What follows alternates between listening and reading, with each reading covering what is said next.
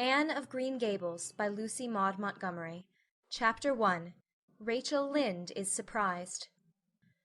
Mrs. Rachel Lynde lived just where the Avonlea main road dipped down into a little hollow, fringed with alders and ladies' eardrops, and traversed by a brook that had its source away back in the woods of the old Cuthbert place.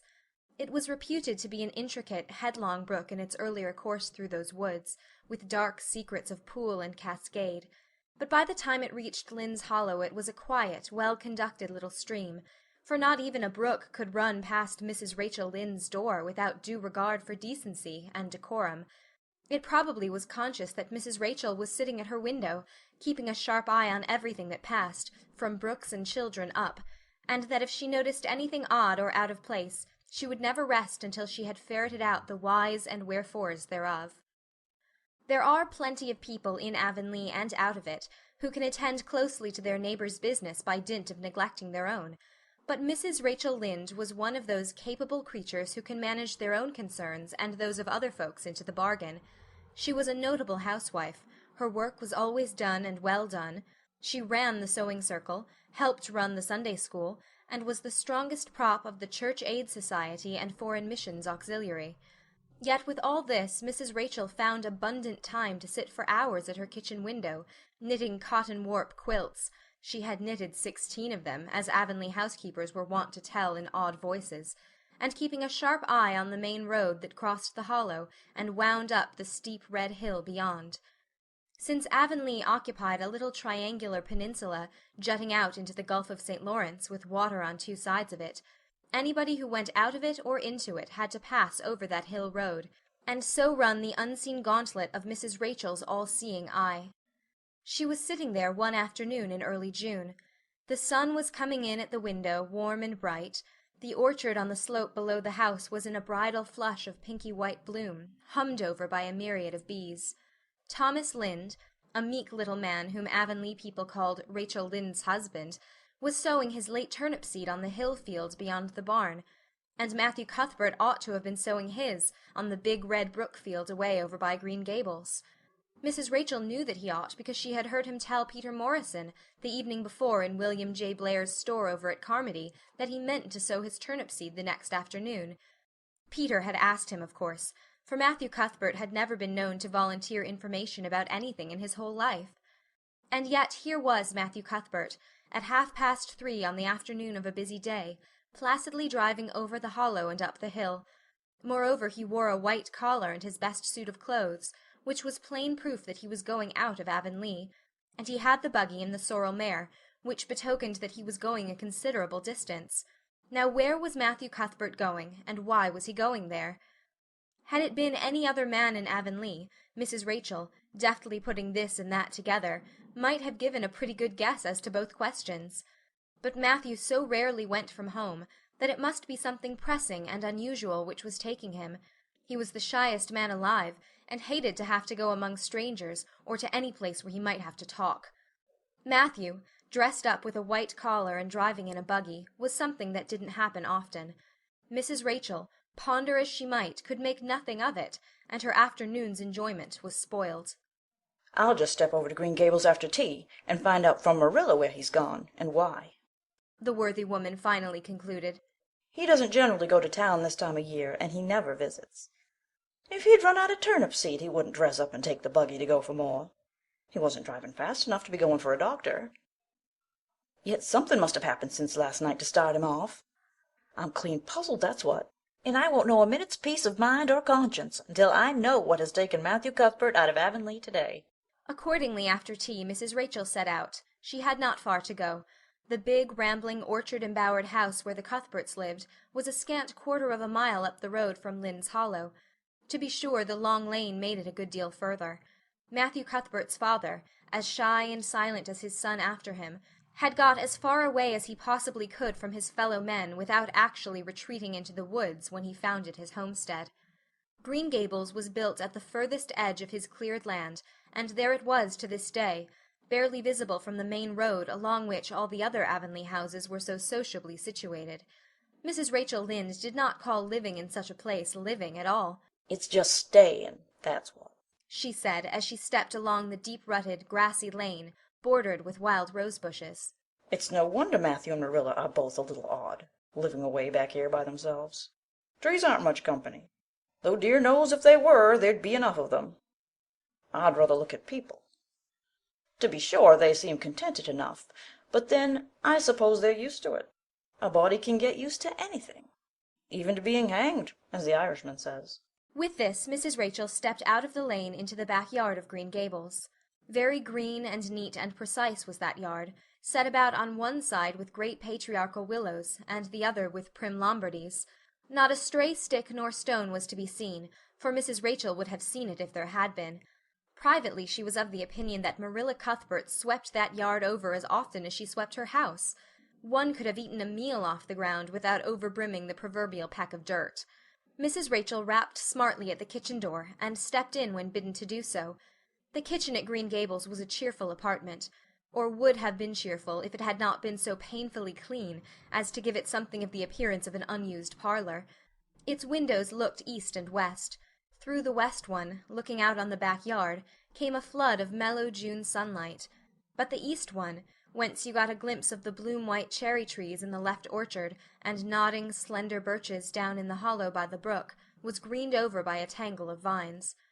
Here sat Marilla Cuthbert, when she sat at all, always slightly distrustful of sunshine, which seemed to her too dancing and irresponsible a thing for a world which was meant to be taken seriously. And here she sat now, knitting, and the table behind her was laid for supper. Mrs. Rachel, before she had fairly closed the door, had taken a mental note of everything that was on that table.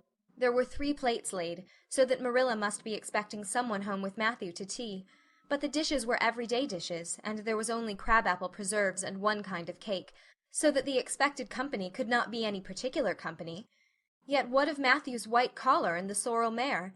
Mrs. Rachel was getting fairly dizzy with this unusual mystery about quiet, unmysterious Green Gables. "Good evening, Rachel," Marilla said briskly. "This is a real fine evening, isn't it? Won't you sit down? How are all your folks?" Something that for lack of any other name might be called friendship existed and always had existed between Marilla Cuthbert and Mrs. Rachel, in spite of, or perhaps because of, their dissimilarity. Marilla was a tall, thin woman, with angles and without curves. Her dark hair showed some gray streaks, and was always twisted up in a hard little knot behind, with 2 wire hairpins stuck aggressively through it. She looked like a woman of narrow experience and rigid conscience, which she was, but there was a saving something about her mouth which, if it had been ever so slightly developed, might have been considered indicative of a sense of humor. "We're all pretty well," said Mrs. Rachel. "I was kind of afraid you weren't, though. When I saw Matthew starting off today, I thought maybe he was going to the doctor's." Marilla's lips twitched understandingly. She had expected Mrs. Rachel up. She had known that the sight of Matthew jaunting off so unaccountably would be too much for her neighbor's curiosity. "Oh, no, I'm quite well, although I had a bad headache yesterday," she said. "Matthew went to Bright River. We're getting a little boy from an orphan asylum in Nova Scotia, and he's coming on the train tonight." If Marilla had said that Matthew had gone to Bright River to meet a kangaroo from Australia, Mrs. Rachel could not have been more astonished. She was actually stricken dumb for 5 seconds. It was unsupposable that Marilla was making fun of her, but Mrs. Rachel was almost forced to suppose it. "Are you in earnest, Marilla?" she demanded when voice returned to her. "Yes, of course," said Marilla, as if getting boys from orphan asylums in Nova Scotia were part of the usual spring work on any well-regulated Avonlea farm, instead of being an unheard-of innovation. Mrs. Rachel felt that she had received a severe mental jolt. She thought in exclamation points. A boy! Marilla and Matthew Cuthbert, of all people, adopting a boy! From an orphan asylum!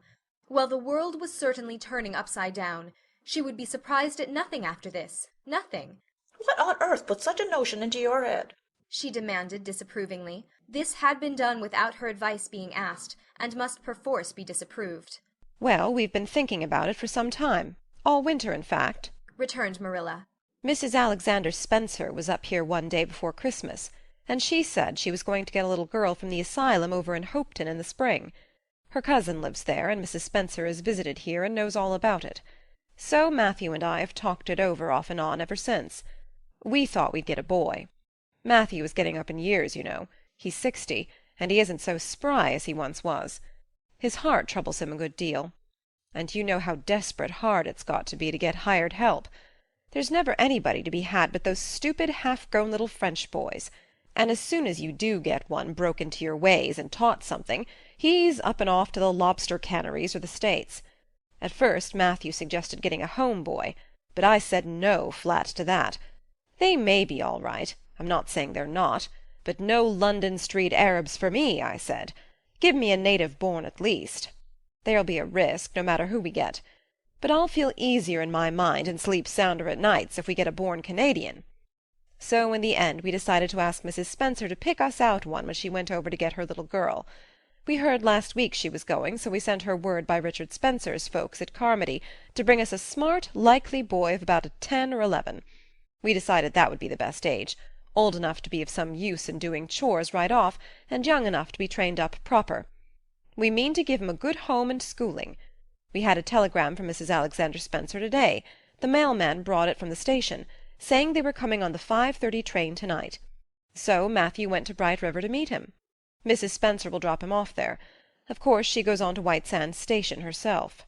Mrs. Rachel prided herself on always speaking her mind. She proceeded to speak it now, having adjusted her mental attitude to this amazing piece of news. Well, Marilla, I'll just tell you plain that I think you're doing a mighty foolish thing. A risky thing, that's what. You don't know what you're getting. You're bringing a strange child into your house and home, and you don't know a single thing about him, nor what his disposition is like, nor what sort of parents he had, nor how he's likely to turn out. Why, it was only last week I read in the paper how a man and his wife up west of the island took a boy out of an orphan asylum, and he set fire to the house at night. Set it on purpose, Marilla, and nearly burnt them to a crisp in their beds. And I know another case where an adopted boy used to suck the eggs. They couldn't break him of it. If you had asked my advice on the matter, which you didn't do, Marilla, I'd have said for mercy's sake not to think of such a thing, that's what. This Job's comforting seemed neither to offend nor to alarm Marilla. She knitted steadily on. I don't deny there's something in what you say, Rachel. I've had some qualms myself, but Matthew was terrible set on it. I could see that, so I gave in. It's so seldom Matthew sets his mind on anything that when he does I always feel it's my duty to give in. And as for the risk, there's risks in pretty near everything a body does in this world. There's risks in people's having children of their own, if it comes to that. They don't always turn out well. And then Nova Scotia is right close to the island. It isn't as if we were getting him from England or the States. He can't be much different from ourselves. Well, I hope it will turn out all right, said Mrs. Rachel in a tone that plainly indicated her painful doubts.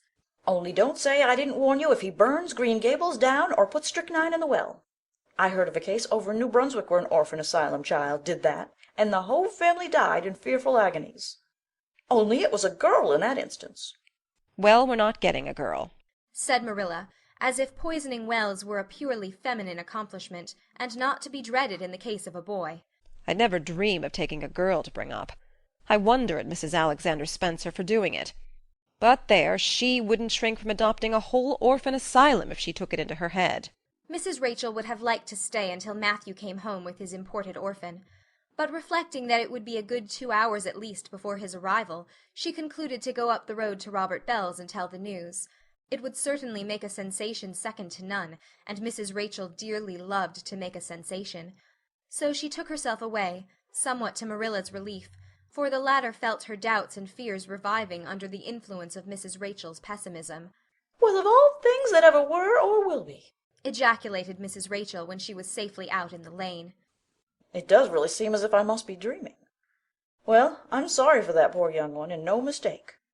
Matthew and Marilla don't know anything about children, and they'll expect him to be wiser and steadier than his own grandfather, if so be's he ever had a grandfather, which is doubtful. It seems uncanny to think of a child at Green Gables somehow. There's never been one there, for Matthew and Marilla were grown up when the new house was built, if they ever were children, which is hard to believe when one looks at them. I wouldn't be in that orphan's shoes for anything. My, but I pity him, that's what. So said Mrs. Rachel to the wild rose-bushes out of the fullness of her heart. But if she could have seen the child who was waiting patiently at the Bright River station at that very moment, her pity would have been still deeper and more profound. End of Chapter 1. Anne of Green Gables by Lucy Maud Montgomery. Chapter 2. Matthew Cuthbert is surprised. Matthew Cuthbert and the sorrel mare jogged comfortably over the 8 miles to Bright River. It was a pretty road, running along between snug farmsteads, with now and again a bit of balsamy fir wood to drive through, or a hollow where wild plums hung out their filmy bloom. The air was sweet with the breath of many apple orchards, and the meadows sloped away in the distance to horizon mists of pearl and purple, while the little birds sang as if it were the one day of summer in all the year. Matthew enjoyed the drive after his own fashion, except during the moments when he met women and had to nod to them, for in Prince Edward Island you are supposed to nod to all and sundry you meet on the road, whether you know them or not. Matthew dreaded all women except Marilla and Mrs. Rachel. He had an uncomfortable feeling that the mysterious creatures were secretly laughing at him. He may have been quite right in thinking so, for he was an odd-looking personage, with an ungainly figure and long iron-gray hair that touched his stooping shoulders, and a full, soft brown beard which he had worn ever since he was 20. In fact, he had looked at 20 very much as he looked at 60, lacking a little of the grayness. When he reached Bright River there was no sign of any train. He thought he was too early, so he tied his horse in the yard of the small Bright River Hotel and went over to the station house. The long platform was almost deserted, the only living creature in sight being a girl who was sitting on a pile of shingles at the extreme end. Matthew, barely noting that it was a girl, sidled past her as quickly as possible without looking at her. Had he looked, he could hardly have failed to notice the tense rigidity and expectation of her attitude and expression. She was sitting there waiting for something or somebody, and, since sitting and waiting was the only thing to do just then, she sat and waited with all her might and main. Matthew encountered the station-master locking up the ticket office, preparatory to going home for supper, and asked him if the 5:30 train would soon be along. "The 5:30 train has been in and gone half an hour ago," answered that brisk official. "but there was a passenger dropped off for you, a little girl. She's sitting out there on the shingles. I asked her to go into the ladies' waiting room, but she informed me gravely that she preferred to stay outside. There was more scope for imagination, she said. She's a case, I should say." "I'm not expecting a girl," said Matthew blankly. "It's a boy I've come for. He should be here. Mrs. Alexander Spencer was to bring him over from Nova Scotia for me." The station-master whistled.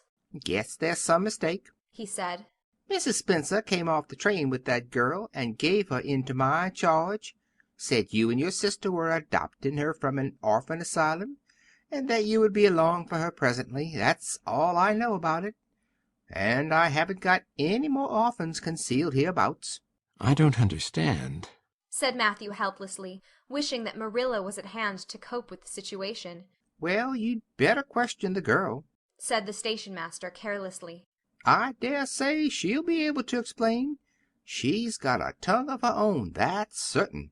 Maybe they were out of boys of the brand you wanted." He walked jauntily away, being hungry, and the unfortunate Matthew was left to do that which was harder for him than bearding a lion in its den: walk up to a girl, a strange girl, an orphan girl, and demand of her why she wasn't a boy. Matthew groaned in spirit as he turned about and shuffled gently down the platform towards her. She had been watching him ever since he had passed her, and she had her eyes on him now. Matthew was not looking at her, and would not have seen what she was really like if he had been, but an ordinary observer would have seen this: a child of about 11, garbed in a very short, very tight, very ugly dress of yellowish-gray wincey. She wore a faded brown sailor hat, and beneath the hat, extending down her back, were 2 braids of very thick, decidedly red hair. Her face was small, white, and thin, also much freckled. Her mouth was large, and so were her eyes, which looked green in some lights and moods, and gray in others. So far, the ordinary observer. An extraordinary observer might have seen that the chin was very pointed and pronounced, that the big eyes were full of spirit and vivacity, that the mouth was sweet-lipped and expressive, that the forehead was broad and full. In short, our discerning, extraordinary observer might have concluded that no commonplace soul inhabited the body of this stray woman-child of whom shy Matthew Cuthbert was so ludicrously afraid. Matthew, however, was spared the ordeal of speaking first, for as soon as she concluded that he was coming to her, she stood up, grasping with one thin brown hand the handle of a shabby old-fashioned carpet-bag. The other she held out to him.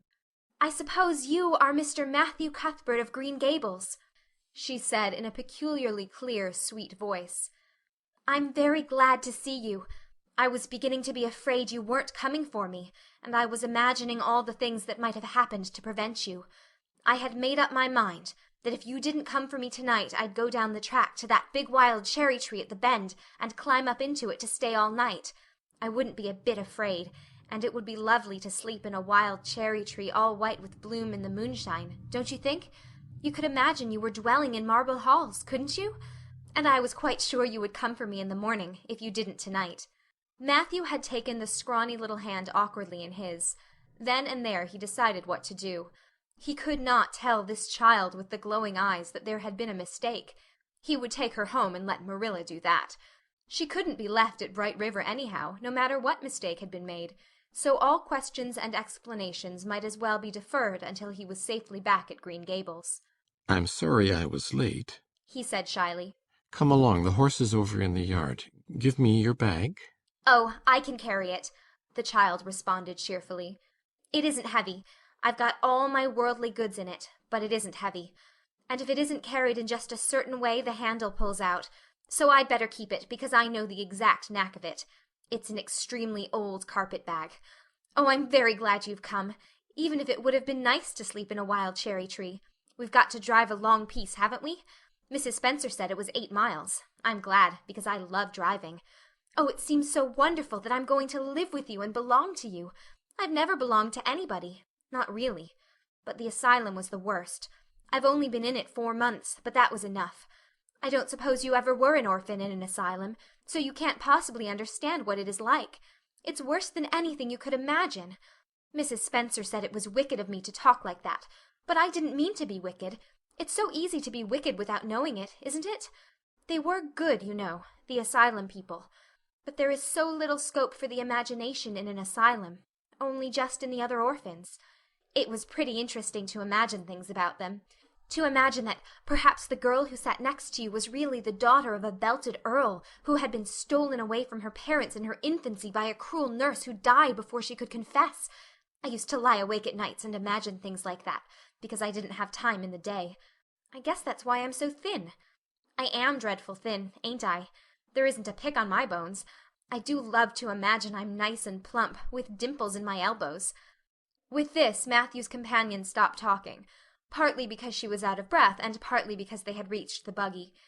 Not another word did she say until they had left the village and were driving down a steep little hill, the road part of which had been cut so deeply into the soft soil that the banks, fringed with blooming wild cherry trees and slim white birches, were several feet above their heads. The child put out her hand and broke off a branch of wild plum that brushed against the side of the buggy. "Isn't that beautiful? What did that tree, leaning out from the bank, all white and lacy, make you think of?" she asked.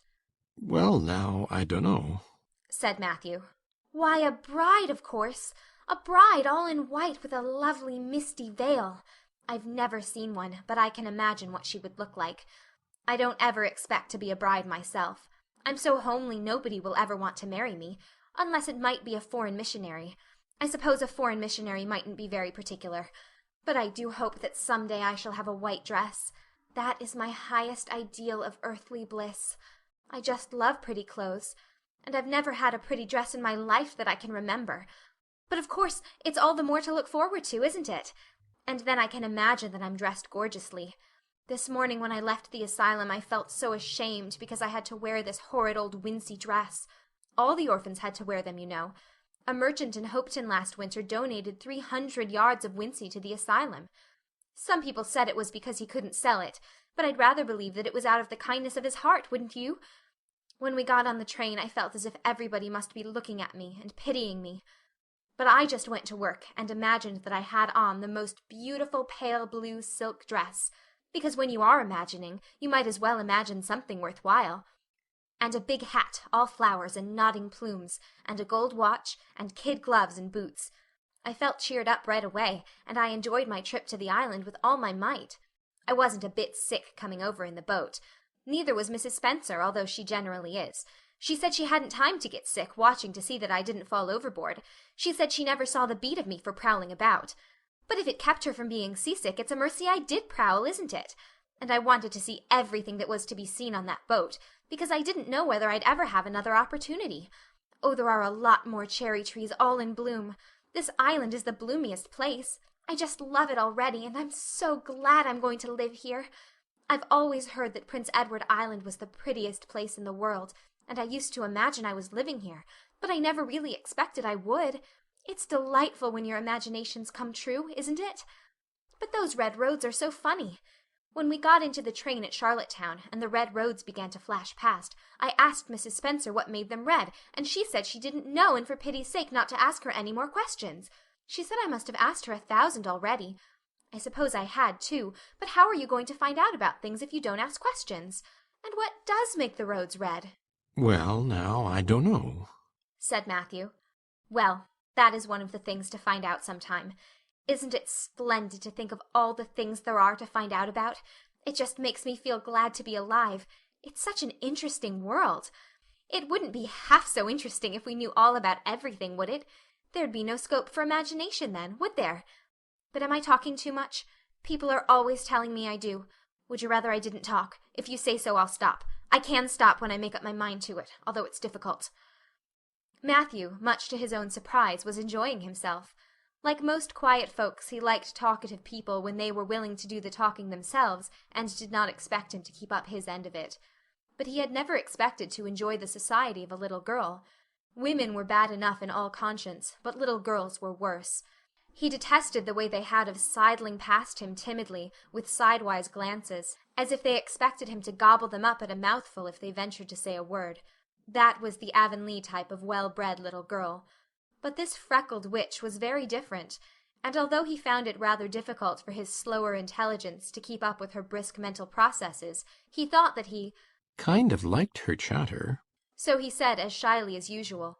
Oh, you can talk as much as you like. I don't mind. Oh, I'm so glad. I know you and I are going to get along together fine. It's such a relief to talk when one wants to and not be told that children should be seen and not heard. I've had that said to me 1,000,000 times if I have once. And people laugh at me because I use big words. But if you have big ideas, you have to use big words to express them, haven't you? Well, now that seems reasonable, said Matthew. Mrs. Spencer said that my tongue must be hung in the middle. But it isn't. It's firmly fastened at one end. Mrs. Spencer said your place was named Green Gables. I asked her all about it. And she said there were trees all around it. I was gladder than ever. I just love trees. And there weren't any at all about the asylum. Only a few poor weeny-teeny things out in front with little whitewashed cagey things about them. They just looked like orphans themselves, those trees did. It used to make me want to cry to look at them. I used to say to them, "Oh, you poor little things! If you were out in a great big woods with other trees all around you and little mosses and June bells growing over your roots and a brook not far away and birds singing in your branches, you could grow, couldn't you? But you can't where you are. I know just exactly how you feel, little trees. I felt sorry to leave them behind this morning. You do get so attached to things like that, don't you? Is there a brook anywhere near Green Gables? I forgot to ask Mrs. Spencer that."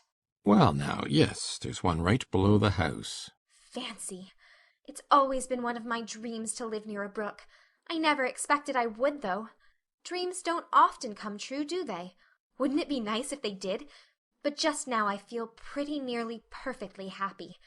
I can't feel exactly perfectly happy because, well, what color would you call this? She twitched one of her long glossy braids over her thin shoulder and held it up before Matthew's eyes. Matthew was not used to deciding on the tints of ladies' tresses, but in this case there couldn't be much doubt. It's red, ain't it? He said. The girl let the braid drop back with a sigh that seemed to come from her very toes and to exhale forth all the sorrows of the ages. Yes, it's red, she said resignedly. Now you see why I can't be perfectly happy. Nobody could who has red hair. I don't mind the other things so much, the freckles and the green eyes and my skinniness. I can imagine them away. I can imagine that I have a beautiful rose-leaf complexion and lovely starry violet eyes. But I cannot imagine that red hair away. I do my best. I think to myself, Now my hair is a glorious black, black as the raven's wing. But all the time I know it is just plain red, and it breaks my heart. It will be my lifelong sorrow. I read of a girl once in a novel who had a lifelong sorrow, but it wasn't red hair. Her hair was pure gold rippling back from her alabaster brow. What is an alabaster brow? I never could find out. Can you tell me? Well, now, I'm afraid I can't, said Matthew, who was getting a little dizzy. He felt as he had once felt in his rash youth when another boy had enticed him on the merry-go-round at a picnic. Well, whatever it was, it must have been something nice because she was divinely beautiful. Have you ever imagined what it must feel like to be divinely beautiful? Well, now, no, I haven't, confessed Matthew ingenuously. I have, often. Which would you rather be if you had the choice? Divinely beautiful, or dazzlingly clever, or angelically good? Well, now, I don't know exactly. Neither do I. I can never decide. But it doesn't make much real difference, for it isn't likely I'll ever be either. It's certain I'll never be angelically good. Mrs. Spencer says, "Oh, Mr. Cuthbert! Oh, Mr. Cuthbert! Oh, Mr. Cuthbert!" That was not what Mrs. Spencer had said. Neither had the child tumbled out of the buggy, nor had Matthew done anything astonishing. They had simply rounded a curve in the road and found themselves in the avenue. The avenue, so called by the Newbridge people, was a stretch of road 400 or 500 yards long, completely arched over with huge, wide-spreading apple trees, planted years ago by an eccentric old farmer. Overhead was one long canopy of snowy, fragrant bloom. Below the boughs the air was full of a purple twilight, and far ahead a glimpse of painted sunset sky shone like a great rose window at the end of a cathedral aisle. Its beauty seemed to strike the child dumb. She leaned back in the buggy, her thin hands clasped before her, her face lifted rapturously to the white splendor above. Even when they had passed out and were driving down the long slope to Newbridge, she never moved or spoke. Still, with rapt face, she gazed afar into the sunset west, with eyes that saw visions trooping splendidly across that glowing background. Through Newbridge, a bustling little village where dogs barked at them, and small boys hooted and curious faces peered from the windows, they drove, still in silence. When 3 miles more had dropped away behind them, the child had not spoken. She could keep silence, it was evident, as energetically as she could talk. I guess you're feeling pretty tired and hungry? Matthew ventured to say at last, accounting for her long visitation of dumbness with the only reason he could think of. But we haven't very far to go now, only another mile. She came out of her reverie with a deep sigh, and looked at him with the dreamy gaze of a soul that had been wandering afar, star-led. "Oh, Mr. Cuthbert," she whispered, "that place we came through, that white place, what was it?" Well, now, you must mean the avenue, said Matthew after a few moments' profound reflection. It is a kind of pretty place. Pretty? Oh, pretty doesn't seem the right word to use, nor beautiful either. They don't go far enough. Oh, it was wonderful, wonderful. It's the first thing I ever saw that couldn't be improved upon by imagination. It just satisfies me here. She put one hand on her breast. It made a queer, funny ache, and yet it was a pleasant ache. Did you ever have an ache like that, Mr. Cuthbert? Well, now, I just can't recollect that I ever had. I have it lots of times, whenever I see anything royally beautiful. But they shouldn't call that lovely place the Avenue. There is no meaning in a name like that. They should call it, let me see, the White Way of Delight. Isn't that a nice imaginative name? When I don't like the name of a place or a person, I always imagine a new one, and always think of them so. There was a girl at the asylum whose name was Hepzibah Jenkins, but I always imagined her as Rosalia de Vere. Other people may call that place the Avenue, but I shall always call it the White Way of Delight. Have we really only another mile to go before we get home? I'm glad and I'm sorry. I'm sorry because this drive has been so pleasant, and I'm always sorry when pleasant things end. Something still pleasanter may come after, but you can never be sure. And it's so often the case that it isn't pleasanter. That has been my experience anyhow. But I'm glad to think of getting home. You see, I've never had a real home since I can remember. It gives me that pleasant ache again just to think of coming to a really, truly home. Oh, isn't that pretty? They had driven over the crest of a hill. Below them was a pond, looking almost like a river, so long and winding was it. A bridge spanned it midway, and from there to its lower end, where an amber-hued belt of sand-hills shut it in from the dark blue gulf beyond, the water was a glory of many shifting hues, the most spiritual shadings of crocus and rose and ethereal green, with other elusive tintings for which no name has ever been found. Above the bridge the pond ran up into fringing groves of fir and maple, and lay all darkly translucent in their wavering shadows. Here and there a wild plum leaned out from the bank, like a white-clad girl tiptoeing to her own reflection. From the marsh at the head of the pond came the clear, mournfully sweet chorus of the frogs. There was a little gray house peering around a white apple orchard on a slope beyond, and, although it was not yet quite dark, a light was shining from one of its windows. That's Barry's Pond, said Matthew. Oh, I don't like that name either. I shall call it, let me see, the Lake of Shining Waters. Yes, that is the right name for it. I know because of the thrill. When I hit on a name that suits exactly, it gives me a thrill. Do things ever give you a thrill? Matthew ruminated. Well, now, yes. It always kind of gives me a thrill to see them ugly white grubs that spade up in the cucumber beds. I hate the look of them. Oh, I don't think that can be exactly the same kind of a thrill. Do you think it can? There doesn't seem to be much connection between grubs and lakes of shining waters, does there? But why do other people call it Barry's Pond? I reckon because Mr. Barry lives up there in that house. Orchard Slope's the name of his place. If it wasn't for that big bush behind it, you could see Green Gables from here. But we have to go over the bridge and round by the road, so it's near half a mile further. Has Mr. Barry any little girls? Well, not so very little either, about my size. He's got one about 11. Her name is Diana. Oh, with a long indrawing of breath. What a perfectly lovely name. Well, now, I don't know. There's something dreadful heathenish about it, seems to me. I'd rather Jane or Mary or some sensible name like that. But when Diana was born, there was a schoolmaster boarding there, and they gave him the naming of her, and he called her Diana. I wish there had been a schoolmaster like that around when I was born then. Oh, here we are at the bridge. I'm going to shut my eyes tight. I'm always afraid going over bridges. I can't help imagining that perhaps just as we get to the middle, they'll crumple up like a jackknife and nip us. So I shut my eyes. But I always have to open them for all when I think we're getting near the middle. Because you see, if the bridge did crumple up, I'd want to see it crumple. What a jolly rumble it makes. I always like the rumble part of it. Isn't it splendid there are so many things to like in this world? There, we're over.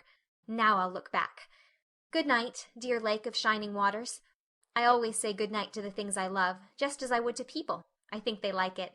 That water looks as if it was smiling at me. When they had driven up the further hill and around a corner, Matthew said, We're pretty near home now. That's Green Gables over— Oh, don't tell me, she interrupted breathlessly, catching at his partially raised arm and shutting her eyes that she might not see his gesture. Let me guess. I'm sure I'll guess right. She opened her eyes and looked about her. They were on the crest of a hill. The sun had set some time since, but the landscape was still clear in the mellow afterlight. To the west a dark church spire rose up against a marigold sky. Below was a little valley, and beyond a long, gently rising slope with snug farmsteads scattered along it. From one to another the child's eyes darted, eager and wistful. At last they lingered on one away to the left, far back from the road, dimly white with blossoming trees in the twilight of the surrounding woods. Over it, in the stainless southwest sky, a great crystal-white star was shining like a lamp of guidance and promise. That's it, isn't it? She said, pointing. Matthew slapped the reins on the sorrel's back delightedly. Well, now, you've guessed it. But I reckon Mrs. Spencer described it so's you could tell. No, she didn't. Really, she didn't. All she said might just as well have been about most of those other places. I hadn't any real idea what it looked like. But just as soon as I saw it, I felt I was home. Oh, it seems as if I must be in a dream. Do you know, my arm must be black and blue from the elbow up, for I've pinched myself so many times today. Every little while a horrible, sickening feeling would come over me, and I'd be so afraid it was all a dream. Then I'd pinch myself to see if it was real, until suddenly I remembered that even supposing it was only a dream, I'd better go on dreaming as long as I could, so I stopped pinching. But it is real, and we're nearly home." With a sigh of rapture she relapsed into silence. Matthew stirred uneasily. He felt glad that it would be Marilla and not he who would have to tell this waif of the world that the home she longed for was not to be hers after all. They drove over Lynde's Hollow, where it was already quite dark, but not so dark that Mrs. Rachel could not see them from her window vantage, and up the hill, and into the long lane of Green Gables. By the time they arrived at the house, Matthew was shrinking from the approaching revelation with an energy he did not understand. It was not of Marilla or himself he was thinking, or of the trouble this mistake was probably going to make for them, but of the child's disappointment. When he thought of that rapt light being quenched in her eyes, he had an uncomfortable feeling that he was going to assist at murdering something, much the same feeling that came over him when he had to kill a lamb or calf or any other innocent little creature. The yard was quite dark as they turned into it, and the poplar leaves were rustling silkily all round it. "Listen to the trees talking in their sleep," she whispered, as he lifted her to the ground. "What nice dreams they must have." Then, holding tightly to the carpet-bag which contained all her worldly goods, she followed him into the house. End of Chapter 2. Anne of Green Gables by Lucy Maud Montgomery. Chapter 3. Marilla Cuthbert is Surprised. Marilla came briskly forward as Matthew opened the door. But when her eyes fell on the odd little figure in the stiff, ugly dress, with the long braids of red hair and the eager, luminous eyes, she stopped short in amazement. "Matthew Cuthbert! Who's that?" she ejaculated. "Where is the boy?" There wasn't any boy. Said Matthew wretchedly. There was only her. He nodded at the child, remembering that he had never even asked her name. "No boy? But there must have been a boy," insisted Marilla. "We sent word to Mrs. Spencer to bring a boy." Well, she didn't. She brought her. I asked the station master, and I had to bring her home. She couldn't be left there, no matter where the mistake had come in. "Well, this is a pretty piece of business," ejaculated Marilla. During this dialogue the child had remained silent, her eyes roving from one to the other, all the animation fading out of her face. Suddenly she seemed to grasp the full meaning of what had been said. Dropping her precious carpet-bag, she sprang forward a step and clasped her hands. "You don't want me," she cried. "You don't want me because I'm not a boy. I might have expected it. Nobody ever did want me. I might have known it was all too beautiful to last. I might have known nobody really did want me. Oh, what shall I do? I'm going to burst into tears." Burst into tears she did. Sitting down on a chair by the table, flinging her arms out upon it and burying her face in them, she proceeded to cry stormily. Marilla and Matthew looked at each other deprecatingly across the stove. Neither of them knew what to say or do. Finally Marilla stepped lamely into the breach. "Well, well, there's no need to cry so about it." "Yes, there is need." The child raised her head quickly, revealing a tear-stained face and trembling lips. "You would cry too if you were an orphan and had come to a place you thought was going to be home and found that they didn't want you because you weren't a boy. Oh, this is the most tragical thing that ever happened to me." Something like a reluctant smile, rather rusty from long disuse, mellowed Marilla's grim expression. "Well, don't cry any more. We're not going to turn you out of doors tonight. You'll have to stay here until we investigate this affair. What's your name?" The child hesitated for a moment. "Will you please call me Cordelia?" she said eagerly. "Call you Cordelia? Is that your name?" "No, it's not exactly my name, but I would love to be called Cordelia. It's such a perfectly elegant name." "I don't know what on earth you mean. If Cordelia isn't your name, what is?" "Anne Shirley," reluctantly faltered forth the owner of that name. "But oh, please do call me Cordelia. It can't matter much to you what you call me if I'm only going to be here a little while, can it? And Anne is such an unromantic name." "Unromantic fiddlesticks," said the unsympathetic Marilla. "Anne is a real good, plain, sensible name. You've no need to be ashamed of it." "Oh, I'm not ashamed of it," explained Anne, "only I like Cordelia better. I've always imagined that my name was Cordelia. At least, I always have of late years. When I was young I used to imagine it was Geraldine, but I like Cordelia better now. But if you call me Anne, please call me Anne spelled with an E." What difference does it make how it's spelled? asked Marilla, with another rusty smile as she picked up the teapot. "Oh, it makes such a difference. It looks so much nicer. When you hear a name pronounced, can't you always see it in your mind, just as if it was printed out? I can, and A-N-N looks dreadful, but A-N-N-E looks so much more distinguished. If you'll only call me Anne spelled with an E, I shall try to reconcile myself to not being called Cordelia." Very well, then, Anne spelled with an E. Can you tell us how this mistake came to be made? We sent word to Mrs. Spencer to bring us a boy. Were there no boys at the asylum? "Oh, yes, there was an abundance of them. But Mrs. Spencer said distinctly that you wanted a girl about 11 years old, and the matron said she thought I would do. You don't know how delighted I was. I couldn't sleep all last night for joy. Oh," she added reproachfully, turning to Matthew, "why didn't you tell me at the station that you didn't want me and leave me there? If I hadn't seen the White Way of Delight and the Lake of Shining Waters, it wouldn't be so hard." What on earth does she mean? demanded Marilla, staring at Matthew. She's just referring to some conversation we had on the road," said Matthew hastily. "I'm going out to put the mare in, Marilla. Have tea ready when I come back." Did Mrs. Spencer bring anybody over besides you? continued Marilla when Matthew had gone out. "She brought Lily Jones for herself. Lily is only 5 years old, and she is very beautiful and has nut-brown hair. If I was very beautiful and had nut-brown hair, would you keep me?" No. We want a boy to help Matthew on the farm. A girl would be of no use to us.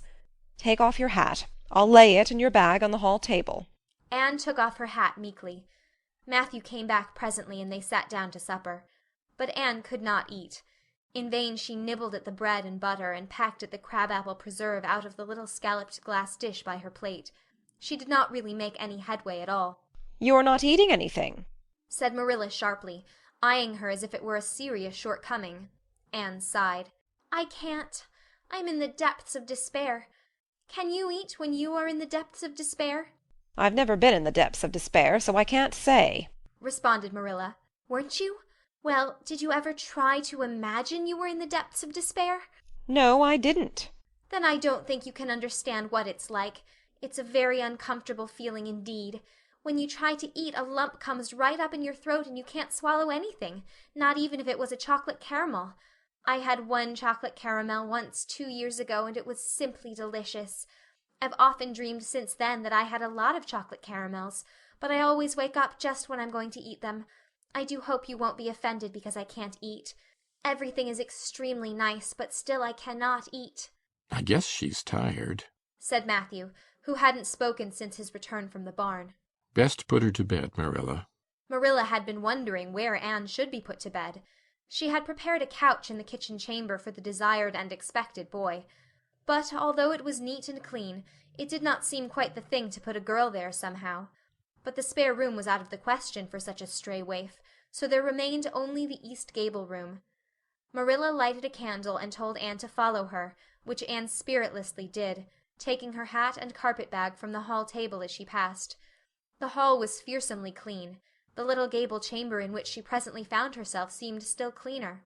Marilla set the candle on a 3-legged, 3-cornered table and turned down the bedclothes. "I suppose you have a nightgown?"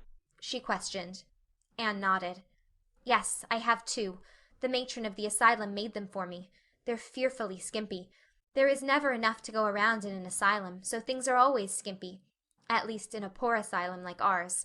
I hate skimpy night-dresses.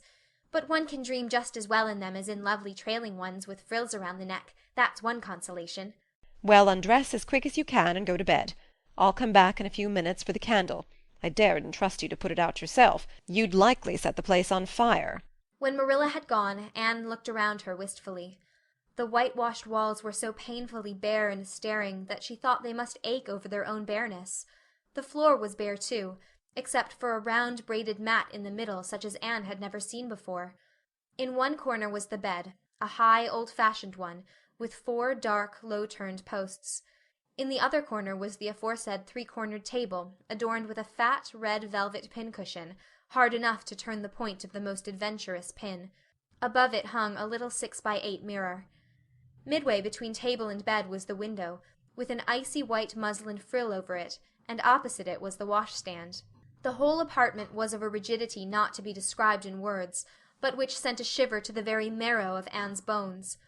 With a sob she hastily discarded her garments, put on the skimpy nightgown, and sprang into bed, where she burrowed face downward into the pillow and pulled the clothes over her head. When Marilla came up for the light, various skimpy articles of raiment scattered most untidily over the floor, and a certain tempestuous appearance of the bed, were the only indications of any presence save her own. She deliberately picked up Anne's clothes, placed them neatly on a prim yellow chair, and then, taking up the candle, went over to the bed. "Good night," she said, a little awkwardly but not unkindly. Anne's white face and big eyes appeared over the bedclothes with a startling suddenness. "How can you call it a good night, when you know it must be the very worst night I've ever had?" she said reproachfully. Then she dived down into invisibility again. Marilla went slowly down to the kitchen and proceeded to wash the supper dishes. Matthew was smoking, a sure sign of perturbation of mind. He seldom smoked, for Marilla set her face against it as a filthy habit, but at certain times and seasons he felt driven to it, and then Marilla winked at the practice, realizing that a mere man must have some vent for his emotions. "Well, this is a pretty kettle of fish," she said wrathfully. "This is what comes of sending word instead of going ourselves. Richard Spencer's folks have twisted that message somehow. One of us will have to drive over and see Mrs. Spencer tomorrow, that's certain.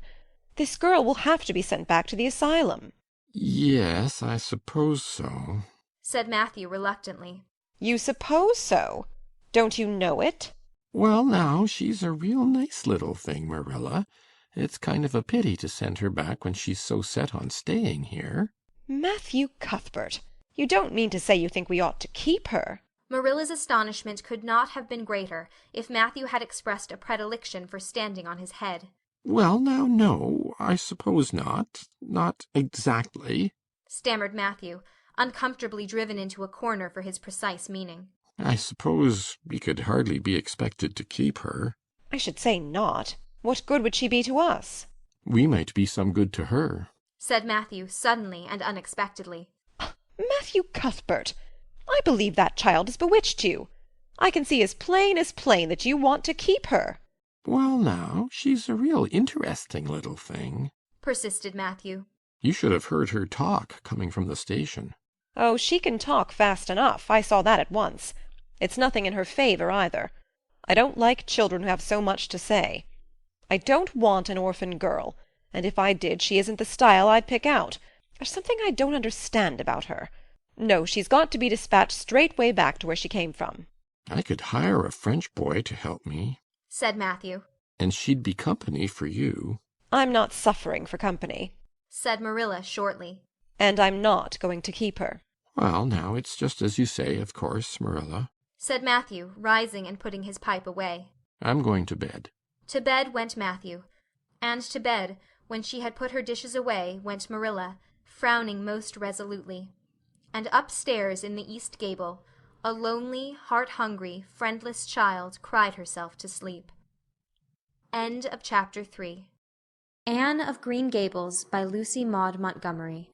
Chapter 4. Morning at Green Gables. It was broad daylight when Anne awoke and sat up in bed, staring confusedly at the window, through which a flood of cheery sunshine was pouring, and outside of which something white and feathery waved across glimpses of blue sky. For a moment she could not remember where she was. First came a delightful thrill as something very pleasant, then a horrible remembrance. This was Green Gables, and they didn't want her because she wasn't a boy. But it was morning, and yes, it was a cherry tree in full bloom outside of her window. With a bound she was out of bed and across the floor. She pushed up the sash. It went up stiffly and creakily, as if it hadn't been opened for a long time, which was the case, and it stuck so tight that nothing was needed to hold it up. Anne dropped on her knees and gazed out into the June morning, her eyes glistening with delight. Oh, wasn't it beautiful? Wasn't it a lovely place? Suppose she wasn't really going to stay here. She would imagine she was. There was scope for imagination here. A huge cherry-tree grew outside, so close that its boughs tapped against the house, and it was so thick-set with blossoms that hardly a leaf was to be seen. On both sides of the house was a big orchard, one of apple-trees and one of cherry-trees, also showered over with blossoms, and their grass was all sprinkled with dandelions. In the garden below were lilac-trees purple with flowers, and their dizzily sweet fragrance drifted up to the window on the morning wind. Below the garden a green field lush with clover sloped down to the hollow, where the brook ran, and where scores of white birches grew, upspringing airily out of an undergrowth suggestive of delightful possibilities in ferns and mosses and woodsy things generally. Beyond it was a hill, green and feathery with spruce and fir. There was a gap in it where the grey gable end of the little house she had seen from the other side of the Lake of Shining Waters was visible. Off to the left were the big barns, and beyond them, away down over green, low-sloping fields, was a sparkling blue glimpse of sea. Anne's beauty-loving eyes lingered on it all, taking everything greedily in. She had looked on so many unlovely places in her life, poor child, but this was as lovely as anything she had ever dreamed. She knelt there, lost to everything but the loveliness around her, until she was startled by a hand on her shoulder. Marilla had come in unheard by the small dreamer. "It's time you were dressed," she said curtly. Marilla really did not know how to talk to the child, and her uncomfortable ignorance made her crisp and curt when she did not mean to be. Anne stood up and drew a long breath. "Oh, isn't it wonderful?" she said, waving her hand comprehensively at the good world outside. "It's a big tree," said Marilla. "and it blooms great, but the fruit don't amount to much never. Small and wormy." "Oh, I don't mean just the tree. Of course it's lovely. Yes, it's radiantly lovely. It blooms as if it meant it. But I meant everything. The garden and the orchard and the brook and the woods. The whole big dear world. Don't you feel as if you just loved the world on a morning like this? And I can hear the brook laughing all the way up here. Have you ever noticed what cheerful things brooks are? They're always laughing. Even in winter-time I've heard them under the ice. I'm so glad there's a brook near Green Gables. Perhaps you think it doesn't make any difference to me when you're not going to keep me, but it does. I shall always like to remember that there is a brook at Green Gables, even if I never see it again. If there wasn't a brook, I'd be haunted by the uncomfortable feeling that there ought to be one. I'm not in the depths of despair this morning. I never can be in the morning. Isn't it a splendid thing that there are mornings? But I feel very sad. I've just been imagining that it was really me you wanted after all, and that I was to stay here forever and ever. It was a great comfort while it lasted. But the worst of imagining things is that the time comes when you have to stop, and that hurts." "You'd better get dressed and come downstairs, and never mind your imaginings," said Marilla as soon as she could get a word in edgewise. "Breakfast is waiting. Wash your face and comb your hair. Leave the window up and turn your bedclothes back over the foot of the bed. Be as smart as you can." Anne could evidently be smart to some purpose, for she was downstairs in 10 minutes' time, with her clothes neatly on, her hair brushed and braided, her face washed, and a comfortable consciousness pervading her soul that she had fulfilled all Marilla's requirements. As a matter of fact, however, she had forgotten to turn back the bedclothes. "I'm pretty hungry this morning," she announced as she slipped into the chair Marilla placed for her. "The world doesn't seem such a howling wilderness as it did last night. I'm so glad it's a sunshiny morning. But I like rainy mornings real well, too. All sorts of mornings are interesting, don't you think? You don't know what's going to happen through the day, and there's so much scope for imagination. But I'm glad it's not rainy today, because it's easier to be cheerful and bear up under affliction on a sunshiny day. I feel that I have a good deal to bear up under. It's all very well to read about sorrows and imagine yourself living through them heroically, but it's not so nice when you really come to have them, is it?" "For pity's sake, hold your tongue," said Marilla. "You talk entirely too much for a little girl." Thereupon Anne held her tongue so obediently and thoroughly that her continued silence made Marilla rather nervous, as if in the presence of something not exactly natural. Matthew also held his tongue, but this was natural, so that the meal was a very silent one. As it progressed, Anne became more and more abstracted, eating mechanically, with her big eyes fixed unswervingly and unseeingly on the sky outside the window. This made Marilla more nervous than ever. She had an uncomfortable feeling that while this odd child's body might be there at the table, her spirit was far away in some remote airy cloudland, borne aloft on the wings of imagination.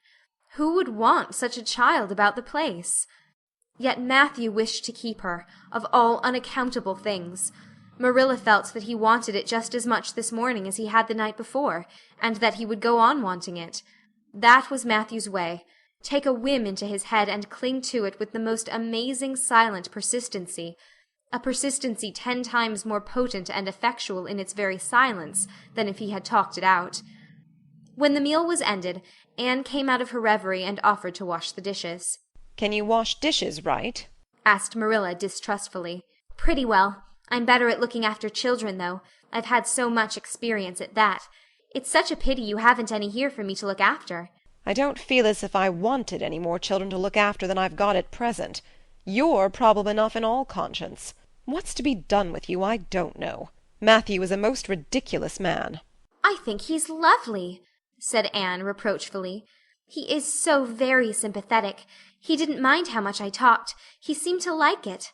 I felt that he was a kindred spirit as soon as ever I saw him." "You're both queer enough, if that's what you mean by kindred spirits," said Marilla with a sniff. "Yes, you may wash the dishes. Take plenty of hot water, and be sure you dry them well. I've got enough to attend to this morning, for I'll have to drive over to White Sands in the afternoon and see Mrs. Spencer. You'll come with me, and we'll settle what's to be done with you. After you finish the dishes, go upstairs and make your bed."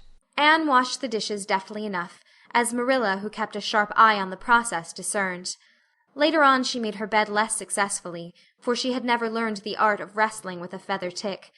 But it was done somehow and smoothed down, and then Marilla, to get rid of her, told her she might go out of doors and amuse herself until dinner-time. Anne flew to the door, face alight, eyes glowing. On the very threshold she stopped short, wheeled about, came back and sat down by the table, light and glow as effectually blotted out as if someone had clapped an extinguisher on her. "What's the matter now?" demanded Marilla. "I don't dare go out," said Anne, in the tone of a martyr relinquishing all earthly joys. "If I can't stay here, there is no use in my loving Green Gables. And if I go out there and get acquainted with all those trees and flowers and the orchard and the brook, I'll not be able to help loving it. It's hard enough now, so I won't make it any harder. I want to go out so much. Everything seems to be calling to me. Anne, Anne, come out to us. Anne, Anne, we want a playmate. But it's better not. There is no use in loving things if you have to be torn from them, is there? And it's so hard to keep from loving things, isn't it? That was why I was so glad when I thought I was going to live here. I thought I'd have so many things to love and nothing to hinder me. But that brief dream is over. I am resigned to my fate now, so I don't think I'll go out for fear I'll get unresigned again. What is the name of that geranium on the window-sill, please?" "That's the apple-scented geranium." "Oh, I don't mean that sort of a name. I mean just a name you gave it yourself. Didn't you give it a name? May I give it one, then? May I call it— let me see. Bonnie would do. May I call it Bonnie while I'm here? Oh, do let me." "Goodness, I don't care. But where on earth is the sense of naming a geranium?" "Oh, I like things to have handles even if they are only geraniums. It makes them seem more like people. How do you know but that it hurts a geranium's feelings just to be called a geranium and nothing else? You wouldn't like to be called nothing but a woman all the time. Yes, I shall call it Bonnie. I named that cherry tree outside my bedroom window this morning. I called it Snow Queen because it was so white. Of course it won't always be in blossom, but one can imagine that it is, can't one?"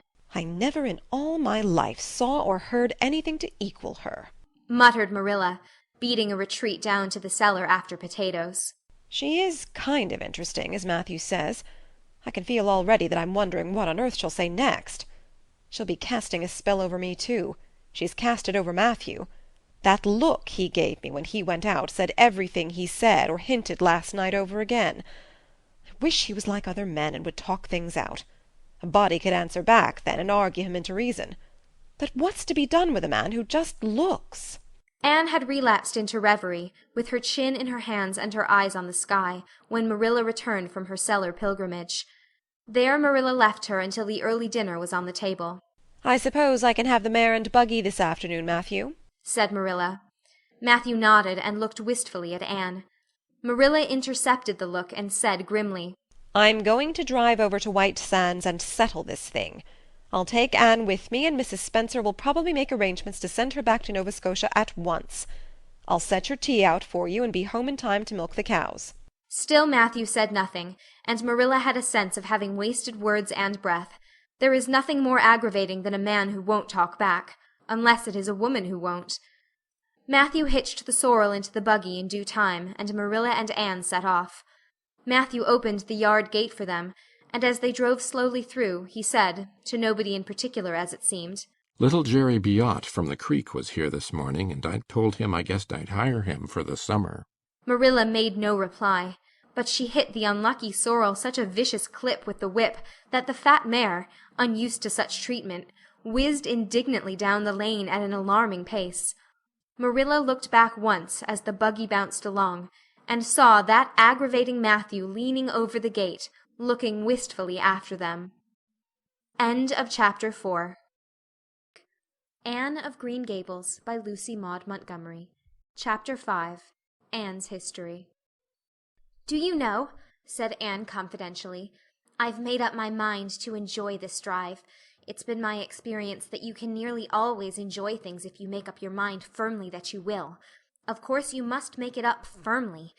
I am not going to think about going back to the asylum while we're having our drive. I'm just going to think about the drive. Oh, look, there's one little early wild rose out. Isn't it lovely? Don't you think it must be glad to be a rose? Wouldn't it be nice if roses could talk? I'm sure they could tell us such lovely things. And isn't pink the most bewitching color in the world? I love it, but I can't wear it. Red-headed people can't wear pink, not even in imagination. Did you ever know of anybody whose hair was red when she was young, but got to be another color when she grew up?" "No, I don't know as ever I did," said Marilla mercilessly. "and I shouldn't think it likely to happen in your case either." Anne sighed. "Well, that is another hope gone. My life is a perfect graveyard of buried hopes. That's a sentence I read in a book once, and I say it over to comfort myself whenever I'm disappointed in anything," "I don't see where the comforting comes in myself," said Marilla. "Why, because it sounds so nice and romantic, just as if I were a heroine in a book, you know. I am so fond of romantic things, and a graveyard full of buried hopes is about as romantic a thing as one can imagine, isn't it? I'm rather glad I have one. Are we going across the Lake of Shining Waters today?" "We're not going over Barry's Pond, if that's what you mean by your Lake of Shining Waters. We're going by the shore road." "Shore road sounds nice," said Anne dreamily. "Is it as nice as it sounds? Just when you said shore road, I saw it in a picture in my mind as quick as that.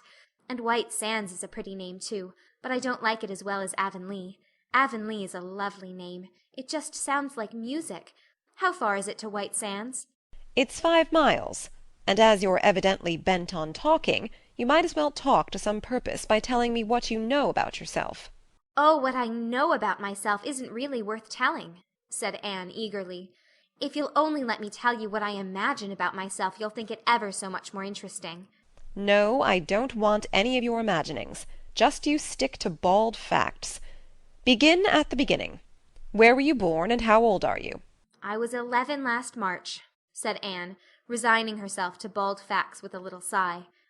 "And I was born in Bolingbroke, Nova Scotia. My father's name was Walter Shirley, and he was a teacher in the Bolingbroke High School. My mother's name was Bertha Shirley. Aren't Walter and Bertha lovely names? I'm so glad my parents had nice names. It would be a real disgrace to have a father named, well, say Jedediah, wouldn't it?" "I guess it doesn't matter what a person's name is, as long as he behaves himself," said Marilla, feeling herself called upon to inculcate a good and useful moral. "Well, I don't know." Anne looked thoughtful. "I read in a book once that a rose by any other name would smell as sweet, but I've never been able to believe it. I don't believe a rose would be as nice if it was called a thistle or a skunk cabbage. I suppose my father could have been a good man even if he had been called Jedediah, but I'm sure it would have been a cross. Well, my mother was a teacher in the high school too, but when she married father she gave up teaching, of course. A husband was enough responsibility. Mrs. Thomas said that they were a pair of babies and as poor as church mice. They went to live in a weeny-teeny little yellow house in Bolingbroke. I've never seen that house, but I've imagined it thousands of times. I think it must have had honeysuckle over the parlor window, and lilacs in the front yard, and lilies of the valley just inside the gate. Yes, and muslin curtains in all the windows. Muslin curtains give a house such an air. I was born in that house. Mrs. Thomas said I was the homeliest baby she ever saw. I was so scrawny and tiny and nothing but eyes, but that Mother thought I was perfectly beautiful. I should think a mother would be a better judge than a poor woman who came into scrub, wouldn't you? I'm glad she was satisfied with me anyhow. I would feel so sad if I thought I was a disappointment to her, because she didn't live very long after that, you see. She died of fever when I was just 3 months old. I do wish she'd lived long enough for me to remember calling her Mother. I think it would be so sweet to say Mother, don't you? And Father died 4 days afterwards from fever too. That left me an orphan, and folks were at their wits' end, so Mrs. Thomas said, what to do with me. You see, nobody wanted me even then. It seems to be my fate. Father and Mother had both come from places far away, and it was well known they hadn't any relatives living. Finally, Mrs. Thomas said she'd take me, though she was poor and had a drunken husband. She brought me up by hand. Do you know if there is anything in being brought up by hand that ought to make people who are brought up that way better than other people? Because whenever I was naughty, Mrs. Thomas would ask me how I could be such a bad girl when she had brought me up by hand, reproachful like. Mr. and Mrs. Thomas moved away from Bolingbroke to Marysville, and I lived with them until I was 8 years old. I helped look after the Thomas children. There were 4 of them younger than me, and I can tell you they took a lot of looking after. Then Mr. Thomas was killed falling under a train, and his mother offered to take Mrs. Thomas and the children, but she didn't want me. Mrs. Thomas was at her wits' end, so she said what to do with me. Then Mrs. Hammond from up the river came down and said she'd take me, seeing I was handy with children, and I went up the river to live with her in a little clearing among the stumps. It was a very lonesome place. I'm sure I could never have lived there if I hadn't had an imagination. Mr. Hammond worked a little sawmill up there, and Mrs. Hammond had 8 children. She had twins 3 times. I like babies in moderation, but twins 3 times in succession is too much. I told Mrs. Hammond so firmly when the last pair came. I used to get so dreadfully tired carrying them about. I lived upriver with Mrs. Hammond over 2 years, and then Mr. Hammond died, and Mrs. Hammond broke up housekeeping. She divided her children among her relatives and went to the States. I had to go to the asylum at Hopeton, because nobody would take me. They didn't want me at the asylum either. They said they were overcrowded as it was. But they had to take me, and I was there 4 months until Mrs. Spencer came. Anne finished up with another sigh, of relief this time. Evidently she did not like talking about her experiences in a world that had not wanted her. Did you ever go to school? Demanded Marilla, turning the sorrel mare down the shore road. Not a great deal. I went a little the last year I stayed with Mrs. Thomas. When I went upriver, we were so far from a school that I couldn't walk it in winter, and there was a vacation in summer, so I could only go in the spring and fall. But of course I went while I was at the asylum. I can read pretty well, and I know ever so many pieces of poetry off by heart. The Battle of Hohenlinden, and Edinburgh after Flodden, and Bingen of the Rhine, and most of The Lady of the Lake, and most of The Seasons by James Thomson. Don't you just love poetry that gives you a crinkly feeling up and down your back? There is a piece in the 5th Reader, The Downfall of Poland, that is just full of thrills. Of course, I wasn't in the 5th Reader. I was only in the 4th, but the big girls used to lend me theirs to read. Were those women, Mrs. Thomas and Mrs. Hammond, good to you? Asked Marilla, looking at Anne out of the corner of her eye. Oh, faltered Anne. Her sensitive face suddenly flushed scarlet, and embarrassment sat on her brow. Oh, they meant to be. I know they meant to be just as good and kind as possible. And when people mean to be good to you, you don't mind very much when they're not quite. Always. They had a good deal to worry them, you know. It's very trying to have a drunken husband, you see, and it must be very trying to have twins 3 times in succession, don't you think? But I feel sure they meant to be good to me. Marilla asked no more questions. Anne gave herself up to a silent rapture over the shore road, and Marilla guided the sorrel abstractedly while she pondered deeply. Pity was suddenly stirring in her heart for the child. What a starved, unloved life she had had, a life of drudgery and poverty and neglect, for Marilla was shrewd enough to read between the lines of Anne's history and divine the truth. No wonder she had been so delighted at the prospect of a real home. It was a pity she had to be sent back. What if she, Marilla, should indulge Matthew's unaccountable whim and let her stay?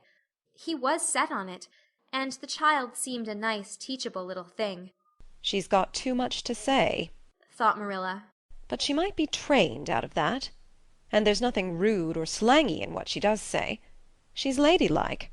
It's likely her people were nice folks. The shore road was woodsy and wild and lonesome. On the right hand, scrub firs, their spirits quite unbroken by long years of tussle with the Gulf winds, grew thickly. On the left were the steep red sandstone cliffs, so near the track in places that a mare of less steadiness than the sorrel might have tried the nerves of the people behind her. Down at the base of the cliffs were heaps of surf-worn rocks, or little sandy coves inlaid with pebbles as with ocean jewels. Beyond lay the sea, shimmering and blue, and over it soared the gulls, their pinions flashing silvery in the sunlight. "Isn't the sea wonderful?" said Anne, rousing from a long, wide-eyed silence. "Once, when I lived in Marysville, Mr. Thomas hired an express wagon and took us all to spend the day at the shore 10 miles away. I enjoyed every moment of that day, even if I had to look after the children all the time. I lived it over in happy dreams for years. But this shore is nicer than the Marysville shore. Aren't those gulls splendid? Wouldn't you like to be a gull? I think I would. That is, if I couldn't be a human girl. Don't you think it would be nice to wake up at sunrise and swoop down over the water and away out over that lovely blue all day, and then at night to fly back to one's nest? Oh, I can just imagine myself doing it. What big house is that just ahead, please?" That's the White Sands Hotel. Mr. Kirke runs it, but the season hasn't begun yet. There are heaps of Americans come there for the summer. They think this shore is just about right. "I was afraid it might be Mrs. Spencer's place," said Anne mournfully. "I don't want to get there. Somehow, it will seem like the end of everything." End of Chapter 5. Anne of Green Gables by Lucy Maud Montgomery. Chapter 6. Marilla Makes Up Her Mind. Get there they did, however, in due season. Mrs. Spencer lived in a big yellow house at White Sands Cove, and she came to the door with surprise and welcome mingled on her benevolent face. "Dear, dear," she exclaimed. "you're the last folks I was looking for today, but I'm real glad to see you. You'll put your horse in. And how are you, Anne?" "I'm as well as can be expected, thank you," said Anne smilelessly. A blight seemed to have descended on her. "I suppose we'll stay a little while to rest the mare," said Marilla. "but I promised Matthew I'd be home early. The fact is, Mrs. Spencer, there's been a queer mistake somewhere, and I've come over to see where it is. We sent word, Matthew and I, for you to bring us a boy from the asylum. We told your brother Robert to tell you we wanted a boy 10 or 11 years old." "Marilla Cuthbert, you don't say so," said Mrs. Spencer in distress. "Why, Robert sent down word by his daughter Nancy, and she said you wanted a girl. Didn't she, Flora Jane?" Appealing to her daughter who had come out to the steps. "She certainly did, Miss Cuthbert," corroborated Flora Jane earnestly. "I'm dreadfully sorry," said Mrs. Spencer. "It's too bad, but it certainly wasn't my fault. You see, Miss Cuthbert, I did the best I could, and I thought I was following your instructions. Nancy is a terrible flighty thing. I've often had to scold her well for her heedlessness." "It was our own fault," said Marilla resignedly. "We should have come to you ourselves and not left an important message to be passed along by word of mouth in that fashion. Anyhow, the mistake has been made, and the only thing to do is to set it right. Can we send the child back to the asylum? I suppose they'll take her back, won't they?" "I suppose so," said Mrs. Spencer thoughtfully. "but I don't think it'll be necessary to send her back. Mrs. Peter Blewett was up here yesterday, and she was saying to me how much she wished she'd sent by me for a little girl to help her. Mrs. Peter has a large family, you know, and she finds it hard to get help. Anne will be the very girl for you. I call it positively providential." Marilla did not look as if she thought Providence had much to do with the matter. Here was an unexpectedly good chance to get this unwelcome orphan off her hands, and she did not even feel grateful for it. She knew Mrs. Peter Blewett only by sight, as a small, shrewish-faced woman without an ounce of superfluous flesh on her bones. But she had heard of her. A terrible worker and driver Mrs. Peter was said to be, and discharged servant girls told fearsome tales of her temper and stinginess, and her family of pert, quarrelsome children. Marilla felt a qualm of conscience at the thought of handing Anne over to her tender mercies. "Well, I'll go in and we'll talk the matter over," she said. "And if there isn't Mrs. Peter coming up the lane this blessed minute!" exclaimed Mrs. Spencer, bustling her guests through the hall into the parlor, where a deadly chill struck on them as if the air had been strained so long through dark green, closely drawn blinds that it had lost every particle of warmth it had ever possessed. "This is real lucky, for we can settle the matter right away. Take the armchair, Miss Cuthbert. Anne, you sit here on the ottoman, and don't wiggle. Let me take your hats. Flora Jane, go out and put the kettle on. Good afternoon, Mrs. Blewett. We were just saying how fortunate it was you happened along. Let me introduce you two ladies. Mrs. Blewett, Miss Cuthbert. Please excuse me for just a moment.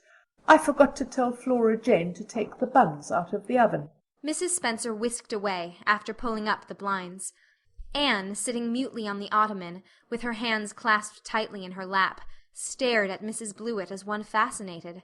Was she to be given into the keeping of this sharp-faced, sharp-eyed woman? She felt a lump coming up in her throat, and her eyes smarted painfully. She was beginning to be afraid she couldn't keep the tears back when Mrs. Spencer returned, flushed and beaming, quite capable of taking any and every difficulty, physical, mental, or spiritual, into consideration and settling it out of hand. "It seems there has been a mistake about this little girl, Mrs. Blewett," she said. "I was under the impression that Mr. and Miss Cuthbert wanted a little girl to adopt.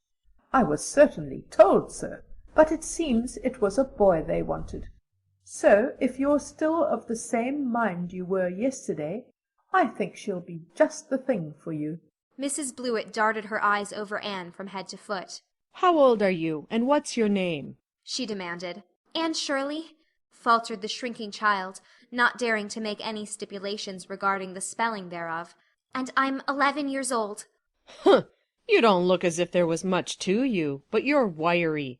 I don't know but the wiry ones are the best after all. Well, if I take you, you'll have to be a good girl, you know, good and smart and respectful. I'll expect you to earn your keep, and no mistake about that. Yes, I suppose I might as well take her off your hands, Miss Cuthbert.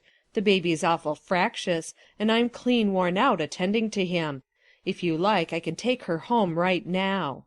Marilla looked at Anne, and softened at sight of the child's pale face with its look of mute misery, the misery of a helpless little creature who finds itself once more caught in the trap from which it had escaped. Marilla felt an uncomfortable conviction that, if she denied the appeal of that look, it would haunt her to her dying day. Moreover, she did not fancy Mrs. Blewett.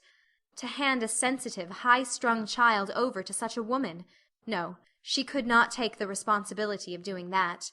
"Well, I don't know," she said slowly. "I didn't say that Matthew and I had absolutely decided that we wouldn't keep her. In fact, I may say that Matthew is disposed to keep her.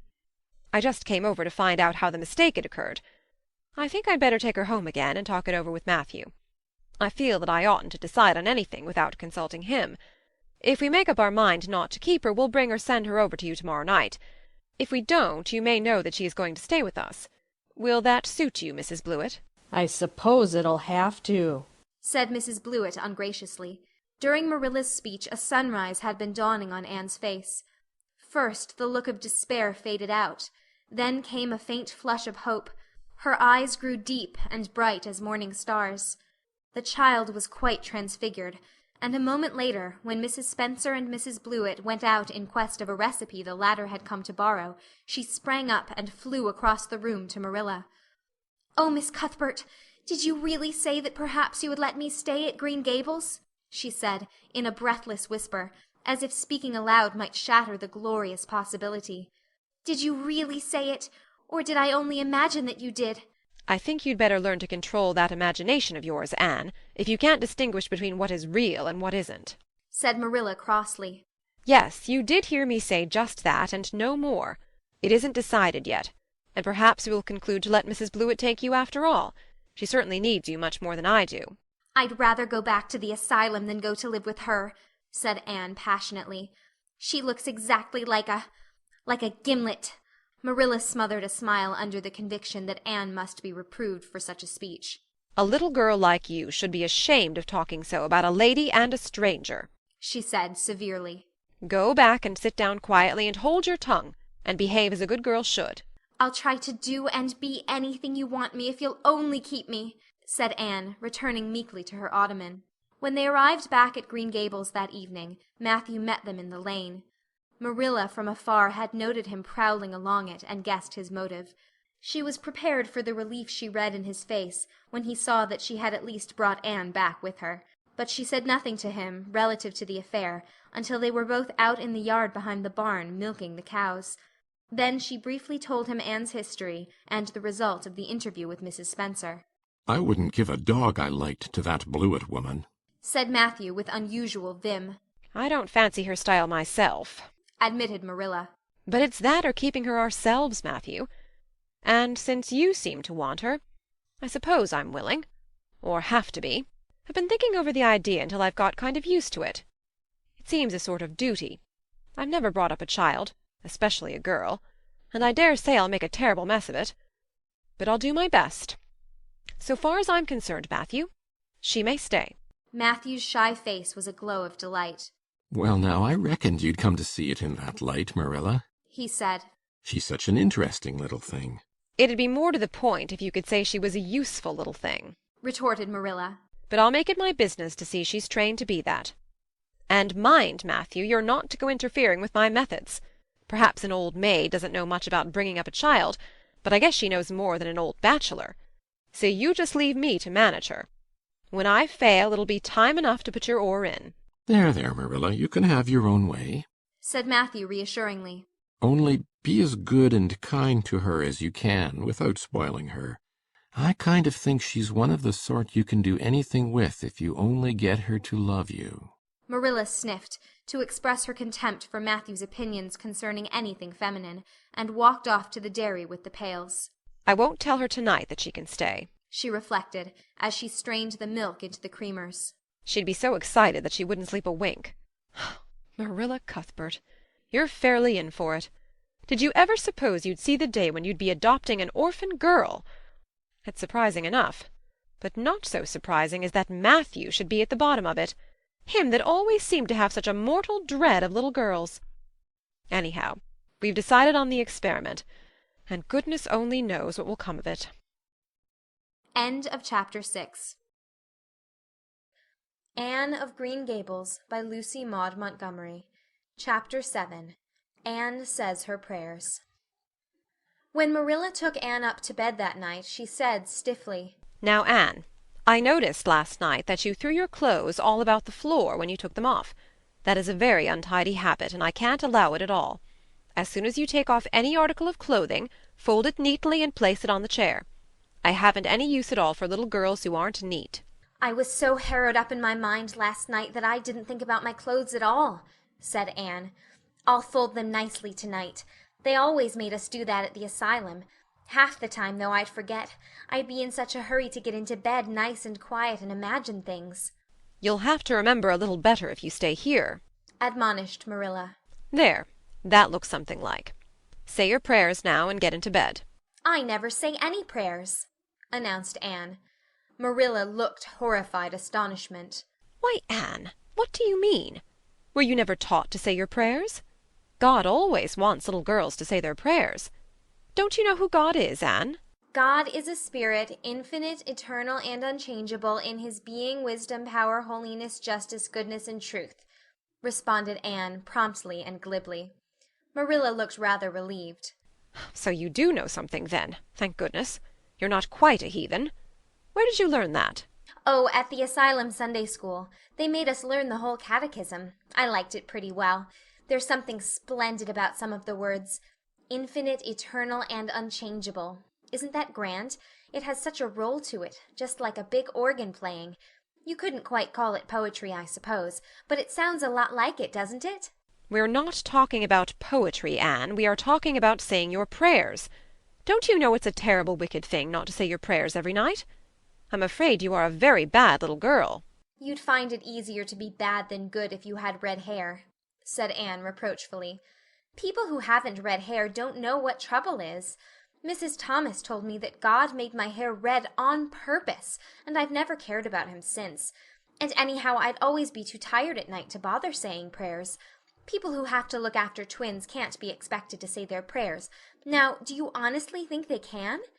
Marilla decided that Anne's religious training must be begun at once. Plainly there was no time to be lost. You must say your prayers while you are under my roof, Anne. Why, of course, if you want me to, assented Anne cheerfully. I'd do anything to oblige you, but you'll have to tell me what to say for this once. After I get into bed I'll imagine out a real nice prayer to say always. I believe that it will be quite interesting, now that I come to think of it.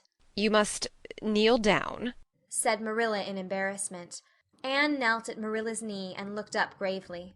Why must people kneel down to pray? If I really wanted to pray, I'll tell you what I'd do. I'd go out into a great big field all alone, or into the deep, deep woods, and I'd look up into the sky, up, up, up into that lovely blue sky that looks as if there was no end to its blueness. And then I'd just feel a prayer. Well, I'm ready. What am I to say? Marilla felt more embarrassed than ever. She had intended to teach Anne the childish classic, Now I Lay Me Down to Sleep. But she had, as I have told you, the glimmerings of a sense of humor, which is simply another name for a sense of fitness of things, and it suddenly occurred to her that that simple little prayer, sacred to white-robed childhood lisping at motherly knees, was entirely unsuited to this freckled witch of a girl who knew and cared nothing about God's love, since she had never had it translated to her through the medium of human love.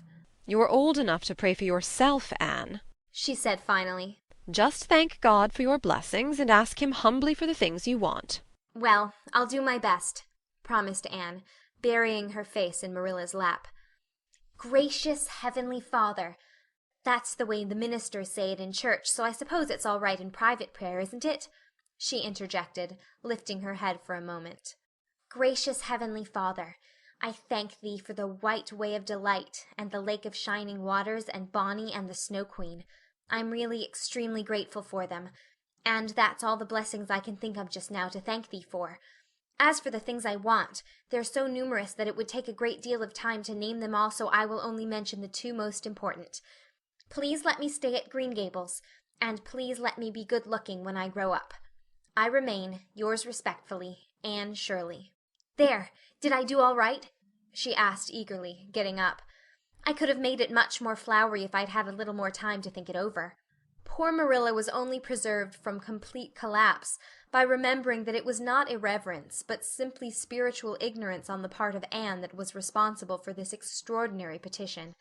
She tucked the child up in bed, mentally vowing that she should be taught a prayer the very next day, and was leaving the room with the light when Anne called her back. I've just thought of it now.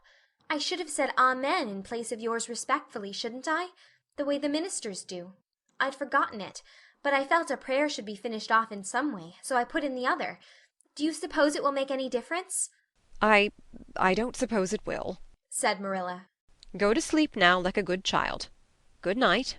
I can say good night tonight with a clear conscience, said Anne, cuddling luxuriously down among her pillows. Marilla retreated to the kitchen, set the candle firmly on the table, and glared at Matthew. Matthew Cuthbert. It's about time somebody adopted that child and taught her something. She's next door to a perfect heathen. Will you believe that she never said a prayer in her life till tonight? I'll send her to the manse tomorrow, and borrow the Peep of the Day series, that's what I'll do. And she shall go to Sunday school just as soon as I can get some suitable clothes made for her.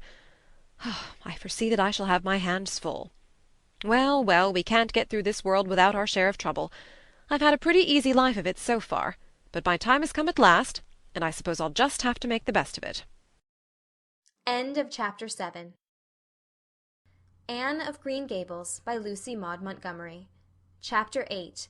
Anne's bringing up is begun. For reasons best known to herself, Marilla did not tell Anne that she was to stay at Green Gables until the next afternoon. During the forenoon she kept the child busy with various tasks and watched over her with a keen eye while she did them. By noon she had concluded that Anne was smart and obedient, willing to work and quick to learn. Her most serious shortcoming seemed to be a tendency to fall into daydreams in the middle of a task, and forget all about it, until such time as she was sharply recalled to earth by a reprimand or a catastrophe. When Anne had finished washing the dinner dishes, she suddenly confronted Marilla with the air and expression of one desperately determined to learn the worst. Her thin little body trembled from head to foot, her face flushed, and her eyes dilated until they were almost black. She clasped her hands tightly, and said in an imploring voice, "Oh, please, Miss Cuthbert, won't you tell me if you are going to send me away or not? I've tried to be patient all the morning, but I really feel that I cannot bear not knowing any longer. It's a dreadful feeling. Please tell me." "You haven't scalded the dishcloth in clean hot water as I told you to do," said Marilla immovably. "Just go and do it before you ask any more questions, Anne." Anne went and attended to the dishcloth. Then she returned to Marilla and fastened imploring eyes on the latter's face. "Well," said Marilla, unable to find any excuse for deferring her explanation longer. "I suppose I might as well tell you. Matthew and I have decided to keep you. That is, if you will try to be a good little girl and show yourself grateful. Why, child, whatever is the matter?" "I'm crying," said Anne in a tone of bewilderment. "I can't think why. I'm as glad can be. Oh, glad doesn't seem the right word at all. I was glad about the White Way and the cherry blossoms. But this, oh, it's something more than glad. I'm so happy. I'll try to be so good. It will be uphill work, I expect, for Mrs. Thomas often told me I was desperately wicked. However, I'll do my very best. But can you tell me why I'm crying?" "I suppose it's because you're all excited and worked up," said Marilla disapprovingly. "Sit down on that chair and try to calm yourself. I'm afraid you both cry and laugh far too easily. Yes, you can stay here, and we will try to do right by you. You must go to school, but it's only a fortnight till vacation, so it isn't worth while for you to start before it opens again in September." "What am I to call you?" asked Anne. "Shall I always say Miss Cuthbert? Can I call you Aunt Marilla?" "No, you'll just call me plain Marilla. I'm not used to being called Miss Cuthbert, and it would make me nervous." "It sounds awfully disrespectful to just say Marilla," protested Anne. "I guess there'll be nothing disrespectful in it if you're careful to speak respectfully. Everybody, young and old, in Avonlea calls me Marilla, except the minister. He says Miss Cuthbert, when he thinks of it." "I'd love to call you Aunt Marilla," said Anne wistfully. "I've never had an aunt or any relation at all, not even a grandmother. It would make me feel as if I really belonged to you. Can't I call you Aunt Marilla?" "No, I'm not your aunt, and I don't believe in calling people names that don't belong to them." "But we could imagine you were my aunt," "I couldn't," said Marilla grimly. "Do you never imagine things different from what they really are?" asked Anne, wide-eyed. "No." "Oh!" Anne drew a long breath. "Oh, Miss Marilla, how much you miss!" "I don't believe in imagining things different from what they really are," retorted Marilla. "When the Lord puts us in certain circumstances, he doesn't mean for us to imagine them away. And that reminds me. Go into the sitting-room, Anne. Be sure your feet are clean and don't let any flies in. And bring me out the illustrated card that's on the mantelpiece. The Lord's Prayer is on it, and you'll devote your spare time this afternoon to learning it off by heart. There's to be no more of such praying as I heard last night." "I suppose I was very awkward," said Anne apologetically. "But then you see I'd never had any practice. You couldn't really expect a person to pray very well the first time she tried, could you? I thought out a splendid prayer after I went to bed, just as I promised you I would. It was nearly as long as a minister's and so poetical. But would you believe it? I couldn't remember one word when I woke up this morning. And I'm afraid I'll never be able to think out another one as good. Somehow things never are so good when they're thought out a second time. Have you ever noticed that?" "Here is something for you to notice, Anne. When I tell you to do a thing, I want you to obey me at once and not stand stock still and discourse about it. Just you go and do as I bid you." Anne promptly departed for the sitting-room across the hall. She failed to return. After waiting 10 minutes, Marilla laid down her knitting and marched after her with a grim expression. She found Anne standing motionless before a picture hanging on the wall between the two windows, with her eyes a-star with dreams. The white and green light strained through apple trees and clustering vines outside fell over the rapt little figure with a half-unearthly radiance. "Anne, whatever are you thinking of?" demanded Marilla sharply. Anne came back to earth with a start. "That," she said, pointing to the picture, a rather vivid chromo entitled "Christ Blessing Little Children. "And I was just imagining I was one of them, that I was the little girl in the blue dress, standing off by herself in the corner as if she didn't belong to anybody, like me. She looks lonely and sad, don't you think? I guess she hadn't any father or mother of her own. But she wanted to be blessed too, so she just crept shyly up on the outside of the crowd, hoping nobody would notice her, except him. I'm sure I know just how she felt. Her heart must have beat and her hands must have got cold, like mine did when I asked you if I could stay. She was afraid he mightn't notice her. But it's likely he did, don't you think? I've been trying to imagine it all out. Her edging a little nearer all the time until she was quite close to him, and then he would look at her and put his hand on her hair, and oh, such a thrill of joy as would run over her. But I wish the artist hadn't painted him so sorrowful looking. All his pictures are like that, if you've noticed. But I don't believe he could really have looked so sad, or the children would have been afraid of him." "Anne," said Marilla, wondering why she had not broken into this speech long before. "you shouldn't talk that way. It's irreverent, positively irreverent." Anne's eyes marveled. "Why, I felt just as reverent as could be. I'm sure I didn't mean to be irreverent." "Well, I don't suppose you did, but it doesn't sound right to talk so familiarly about such things. And another thing, Anne, when I send you after something, you're to bring it at once and not fall into mooning and imagining before pictures. Remember that. Take that card and come right to the kitchen. Now sit down in the corner and learn that prayer off by heart." Anne set the card up against the jugful of apple blossoms she had brought in to decorate the dinner table. Marilla had eyed that decoration askance, but had said nothing, propped her chin on her hands, and fell to studying it intently for several silent minutes. "I like this," she announced at length. "It's beautiful. I've heard it before. I heard the superintendent of the asylum Sunday school say it over once. But I didn't like it then. He had such a cracked voice and he prayed it so mournfully. I really felt sure he thought praying was a disagreeable duty. This isn't poetry, but it makes me feel just the same way poetry does. Our Father who art in heaven, hallowed be thy name. That is just like a line of music. Oh, I'm so glad you thought of making me learn this, Miss Marilla," "Well, learn it and hold your tongue," said Marilla shortly. Anne tipped the vase of apple blossoms near enough to bestow a soft kiss on a pink-cupped bud, and then studied diligently for some moments longer. "Marilla," she demanded presently, "do you think that I shall ever have a bosom friend in Avonlea?" A what kind of friend?" "A bosom friend. An intimate friend, you know. A really kindred spirit to whom I can confide my inmost soul. I've dreamed of meeting her all my life. I never really supposed I would, but so many of my loveliest dreams have come true all at once that perhaps this one will too. Do you think it's possible?" "Diana Barry lives over at Orchard Slope, and she's about your age. She's a very nice little girl, and perhaps she will be a playmate for you when she comes home. She's visiting her aunt over at Carmody just now. You'll have to be careful how you behave yourself, though. Mrs. Barry is a very particular woman. She won't let Diana play with any little girl who isn't nice and good." Anne looked at Marilla through the apple blossoms, her eyes aglow with interest. "What is Diana like? Her hair isn't red, is it? Oh, I hope not. It's bad enough to have red hair myself, but I positively couldn't endure it in a bosom friend." "Diana is a very pretty little girl. She has black eyes and hair and rosy cheeks, and she is good and smart, which is better than being pretty."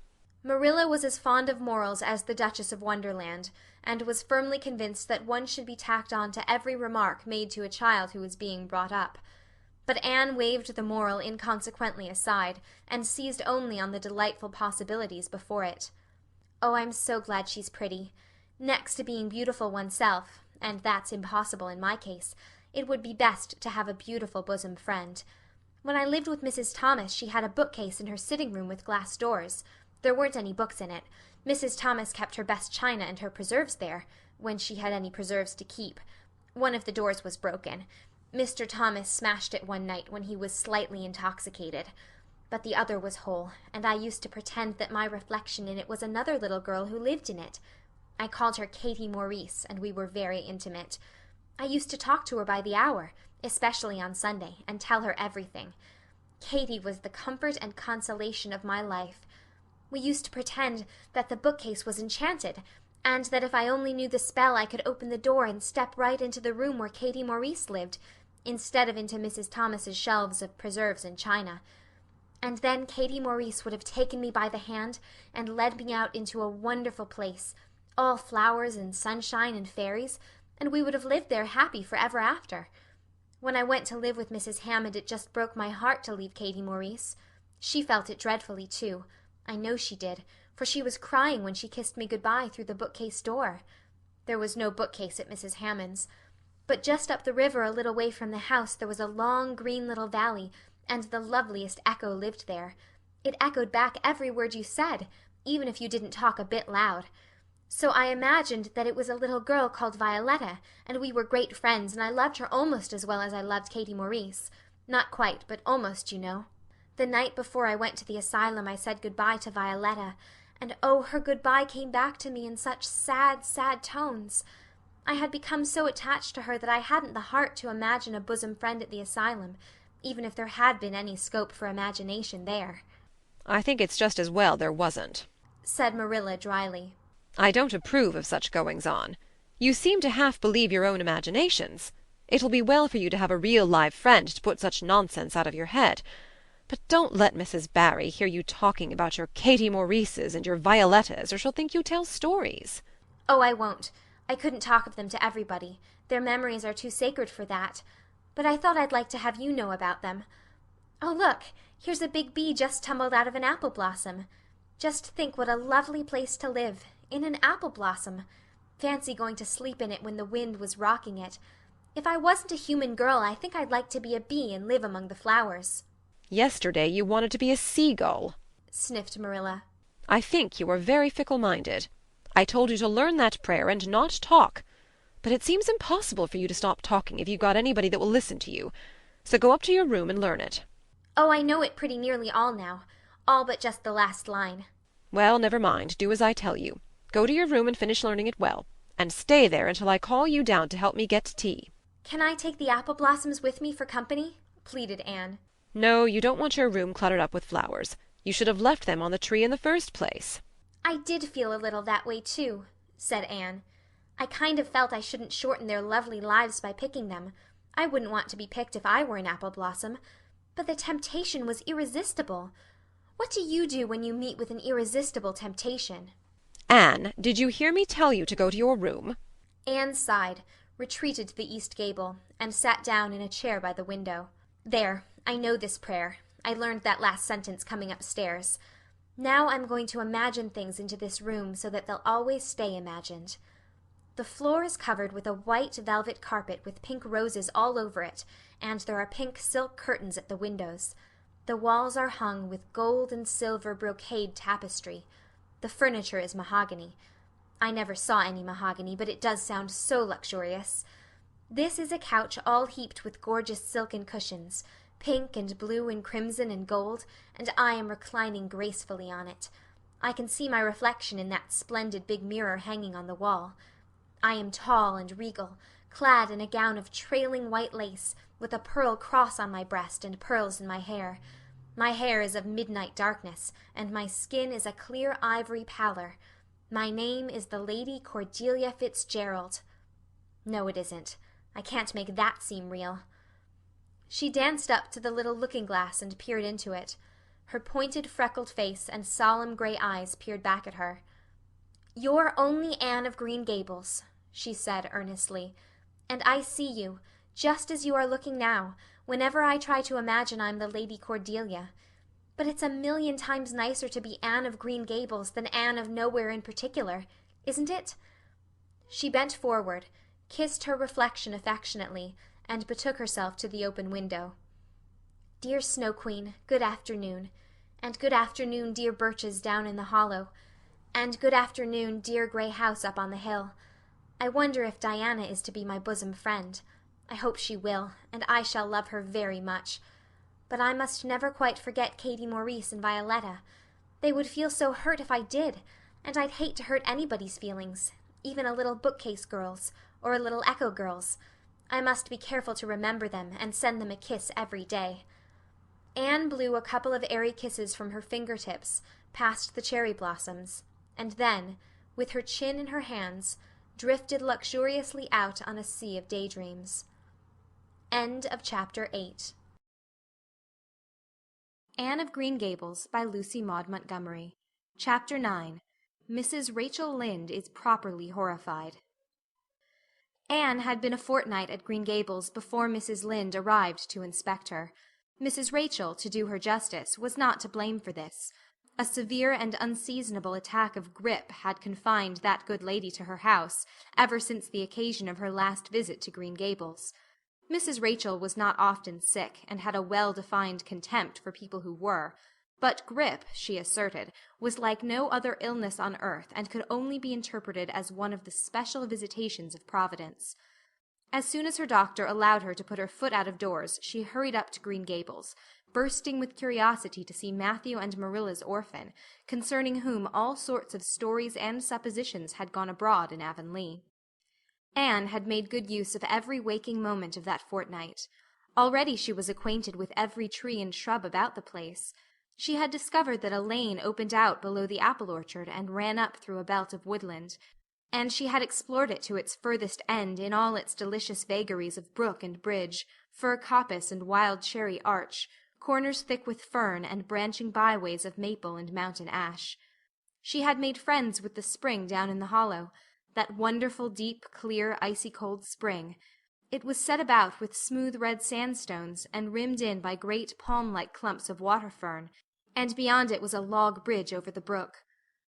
That bridge led Anne's dancing feet up over a wooded hill beyond, where perpetual twilight reigned under the straight, thick-growing firs and spruces. The only flowers there were myriads of delicate June bells, those shyest and sweetest of woodland blooms, and a few pale aerial star-flowers, like the spirits of last year's blossoms. Gossamers glimmered like threads of silver among the trees, and the fir boughs and tassels seemed to utter friendly speech. All these raptured voyages of exploration were made in the odd half-hours which she was allowed for play, and Anne talked Matthew and Marilla half-deaf over her discoveries. Not that Matthew complained, to be sure. He listened to it all with a wordless smile of enjoyment on his face. Marilla permitted the chatter until she found herself becoming too interested in it, whereupon she always promptly quenched Anne by a curt command to hold her tongue. Anne was out in the orchard when Mrs. Rachel came, wandering at her own sweet will through the lush, tremulous grasses, splashed with ruddy evening sunshine. So that good lady had an excellent chance to talk her illness fully over, describing every ache and pulse-beat with such evident enjoyment that Marilla thought even grippe must bring its compensations. When details were exhausted, Mrs. Rachel introduced the real reason of her call. I've been hearing some surprising things about you and Matthew. I don't suppose you are any more surprised than I am myself, said Marilla. I'm getting over my surprise now. It was too bad there was such a mistake, said Mrs. Rachel sympathetically. Couldn't you have sent her back? I suppose we could, but we decided not to. Matthew took a fancy to her. And I must say I like her myself, although I admit she has her faults. The house seems a different place already. She's a real bright little thing. Marilla said more than she had intended to say when she began, for she read disapproval in Mrs. Rachel's expression. It's a great responsibility you've taken on yourself, said that lady gloomily. Especially when you've never had any experience with children. You don't know much about her, or her real disposition, I suppose, and there's no guessing how a child like that will turn out. But I don't want to discourage you, I'm sure, Marilla. I'm not feeling discouraged, was Marilla's dry response. When I make my mind up to do a thing, it stays made up. I suppose you'd like to see Anne. I'll call her in. Anne came running in presently, her face sparkling with the delight of her orchard rovings. But, abashed at finding herself in the unexpected presence of a stranger, she halted confusedly inside the door. She certainly was an odd-looking little creature in the short, tight, wincey dress she had worn from the asylum, below which her thin legs seemed ungracefully long. Her freckles were more numerous and obtrusive than ever. The wind had ruffled her hatless hair into over-brilliant disorder. It had never looked redder than at that moment. Well, they didn't pick you for your looks, that's sure and certain, was Mrs. Rachel Lynde's emphatic comment. Mrs. Rachel was one of those delightful and popular people who pride themselves on speaking their mind without fear or favor. She's terrible skinny and homely, Marilla. Come here, child, and let me have a look at you. Lawful heart, did anyone ever see such freckles? And hair as red as carrots. Come here, child, I say. Anne came there, but not exactly as Mrs. Rachel expected. With one bound she crossed the kitchen floor and stood before Mrs. Rachel, her face scarlet with anger, her lips quivering, and her whole slender form trembling from head to foot. "I hate you!" she cried in a choked voice, stamping her foot on the floor. "I hate you! I hate you! I hate you!" A louder stamp with each assertion of hatred. "How dare you call me skinny and ugly? How dare you say I'm freckled and red-headed? You are a rude, impolite, unfeeling woman!" "Anne!" exclaimed Marilla in consternation. But Anne continued to face Mrs. Rachel undauntedly, head up, eyes blazing, hands clenched, passionate indignation exhaling from her like an atmosphere. "How dare you say such things about me?" she repeated vehemently. "How would you like to have such things said about you? How would you like to be told that you are fat and clumsy and probably hadn't a spark of imagination in you? I don't care if I do hurt your feelings by saying so. I hope I hurt them. You have hurt mine worse than they were ever hurt before, even by Mrs. Thomas's intoxicated husband. And I'll never forgive you for it. Never, never." Stamp, stamp. Did anybody ever see such a temper? Exclaimed the horrified Mrs. Rachel. "Anne, go to your room and stay there until I come up," said Marilla, recovering her powers of speech with difficulty. Anne, bursting into tears, rushed to the hall door, slammed it until the tins on the porch wall outside rattled in sympathy, and fled through the hall and up the stairs like a whirlwind. A subdued slam above told that the door of the east gable had been shut with equal vehemence. "Well, I don't envy you your job bringing that up, Marilla," said Mrs. Rachel with unspeakable solemnity. Marilla opened her lips to say she knew not what of apology or deprecation. What she did say was a surprise to herself then and ever afterwards. "You shouldn't have twitted her about her looks, Rachel." "Marilla Cuthbert, you don't mean to say that you are upholding her in such a terrible display of temper as we've just seen?" demanded Mrs. Rachel indignantly. "No," said Marilla slowly. "I'm not trying to excuse her. She's been very naughty, and I'll have to give her a talking to about it. But we must make allowances for her. She's never been taught what is right. And you were too hard on her, Rachel." Marilla could not help tacking on that last sentence, although she was again surprised at herself for doing it. Mrs. Rachel got up with an air of offended dignity. "Well, I see that I'll have to be very careful what I say after this, Marilla, since the fine feelings of orphans, brought from goodness knows where, have to be considered before anything else. Oh, no, I'm not vexed, don't worry yourself. I'm too sorry for you to leave any room for anger in my mind. You'll have your own troubles with that child. But if you'll take my advice, which I suppose you won't do, although I've brought up 10 children and buried 2, you'll do that talking to you mention with a fair-sized birch switch. I should think that would be the most effective language for that kind of a child. Her temper matches her hair, I guess. Well, good evening, Marilla. I hope you'll come down to see me often as usual. But you can't expect me to visit here again in a hurry, if I'm liable to be flown at and insulted in such a fashion. It's something new in my experience." Whereat Mrs. Rachel swept out and away, if a fat woman who always waddled could be said to sweep away, and Marilla, with a very solemn face, betook herself to the east gable. On the way upstairs she pondered uneasily as to what she ought to do. She felt no little dismay over the scene that had just been enacted. How unfortunate that Anne should have displayed such temper before Mrs. Rachel Lynde, of all people. Then Marilla suddenly became aware of an uncomfortable and rebuking consciousness that she felt more humiliation over this than sorrow over the discovery of such a serious defect in Anne's disposition. And how was she to punish her? The amiable suggestion of the birch switch, to the efficiency of which all of Mrs. Rachel's own children could have borne smarting testimony, did not appeal to Marilla. She did not believe she could whip a child. No, some other method of punishment must be found to bring Anne to a proper realization of the enormity of her offense. Marilla found Anne face downward on her bed, crying bitterly, quite oblivious of muddy boots on a clean counterpane. "Anne," she said not ungently. No answer. "Anne," with greater severity. "get off that bed this minute and listen to what I have to say to you." Anne squirmed off the bed and sat rigidly on a chair beside it, her face swollen and tear-stained, and her eyes fixed stubbornly on the floor. "This is a nice way for you to behave. Anne, aren't you ashamed of yourself?" "She hadn't any right to call me ugly and red-headed," retorted Anne, evasive and defiant. You hadn't any right to fly into such a fury, and talk the way you did to her, Anne. I was ashamed of you, thoroughly ashamed of you. I wanted you to behave nicely to Mrs. Lynde, and instead of that you have disgraced me. I'm sure I don't know why you should lose your temper like that just because Mrs. Lynde said you were red-haired and homely. You say it yourself often enough. Oh, but there's such a difference between saying a thing yourself and hearing other people say it, wailed Anne. You may know a thing is so, but you can't help hoping other people don't quite think it is. I suppose you think I have an awful temper, but I couldn't help it. When she said those things, something just rose right up in me and choked me. I had to fly out at her. Well, you made a fine exhibition of yourself, I must say. Mrs. Lynde will have a nice story to tell about you everywhere, and she'll tell it, too. It was a dreadful thing for you to lose your temper like that, Anne. Just imagine how you would feel if somebody told you to your face that you were skinny and ugly, pleaded Anne tearfully. An old remembrance suddenly rose up before Marilla.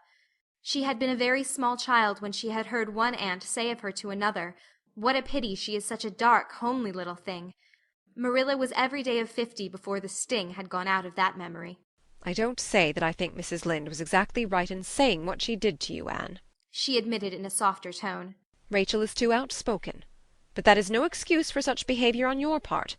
She was a stranger and an elderly person and my visitor, all three very good reasons for why you should have been respectful to her. You were rude and saucy and— Marilla had a saving inspiration of punishment. You must go to her and tell her you are very sorry for your bad temper, and ask her to forgive you.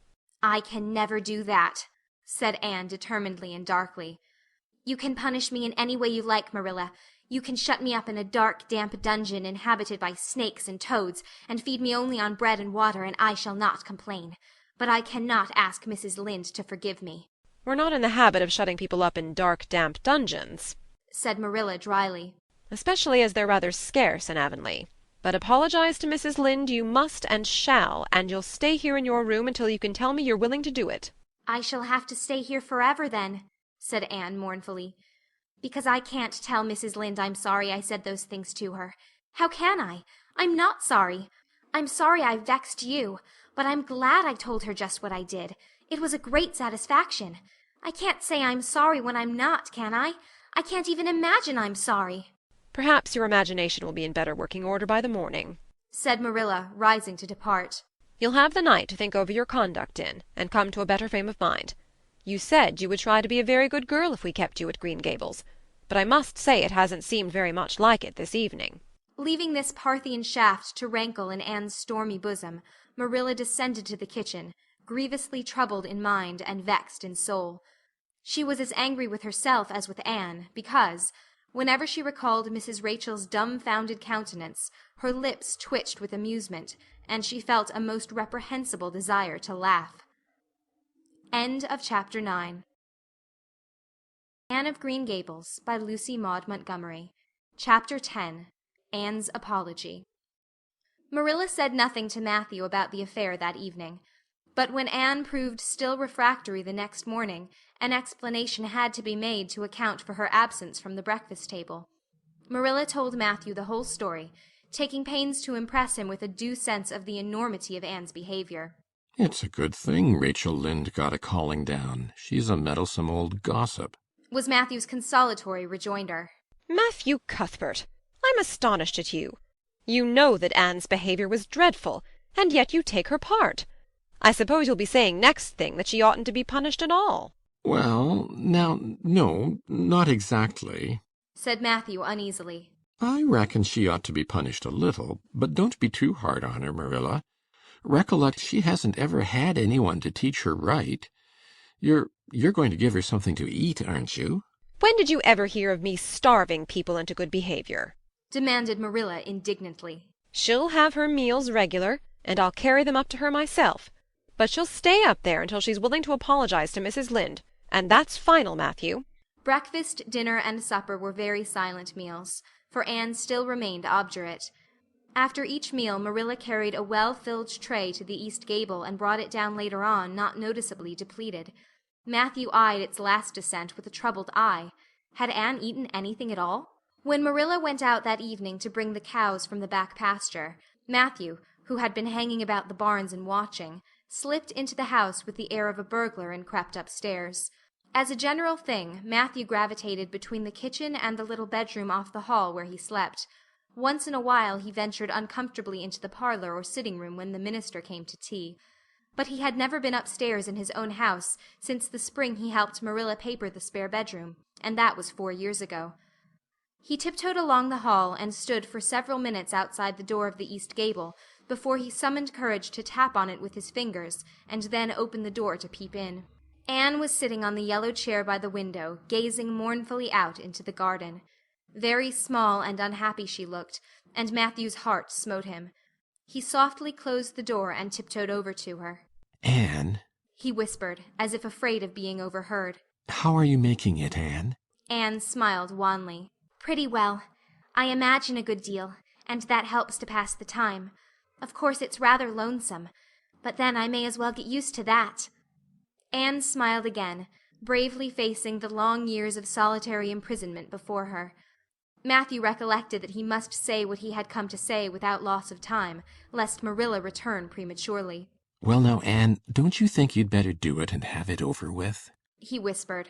It'll have to be done sooner or later, you know, for Marilla's a dreadful determined woman. Dreadful determined, Anne.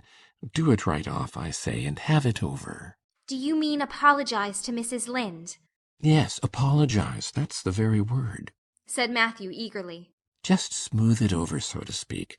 That's what I was trying to get at. I suppose I could do it to oblige you, said Anne thoughtfully. It would be true enough to say I am sorry, because I am sorry now. I wasn't a bit sorry last night. I was mad clear through, and I stayed mad all night. I know I did because I woke up 3 times and I was just furious every time. But this morning it was over. I wasn't in a temper any more, and it left a dreadful sort of goneness, too. I felt so ashamed of myself. But I just couldn't think of going and telling Mrs. Lynde so. It would be so humiliating. I made up my mind I'd stay shut up here forever rather than do that.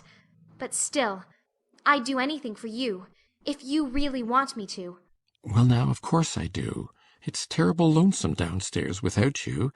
Just go and smooth things over. That's a good girl. Very well, said Anne resignedly. I'll tell Marilla as soon as she comes in I've repented. That's right, Anne. But don't tell Marilla I said anything about it. She might think I was putting my oar in, and I promised not to do that. Wild horses won't drag the secret from me, promised Anne solemnly. How would wild horses drag a secret from a person anyhow? But Matthew was gone, scared at his own success. He fled hastily to the remotest corner of the horse pasture, lest Marilla should suspect what he had been up to. Marilla herself, upon her return to the house, was agreeably surprised to hear a plaintive voice calling, "Marilla," over the banisters. "Well?" she said, going into the hall. "I'm sorry I lost my temper and said rude things, and I'm willing to go and tell Mrs. Lynde so." "Very well." Marilla's crispness gave no sign of her relief. She had been wondering what under the canopy she should do if Anne did not give in. "I'll take you down after milking." Accordingly, after milking, behold Marilla and Anne walking down the lane, the former erect and triumphant, the latter drooping and dejected. But halfway down Anne's dejection vanished as if by enchantment. She lifted her head and stepped lightly along, her eyes fixed on the sunset sky and an air of subdued exhilaration about her. Marilla beheld the change disapprovingly. This was no meek penitent, such as it behooved her to take into the presence of the offended Mrs. Lynde. "What are you thinking of, Anne?" she asked sharply. "I'm imagining out what I must say to Mrs. Lynde," answered Anne dreamily. This was satisfactory, or should have been so, but Marilla could not rid herself of the notion that something in her scheme of punishment was going askew. Anne had no business to look so rapt and radiant. Rapt and radiant Anne continued until they were in the very presence of Mrs. Lynde, who was sitting knitting by her kitchen window. Then the radiance vanished. Mournful penitence appeared on every feature. Before a word was spoken, Anne suddenly went down on her knees before the astonished Mrs. Rachel and held out her hands beseechingly. "Oh, Mrs. Lynde, I am so extremely sorry," she said with a quiver in her voice. "I could never express all my sorrow. No, not if I used up a whole dictionary. You must just imagine it. I behaved terribly to you, and I've disgraced the dear friends, Matthew and Marilla, who have let me stay at Green Gables although I'm not a boy. I'm a dreadfully wicked and ungrateful girl, and I deserve to be punished and cast out by respectable people forever. It was very wicked of me to fly into a temper because you told me the truth. It was the truth. Every word you said was true. My hair is red, and I'm freckled and skinny and ugly. What I said to you was true too, but I shouldn't have said it. Oh, Mrs. Lynde, please, please forgive me. If you refuse, it will be a lifelong sorrow to me. You wouldn't like to inflict a lifelong sorrow on a poor little orphan girl, would you, even if she had a dreadful temper? Oh, I am sure you wouldn't. Please say you forgive me, Mrs. Lynde. Anne clasped her hands together, bowed her head, and waited for the word of judgment. There was no mistaking her sincerity. It breathed in every tone of her voice. Both Marilla and Mrs. Lynde recognized its unmistakable ring. But the former understood in dismay that Anne was actually enjoying her valley of humiliation, was reveling in the thoroughness of her abasement. Where was the wholesome punishment upon which she, Marilla, had plumed herself? Anne had turned it into a species of positive pleasure. Good Mrs. Lynde, not being overburdened with perception, did not see this. She only perceived that Anne had made a very thorough apology, and all resentment vanished from her kindly, if somewhat officious heart. There, get up, child, she said heartily. Of course I forgive you. I guess I was a little too hard on you anyway. But I'm such an outspoken person. You just mustn't mind me, that's what. It can't be denied your hair is terrible red. But I knew a girl once, went to school with her in fact, whose hair was every mite as red as yours when she was young, but when she grew up it darkened to a real handsome auburn. I wouldn't be a mite surprised if yours did too. Not a mite. Oh, Mrs. Lynde! Anne drew a long breath as she rose to her feet. You have given me a hope. I shall always feel that you are a benefactor. Oh, I could endure anything if I only thought my hair would be a handsome auburn when I grew up. It would be so much easier to be good if one's hair was a handsome auburn, don't you think? And now, may I go out into your garden and sit on that bench under the apple trees while you and Marilla are talking? There is so much more scope for imagination out there. Laws, yes, run along, child. And you can pick a bouquet of them white June lilies over in the corner if you like. As the door closed behind Anne, Mrs. Lynde got briskly up to light a lamp. She's a real odd little thing. Take this chair, Marilla. It's easier than the one you've got. I just keep that for the hired boy to sit on. Yes, she certainly is an odd child, but there is something kind of taken about her after all. I don't feel so surprised at you and Matthew keeping her as I did, nor so sorry for you either. She may turn out all right. Of course she has a queer way of expressing herself, a little too kind of forcible, you know. But she's likely to get over that now that she's come to live among civilized folks. And then her temper's pretty quick, I guess. But there's one comfort. A child that has a quick temper, just blaze up and cool down, ain't never likely to be sly or deceitful. Preserve me from a sly child, that's what. On the whole, Marilla, I kind of like her. When Marilla went home, Anne came out of the fragrant twilight of the orchard with a sheaf of white narcissi in her hands. I apologized pretty well, didn't I? She said proudly as they went down the lane. I thought since I had to do it, I might as well do it thoroughly. You did it thoroughly, all right enough, was Marilla's comment. Marilla was dismayed at finding herself inclined to laugh over the recollection. She had also an uneasy feeling that she ought to scold Anne for apologizing so well, but then that was ridiculous. She compromised with her conscience by saying severely, I hope you won't have occasion to make many more such apologies. I hope you'll try to control your temper now, Anne. That wouldn't be so hard if people wouldn't twit me about my looks, said Anne with a sigh. I don't get cross about other things, but I'm so tired of being twitted about my hair, and it just makes me boil right over. Do you suppose my hair will really be a handsome auburn when I grow up? You shouldn't think so much about your looks, Anne. I'm afraid you are a very vain little girl. How can I be vain when I know I'm homely? Protested Anne. I love pretty things, and I hate to look in the glass and see something that isn't pretty. It makes me feel so sorrowful, just as I feel when I look at any ugly thing. I pity it because it isn't beautiful. Handsome is as handsome does, quoted Marilla.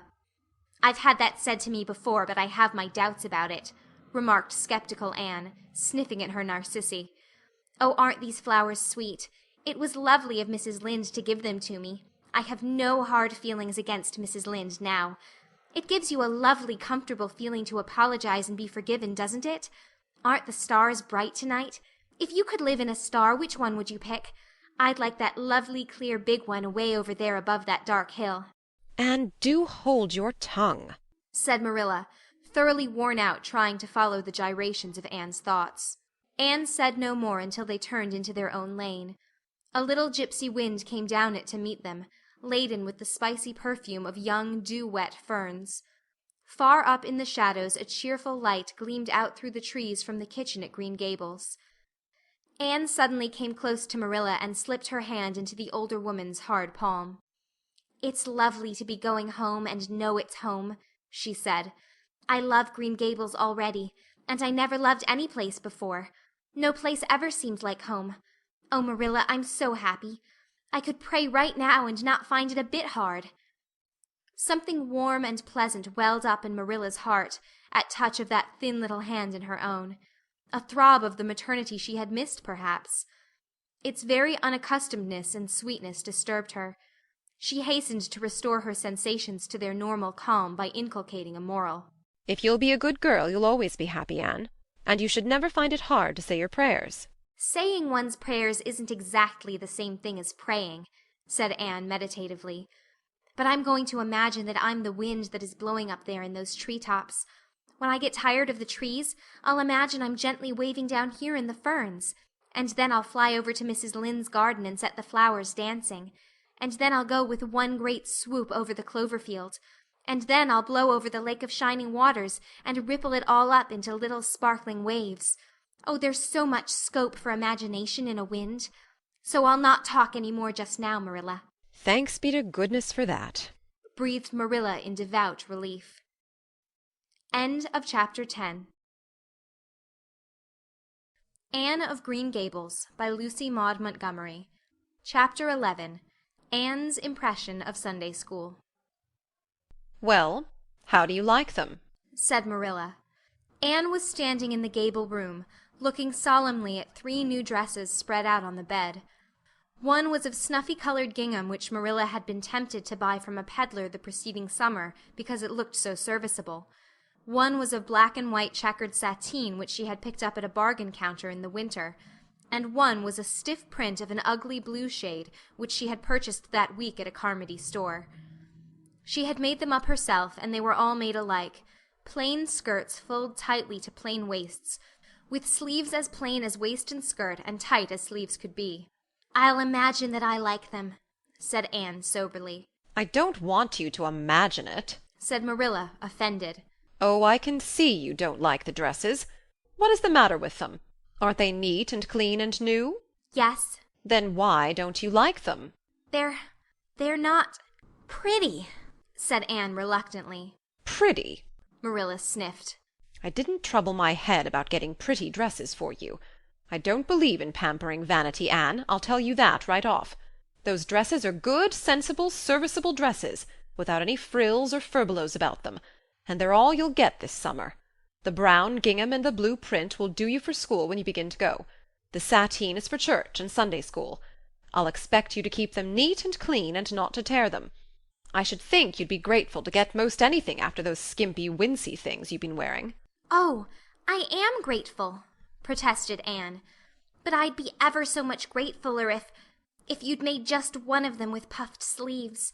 Puffed sleeves are so fashionable now. It would give me such a thrill, Marilla, just to wear a dress with puffed sleeves." "Well, you'll have to do without your thrill. I hadn't any material to waste on puffed sleeves. I think they are ridiculous-looking things anyhow. I prefer the plain, sensible ones." "But I'd rather look ridiculous when everybody else does than plain and sensible all by myself," persisted Anne mournfully. "Trust you for that. Well, hang those dresses carefully up in your closet, and then sit down and learn the Sunday school lesson. I got a quarterly from Mr. Bell for you, and you'll go to Sunday school tomorrow," said Marilla, disappearing downstairs in high dudgeon. Anne clasped her hands and looked at the dresses. I did hope there would be a white one with puffed sleeves," she whispered disconsolately. "I prayed for one, but I didn't much expect it on that account. I didn't suppose God would have time to bother about a little orphan girl's dress. I knew I'd just have to depend on Marilla for it. Well, fortunately I can imagine that one of them is of snow-white muslin with lovely lace frills and 3 puffed sleeves." The next morning, warnings of a sick headache prevented Marilla from going to Sunday school with Anne. "You'll have to go down and call for Mrs. Lynde, Anne," she said. "She'll see that you get into the right class. Now mind you behave yourself properly. Stay to preaching afterwards, and ask Mrs. Lynde to show you our pew. Here's a cent for collection. Don't stare at people, and don't fidget.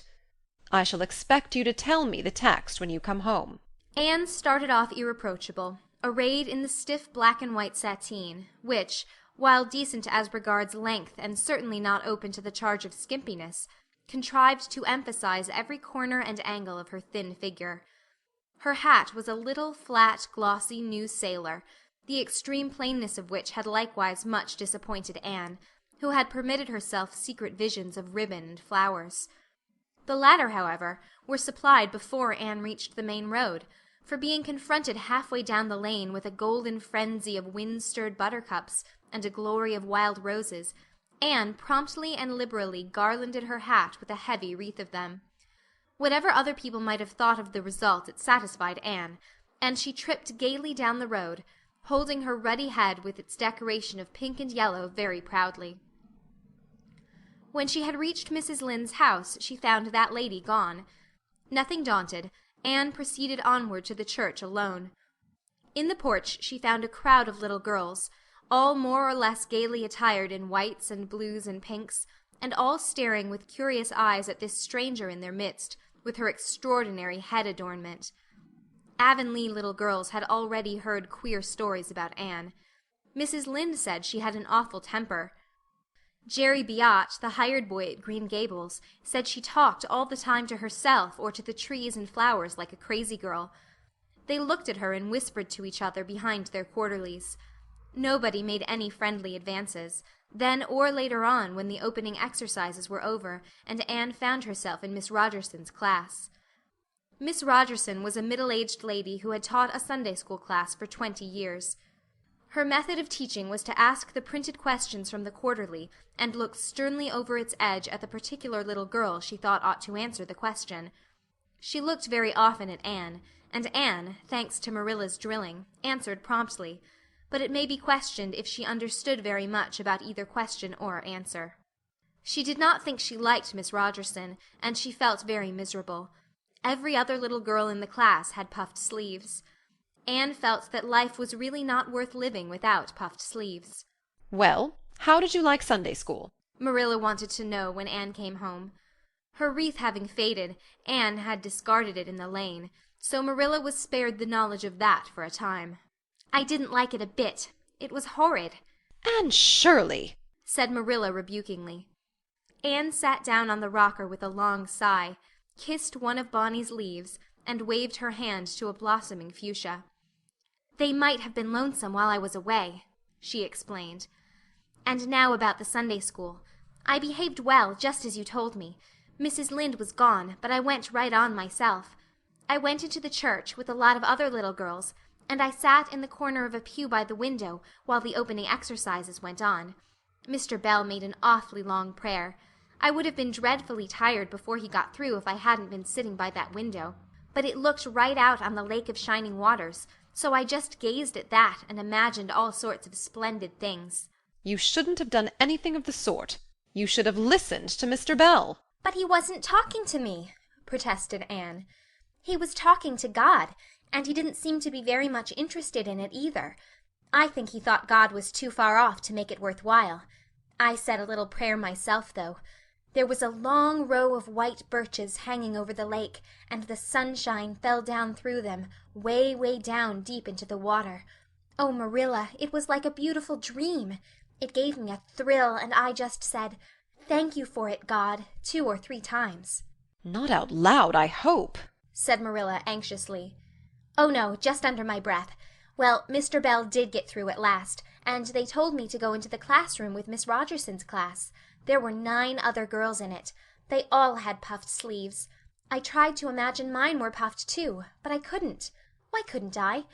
It was as easy as could be to imagine they were puffed when I was alone in the east gable, but it was awfully hard there among the others who had really truly puffs. You shouldn't have been thinking about your sleeves in Sunday school. You should have been attending to the lesson. I hope you knew it. Oh, yes, and I answered a lot of questions. Miss Rogerson asked ever so many. I don't think it was fair for her to do all the asking. There were lots I wanted to ask her, but I didn't like to because I didn't think she was a kindred spirit. Then all the other little girls recited a paraphrase. She asked me if I knew any. I told her I didn't, but I could recite The Dog at His Master's Grave if she liked. That's in the Third Royal Reader. It isn't a really, truly religious piece of poetry, but it's so sad and melancholy that it might as well be. She said it wouldn't do, and she told me to learn the 19th paraphrase for next Sunday. I read it over in church afterwards, and it's splendid. There are 2 lines in particular that just thrill me. Quick as the slaughtered squadrons fell in Midian's evil day. I don't know what squadrons means, nor Midian either, but it sounds so tragical. I can hardly wait until next Sunday to recite it. I'll practice it all the week. After Sunday school I asked Miss Rogerson, because Mrs. Lynde was too far away, to show me your pew. I sat just as still as I could, and the text was Revelations, 3rd chapter, 2nd and 3rd verses. It was a very long text. If I was a minister, I'd pick the short and snappy ones. The sermon was awfully long, too. I suppose the minister had to match it to the text. I didn't think he was a bit interesting. The trouble with him seems to be that he hasn't enough imagination. I didn't listen to him very much. I just let my thoughts run, and I thought of the most surprising things. Marilla felt helplessly that all this should be sternly reproved, but she was hampered by the undeniable fact that some of the things Anne had said, especially about the minister's sermons and Mr. Bell's prayers, were what she herself had really thought deep down in her heart for years, but had never given expression to. It almost seemed to her that those secret, unuttered, critical thoughts had suddenly taken visible and accusing shape and form in the person of this outspoken morsel of neglected humanity. End of Chapter 11. Anne of Green Gables by Lucy Maud Montgomery. Chapter 12. A Solemn Vow and Promise. It was not until the next Friday that Marilla heard the story of the flower-wreathed hat. She came home from Mrs. Lynde's and called Anne to account. Anne, Mrs. Rachel says you went to church last Sunday with your hat rigged out ridiculous with roses and buttercups. What on earth put you up to such a caper? A pretty-looking object you must have been. Oh, I know pink and yellow aren't becoming to me, began Anne. Becoming fiddlesticks! It was putting flowers on your hat at all, no matter what color they were, that was ridiculous. You are the most aggravating child. I don't see why it's any more ridiculous to wear flowers on your hat than on your dress, protested Anne. Lots of little girls there had bouquets pinned on their dresses. What's the difference? Marilla was not to be drawn from the safe concrete into dubious paths of the abstract. Don't answer me back like that, Anne. It was very silly of you to do such a thing. Never let me catch you at such a trick again. Mrs. Rachel says she thought she would sink through the floor when she saw you come in all rigged out like that. She couldn't get near enough to tell you to take them off till it was too late. She says people talked about it something dreadful. Of course they would think I had no better sense than to let you go decked out like that. Oh, I'm so sorry, said Anne, tears welling into her eyes. I never thought you'd mind. The roses and buttercups were so sweet and pretty I thought they'd look lovely on my hat. Lots of the little girls had artificial flowers on their hats. I'm afraid I'm going to be a dreadful trial to you. Maybe you'd better send me back to the asylum. That would be terrible. I don't think I could endure it. Most likely I would go into consumption. I'm so thin as it is, you see. But that would be better than being a trial to you. Nonsense, said Marilla, vexed at herself for having made the child cry. I don't want to send you back to the asylum, I'm sure. All I want is that you should behave like other little girls and not make yourself ridiculous. Don't cry any more. I've got some news for you. Diana Barry came home this afternoon. I'm going up to see if I can borrow a skirt pattern from Mrs. Barry, and if you like, you can come with me and get acquainted with Diana. Anne rose to her feet. with clasped hands, the tears still glistening on her cheeks. The dish-towel she had been hemming slipped unheeded to the floor. "Oh, Marilla, I'm frightened. Now that it has come, I'm actually frightened. What if she shouldn't like me? It would be the most tragical disappointment of my life." Now don't get into a fluster. And I do wish you wouldn't use such long words. It sounds so funny in a little girl. I guess Diana will like you well enough. It's her mother you've got to reckon with. If she doesn't like you, it won't matter how much Diana does. If she has heard about your outburst to Mrs. Lynde, and going to church with buttercups round your hat, I don't know what she'll think of you. You must be polite and well-behaved, and don't make any of your startling speeches. For pity's sake, if the child isn't actually trembling. Anne was trembling. Her face was pale and tense. "Oh, Marilla, you'd be excited too if you were going to meet a little girl you hoped to be your bosom friend and whose mother mightn't like you," she said as she hastened to get her hat. They went over to Orchard Slope by the short cut across the brook, and up the firry hill grove. Mrs. Barry came to the kitchen door in answer to Marilla's knock. She was a tall, black-eyed, black-haired woman, with a very resolute mouth. She had the reputation of being very strict with her children. "How do you do, Marilla?" she said cordially. "Come in. And this is the little girl you have adopted, I suppose." Yes, this is Anne Shirley, said Marilla. "Spelled with an E," gasped Anne, who, tremulous and excited as she was determined there should be no misunderstanding on that important point. Mrs. Barry, not hearing or not comprehending, merely shook hands and said kindly, "How are you?" "I am well in body, although considerably rumpled up in spirit, thank you, ma'am," said Anne gravely. Then aside to Marilla in an audible whisper, "There wasn't anything startling in that, was there, Marilla?" Diana was sitting on the sofa, reading a book which she dropped when the callers entered. She was a very pretty little girl, with her mother's black eyes and hair, and rosy cheeks, and the merry expression which was her inheritance from her father. "This is my little girl, Diana," said Mrs. Barry. "Diana, you might take Anne out into the garden and show her your flowers. It will be better for you than straining your eyes over that book. She reads entirely too much." This to Marilla as the little girls went out. "And I can't prevent her, for her father aids and abets her. She's always poring over a book. I'm glad she has the prospect of a playmate. Perhaps it will take her more out of doors." Outside in the garden, which was full of mellow sunset light streaming through the dark old firs to the west of it, stood Anne and Diana, gazing bashfully at each other over a clump of gorgeous tiger lilies. The Barry garden was a bowery wilderness of flowers, which would have delighted Anne's heart at any time less fraught with destiny. It was encircled by huge old willows and tall firs, beneath which flourished flowers that loved the shade. Prim, right-angled paths neatly bordered with clamshells intersected it like moist red ribbons, and in the beds between old-fashioned flowers ran riot.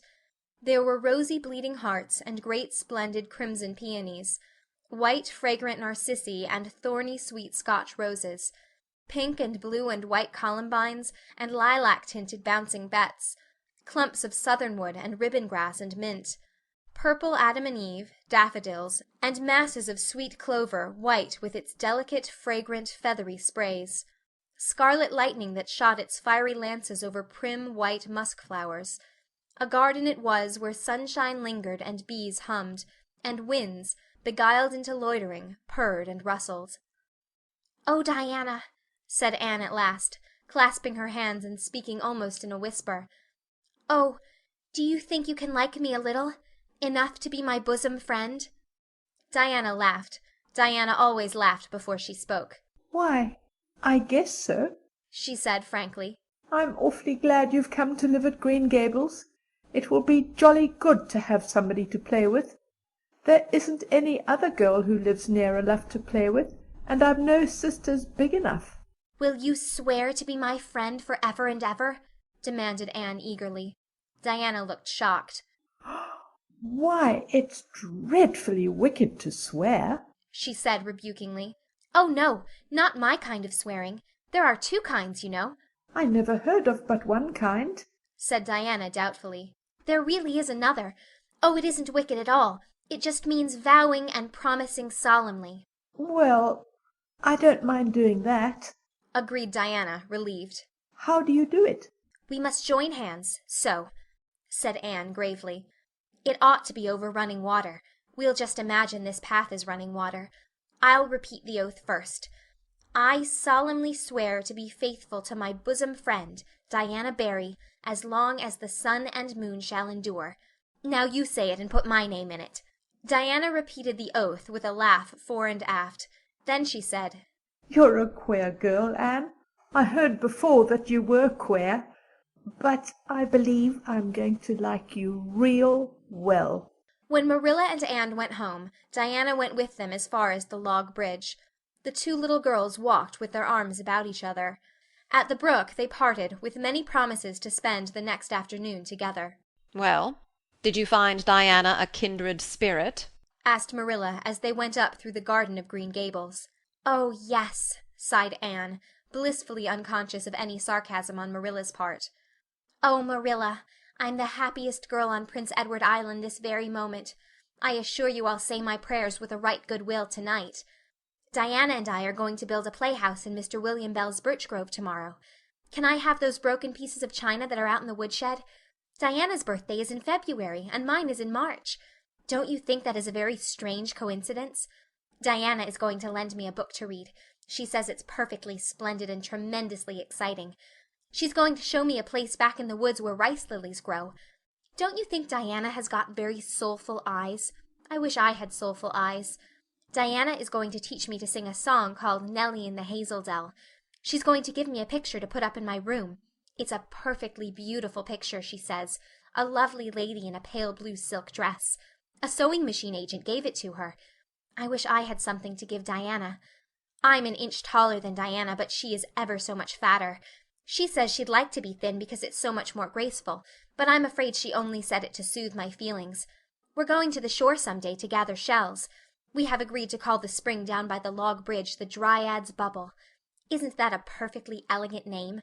I read a story once about a spring called that. A dryad is sort of a grown-up fairy, I think. "Well, all I hope is you won't talk Diana to death," said Marilla. "But remember this in all your planning, Anne. You're not going to play all the time, nor most of it. You'll have your work to do, and it'll have to be done first." Anne's cup of happiness was full, and Matthew caused it to overflow.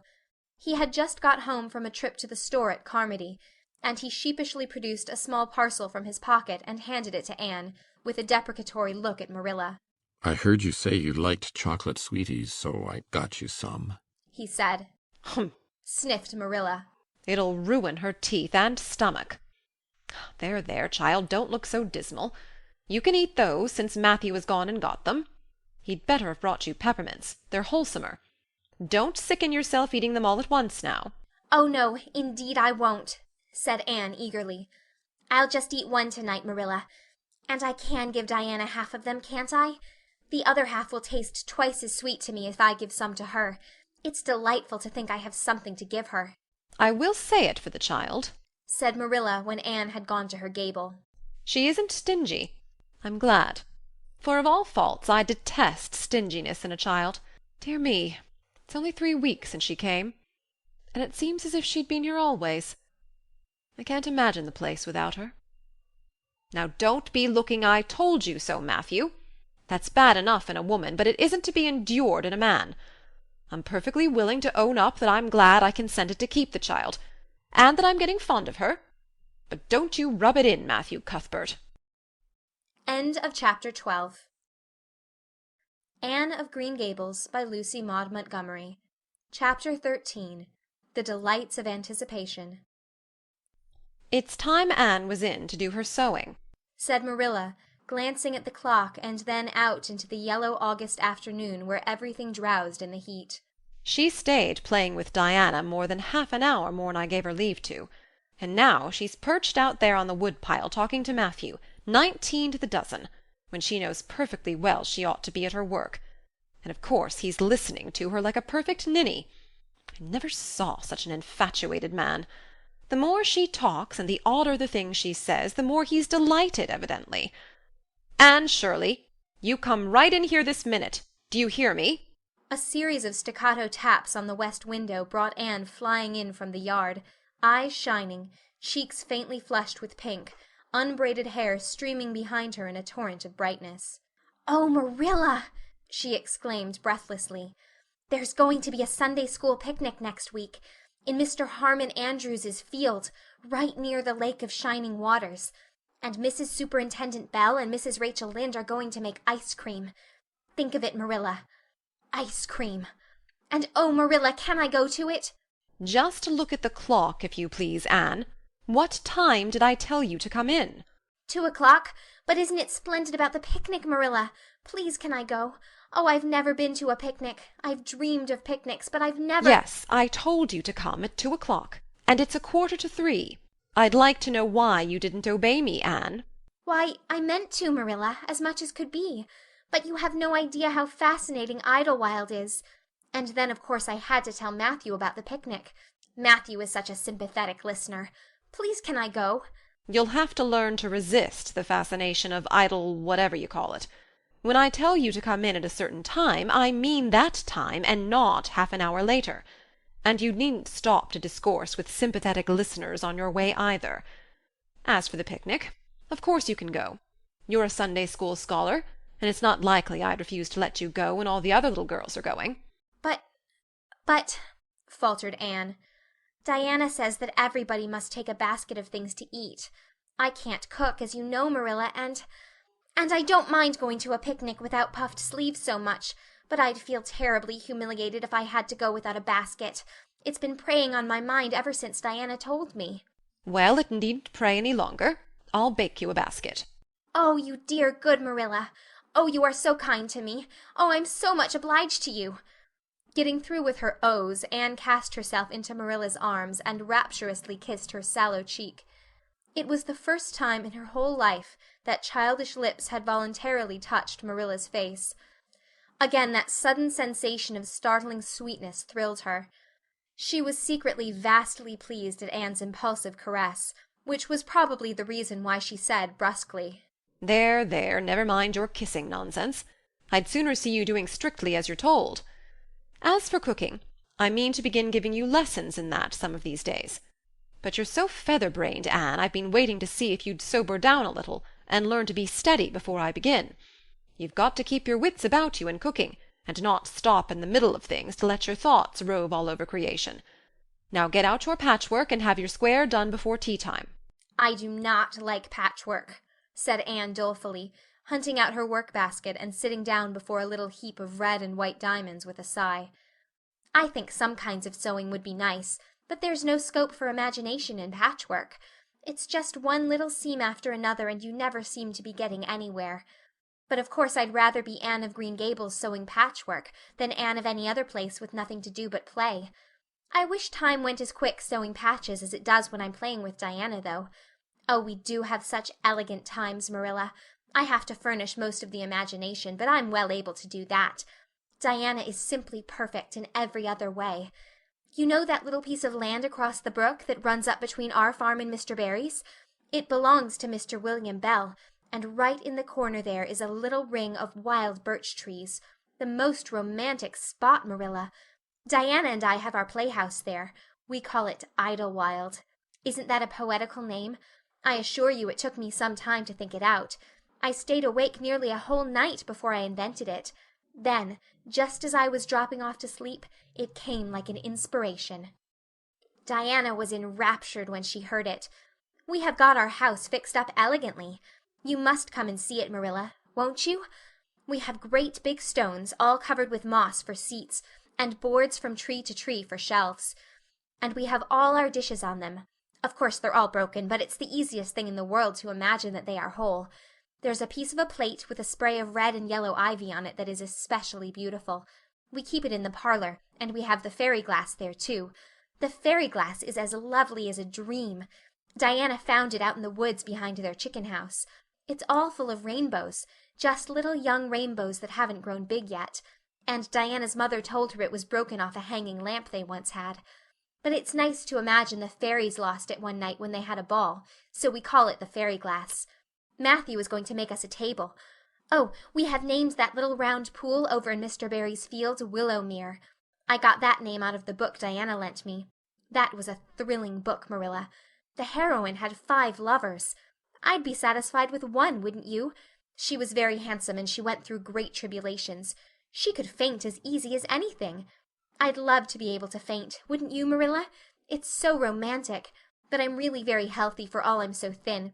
I believe I'm getting fatter, though. Don't you think I am? I look at my elbows every morning when I get up to see if any dimples are coming. Diana is having a new dress made with elbow sleeves. She is going to wear it to the picnic. Oh, I do hope it will be fine next Wednesday. I don't feel that I could endure the disappointment if anything happened to prevent me from getting to the picnic. I suppose I'd live through it, but I'm certain it would be a lifelong sorrow. It wouldn't matter if I got to 100 picnics in after years. They wouldn't make up for missing this one. They're going to have boats on the Lake of Shining Waters, and ice cream, as I told you. I have never tasted ice cream. Diana tried to explain what it was like, but I guess ice cream is one of those things that are beyond imagination. Anne, you have talked even on for 10 minutes by the clock, said Marilla.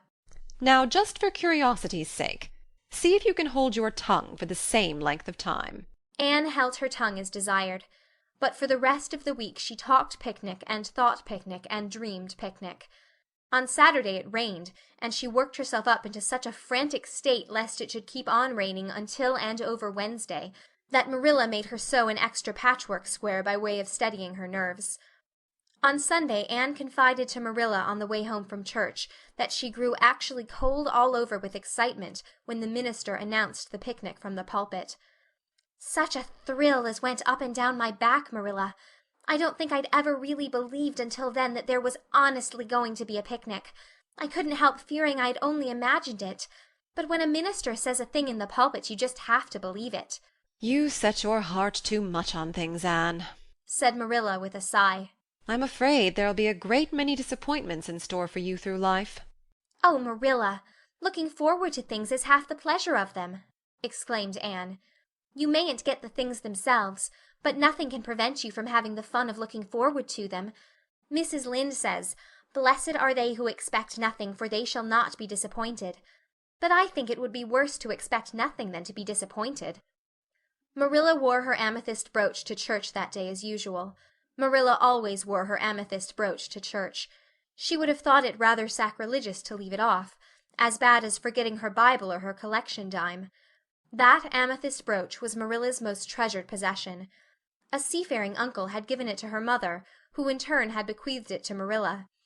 It was an old-fashioned oval, containing a braid of her mother's hair, surrounded by a border of very fine amethysts. Marilla knew too little about precious stones to realize how fine the amethysts actually were, but she thought them very beautiful, and was always pleasantly conscious of their violet shimmer at her throat, above her good brown satin dress, even although she could not see it. Anne had been smitten with delighted admiration when she first saw that brooch.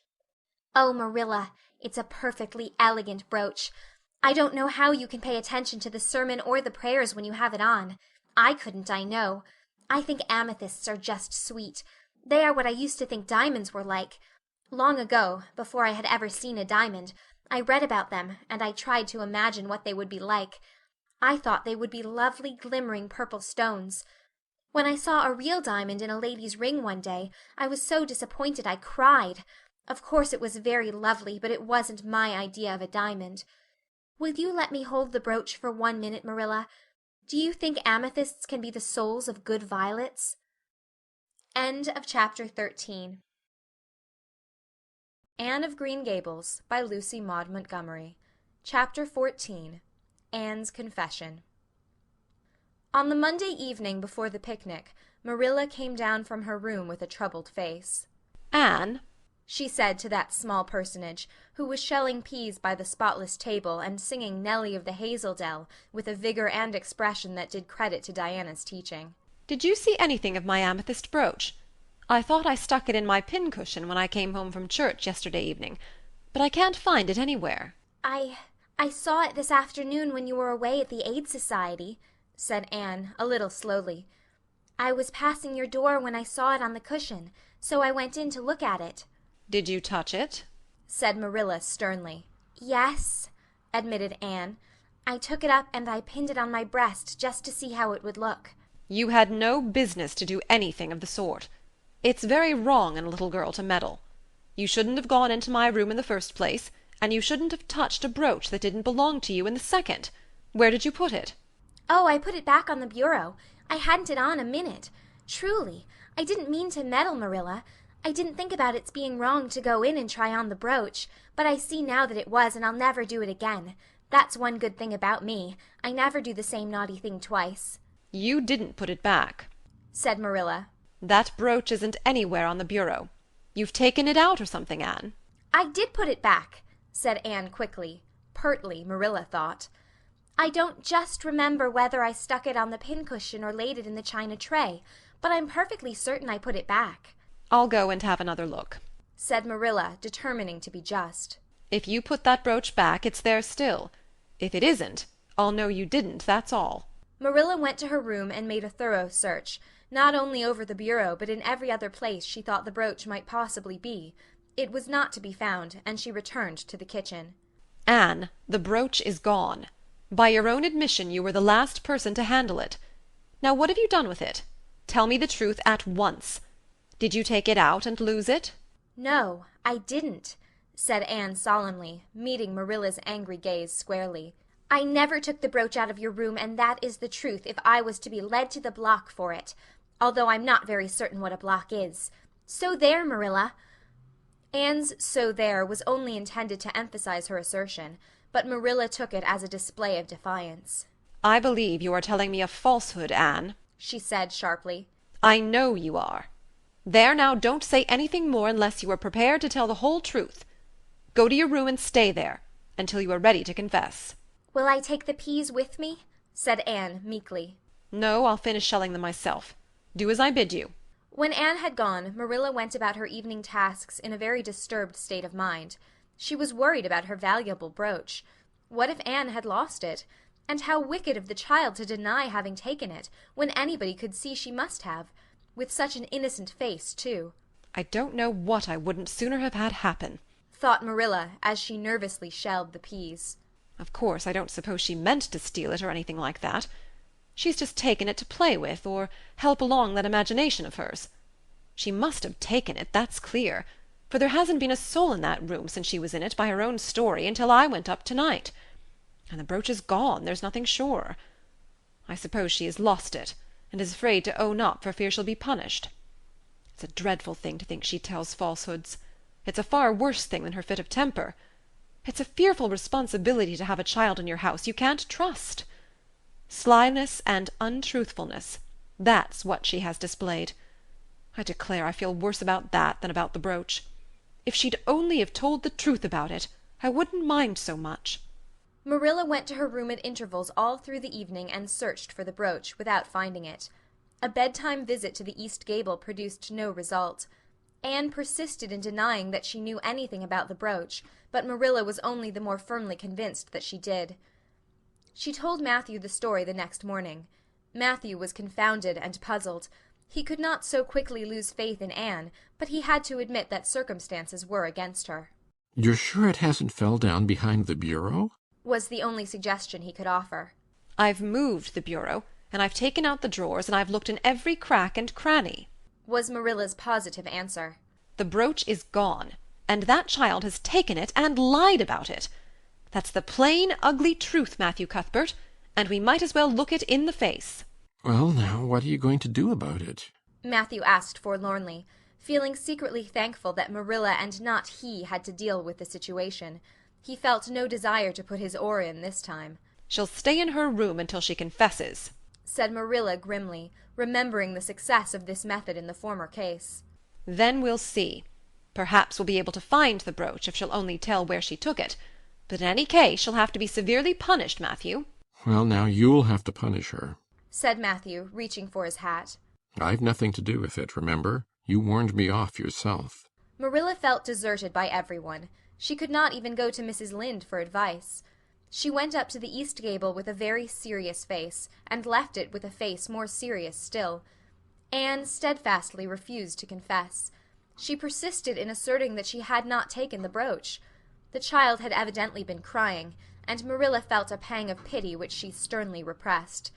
By night she was, as she expressed it, beat out. "You'll stay in this room until you confess, Anne, You can make up your mind to that," she said firmly. "But the picnic is tomorrow, Marilla," cried Anne. "You won't keep me from going to that, will you? You'll just let me out for the afternoon, won't you? Then I'll stay here as long as you like afterwards, cheerfully. But I must go to the picnic." "You'll not go to picnics nor anywhere else until you've confessed, Anne." "Oh, Marilla!" gasped Anne. But Marilla had gone out and shut the door. Wednesday morning dawned as bright and fair as if expressly made to order for the picnic. Birds sang around Green Gables. The Madonna lilies in the garden sent out whiffs of perfume that entered in on viewless winds at every door and window, and wandered through halls and rooms like spirits of benediction. The birches in the hollow waved joyful hands as if watching for Anne's usual morning greeting from the east gable. But Anne was not at her window. When Marilla took her breakfast up to her, she found the child sitting primly on her bed, pale and resolute, with tight-shut lips and gleaming eyes. "Marilla, I'm ready to confess." "Ah." Marilla laid down her tray. Once again her method had succeeded, but her success was very bitter to her. "Let me hear what you have to say, then, Anne." "I took the amethyst brooch," said Anne, as if repeating a lesson she had learned. "I took it just as you said. I didn't mean to take it when I went in, but it did look so beautiful, Marilla, when I pinned it on my breast, that I was overcome by an irresistible temptation. I imagined how perfectly thrilling it would be to take it to Idlewild and play I was the Lady Cordelia Fitzgerald. It would be so much easier to imagine I was the Lady Cordelia if I had a real amethyst brooch on. Diana and I make necklaces of roseberries, but what are roseberries compared to amethysts? So I took the brooch. I thought I could put it back before you came home. I went all the way around by the road to lengthen out the time. When I was going over the bridge across the Lake of Shining Waters, I took the brooch off to have another look at it. Oh, how it did shine in the sunlight! And then, when I was leaning over the bridge, it just slipped through my fingers, so, and went down, down, down, all purply sparkling, and sank forevermore beneath the Lake of Shining Waters. And that's the best I can do at confessing, Marilla." Marilla felt hot anger surge up into her heart again. This child had taken and lost her treasured amethyst brooch, and now sat there calmly reciting the details thereof, without the least apparent compunction or repentance. "Anne, this is terrible," she said, trying to speak calmly. "You are the very wickedest girl I ever heard of." "Yes, I suppose I am," agreed Anne tranquilly. "And I know I'll have to be punished. It'll be your duty to punish me, Marilla. Won't you please get it over right off, because I'd like to go to the picnic with nothing on my mind." "Picnic, indeed! You'll go to no picnic today, Anne Shirley. That shall be your punishment. And it isn't half severe enough either for what you've done." "Not go to the picnic!" Anne sprang to her feet and clutched Marilla's hand. "But you promised me I might. Oh, Marilla, I must go to the picnic. That was why I confessed. Punish me any way you like but that. Oh, Marilla, please, please let me go to the picnic. Think of the ice cream. For anything you know, I may never have a chance to taste ice cream again." Marilla disengaged Anne's clinging hands stonily. "You needn't plead, Anne. You are not going to the picnic, and that's final. No, not a word." Anne realized that Marilla was not to be moved. She clasped her hands together, gave a piercing shriek, and then flung herself face downward on the bed, crying and writhing in an utter abandonment of disappointment and despair. "For the land's sake!" gasped Marilla, hastening from the room. "I believe the child is crazy. No child in her senses would behave as she does. If she isn't, she's utterly bad. Oh, dear, I'm afraid Rachel was right from the first. But I've put my hand to the plough, and I won't look back." That was a dismal morning. Marilla worked fiercely and scrubbed the porch floor and the dairy shelves when she could find nothing else to do. Neither the shelves nor the porch needed it, but Marilla did. Then she went out and raked the yard. When dinner was ready, she went to the stairs and called Anne. A tear-stained face appeared, looking tragically over the banisters. "Come down to your dinner, Anne." "I don't want any dinner, Marilla," said Anne sobbingly. "I couldn't eat anything. My heart is broken. You'll feel remorse of conscience some day, I expect, for breaking it, Marilla, but I forgive you. Remember, when the time comes, that I forgive you. But please don't ask me to eat anything, especially boiled pork and greens. Boiled pork and greens are so unromantic when one is in affliction." Exasperated, Marilla returned to the kitchen and poured out her tale of woe to Matthew, who, between his sense of justice and his unlawful sympathy with Anne, was a miserable man. Well, now she shouldn't have taken the brooch, Marilla, or told stories about it, he admitted, mournfully surveying his plateful of unromantic pork and greens as if he, like Anne, thought it a food unsuited to crises of feeling. but she's such a little thing, such an interesting little thing. Don't you think it's pretty rough not to let her go to the picnic when she's so set on it? Matthew Cuthbert, I'm amazed at you. I think I've let her off entirely too easy. And she doesn't appear to realize how wicked she's been at all. That's what worries me most. If she'd really felt sorry, it wouldn't be so bad. And you don't seem to realize it neither. You're making excuses for her all the time to yourself. I can see that. Well, now she's such a little thing. Feebly reiterated Matthew. And there should be allowances made to Marilla. You know she's never had any bringing up. Well, she's having it now, retorted Marilla. The retort silenced Matthew if it did not convince him. That dinner was a very dismal meal. The only cheerful thing about it was Jerry Biot, the hired boy, and Marilla resented his cheerfulness as a personal insult. When her dishes were washed and her bread sponge set and her hens fed, Marilla remembered that she had noticed a small rent in her best black lace shawl when she had taken it off on Monday afternoon on returning from the Ladies' Aid. She would go and mend it. The shawl was in a box in her trunk. As Marilla lifted it out, the sunlight, falling through the vines that clustered thickly about the window, struck upon something caught in the shawl, something that glimmered and sparkled in facets of violet light. Marilla snatched at it with a gasp. It was the amethyst brooch, hanging to a thread of the lace by its catch. "Dear life and heart," said Marilla blankly. "what does this mean? Here's my brooch safe and sound, that I thought was at the bottom of Barry's pond. Whatever did that girl mean by saying she took it and lost it? I declare I believe Green Gables is bewitched. I remember now that when I took off my shawl Monday afternoon I laid it on the bureau for a minute. I suppose the brooch got caught in it somehow. Well!" Marilla betook herself to the east gable, brooch in hand. Anne had cried herself out and was sitting dejectedly by the window. "Anne Shirley," said Marilla solemnly, "I've just found my brooch hanging to my black lace shawl. Now I want to know what that rigmarole you told me this morning meant." "Why, you said you'd keep me here until I confessed," returned Anne wearily. "And so I decided to confess because I was bound to get to the picnic. I thought out a confession last night after I went to bed, and made it as interesting as I could. And I said it over and over so that I wouldn't forget it. But you wouldn't let me go to the picnic after all, so all my trouble was wasted." Marilla had to laugh in spite of herself, but her conscience pricked her. "Anne, you do beat all. But I was wrong, I see that now. I shouldn't have doubted your word when I'd never known you to tell a story. Of course it wasn't right for you to confess to a thing you hadn't done. It was very wrong to do so. But I drove you to it. So if you'll forgive me, Anne, I'll forgive you, and we'll start square again. And now get yourself ready for the picnic." Anne flew up like a rocket. "Oh, Marilla, isn't it too late?" "No, it's only 2 o'clock. They won't be more than well gathered yet, and it'll be an hour before they have tea. Wash your face and comb your hair and put on your gingham. I'll fill a basket for you. There's plenty of stuff baked in the house, and I'll get Jerry to hitch up the sorrel and drive you down to the picnic ground." "Oh, Marilla," exclaimed Anne, flying to the washstand. "5 minutes ago I was so miserable I was wishing I'd never been born, and now I wouldn't change places with an angel." That night a thoroughly happy, completely tired-out Anne returned to Green Gables in a state of beatification impossible to describe. "Oh, Marilla, I've had a perfectly scrumptious time. Scrumptious is a new word I learned today.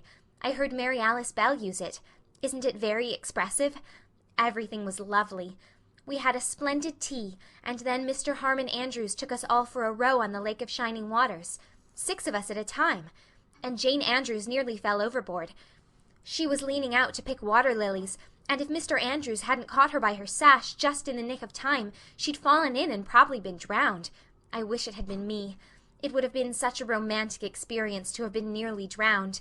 It would be such a thrilling tale to tell. And we had the ice cream. Words fail me to describe that ice cream. Marilla, I assure you it was sublime. That evening Marilla told the whole story to Matthew over her stocking basket. I'm willing to own up that I made a mistake, she concluded candidly. But I've learned a lesson. I have to laugh when I think of Anne's confession, although I suppose I shouldn't, for it really was a falsehood. But it doesn't seem as bad as the other would have been somehow, and anyway, I'm responsible for it. That child is hard to understand in some respects, but I believe she'll turn out all right yet.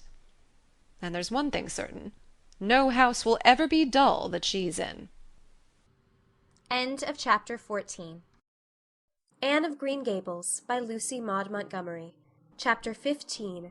A Tempest in the School Teapot. "What a splendid day!" said Anne, drawing a long breath. "Isn't it good just to be alive on a day like this? I pity the people who aren't born yet for missing it.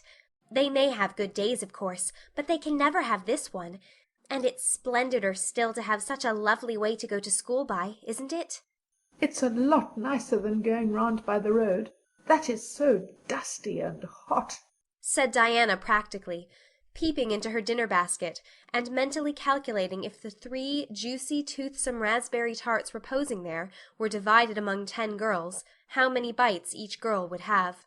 The little girls of Avonlea School always pooled their lunches, and to eat 3 raspberry tarts all alone, or even to share them only with one's best chum, would have forever and ever branded as awful mean the girl who did it. And yet, when the tarts were divided among 10 girls, you just got enough to tantalize you. The way Anne and Diana went to school was a pretty one. Anne thought those walks to and from school with Diana couldn't be improved upon even by imagination. Going around by the main road would have been so unromantic, but to go by Lover's Lane and Willowmere and Violet Vale and the Birch Path was romantic, if ever anything was. Lover's Lane opened out below the orchard at Green Gables, and stretched far up into the woods to the end of the Cuthbert farm. It was the way by which the cows were taken to the back pasture, and the wood hauled home in winter. Anne had named it Lover's Lane before she had been a month at Green Gables. "Not that lovers ever really walk there," she explained to Marilla, "but Diana and I are reading a perfectly magnificent book, and there's a Lover's Lane in it. So we want to have one too. And it's a very pretty name, don't you think? So romantic. We can imagine the lovers into it, you know. I like that lane, because you can think out loud there without people calling you crazy." Anne, starting out alone in the morning, went down Lover's Lane as far as the brook. Here Diana met her, and the 2 little girls went on up the lane under the leafy arch of maples. "Maples are such sociable trees," said Anne. "They're always rustling and whispering to you," until they came to a rustic bridge. Then they left the lane, and walked through Mr. Barry's back field, and past Willowmere. Beyond Willowmere came Violet Vale, a little green dimple in the shadow of Mr. Andrew Bell's big woods. "Of course there are no violets there now," Anne told Marilla, "but Diana says there are millions of them in spring. Oh, Marilla, can't you just imagine you see them? It actually takes away my breath. I named it Violet Vale. Diana says she never saw the beat of me for hitting on fancy names for places. It's nice to be clever at something, isn't it? But Diana named the Birch Path. She wanted to, so I let her. But I'm sure I could have found something more poetical than plain Birch Path. Anybody can think of a name like that. But the Birch Path is one of the prettiest places in the world, Marilla." It was. Other people besides Anne thought so when they stumbled on it. It was a little narrow, twisting path, winding down over a long hill straight through Mr. Bell's woods, where the light came down sifted through so many emerald screens that it was as flawless as the heart of a diamond. It was fringed in all its length with slim young birches, white-stemmed and lissom-boughed. Ferns and starflowers and wild lilies of the valley and scarlet tufts of pigeonberries grew thickly along it, and always there was a delightful spiciness in the air, and music of bird calls and the murmur and laugh of wood winds in the trees overhead. Now and then you might see a rabbit skipping across the road if you were quiet, which, with Anne and Diana, happened about once in a blue moon. Down in the valley the path came out to the main road, and then it was just up the spruce hill to the school. The Avonlea school was a whitewashed building, low in the eaves and wide in the windows, furnished inside with comfortable, substantial, old-fashioned desks that opened and shut, and were carved all over their lids with the initials and hieroglyphics of 3 generations of school-children. The schoolhouse was set back from the road, and behind it was a dusky fir wood and a brook where all the children put their bottles of milk in the morning to keep cool and sweet until dinner hour. Marilla had seen Anne start off to school on the first day of September with many secret misgivings. Anne was such an odd girl. How would she get on with the other children? And how on earth would she ever manage to hold her tongue during school hours? Things went better than Marilla feared, however. Anne came home that evening in high spirits. "I think I'm going to like school here," she announced. "I don't think much of the master, though. He's all the time curling his mustache and making eyes at Prissy Andrews. Prissy is grown up, you know. She's 16 and she's studying for the entrance examination into Queen's Academy at Charlottetown next year. Tilly Boulter says the master is dead gone on her. She's got a beautiful complexion and curly brown hair, and she does it up so elegantly. She sits in the long seat at the back, and he sits there too most of the time, to explain her lessons, he says. But Ruby Gillis says she saw him writing something on her slate, and when Prissy read it she blushed as red as a beet and giggled, and Ruby Gillis says she doesn't believe it had anything to do with the lesson." "Anne Shirley, don't let me hear you talking about your teacher in that way again," said Marilla sharply. "You don't go to school to criticize the master. I guess he can teach you something, and it's your business to learn. And I want you to understand right off that you are not to come home telling tales about him. That is something I won't encourage. I hope you were a good girl." "Indeed I was," said Anne comfortably. "It wasn't so hard as you might imagine either. I sit with Diana. Our seat is right by the window, and we can look down to the Lake of Shining Waters. There are a lot of nice girls in school, and we had scrumptious fun playing at dinner time. It's so nice to have a lot of little girls to play with. But of course I like Diana best and always will. I adore Diana. I'm dreadfully far behind the others. They're all in the 5th book, and I'm only in the 4th. I feel that it's kind of a disgrace. But there's not one of them has such an imagination as I have, and I soon found that out. We had reading and geography and Canadian history and dictation today. Mr. Phillips said my spelling was disgraceful, and he held up my slate so that everybody could see it all marked over. I felt so mortified, Marilla. He might have been politer to a stranger, I think. Ruby Gillis gave me an apple, and Sophia Sloane lent me a lovely pink card with "May I see you home" on it. I'm to give it back to her tomorrow. And Tilly Boulter let me wear her bead ring all the afternoon. Can I have some of those pearl beads off the old pincushion in the garret to make myself a ring?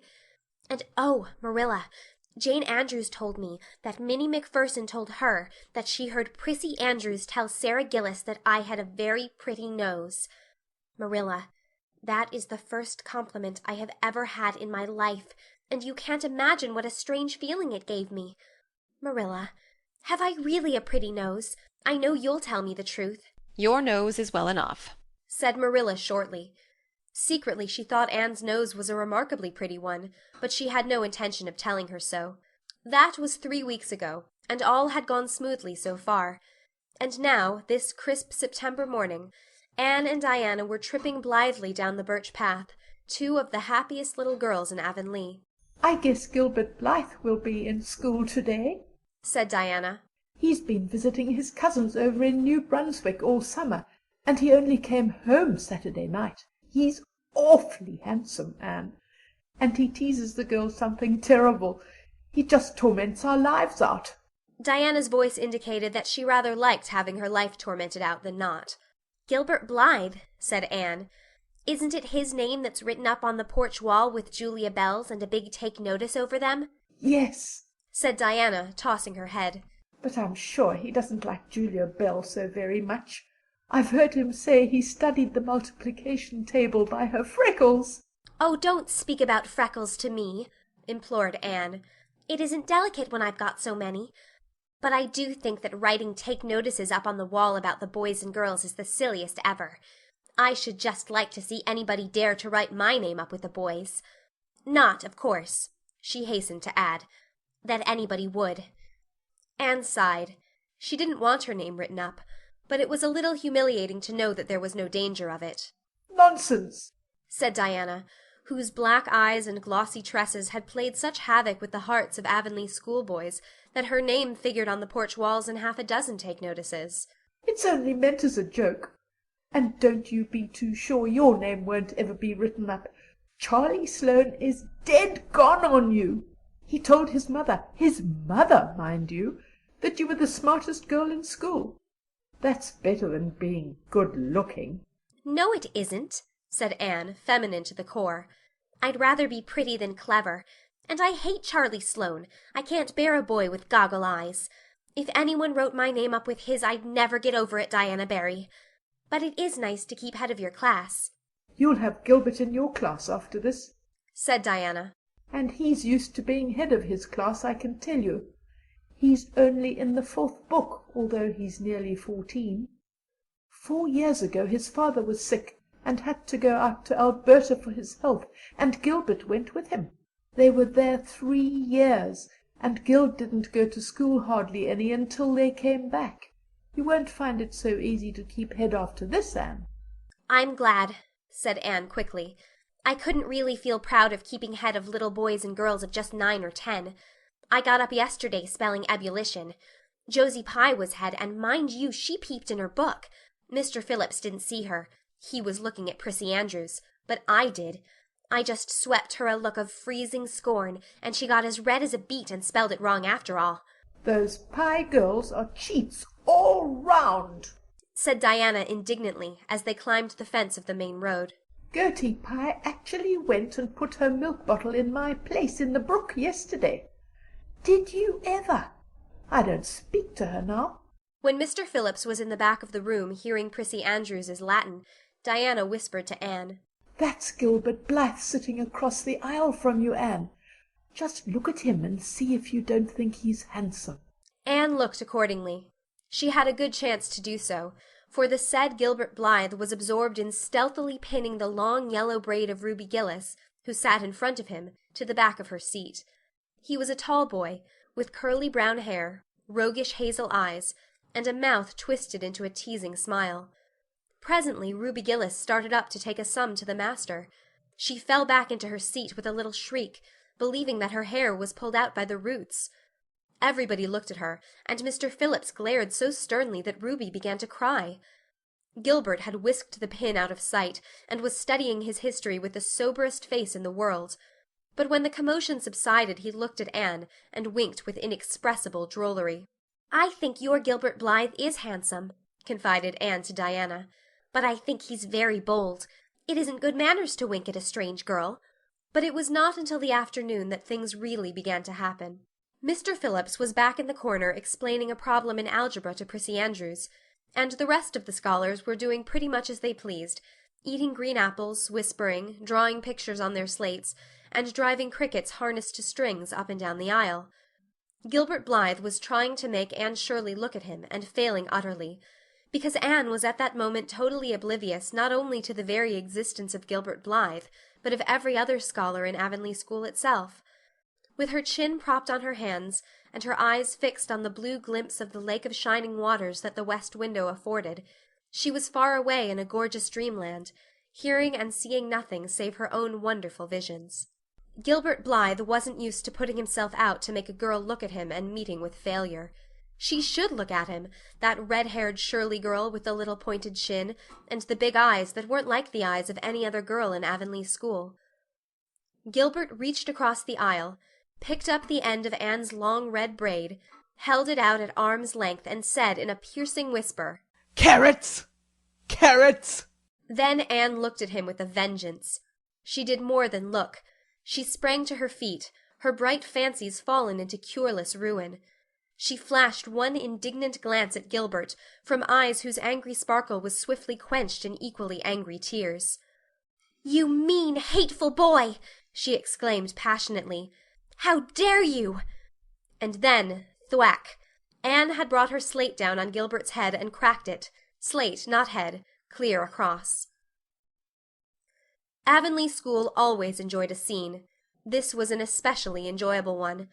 Everybody said "Oh!" in horrified delight. Diana gasped. Ruby Gillis, who was inclined to be hysterical, began to cry. Tommy Sloane let his team of crickets escape him altogether, while he stared open-mouthed at the tableau. Mr. Phillips stalked down the aisle, and laid his hand heavily on Anne's shoulder. Anne Shirley, what does this mean? He said angrily. Anne returned no answer. It was asking too much of flesh and blood to expect her to tell before the whole school that she had been called Carrots. Gilbert it was who spoke up stoutly. It was my fault, Mr. Phillips. I teased her. Mr. Phillips paid no heed to Gilbert. I am sorry to see a pupil of mine displaying such a temper and such a vindictive spirit, he said in a solemn tone, as if the mere fact of being a pupil of his ought to root out all evil passions from the hearts of small imperfect mortals. Anne, go and stand on the platform in front of the blackboard for the rest of the afternoon. Anne would have infinitely preferred a whipping to this punishment, under which her sensitive spirit quivered as from a whiplash. With a white, set face she obeyed. Mr. Phillips took a chalk crayon and wrote on the blackboard above her head, Anne Shirley has a very bad temper. Anne Shirley must learn to control her temper. and then read it out loud, so that even the primer class, who couldn't read writing, should understand it. Anne stood there the rest of the afternoon with that legend above her. She did not cry or hang her head. Anger was still too hot in her heart for that, and it sustained her amid all her agony of humiliation. With resentful eyes and passion-red cheeks, she confronted alike Diana's sympathetic gaze, and Charlie Sloane's indignant nods, and Josie Pye's malicious smiles. As for Gilbert Blythe, she would not even look at him. She would never look at him again. She would never speak to him. When school was dismissed, Anne marched out with her red head held high. Gilbert Blythe tried to intercept her at the porch door. I'm awfully sorry I made fun of your hair, Anne. He whispered contritely. Honest I am. Don't be mad for keeps now. Anne swept by disdainfully, without look or sign of hearing. Oh, how could you, Anne? Breathed Diana as they went down the road, half reproachfully, half admiringly. Diana felt that she could never have resisted Gilbert's plea.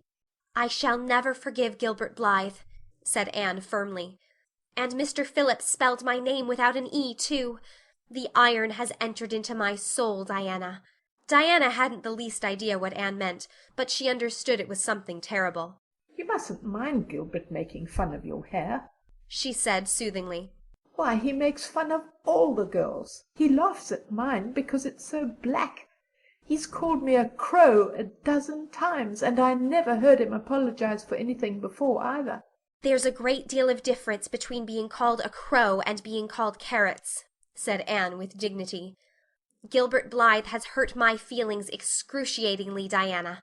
It is possible the matter might have blown over without more excruciation if nothing else had happened. But when things begin to happen they are apt to keep on. Avonlea scholars often spent noon hour picking gum in Mr. Bell's spruce grove over the hill and across his big pasture field. From there they could keep an eye on Eben Wright's house, where the master boarded. When they saw Mr. Phillips emerging therefrom, they ran for the schoolhouse.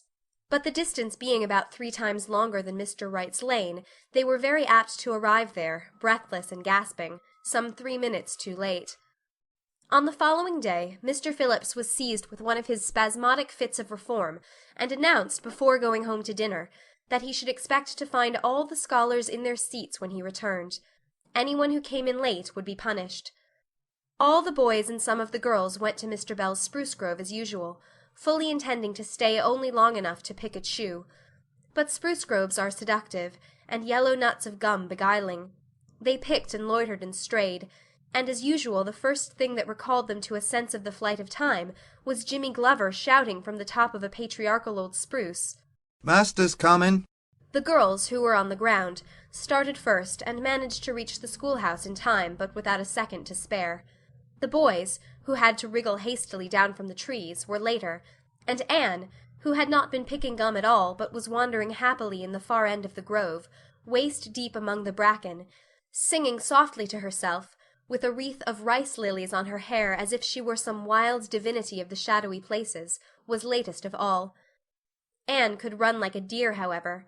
Run she did, with the impish result that she overtook the boys at the door, and was swept into the schoolhouse among them just as Mr. Phillips was in the act of hanging up his hat.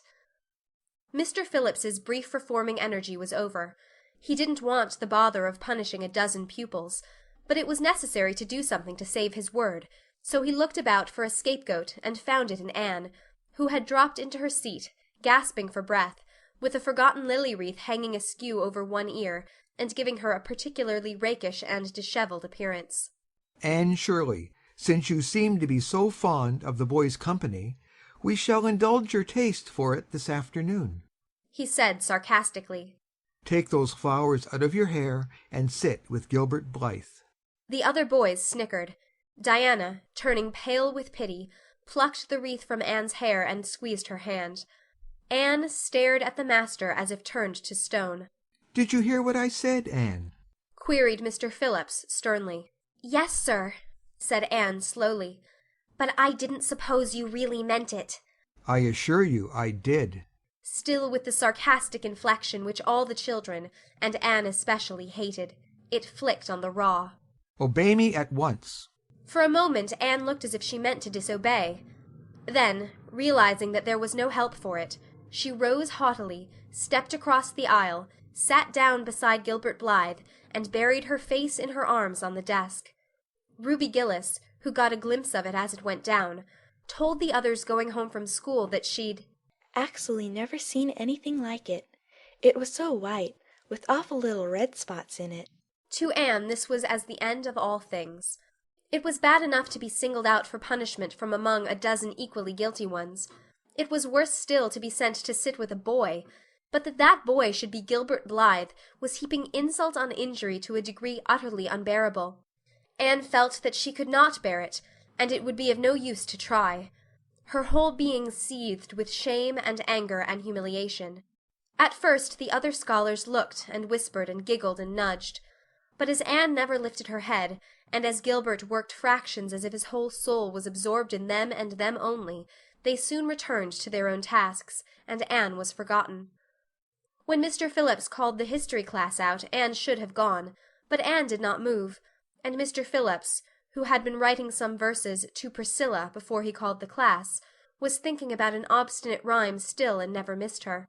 Once, when nobody was looking, Gilbert took from his desk a little pink candy heart with a gold motto on it, "You are sweet," and slipped it under the curve of Anne's arm. Whereupon Anne arose, took the pink heart gingerly between the tips of her fingers, dropped it on the floor, ground it to powder beneath her heel, and resumed her position without deigning to bestow a glance on Gilbert. When school went out, Anne marched to her desk, ostentatiously took out everything therein, books and writing tablet, pen and ink, testament and arithmetic, and piled them neatly on her cracked slate. What are you taking all those things home for, Anne? Diana wanted to know as soon as they were out on the road. She had not dared to ask the question before. I am not coming back to school any more, said Anne. Diana gasped and stared at Anne to see if she meant it. Will Marilla let you stay home? She asked. She'll have to, said Anne. I'll never go to school to that man again. Oh, Anne! Diana looked as if she were ready to cry. I do think you're mean. What shall I do? Mr. Phillips will make me sit with that horrid Gertie Pye. I know he will, because she's sitting alone. Do come back, Anne. I'd do almost anything in the world for you, Diana, said Anne sadly. I'd let myself be torn limb from limb if it would do you any good. But I can't do this, so please don't ask it. You harrow up my very soul. Just think of all the fun you will miss, mourned Diana. We are going to build the loveliest new house down by the brook, and we'll be playing ball next week, and you've never played ball, Anne. It's tremendously exciting, and we're going to learn a new song. Jane Andrews is practicing it up now, and Alice Andrews is going to bring a new Pansy book next week, and we're all going to read it out loud, chapter about, down by the brook. And you know you are so fond of reading out loud, Anne. Nothing moved Anne in the least. Her mind was made up. She would not go to school to Mr. Phillips again. She told Marilla so when she got home. "Nonsense," said Marilla. "It isn't nonsense at all," said Anne, gazing at Marilla with solemn, reproachful eyes. "Don't you understand, Marilla? I've been insulted." "Insulted fiddlesticks! You'll go to school tomorrow as usual." "Oh, no." Anne shook her head gently. "I'm not going back, Marilla. I'll learn my lessons at home, and I'll be as good as I can be and hold my tongue all the time if it's possible at all. But I will not go back to school, I assure you." Marilla saw something remarkably like unyielding stubbornness looking out of Anne's small face. She understood that she would have trouble in overcoming it, but she resolved wisely to say nothing more just then.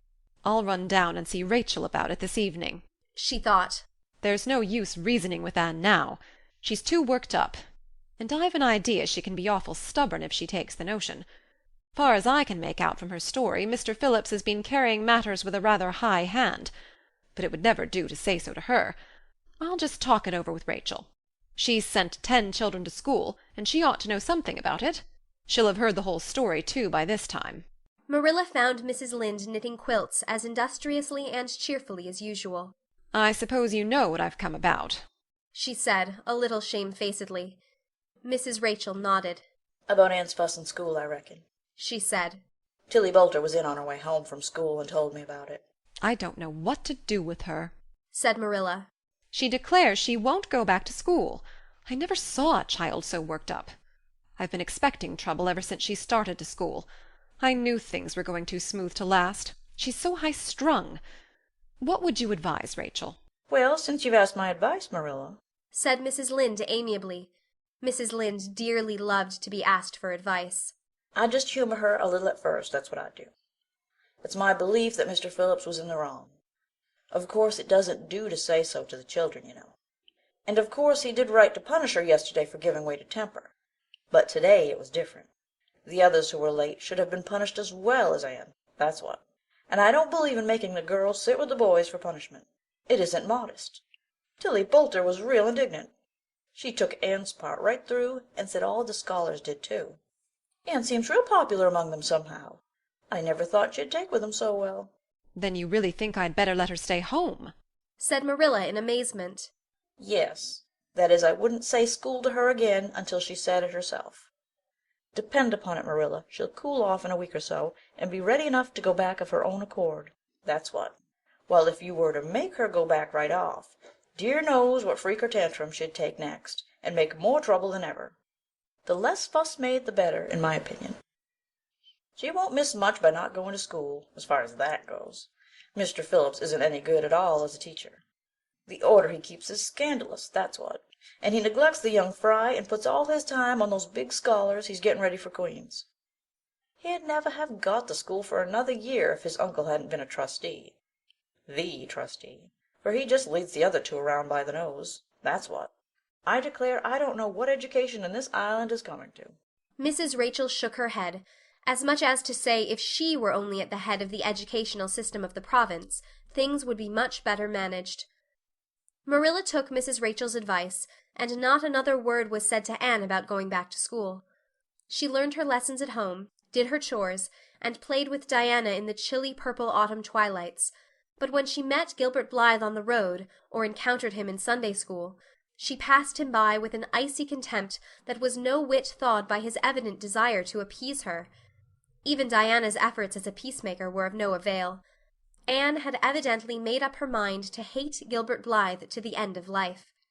As much as she hated Gilbert, however, did she love Diana, with all the love of her passionate little heart, equally intense in its likes and dislikes.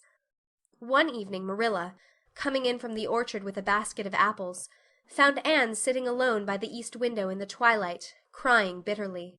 "Whatever's the matter now, Anne?" she asked.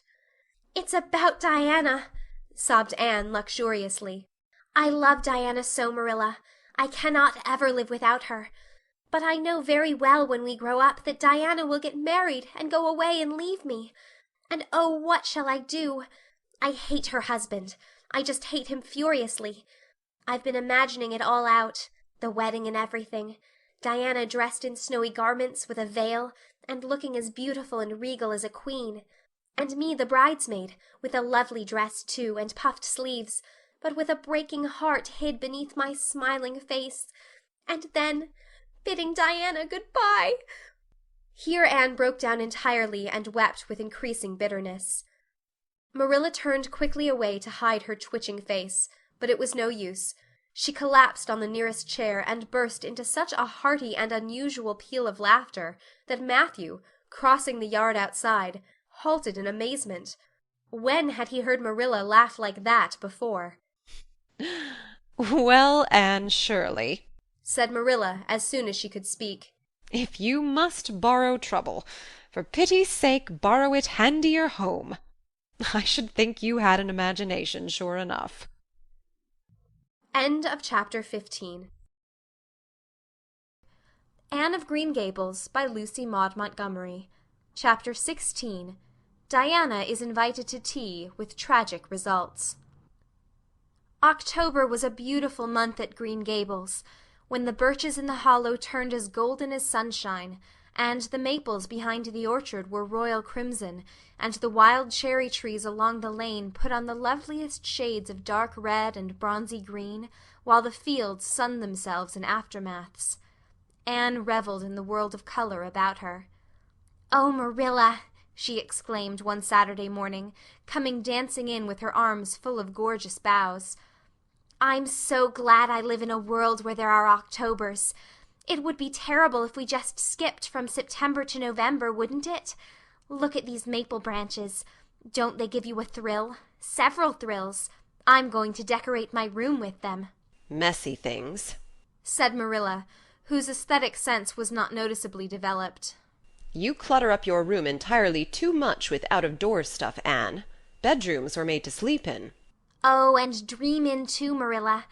And you know one can dream so much better in a room where there are pretty things. I'm going to put these boughs in the old blue jug and set them on my table." "Mind you don't drop leaves all over the stairs, then. I'm going on a meeting of the Aid Society at Carmody this afternoon, Anne, and I won't likely be home before dark. You'll have to get Matthew and Jerry their supper, so mind you don't forget to put the tea to draw until you sit down at the table as you did last time." "It was dreadful of me to forget," said Anne apologetically. "But that was the afternoon I was trying to think of a name for Violet Vale, and it crowded other things out. Matthew was so good. He never scolded a bit. He put the tea down himself and said we could wait a while as well as not. And I told him a lovely fairy story while we were waiting, so he didn't find the time long at all. It was a beautiful fairy story, Marilla. I forgot the end of it, so I made up an end for it myself, and Matthew said he couldn't tell where the join came in." "Matthew would think it all right, Anne, if you took a notion to get up and have dinner in the middle of the night. But you keep your wits about you this time. And I don't really know if I'm doing right. It may make you more addle-pated than ever. But you can ask Diana to come over and spend the afternoon with you and have tea here." "Oh, Marilla!" Anne clasped her hands. "How perfectly lovely. You are able to imagine things after all, or else you'd never have understood how I've longed for that very thing. It will seem so nice and grown-uppish. No fear of my forgetting to put the tea to draw when I have company. Oh, Marilla, can I use the rosebud spray tea set?" "No, indeed. The rosebud tea set? Well, what next? You know I never use that except for the minister or the aids. You'll put down the old brown tea set. But you can open the little yellow crock of cherry preserves. It's time it was being used anyhow. I believe it's beginning to work. And you can cut some fruit cake and have some of the cookies and snaps." I can just imagine myself sitting down at the head of the table and pouring out the tea, said Anne, shutting her eyes ecstatically, and asking Diana if she takes sugar. I know she doesn't, but of course I'll ask her just as if I didn't know. And then pressing her to take another piece of fruit cake and another helping of preserves. Oh, Marilla, it's a wonderful sensation just to think of it. Can I take her into the spare room to lay off her hat when she comes, and then into the parlor to sit? No, the sitting room will do for you and your company. But there's a bottle half full of raspberry cordial that was left over from the church social the other night. It's on the second shelf of the sitting room closet, and you and Diana can have it if you like, and a cookie to eat with it along in the afternoon, for I dare say Matthew'll be late coming in to tea, since he's hauling potatoes to the vessel." Anne flew down the hollow, past the Dryad's Bubble and up the spruce path to Orchard Slope to ask Diana to tea. As a result, just after Marilla had driven off to Carmody, Diana came over, dressed in her second-best dress, and looking exactly as it is proper to look when asked out to tea. At other times she was wont to run into the kitchen without knocking, but now she knocked primly at the front door. And when Anne, dressed in her second-best, as primly opened it, both little girls shook hands as gravely as if they had never met before. This unnatural solemnity lasted until after Diana had been taken to the east gable to lay off her hat, and then had sat for 10 minutes in the sitting-room, toes in position. "How is your mother?" inquired Anne politely, just as if she had not seen Mrs. Barry picking apples that morning in excellent health and spirits. "She is very well, thank you. I suppose Mr. Cuthbert is hauling potatoes to the lily sands this afternoon, is he?" said Diana, who had ridden down to Mr. Harmon Andrews's that morning in Matthew's cart. "Yes. Our potato crop is very good this year. I hope your father's crop is good too." "It is fairly good, thank you. Have you picked many of your apples yet?" "Oh, ever so many," said Anne, forgetting to be dignified and jumping up quickly. "Let's go out to the orchard and get some of the red sweetings, Diana. Marilla says we can have all that are left on the tree. Marilla is a very generous woman. She said we could have fruit cake and cherry preserves for tea. But it isn't good manners to tell your company what you are going to give them to eat, so I won't tell you what she said we could have to drink. Only it begins with an R and a C, and it's a bright red color. I love bright red drinks, don't you? They taste twice as good as any other color." The orchard, with its great sweeping boughs that bent to the ground with fruit, proved so delightful that the little girls spent most of the afternoon in it, sitting in a grassy corner where the frost had spared the green, and the mellow autumn sunshine lingered warmly, eating apples and talking as hard as they could. Diana had much to tell Anne of what went on in school. She had to sit with Gertie Pye, and she hated it. Gertie squeaked her pencil all the time, and it just made her, Diana's, blood run cold. Ruby Gillis had charmed all her warts away, true's you live, with a magic pebble that old Mary Joe from the creek gave her. You had to rub the warts with the pebble, and then throw it away over your left shoulder at the time of the new moon, and the warts would all go. Charlie Sloane's name was written up with M. White's on the porch wall, and M. White was awful mad about it. Sam Boulter had sassed Mr. Phillips in class, and Mr. Phillips whipped him, and Sam's father came down to the school and dared Mr. Phillips to lay a hand on one of his children again, and Mattie Andrews had a new red hood and a blue crossover with tassels on it, and the airs she put on about it were perfectly sickening, and Lizzie Wright didn't speak to Mamie Wilson, because Mamie Wilson's grown-up sister had cut out Lizzie Wright's grown-up sister with her beau, and everybody missed Anne so and wished she'd come to school again, and Gilbert Blythe. But Anne didn't want to hear about Gilbert Blythe. She jumped up hurriedly and said suppose they go in and have some raspberry cordial. Anne looked on the second shelf of the room pantry, but there was no bottle of raspberry cordial there. Search revealed it away back on the top shelf. Anne put it on a tray and set it on the table with a tumbler. "Now please help yourself, Diana," she said politely. "I don't believe I'll have any just now. I don't feel as if I wanted any after all those apples." Diana poured herself out a tumblerful, looked at its bright red hue admiringly, and then sipped it daintily. "That's awfully nice raspberry cordial, Anne," she said. "I didn't know raspberry cordial was so nice." "I'm real glad you like it. Take as much as you want. I'm going to run out and stir the fire up. There are so many responsibilities on a person's mind when they're keeping house, isn't there?" When Anne came back from the kitchen, Diana was drinking her second glassful of cordial, and, being entreated thereto by Anne, she offered no particular objection to the drinking of a third. The tumblerfuls were generous ones, and the raspberry cordial was certainly very nice. "The nicest I ever drank," said Diana. "It's ever so much nicer than Mrs. Lynde's, although she brags of hers so much. It doesn't taste a bit like hers." "I should think Marilla's raspberry cordial would probably be much nicer than Mrs. Lynde's," said Anne loyally. "Marilla is a famous cook. She is trying to teach me to cook, but I assure you, Diana, it is uphill work. There's so little scope for imagination in cookery. You just have to go by rules. The last time I made a cake I forgot to put the flour in. I was thinking the loveliest story about you and me, Diana. I thought you were desperately ill with smallpox and everybody deserted you, but I went boldly to your bedside and nursed you back to life. And then I took the smallpox and died, and I was buried under those poplar trees in the graveyard, and you planted a rose bush by my grave and watered it with your tears. And you never, never forgot the friend of your youth who sacrificed her life for you. Oh, it was such a pathetic tale, Diana. The tears just rained down over my cheeks while I mixed the cake. But I forgot the flour, and the cake was a dismal failure. Flour is so essential to cakes, you know. Marilla was very cross, and I don't wonder. I'm a great trial to her. She was terribly mortified about the pudding sauce last week. We had a plum pudding for dinner on Tuesday, and there was half the pudding and a pitcherful of sauce left over. Marilla said there was enough for another dinner, and told me to set it on the pantry shelf and cover it. I meant to cover it just as much as could be, Diana, but when I carried it in I was imagining I was a nun. Of course I'm a Protestant, but I imagined I was a Catholic, taking the veil to bury a broken heart in cloistered seclusion, and I forgot all about covering the pudding sauce. I thought of it next morning and ran to the pantry.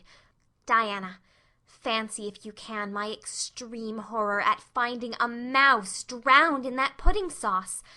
I lifted the mouse out with a spoon and threw it out in the yard, and then I washed the spoon in 3 waters. Marilla was out milking, and I fully intended to ask her when she came in if I'd give the sauce to the pigs. But when she did come in I was imagining that I was a frost fairy, going through the woods turning the trees red and yellow, whichever they wanted to be. So I never thought about the pudding sauce again, and Marilla sent me out to pick apples. Well, Mr. and Mrs. Chester Ross from Spencervale came here that morning. You know they are very stylish people, especially Mrs. Chester Ross. When Marilla called me in, dinner was all ready and everybody was at the table. I tried to be as polite and dignified as I could be, for I wanted Mrs. Chester Ross to think I was a ladylike little girl, even if I wasn't pretty. Everything went right, until I saw Marilla coming in with the plum pudding in one hand and the pitcher of pudding sauce warmed up in the other. Diana, that was a terrible moment. I remembered everything, and I just stood up in my place and shrieked out, "Marilla, you mustn't use that pudding sauce. There was a mouse drowned in it. I forgot to tell you before." Oh, Diana, I shall never forget that awful moment if I live to be 100. Mrs. Chester Ross just looked at me, and I thought I would sink through the floor with mortification. She is such a perfect housekeeper, and fancy what she must have thought of us. Marilla turned as red as fire, but she never said a word. Then she just carried that sauce and pudding out and brought in some strawberry preserves.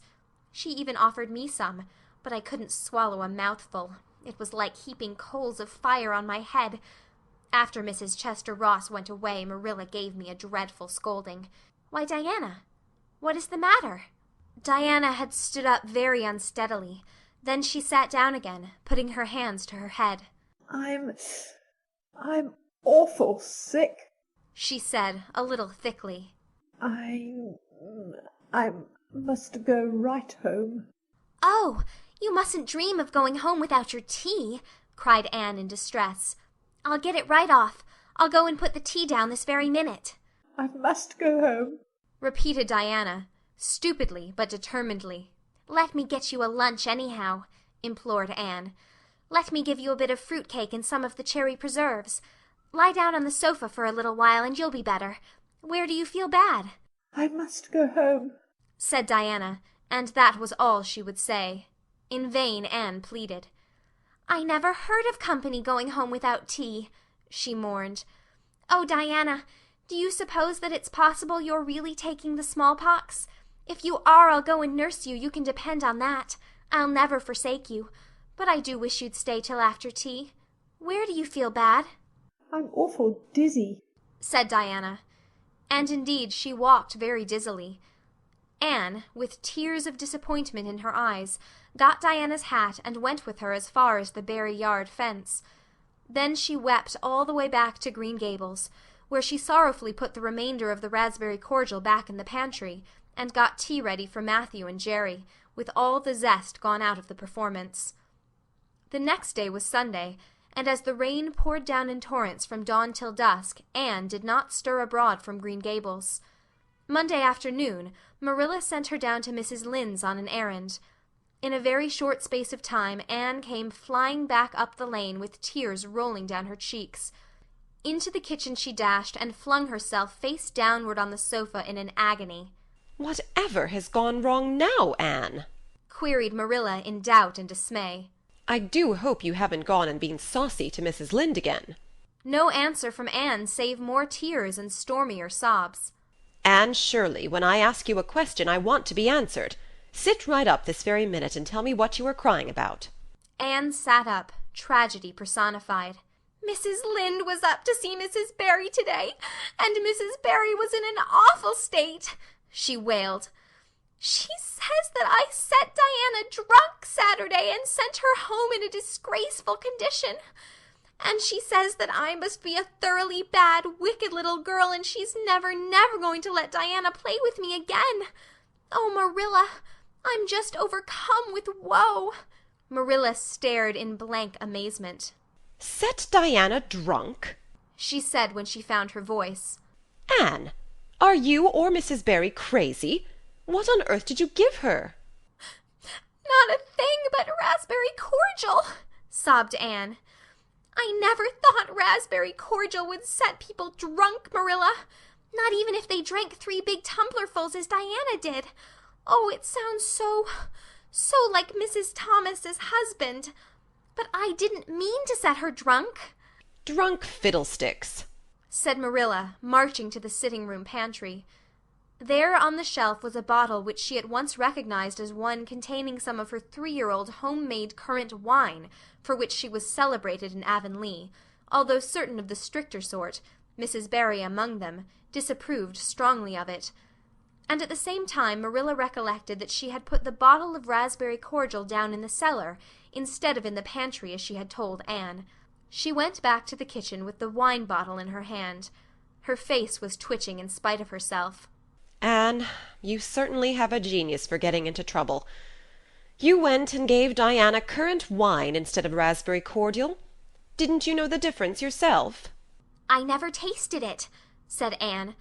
"I thought it was the cordial. I meant to be so hospitable. Diana got awfully sick and had to go home. Mrs. Barry told Mrs. Lynde she was simply dead drunk. She just laughed silly-like when her mother asked her what was the matter, and went to sleep and slept for hours. Her mother smelled her breath and knew she was drunk. She had a fearful headache all day yesterday. Mrs. Barry is so indignant. She will never believe but what I did it on purpose." "I should think she would better punish Diana for being so greedy as to drink 3 glassfuls of anything," said Marilla shortly. "Why, 3 of those big glasses would have made her sick even if it had only been cordial. Well, this story will be a nice handle for those folks who were so down on me for making currant wine, although I haven't made any for 3 years, ever since I found out that the minister didn't approve. I just kept that bottle for sickness. There, child, don't cry. I can't see as you were to blame, although I'm sorry it happened so." "I must cry," said Anne. "My heart is broken. The stars in their courses fight against me, Marilla. Diana and I are parted forever. Oh, Marilla, I little dreamed of this when first we swore our vows of friendship." "Don't be foolish, Anne. Mrs. Barry will think better of it when she finds you're not to blame.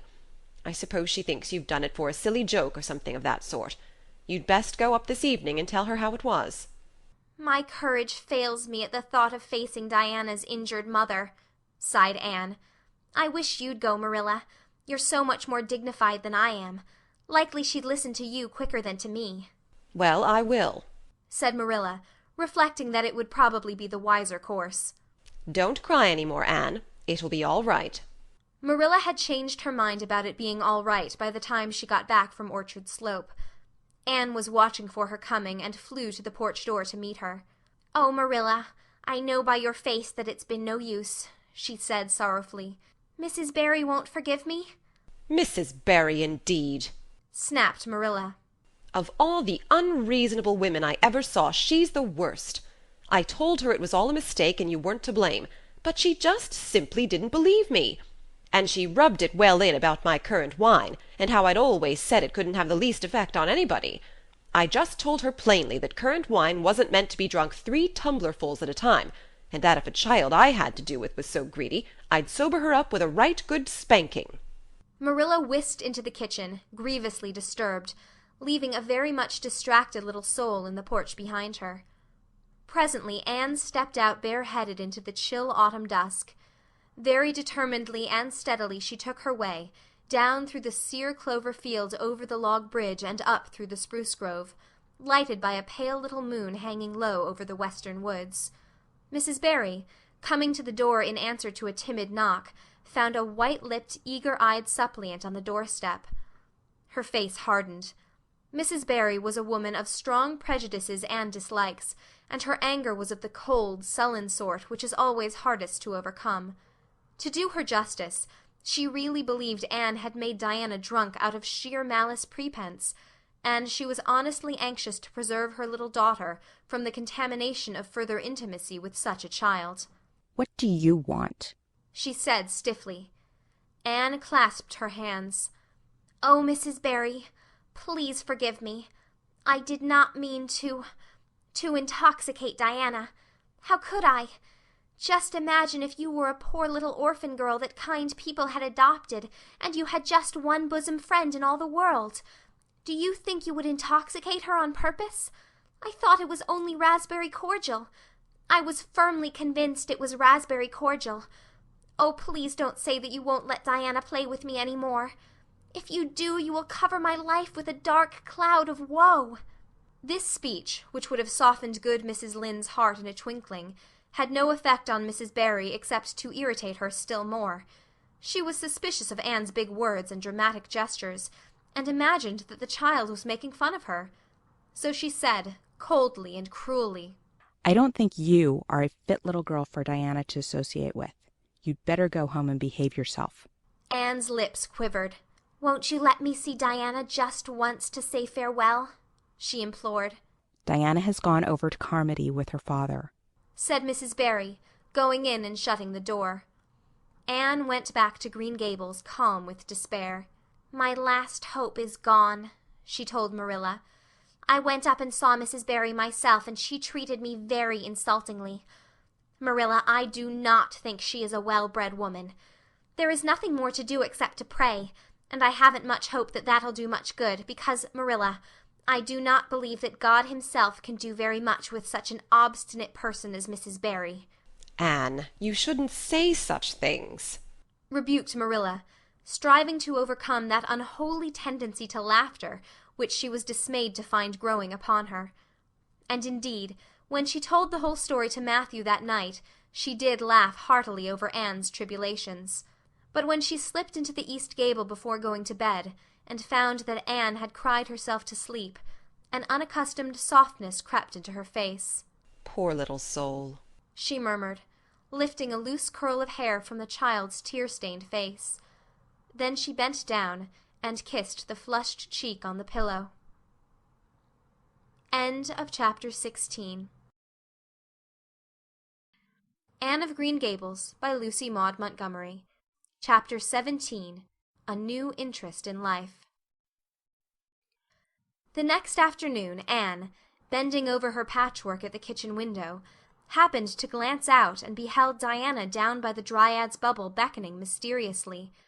In a trice Anne was out of the house and flying down to the hollow, astonishment and hope struggling in her expressive eyes. But the hope faded when she saw Diana's dejected countenance. "Your mother hasn't relented," she gasped. Diana shook her head mournfully. "No, and oh, Anne, she says I'm never to play with you again. I've cried and cried, and I told her it wasn't your fault, but it wasn't any use. I had ever such a time coaxing her to let me come down and say good-bye to you. She said I was only to stay 10 minutes, and she's timing me by the clock." 10 minutes isn't very long to say an eternal farewell in," said Anne tearfully. "Oh, Diana, will you promise faithfully never to forget me, the friend of your youth, no matter what dearer friends may caress thee? Indeed I will. Sobbed Diana. And I'll never have another bosom friend. I don't want to have. I couldn't love anybody as I love you. Oh, Diana, cried Anne, clasping her hands. Do you love me?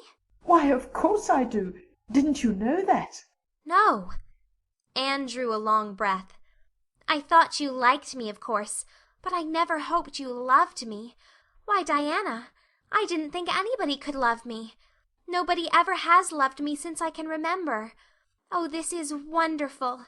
It's a ray of light which will forever shine on the darkness of a path severed from thee, Diana. Oh, just say it once again. I love you devotedly, Anne, said Diana staunchly.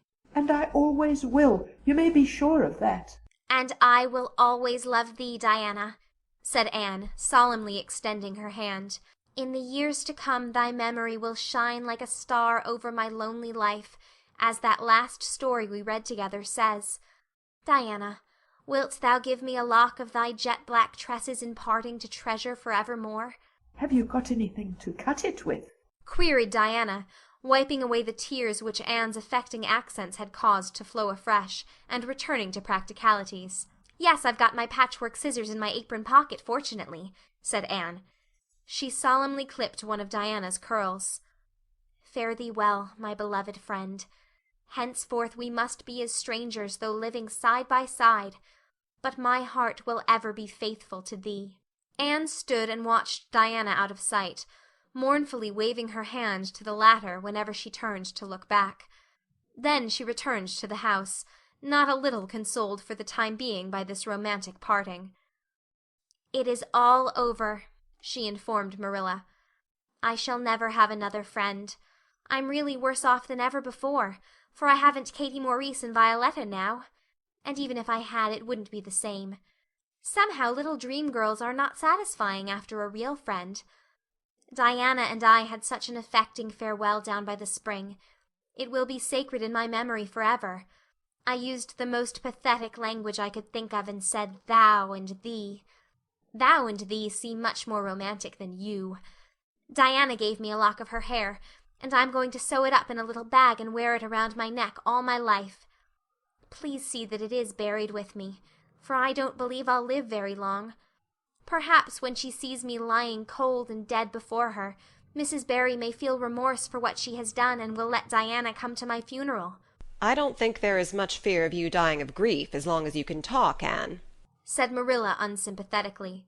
The following Monday Anne surprised Marilla by coming down from her room with her basket of books on her arm and hip, and her lips primmed up into a line of determination. I'm going back to school, she announced. That is all there is left in life for me, now that my friend has been ruthlessly torn from me. In school I can look at her and muse over days departed. You'd better muse over your lessons and sums, said Marilla, concealing her delight at this development of the situation. If you're going back to school, I hope we'll hear no more of breaking slates over people's heads and such carryings on. Behave yourself, and do just what your teacher tells you. I'll try to be a model pupil, agreed Anne dolefully. There won't be much fun in it, I expect. Mr. Phillips said Minnie Andrews was a model pupil, and there isn't a spark of imagination or life in her. She is just dull and poky, and never seems to have a good time. But I feel so depressed that perhaps it will come easy to me now. I'm going round by the road. I couldn't bear to go by the birch path all alone. I should weep bitter tears if I did. Anne was welcomed back to school with open arms. Her imagination had been sorely missed in games, her voice in the singing, and her dramatic ability in the perusal aloud of books at dinner hour. Ruby Gillis smuggled 3 blue plums over to her during Testament reading.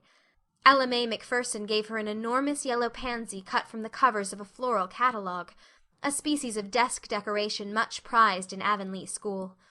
Sophia Sloane offered to teach her a perfectly elegant new pattern of knit lace, so nice for trimming aprons. Katie Boulter gave her a perfume bottle to keep slate water in, and Julia Bell copied carefully on a piece of pale pink paper, scalloped on the edges, the following effusion.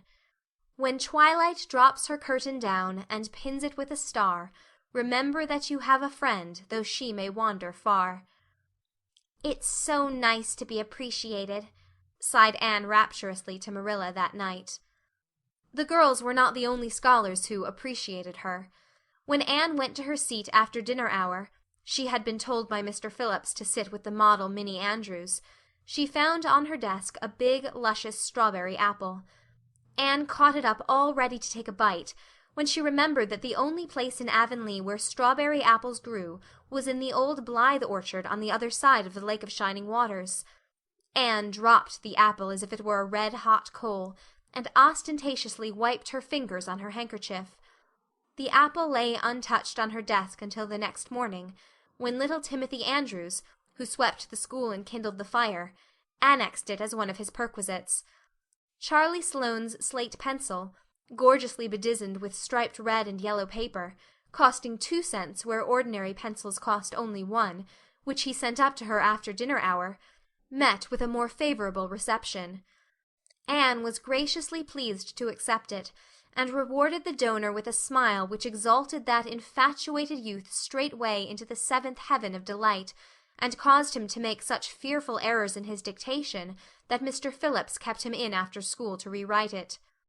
But as the Caesar's pageant shorn of Brutus' bust did but of Rome's best son remind her more, so the marked absence of any tribute or recognition from Diana Barry, who was sitting with Gertie Pye, embittered Anne's little triumph.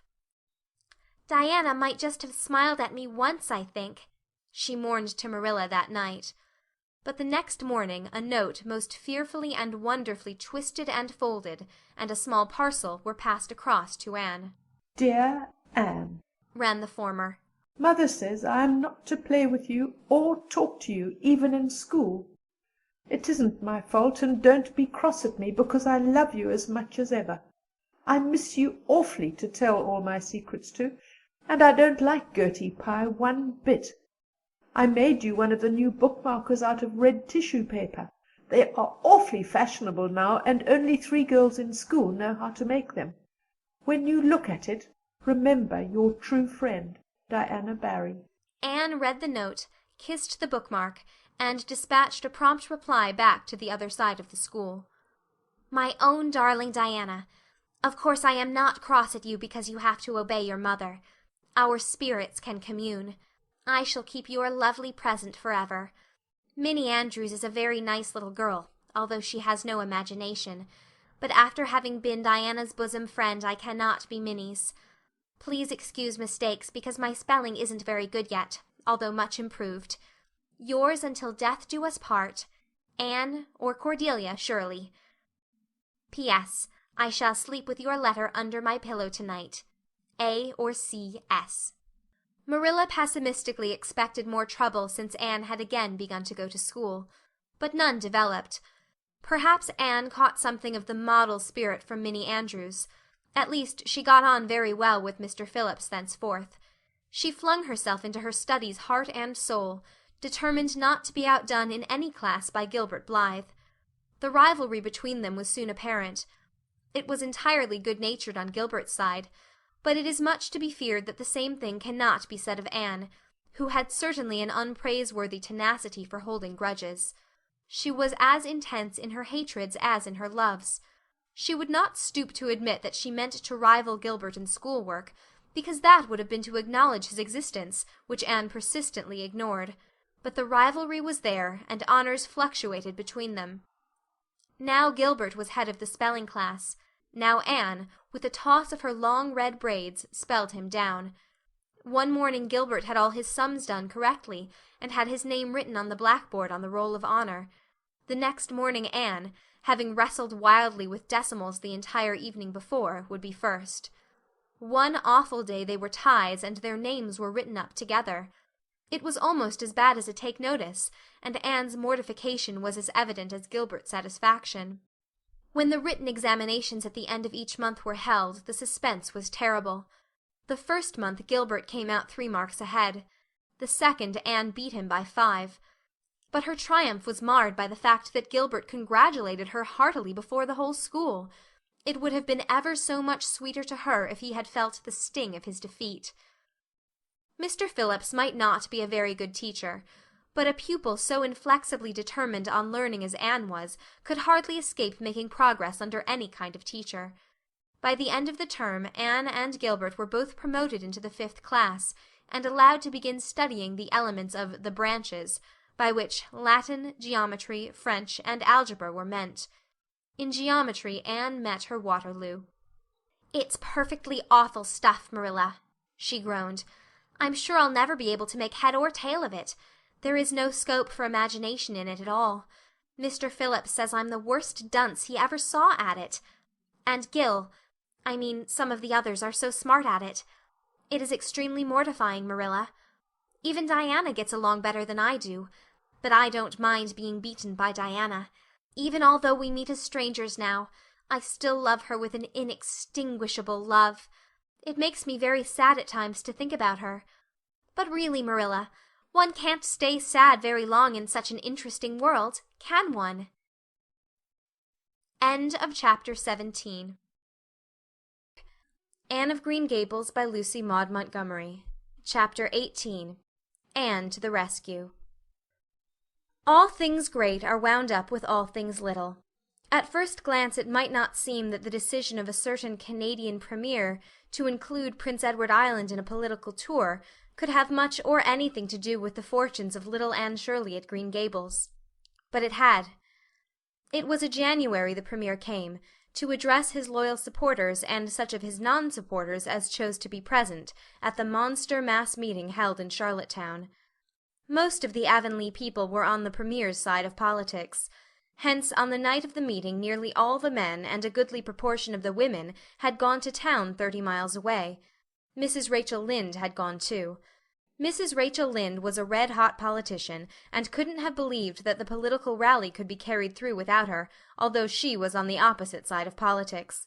So she went to town and took her husband. Thomas would be useful in looking after the horse, and Marilla Cuthbert with her. Marilla had a sneaking interest in politics herself, and as she thought it might be her only chance to see a real live premier, she promptly took it, leaving Anne and Matthew to keep house until her return the following day. Hence, while Marilla and Mrs. Rachel were enjoying themselves hugely at the mass meeting, Anne and Matthew had the cheerful kitchen at Green Gables all to themselves. A bright fire was glowing in the old-fashioned Waterloo stove, and blue-white frost crystals were shining on the window-panes.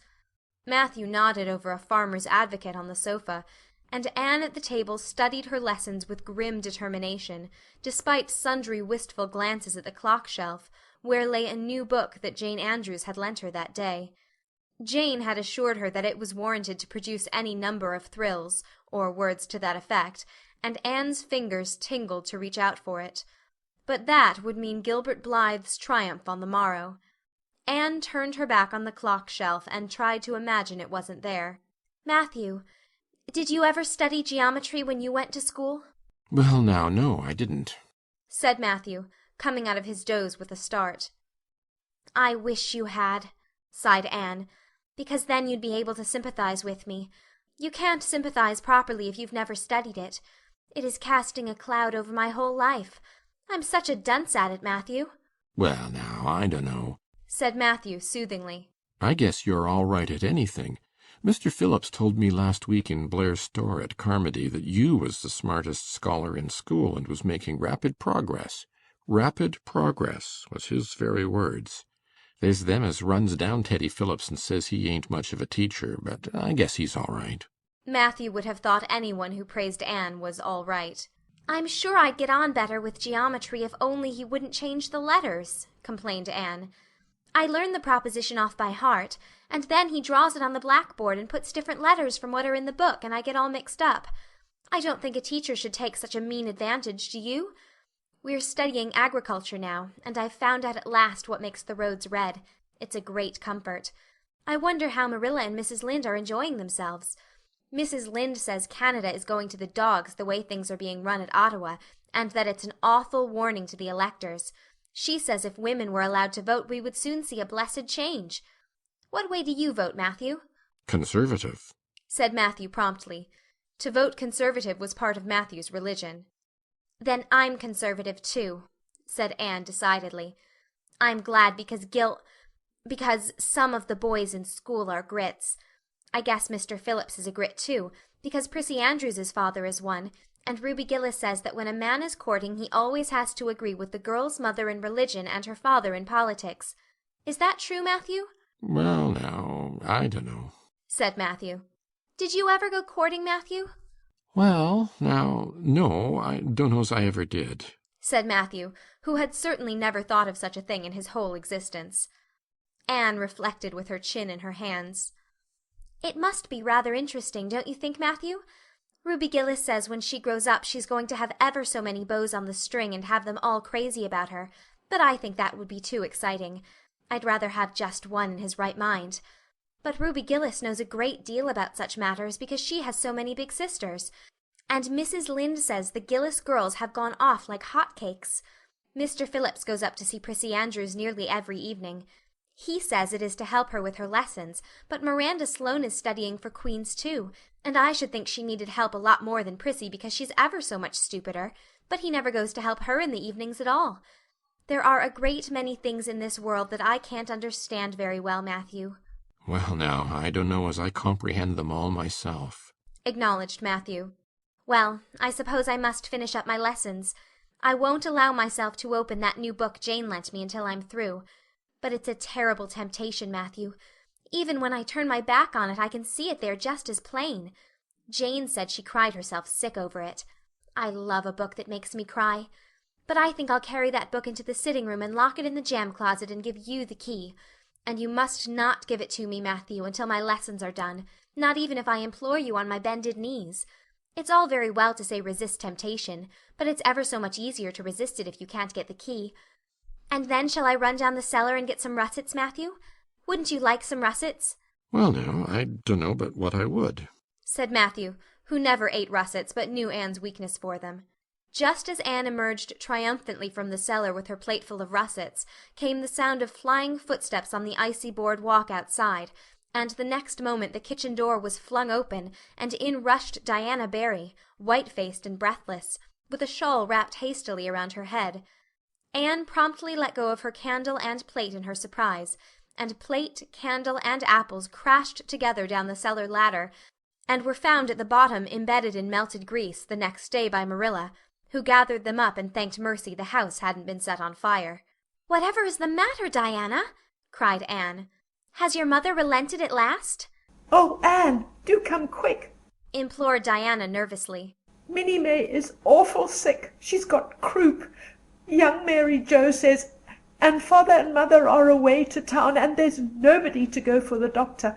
Minnie May is awful bad, and young Mary Joe doesn't know what to do. And, oh, Anne, I'm so scared." Matthew, without a word, reached out for cap and coat, slipped past Diana, and away into the darkness of the yard. "He's gone to harness the sorrel mare to go to Carmody for the doctor," said Anne, who was hurrying on hood and jacket. "I know it as well as if he'd said so. Matthew and I are such kindred spirits I can read his thoughts without words at all." "I don't believe he'll find the doctor at Carmody," sobbed Diana. "I know that Dr. Blair went to town, and I guess Dr. Spencer would go too. Young Mary Joe never saw anybody with croup, and Mrs. Lynde is away. Oh, Anne!" "Don't cry, Di," said Anne cheerily. "I know exactly what to do for croup. You forget that Mrs. Hammond had twins 3 times. When you look after 3 pairs of twins you naturally get a lot of experience. They all had croup regularly. Just wait till I get the Ipecac bottle. You mayn't have any at your house. Come on now." The 2 little girls hastened out hand in hand and hurried through Lover's Lane and across the crusted field beyond, for the snow was too deep to go by the shorter wood way. Anne, although sincerely sorry for Minnie May, was far from being insensible to the romance of the situation, and to the sweetness of once more sharing that romance with a kindred spirit. The night was clear and frosty, all ebony of shadow and silver of snowy slope. Big stars were shining over the silent fields. Here and there the dark-pointed firs stood up with snow powdering their branches and the wind whistling through them. Anne thought it was truly delightful to go skimming through all this mystery and loveliness with your bosom friend, who had been so long estranged. Minnie May, aged 3, was really very sick. She lay on the kitchen sofa feverish and restless, while her hoarse breathing could be heard all over the house. Young Mary Joe, a buxom, broad-faced French girl from the Creek, whom Mrs. Barry had engaged to stay with the children during her absence, was helpless and bewildered, quite incapable of thinking what to do, or doing it if she thought of it. Anne went to work with skill and promptness. "Minnie May has croup all right. She's pretty bad, but I've seen them worse. First we must have lots of hot water. I declare, Diana, there isn't more than a cupful in the kettle. There, I've filled it up, and Mary Joe, you may put some wood in the stove. I don't want to hurt your feelings, but it seems to me you might have thought of this before if you'd any imagination. Now I'll undress Minnie May and put her to bed, and you try to find some soft flannel cloths, Diana. I'm going to give her a dose of ipecac first of all." Minnie May did not take kindly to the ipecac, but Anne had not brought up 3 pairs of twins for nothing. Down that ipecac went, not only once, but many times during the long, anxious night when the 2 little girls worked patiently over the suffering Minnie May, and young Mary Joe, honestly anxious to do all she could, kept up a roaring fire and heated more water than would have been needed for a hospital of croupy babies. It was 3 o'clock when Matthew came with a doctor, for he had been obliged to go all the way to Spencervale for one, but the pressing need for assistance was past. Minnie May was much better and was sleeping soundly. "I was awfully near giving up in despair," explained Anne. "She got worse and worse, until she was sicker than ever the Hammond twins were, even the last pair. I actually thought she was going to choke to death. I gave her every drop of ipecac in that bottle, and when the last dose went down I said to myself, not to Diana or young Mary Joe, because I didn't want to worry them any more than they were worried, but I had to say it to myself just to relieve my feelings, this is the last lingering hope, and I fear 'tis a vain one. But in about 3 minutes she coughed up the phlegm and began to get better right away. You must just imagine my relief, doctor, because I can't express it in words. You know, there are some things that cannot be expressed in words." "Yes, I know," nodded the doctor. He looked at Anne as if he were thinking some things about her that couldn't be expressed in words. Later on, however, he expressed them to Mr. and Mrs. Barry. "That little red-headed girl they have over at Cuthbert's is as smart as they make 'em. I tell you she saved that baby's life, for it would have been too late by the time I got there. She seems to have a skill and presence of mind perfectly wonderful in a child of her age. I never saw anything like the eyes of her when she was explaining the case to me." Anne had gone home in the wonderful white frosted winter morning, heavy-eyed from loss of sleep, but still talking unweariedly to Matthew as they crossed the long white field and walked under the glittering fairy arch of the Lovers' Lane maples. "Oh, Matthew, isn't it a wonderful morning? The world looks like something God had just imagined for his own pleasure, doesn't it? Those trees look as if I could blow them away with a breath. Poof! I'm so glad I live in a world where there are white frosts, aren't you? And I'm so glad Mrs. Hammond had 3 pairs of twins after all. If she hadn't, I mightn't have known what to do for Minnie May. I'm real sorry I was ever cross with Mrs. Hammond for having twins. But oh, Matthew, I'm so sleepy. I can't go to school. I just know I couldn't keep my eyes open and I'd be so stupid. But I hate to stay home, for some of the others will get head of the class, and it's so hard to get up again. Although of course the harder it is, the more satisfaction you have when you do get up, haven't you?" "Well, now, I guess you'll manage all right," said Matthew, looking at Anne's white little face and the dark shadows under her eyes. "You just go right to bed and have a good sleep. I'll do all the chores." Anne accordingly went to bed, and slept so long and soundly that it was well on in the white and rosy winter afternoon when she awoke, and descended to the kitchen, where Marilla, who had arrived home in the meantime, was sitting knitting. "Oh, did you see the premier?" exclaimed Anne at once. "What did he look like, Marilla?" "Well, he never got to be premier on account of his looks," said Marilla. "Such a nose as that man had. But he can speak. I was proud of being a conservative. Rachel Lynde, of course, being a liberal, had no use for him. Your dinner is in the oven, Anne, and you can get yourself some blue plum preserve out of the pantry. I guess you're hungry. Matthew has been telling me about last night. I must say it was fortunate you knew what to do. I wouldn't have had any idea myself, for I never saw a case of croup. There now, never mind talking till you've had your dinner. I can tell by the look of you that you're just full up with speeches, but they'll keep." Marilla had something to tell Anne, but she did not tell it just then, for she knew if she did Anne's consequent excitement would lift her clear out of the region of such material matters as appetite or dinner. Not until Anne had finished her saucer of blue plums did Marilla say, Mrs. Barry was here this afternoon, Anne. She wanted to see you, but I wouldn't wake you up. She says you saved Minnie May's life, and she is very sorry she acted as she did in that affair of the currant wine. She says she knows now you didn't mean to set Diana drunk, and she hopes you'll forgive her and be good friends with Diana again. You're to go over this evening if you like, for Diana can't stir outside the door on account of a bad cold she caught last night. Now, Anne Shirley, for pity's sake, don't fly up into the air. The warning seemed not unnecessary, so uplifted and aerial was Anne's expression and attitude as she sprang to her feet, her face irradiated with the flame of her spirit. "Oh, Marilla, can I go right now, without washing my dishes? I'll wash them when I come back, but I cannot tie myself down to anything so unromantic as dishwashing at this thrilling moment." Yes, yes, run along, said Marilla indulgently. Anne Shirley, are you crazy? Come back this instant and put something on you. I might as well call to the wind. She's gone without a cap or wrap. Look at her tearing through the orchard with her hair streaming. It'll be a mercy if she doesn't catch her death of cold. Anne came dancing home in the purple winter twilight across the snowy places. Afar in the southwest was the great shimmering pearl-like sparkle of an evening star in a sky that was pale golden and ethereal rose over gleaming white spaces and dark glens of spruce. The tinkles of sleigh bells among the snowy hills came like elfin chimes through the frosty air, but their music was not sweeter than the song in Anne's heart and on her lips. "You see before you a perfectly happy person, Marilla," she announced. "I'm perfectly happy. Yes, in spite of my red hair. Just at present I have a soul above red hair. Mrs. Barry kissed me and cried and said she was so sorry and she could never repay me. I felt fearfully embarrassed, Marilla, but I just said as politely as I could, 'I have no hard feelings for you, Mrs. Barry. I assure you once for all that I did not mean to intoxicate Diana, and henceforth I shall cover the past with the mantle of oblivion.' That was a pretty dignified way of speaking, wasn't it, Marilla? I felt that I was heaping coals of fire on Mrs. Barry's head, and Diana and I had a lovely afternoon. Diana showed me a new fancy crochet stitch her aunt over at Carmody taught her. Not a soul in Avonlea knows it but us, and we pledged a solemn vow never to reveal it to anyone else.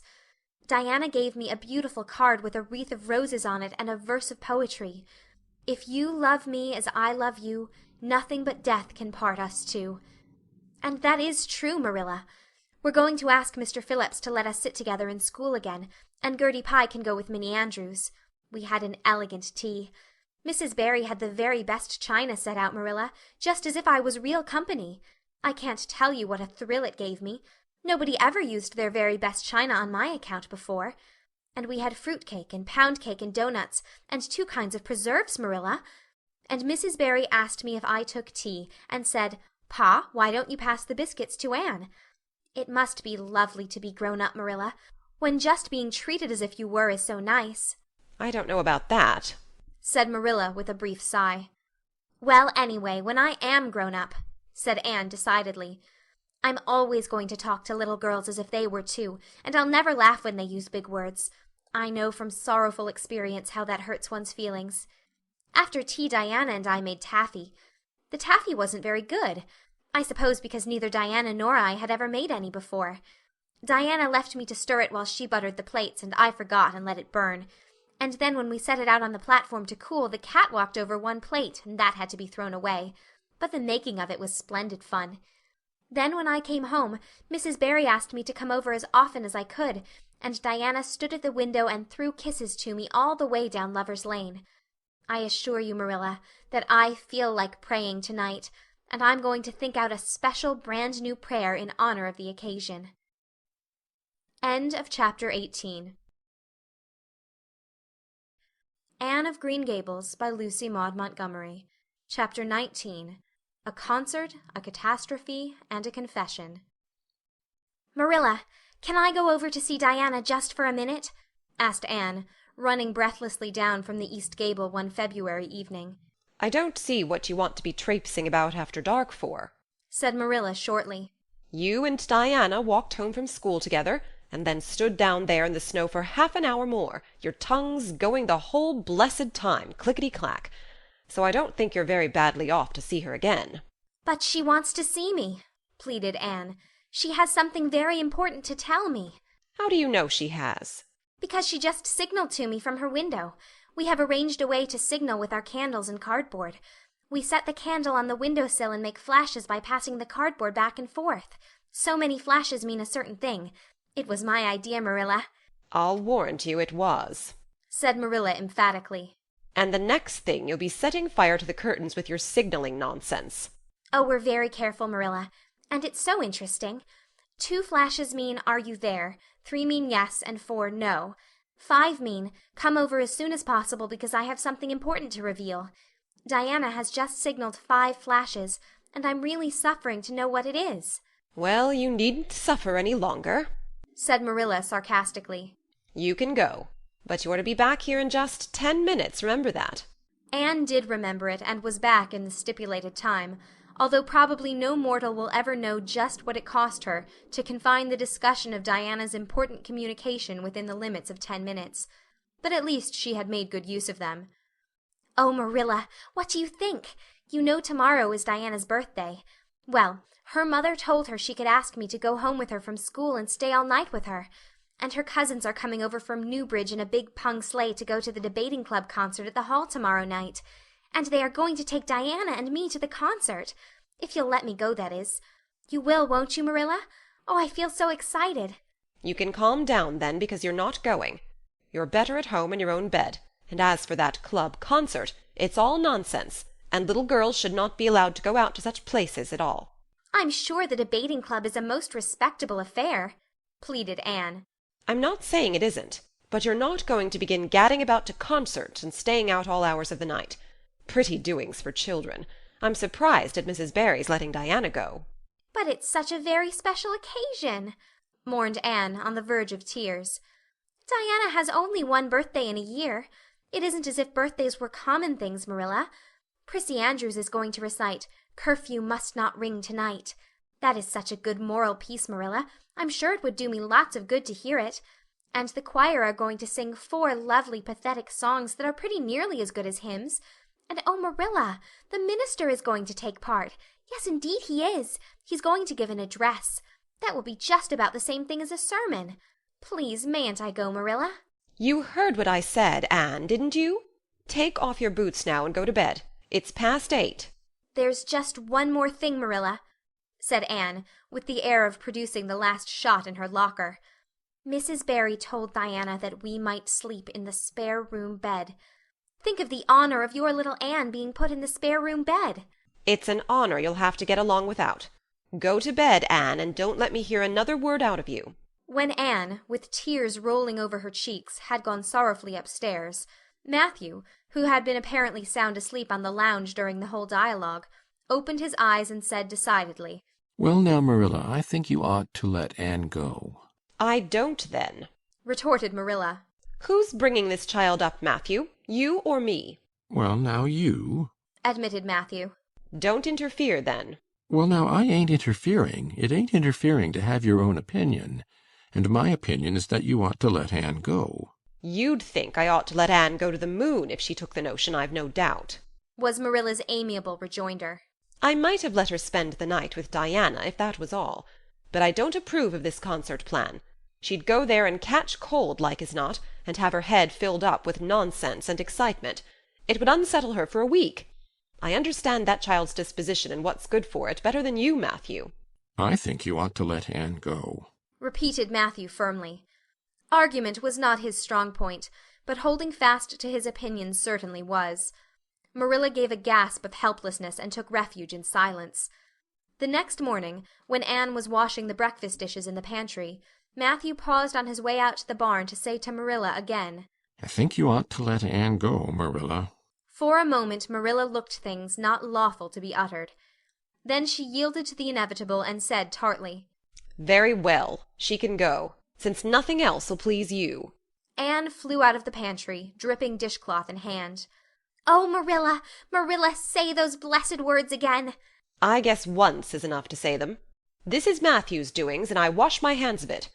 If you catch pneumonia sleeping in a strange bed, or coming out of that hot hall in the middle of the night, don't blame me, blame Matthew. Anne Shirley, you're dripping greasy water all over the floor. I never saw such a careless child. Oh, I know I'm a great trial to you, Marilla, said Anne repentantly. I make so many mistakes. But then just think of all the mistakes I don't make, although I might. I'll get some sand and scrub up the spots before I go to school. Oh, Marilla, my heart was just set on going to that concert. I never was to a concert in my life, and when the other girls talk about them in school I feel so out of it.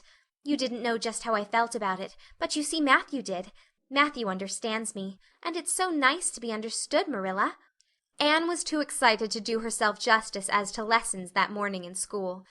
Gilbert Blythe spelled her down in class, and left her clear out of sight in mental arithmetic.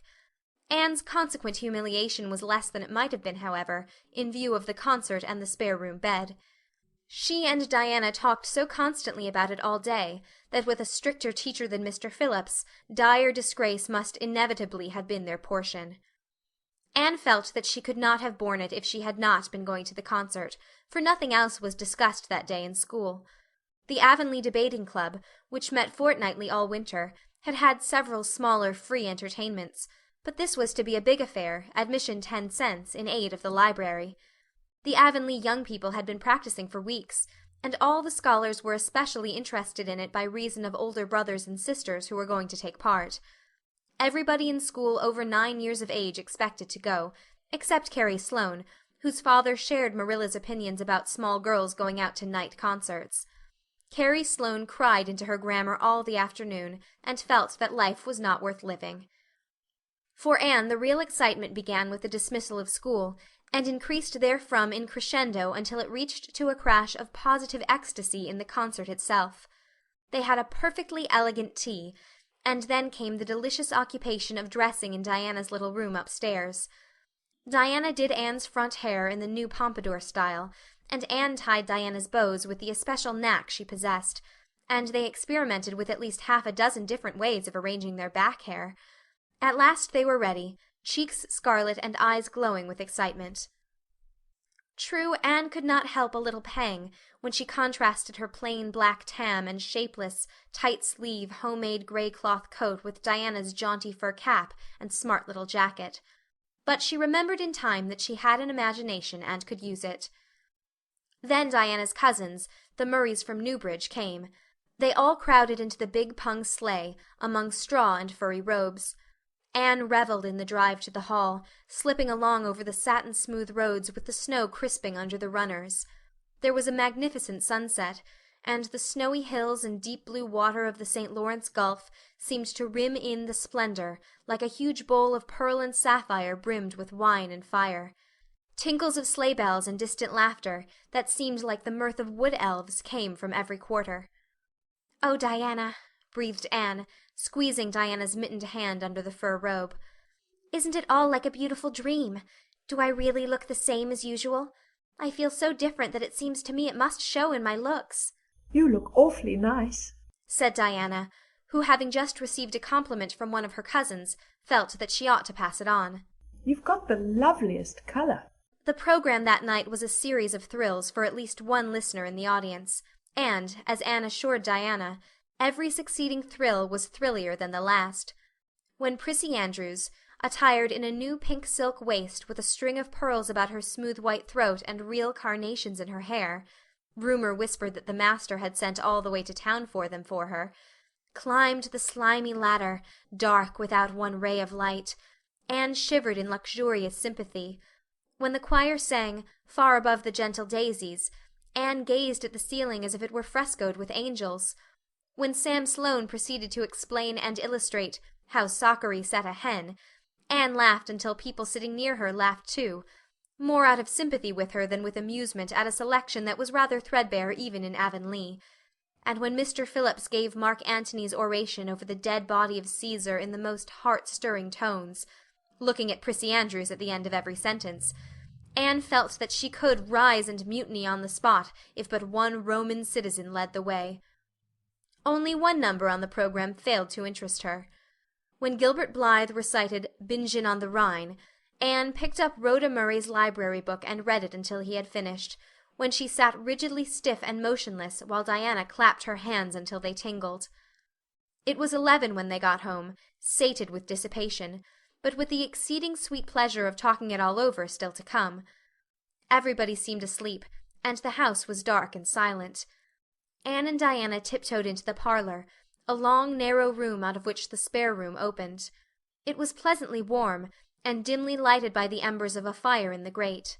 "Let's undress here," said Diana. "It's so nice and warm." "Hasn't it been a delightful time?" sighed Anne rapturously. "It must be splendid to get up and recite there. Do you suppose we will ever be asked to do it, Diana?" "Yes, of course, some day.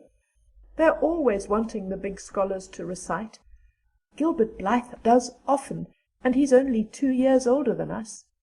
Oh, Anne, how could you pretend not to listen to him? When he came to the line, 'There's another, not a sister,' he looked right down at you." "Diana," said Anne with dignity, "you are my bosom friend, but I cannot allow even you to speak to me of that person. Are you ready for bed? Let's run a race and see who'll get to the bed first." The suggestion appealed to Diana. The 2 little white-clad figures flew down the long room, through the spare-room door, and bounded on the bed at the same moment. And then something moved beneath them. There was a gasp and a cry, and somebody said in muffled accents, "Merciful goodness!" Anne and Diana were never able to tell just how they got off that bed and out of the room. They only knew that after one frantic rush they found themselves tiptoeing shiveringly upstairs. "Oh, who was it? What was it?" whispered Anne, her teeth chattering with cold and fright. "It was Aunt Josephine," said Diana, gasping with laughter. "Oh, Anne, it was Aunt Josephine, however she came to be there. Oh, and I know she will be furious. It's dreadful. It's really dreadful. But did you ever know anything so funny, Anne?" "Who is your Aunt Josephine?" "She's father's aunt, and she lives in Charlottetown. She's awfully old, 70 anyhow, and I don't believe she was ever a little girl. We were expecting her out for a visit, but not so soon. She's awfully prim and proper, and she'll scold dreadfully about this, I know. Well, we'll have to sleep with Minnie May, and you can't think how she kicks." Miss Josephine Barry did not appear at the early breakfast the next morning. Mrs. Barry smiled kindly at the 2 little girls. "Did you have a good time last night? I tried to stay awake until you came home, for I wanted to tell you Aunt Josephine had come and that you would have to go upstairs after all, but I was so tired I fell asleep. I hope you didn't disturb your aunt, Diana." Diana preserved a discreet silence, but she and Anne exchanged furtive smiles of guilty amusement across the table. Anne hurried home after breakfast, and so remained in blissful ignorance of the disturbance which presently resulted in the Barry household until the late afternoon, when she went down to Mrs. Lynde's on an errand for Marilla. "So you and Diana nearly frightened poor old Miss Barry to death last night," said Mrs. Lynde severely, but with a twinkle in her eye. "Mrs. Barry was here a few minutes ago on her way to Carmody. She's feeling real worried over it. Old Miss Barry was in a terrible temper when she got up this morning, and Josephine Barry's temper is no joke, I can tell you that. She wouldn't speak to Diana at all." "It wasn't Diana's fault," said Anne contritely. "It was mine. I suggested racing to see who would get into bed first." "I knew it," said Mrs. Lynde, with the exultation of a correct guesser. "I knew that idea came out of your head. Well, it's made a nice lot of trouble, that's what. Old Miss Barry came out to stay for a month, but she declares she won't stay another day and is going right back to town tomorrow, Sunday and all as it is. She'd have gone today if they could have taken her. She had promised to pay for a quarter's music lessons for Diana, but now she is determined to do nothing at all for such a tomboy. Oh, I guess they had a lively time of it there this morning. The Barrys must feel cut up. Old Miss Barry is rich, and they'd like to keep on the good side of her. Of course Mrs. Barry didn't say just that to me, but I'm a pretty good judge of human nature, that's what." "I'm such an unlucky girl," mourned Anne.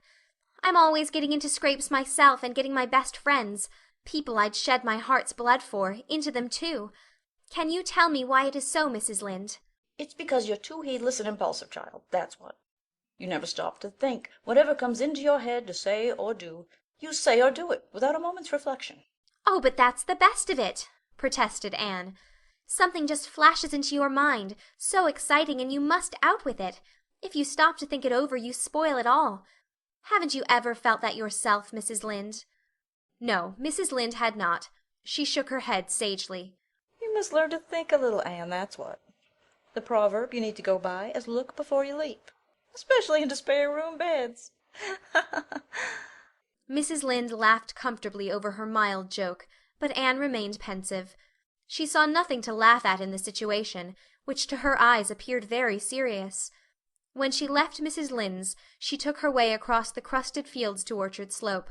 Diana met her at the kitchen door. "Your Aunt Josephine was very cross about it, wasn't she?" whispered Anne.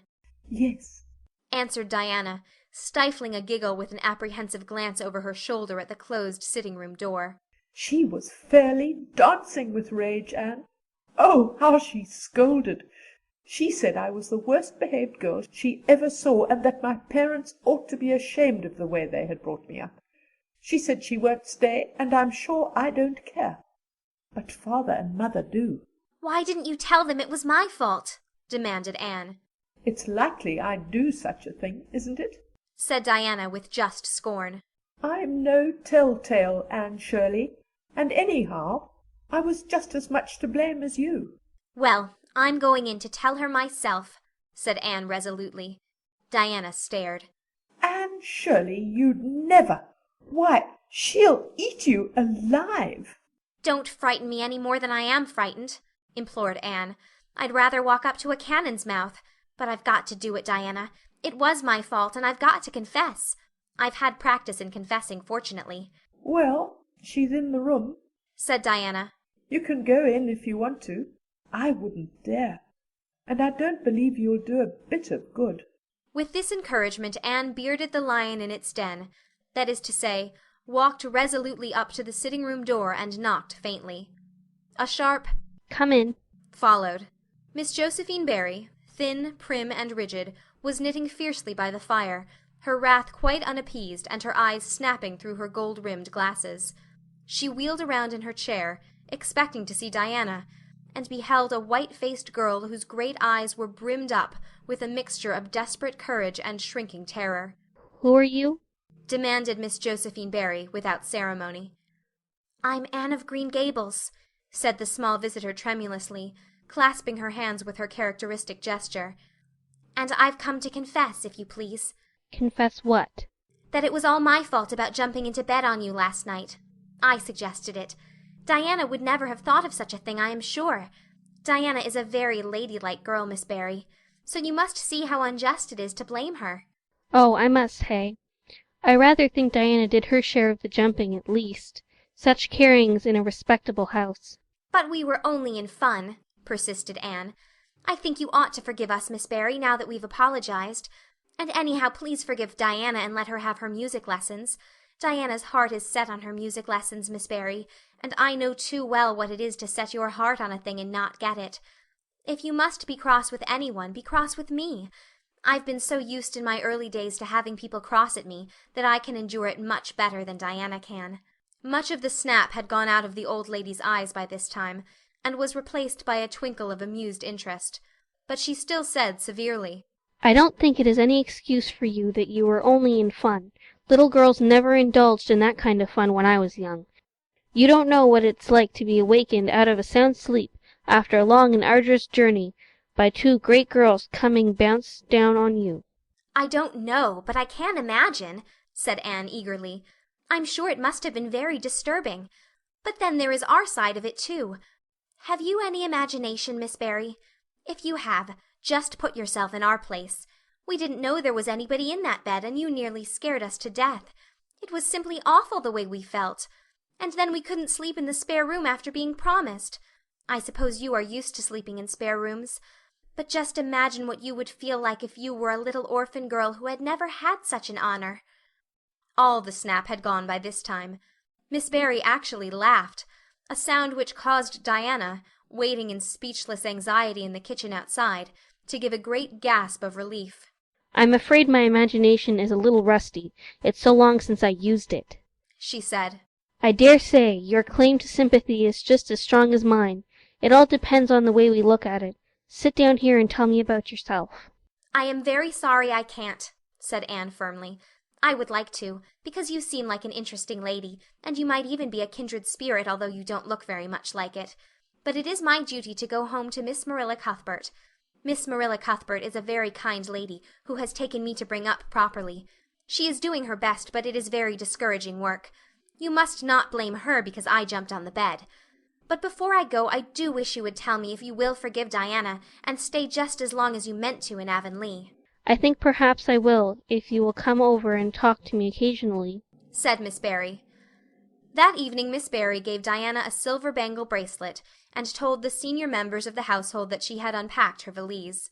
I've made up my mind to stay, simply for the sake of getting better acquainted with that Anne girl, she said frankly. She amuses me, and at my time of life an amusing person is a rarity. Marilla's only comment when she heard the story was, "I told you so." This was for Matthew's benefit. Miss Barry stayed her month out and over. She was a more agreeable guest than usual, for Anne kept her in good humor. They became firm friends. When Miss Barry went away, she said, "Remember, you Anne girl, when you come to town you're to visit me, and I'll put you in my very sparest spare-room bed to sleep." Miss Barry was a kindred spirit after all, Anne confided to Marilla. You wouldn't think so to look at her, but she is. You don't find it right out at first, as in Matthew's case, but after a while you come to see it. Kindred spirits are not so scarce as I used to think. It's splendid to find out there are so many of them in the world. End of chapter 19. Anne of Green Gables by Lucy Maud Montgomery. Chapter 20. A Good Imagination Gone Wrong. Spring had come once more to Green Gables. The beautiful, capricious, reluctant Canadian spring, lingering along through April and May in a succession of sweet, fresh, chilly days, with pink sunsets and miracles of resurrection and growth. The maples in Lover's Lane were red-budded, and little curly ferns pushed up around the Dryad's bubble. Away up in the barrens, behind Mr. Silas Sloane's place, the mayflowers blossomed out, pink and white stars of sweetness under their brown leaves. All the schoolgirls and boys had one golden afternoon gathering them, coming home in the clear, echoing twilight with arms and baskets full of flowery spoil.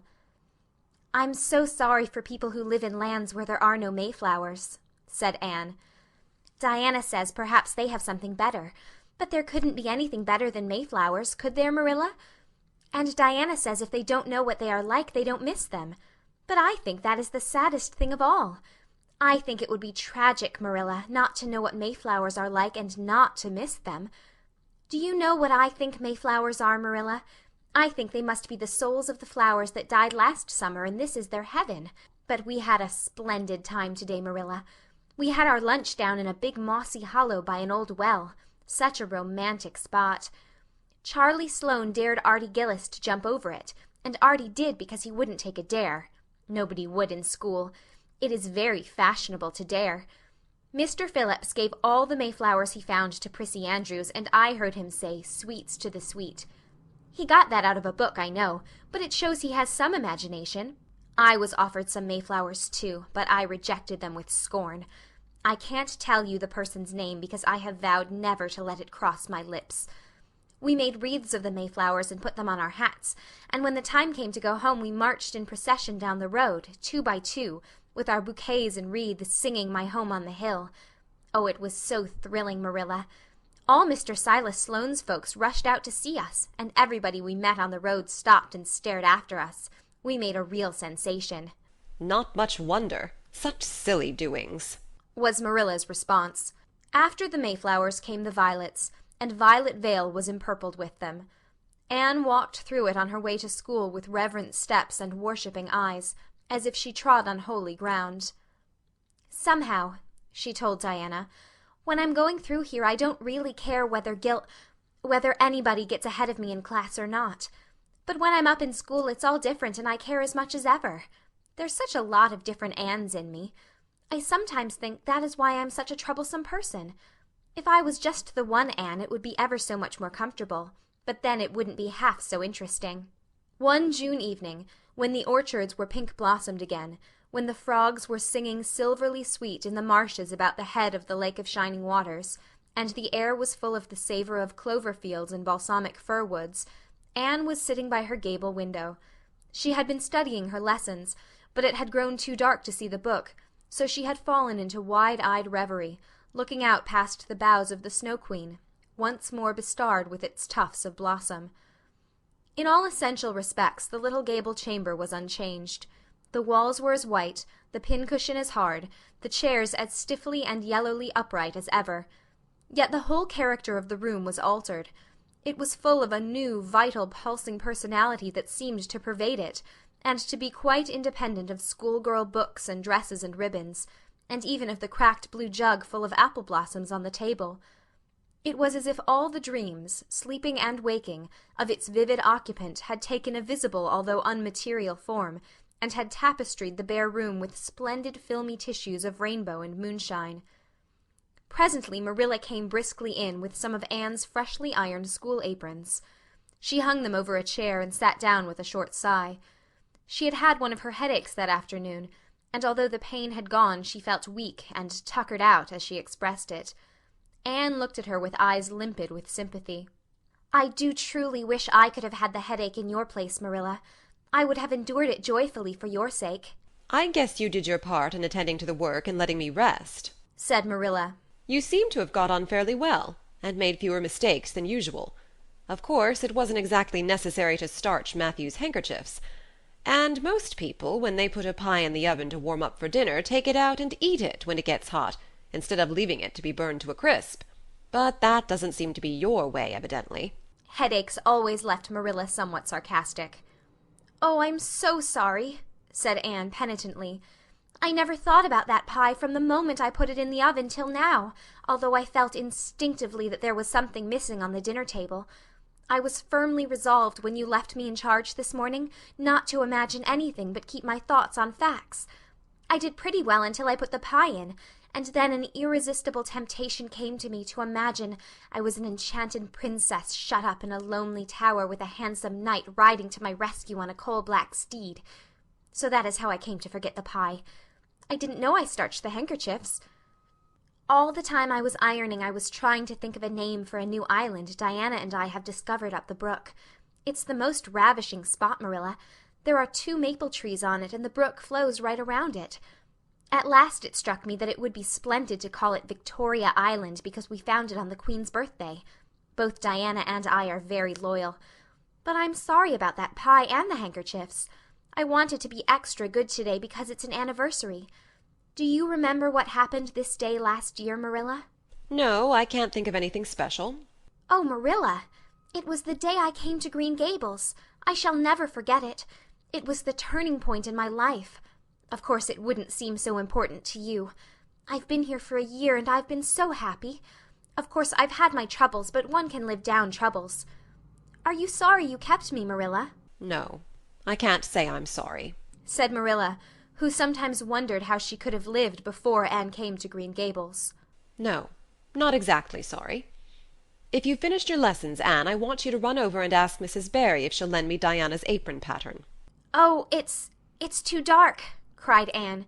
"Too dark? Why, it's only twilight. And goodness knows you've gone over often enough after dark." "I'll go over early in the morning," said Anne eagerly. "I'll get up at sunrise and go over, Marilla." "What has got into your head now, Anne Shirley? I want that pattern to cut out your new apron this evening. Go at once and be smart, too." "I'll have to go around by the road then," said Anne, taking up her hat reluctantly. "Go by the road and waste half an hour? I'd like to catch you." "I can't go through the haunted wood, Marilla," cried Anne desperately. Marilla stared. "The haunted wood? Are you crazy? What under the canopy is the haunted wood?" "The spruce wood over the brook," said Anne in a whisper. "Fiddlesticks! There is no such thing as a haunted wood anywhere. Who has been telling you such stuff?" "Nobody," confessed Anne. "Diana and I just imagined the wood was haunted. All the places around here are so commonplace. We just got this up for our own amusement. We began it in April. A haunted wood is so very romantic, Marilla. We chose the spruce grove because it's so gloomy. Oh, we have imagined the most harrowing things. There's a white lady walks along the brook just about this time of the night and wrings her hands and utters wailing cries. She appears when there is to be a death in the family.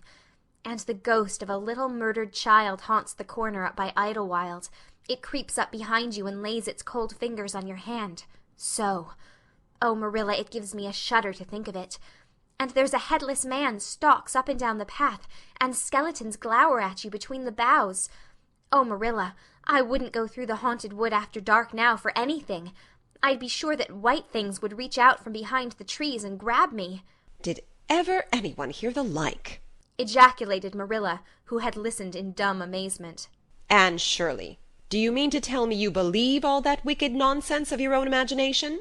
Not believe exactly, faltered Anne. At least I don't believe it in daylight. But after dark, Marilla, it's different. That is when ghosts walk. There are no such things as ghosts, Anne. Oh, but there are, Marilla, cried Anne eagerly. I know people who have seen them, and they are respectable people. Charlie Sloane says that his grandmother saw his grandfather driving home the cows one night after he'd been buried for a year. You know Charlie Sloane's grandmother wouldn't tell a story for anything. She's a very religious woman. And Mrs. Thomas's father was pursued home one night by a lamb of fire with its head cut off hanging by a strip of skin. He said he knew it was the spirit of his brother, and that it was a warning he would die within 9 days. He didn't, but he died 2 years after, so you see it was really true. And Ruby Gillis says— Anne Shirley, interrupted Marilla firmly.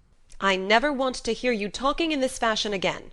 I've had my doubts about that imagination of yours right along, and if this is going to be the outcome of it, I won't countenance any such doings. You'll go right over to Barry's, and you'll go through that spruce grove just for a lesson and a warning to you. And never let me hear a word out of your head about haunted woods again. Anne might plead and cry as she liked, and she did, for her terror was very real. Her imagination had run away with her, and she held the spruce grove in mortal dread after nightfall. But Marilla was inexorable. She marched the shrinking ghost-seer down to the spring, and ordered her to proceed straightway over the bridge and into the dusky retreats of wailing ladies and headless spectres beyond. "Oh, Marilla, how can you be so cruel?" sobbed Anne. "What would you feel like if a white thing did snatch me up and carry me off?" I'll risk it, said Marilla unfeelingly. You know I always mean what I say. I'll cure you of imagining ghosts into places. March now. Anne marched. That is, she stumbled over the bridge and went shuddering up the horrible dim path beyond. Anne never forgot that walk. Bitterly did she repent the license she had given to her imagination. The goblins of her fancy lurked in every shadow about her, reaching out their cold, fleshless hands to grasp the terrified small girl who had called them into being. A white strip of birch bark blowing up from the hollow over the brown floor of the grove made her heart stand still. The long-drawn wail of 2 old boughs rubbing against each other brought out the perspiration in beads on her forehead. The swoop of bats in the darkness over her was as the wings of unearthly creatures. When she reached Mr. William Bell's field, she fled across it as if pursued by an army of white things, and arrived at the Barry kitchen door so out of breath that she could hardly gasp out her request for the apron pattern. Diana was away, so that she had no excuse to linger. The dreadful return journey had to be faced. Anne went back over it with shut eyes, preferring to take the risk of dashing her brains out among the boughs to that of seeing a white thing. When she finally stumbled over the log bridge, she drew one long shivering breath of relief. Well, so nothing caught you? Said Marilla unsympathetically. "Oh, Marilla," chattered Anne. "I'll be contented with commonplace places after this." End of chapter 20. Anne of Green Gables by Lucy Maud Montgomery. Chapter 21. A New Departure in Flavorings. "Dear me, there is nothing but meetings and partings in this world, as Mrs. Lynde says," remarked Anne plaintively, putting her slate and books down on the kitchen table on the last day of June, and wiping her red eyes with a very damp handkerchief. "Wasn't it fortunate, Marilla, that I took an extra handkerchief to school today? I had a presentiment that it would be needed." I never thought you were so fond of Mr. Phillips that you'd require 2 handkerchiefs to dry your tears just because he was going away, said Marilla. "I don't think I was crying because I was really so very fond of him," reflected Anne. "I just cried because all the others did. It was Ruby Gillis started it.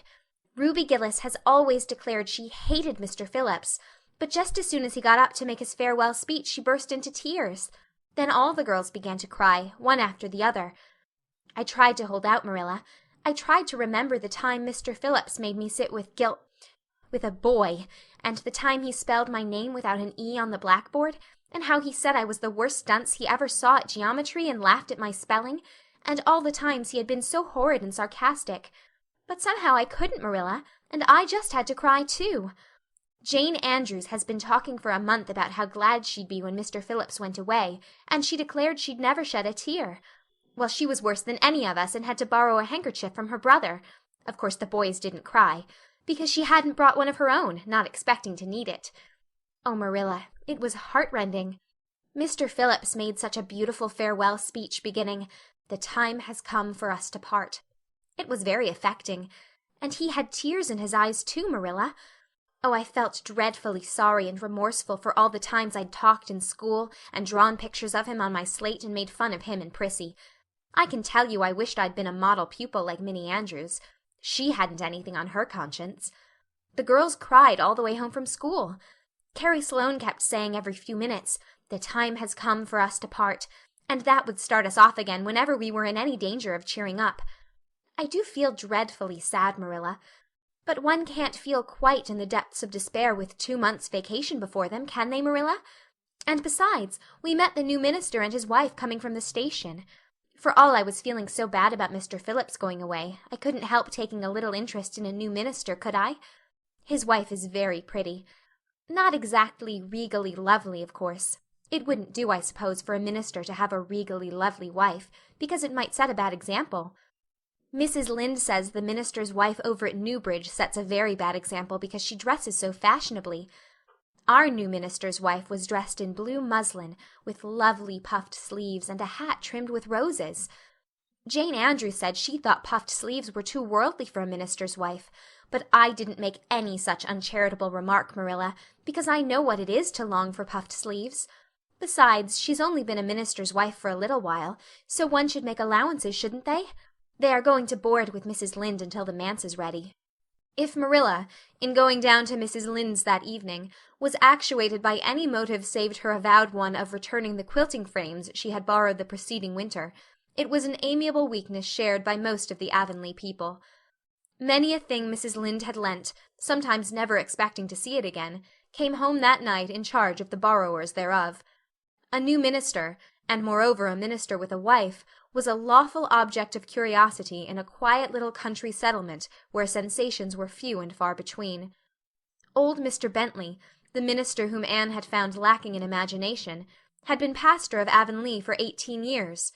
He was a widower when he came, and a widower he remained, despite the fact that gossip regularly married him to this or that or the other one every year of his sojourn.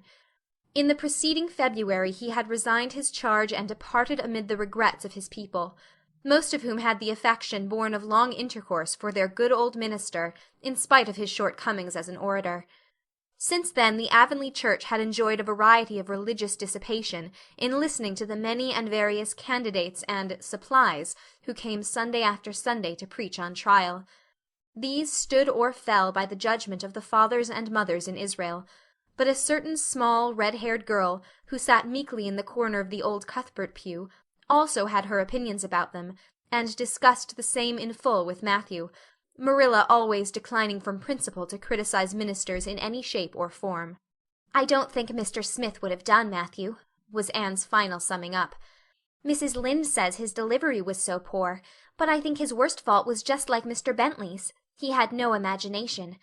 And Mr. Terry had too much. He let it run away with him just as I did mine in the matter of the haunted wood. Besides, Mrs. Lynde says his theology wasn't sound. Mr. Gresham was a very good man, and a very religious man, but he told too many funny stories and made the people laugh in church. He was undignified, and you must have some dignity about a minister, mustn't you, Matthew? I thought Mr. Marshall was decidedly attractive, but Mrs. Lynde says he isn't married, or even engaged, because she made special inquiries about him, and she says it would never do to have a young unmarried minister in Avonlea, because he might marry in the congregation, and that would make trouble. Mrs. Lynde is a very far-seeing woman, isn't she, Matthew? I'm very glad they've called Mr. Allen. I liked him, because his sermon was interesting, and he prayed as if he meant it, and not just as if he did it because he was in the habit of it. Mrs. Lynde says he isn't perfect, but she says she supposes we couldn't expect a perfect minister for $750 a year, and anyhow his theology is sound because she questioned him thoroughly on all the points of doctrine. And she knows his wife's people, and they are most respectable, and the women are all good housekeepers. Mrs. Lynde says that sound doctrine in the man and good housekeeping in the woman make an ideal combination for a minister's family. The new minister and his wife were a young, pleasant-faced couple, still on their honeymoon, and full of all good and beautiful enthusiasms for their chosen life work. Avonlea opened its heart to them from the start. Old and young liked the frank, cheerful young man with his high ideals, and the bright, gentle little lady who assumed the mistressship of the manse. With Mrs. Allen, Anne fell promptly and wholeheartedly in love. She had discovered another kindred spirit. "Mrs. Allen is perfectly lovely," she announced one Sunday afternoon. "She's taken our class, and she's a splendid teacher. She said right away she didn't think it was fair for the teacher to ask all the questions. And you know, Marilla, that is exactly what I've always thought. She said we could ask her any question we liked, and I asked ever so many. I'm good at asking questions, Marilla." "I believe you," was Marilla's emphatic comment. Nobody else asked any except Ruby Gillis, and she asked if there was to be a Sunday school picnic this summer. I didn't think that was a very proper question to ask because it hadn't any connection with the lesson. The lesson was about Daniel in the lion's den. But Mrs. Allen just smiled and said she thought there would be. Mrs. Allen has a lovely smile. She has such exquisite dimples in her cheeks. I wish I had dimples in my cheeks, Marilla. I'm not half so skinny as I was when I came here, but I have no dimples yet. If I had, perhaps I could influence people for good. Mrs. Allen said we ought always to try to influence other people for good. She talked so nicely about everything. I never knew before that religion was such a cheerful thing. I always thought it was kind of melancholy, but Mrs. Allen's isn't, and I'd like to be a Christian if I could be one like her. I wouldn't want to be one like Mr. Superintendent Bell. "It's very naughty of you to speak so about Mr. Bell," said Marilla severely. "Mr. Bell is a real good man." "Oh, of course he's good," agreed Anne, "but he doesn't seem to get any comfort out of it. If I could be good I'd dance and sing all day because I was glad of it. I suppose Mrs. Allen is too old to dance and sing, and of course it wouldn't be dignified in a minister's wife. But I can just feel she's glad she's a Christian, and that she'd be one even if she could get to heaven without it." "I suppose we must have Mr. and Mrs. Allen up to tea some day soon," said Marilla reflectively. "They've been most everywhere but here. Let me see. Next Wednesday would be a good time to have them. But don't say a word to Matthew about it, for if he knew they were coming he'd find some excuse to be away that day. He'd got so used to Mr. Bentley he didn't mind him, but he's going to find it hard to get acquainted with a new minister, and a new minister's wife will frighten him to death." "I'll be as secret as the dead," assured Anne. "But oh, Marilla, will you let me make a cake for the occasion? I'd love to do something for Mrs. Allen, and you know I can make a pretty good cake by this time." "You can make a layer cake," promised Marilla. Monday and Tuesday great preparations went on at Green Gables. Having the minister and his wife to tea was a serious and important undertaking, and Marilla was determined not to be eclipsed by any of the Avonlea housekeepers. Anne was wild with excitement and delight. She talked it all over with Diana Tuesday night in the twilight, as they sat on the big red stones by the Dryad's Bubble and made rainbows in the water with little twigs dipped in fir balsam. "Everything is ready, Diana, except my cake, which I'm to make in the morning, and the baking powder biscuits, which Marilla will make just before tea time. I assure you, Diana, that Marilla and I have had a busy 2 days of it. It's such a responsibility having a minister's family to tea. I never went through such an experience before. You should just see our pantry. It's a sight to behold. We're going to have jellied chicken and cold tongue. We're to have 2 kinds of jelly, red and yellow, and whipped cream and lemon pie, and cherry pie, and 3 kinds of cookies, and fruit cake, and Marilla's famous yellow plum preserves that she keeps especially for ministers, and pound cake and layer cake, and biscuits as aforesaid, and new bread and old both, in case the minister is dyspeptic and can't eat new. Mrs. Lynde says ministers are dyspeptic, but I don't think Mr. Allen has been a minister long enough for it to have had a bad effect on him. I just grow cold when I think of my layer cake. Oh, Diana, what if it shouldn't be good? I dreamed last night that I was chased all around by a fearful goblin with a big layer cake for a head. It'll be good, all right, assured Diana, who was a very comfortable sort of friend. I'm sure that piece of the one you made that we had for lunch in Idlewild 2 weeks ago was perfectly elegant. Yes, but cakes have such a terrible habit of turning out bad just when you especially want them to be good, sighed Anne, setting a particularly well-balsamed twig afloat. However, I suppose I shall just have to trust to Providence and be careful to put in the flour. Oh, look, Diana, what a lovely rainbow! Do you suppose the Dryad will come out after we go away and take it for a scarf? You know there's no such thing as a Dryad, said Diana. Diana's mother had found out about the haunted wood and had been decidedly angry over it. As a result, Diana had abstained from any further imitative flights of imagination, and did not think it prudent to cultivate a spirit of belief even in harmless dryads. "But it's so easy to imagine there is," said Anne. "Every night before I go to bed, I look out of my window and wonder if the Dryad is really sitting here, combing her locks with the spring for a mirror. Sometimes I look for her footprints in the dew in the morning. Oh, Diana, don't give up your faith in the Dryad." Wednesday morning came. Anne got up at sunrise because she was too excited to sleep. She had caught a severe cold in the head by reason of her dabbling in the spring on the preceding evening, but nothing short of absolute pneumonia could have quenched her interest in culinary matters that morning. After breakfast she proceeded to make her cake. When she finally shut the oven door upon it she drew a long breath. "I'm sure I haven't forgotten anything this time, Marilla. But do you think it will rise? Just suppose perhaps the baking powder isn't good. I used it out of the new can. And Mrs. Lynde says you can never be sure of getting good baking powder nowadays when everything is so adulterated. Mrs. Lynde says the government ought to take the matter up, but she says we'll never see the day when a Tory government will do it. Marilla, what if that cake doesn't rise?" "We'll have plenty without it," was Marilla's unimpassioned way of looking at the subject. The cake did rise, however, and came out of the oven as light and feathery as golden foam. Anne, flushed with delight, clapped it together with layers of ruby jelly, and, in imagination, saw Mrs. Allan eating it, and possibly asking for another piece. "You'll be using the best tea set, of course, Marilla," she said. "Can I fix the table with ferns and wild roses?" "I think that's all nonsense," sniffed Marilla. "In my opinion it's the eatables that matter, and not flummery decorations." "Mrs. Barry had her table decorated," said Anne, who was not entirely guiltless of the wisdom of the serpent. "And the minister paid her an elegant compliment. He said it was a feast for the eye as well as the palate." "Well, do as you like," said Marilla, who was quite determined not to be surpassed by Mrs. Barry or anybody else.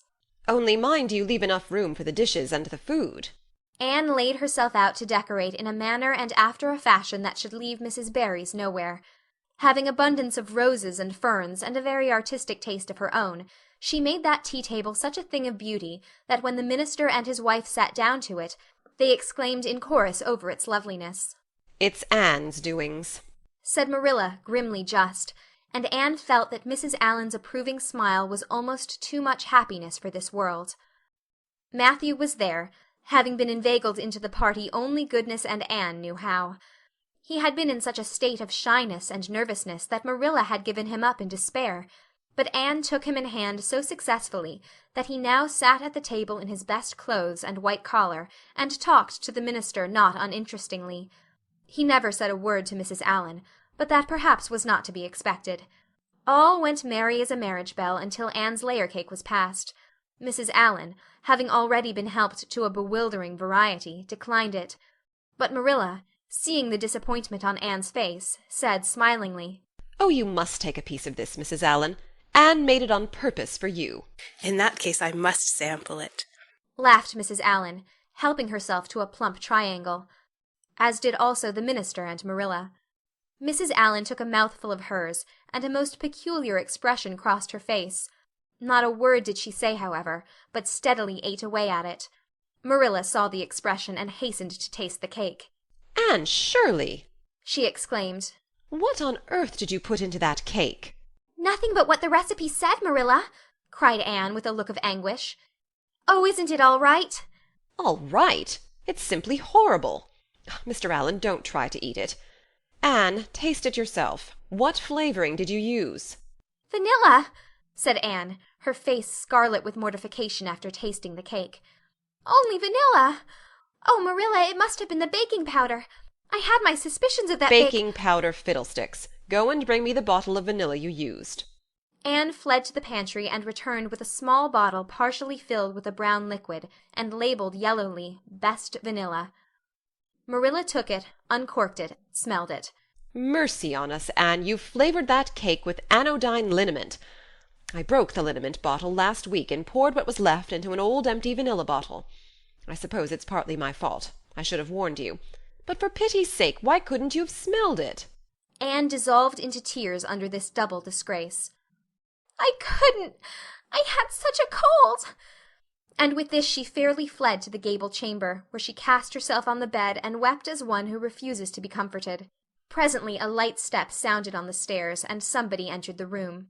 "Oh, Marilla," sobbed Anne, without looking up, "I'm disgraced forever. I shall never be able to live this down. It will get out. Things always do get out in Avonlea. Diana will ask me how my cake turned out, and I shall have to tell her the truth. I shall always be pointed at as the girl who flavored a cake with anodyne liniment. The boys in school will never get over laughing at it. Oh, Marilla, if you have a spark of Christian pity, don't tell me that I must go down and wash the dishes after this. I'll wash them when the minister and his wife are gone, but I cannot ever look Mrs. Allen in the face again. Perhaps she'll think I tried to poison her. Mrs. Lynde says she knows an orphan girl who tried to poison her benefactor. But the liniment isn't poisonous. It's meant to be taken internally, although not in cakes. Won't you tell Mrs. Allen so, Marilla?" "Suppose you jump up and tell her so yourself," said a merry voice.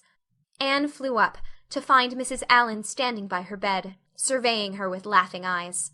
"My dear little girl, you mustn't cry like this," she said, genuinely disturbed by Anne's tragic face. "Why, it's all just a funny mistake that anybody might make."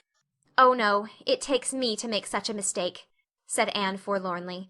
"And I wanted to have that cake so nice for you, Mrs. Allen." "Yes, I know, dear. And I assure you I appreciate your kindness and thoughtfulness just as much as if it had turned out all right. Now you mustn't cry any more, but come down with me and show me your flower garden. Miss Cuthbert tells me you have a little plot all your own. I want to see it, for I'm very much interested in flowers." Anne permitted herself to be led down and comforted, reflecting that it was really providential that Mrs. Allen was a kindred spirit. Nothing more was said about the liniment cake, and when the guests went away, Anne found that she had enjoyed the evening more than could have been expected, considering that terrible incident. Nevertheless, she sighed deeply. "Marilla, isn't it nice to think that tomorrow is a new day with no mistakes in it yet?" "I'll warrant you'll make plenty in it," said Marilla. "I never saw your beat for making mistakes, Anne." "Yes, and well I know it," admitted Anne mournfully. "But have you ever noticed one encouraging thing about me, Marilla? I never make the same mistake twice." "I don't know as that's much benefit when you're always making new ones." "Oh, don't you see, Marilla? There must be a limit to the mistakes one person can make, and when I get to the end of them, then I'll be through with them. That's a very comforting thought." "Well, you'd better go and give that cake to the pigs," said Marilla. "It isn't fit for any human to eat, not even Jerry Biot." End of chapter 21. Anne of Green Gables by Lucy Maud Montgomery. Chapter 22. Anne is invited out to tea. "And what are your eyes popping out of your head about now?" asked Marilla, when Anne had just come in from a run to the post office. "Have you discovered another kindred spirit?" Excitement hung around Anne like a garment, shone in her eyes, kindled in every feature. She had come dancing up the lane, like a wind-blown sprite, through the mellow sunshine and lazy shadows of the August evening. "No, Marilla, but oh, what do you think? I am invited to tea at the manse tomorrow afternoon. Mrs. Allen left the letter for me at the post office. Just look at it, Marilla. Miss Anne Shirley, Green Gables. That is the first time I was ever called Miss. Such a thrill as it gave me. I shall cherish it forever among my choicest treasures." "Mrs. Allen told me she meant to have all the members of her Sunday school class to tea in turn." said Marilla, regarding the wonderful event very coolly. You needn't get in such a fever over it. Do learn to take things calmly, child. For Anne to take things calmly would have been to change her nature. All spirit and fire and dew as she was, the pleasures and pains of life came to her with trebled intensity. Marilla felt this and was vaguely troubled over it, realizing that the ups and downs of existence would probably bear hardly on this impulsive soul, and not sufficiently understanding that the equally great capacity for delight might more than compensate.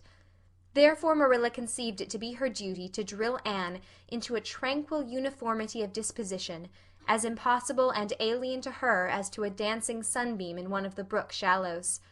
She did not make much headway, as she sorrowfully admitted to herself. The downfall of some dear hope or plan plunged Anne into deeps of affliction. The fulfillment thereof exalted her to dizzy realms of delight. Marilla had almost begun to despair of ever fashioning this waif of the world into her model little girl of demure manners and prim deportment. Neither would she have believed that she really liked Anne much better as she was. Anne went to bed that night speechless with misery, because Matthew had said the wind was round northeast, and he feared it would be a rainy day tomorrow. The rustle of the poplar leaves about the house worried her, it sounded so like pattering raindrops, and the full, far-away roar of the Gulf, to which she listened delightedly at other times, loving its strange, sonorous, haunting rhythm, now seemed like a prophecy of storm and disaster to a small maiden who particularly wanted a fine day. Anne thought that the morning would never come. But all things have an end, even nights before the day on which you were invited to take tea at the manse. The morning, in spite of Matthew's predictions, was fine, and Anne's spirits soared to their highest. "Oh, Marilla, there is something in me today that makes me just love everybody I see," she exclaimed as she washed the breakfast dishes. "You don't know how good I feel. Wouldn't it be nice if it could last? I believe I could be a model child if I were just invited out to tea every day. But oh, Marilla, it's a solemn occasion, too. I feel so anxious. What if I shouldn't behave properly?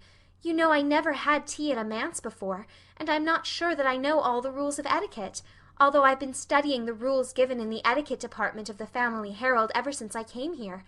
I'm so afraid I'll do something silly or forget to do something I should do. Would it be good manners to take a second helping of anything if you wanted to very much?" The trouble with you, Anne, is that you're thinking too much about yourself.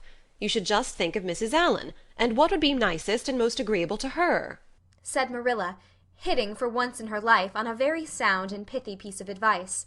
Anne instantly realized this. "You are right, Marilla. I'll try not to think about myself at all." Anne evidently got through her visit without any serious breach of etiquette, for she came home through the twilight, under a great high-sprung sky gloried over with trails of saffron and rosy cloud, in a beatified state of mind, and told Marilla all about it happily, sitting on the big red sandstone slab at the kitchen door, with her tired curly head in Marilla's gingham lap. A cool wind was blowing down over the long harvest fields from the rims of furry western hills, and whistling through the poplars. One clear star hung over the orchard, and the fireflies were flitting over in Lover's Lane, in and out among the ferns and rustling boughs. Anne watched them as she talked, and somehow felt that wind and stars and fireflies were all tangled up together into something unutterably sweet and enchanting. "Oh, Marilla, I've had a most fascinating time. I feel that I have not lived in vain, and I shall always feel like that even if I should never be invited to tea at a manse again. When I got there Mrs. Allan met me at the door. She was dressed in the sweetest dress of pale pink organdy, with dozens of frills and elbow sleeves, and she looked just like a seraph. I really think I'd like to be a minister's wife when I grow up, Marilla. A minister mightn't mind my red hair because he wouldn't be thinking of such worldly things. But then of course one would have to be naturally good, and I'll never be that, so I suppose there's no use in thinking about it. Some people are naturally good, you know, and others are not. I'm one of the others. Mrs. Lynde says I'm full of original sin. No matter how hard I try to be good, I can never make such a success of it as those who are naturally good. It's a good deal like geometry, I expect. But don't you think the trying so hard ought to count for something? Mrs. Allan is one of the naturally good people. I love her passionately. You know there are some people, like Matthew and Mrs. Allan, that you can love right off without any trouble. And there are others, like Mrs. Lynde, that you have to try very hard to love. You know you ought to love them because they know so much and are such active workers in the church, but you have to keep reminding yourself of it all the time or else you forget. There was another little girl at the manse to tea, from the White Sands Sunday School. Her name was Loretta Bradley, and she was a very nice little girl. Not exactly a kindred spirit, you know, but still very nice. We had an elegant tea, and I think I kept all the rules of etiquette pretty well. After tea Mrs. Allan played and sang, and she got Loretta and me to sing too. Mrs. Allan says I have a good voice, and she says I must sing in the Sunday school choir after this. You can't think how I was thrilled at the mere thought. I've longed so to sing in the Sunday school choir, as Diana does, but I feared it was an honor I could never aspire to. Loretta had to go home early, because there is a big concert in the White Sands Hotel tonight, and her sister is to recite at it. Loretta says that the Americans at the hotel give a concert every fortnight in aid of the Charlottetown Hospital, and they ask lots of the White Sands people to recite. Loretta said she expected to be asked herself some day. I just gazed at her in awe. After she had gone, Mrs. Allan and I had a heart-to-heart talk. I told her everything, about Mrs. Thomas and the twins and Katie Maurice and Violetta, and coming to Green Gables and my troubles over geometry. And would you believe it, Marilla? Mrs. Allan told me she was a dunce at geometry too. You don't know how that encouraged me. Mrs. Lynde came to the manse just before I left, and what do you think, Marilla? The trustees have hired a new teacher, and it's a lady. Her name is Miss Muriel Stacy. Isn't that a romantic name? Mrs. Lynde says they've never had a female teacher in Avonlea before, and she thinks it is a dangerous innovation. But I think it will be splendid to have a lady teacher, and I really don't see how I'm going to live through the 2 weeks before school begins. I'm so impatient to see her. End of chapter 22. Anne of Green Gables by Lucy Maud Montgomery. Chapter 23. Anne comes to grief in an affair of honor. Anne had to live through more than 2 weeks as it happened.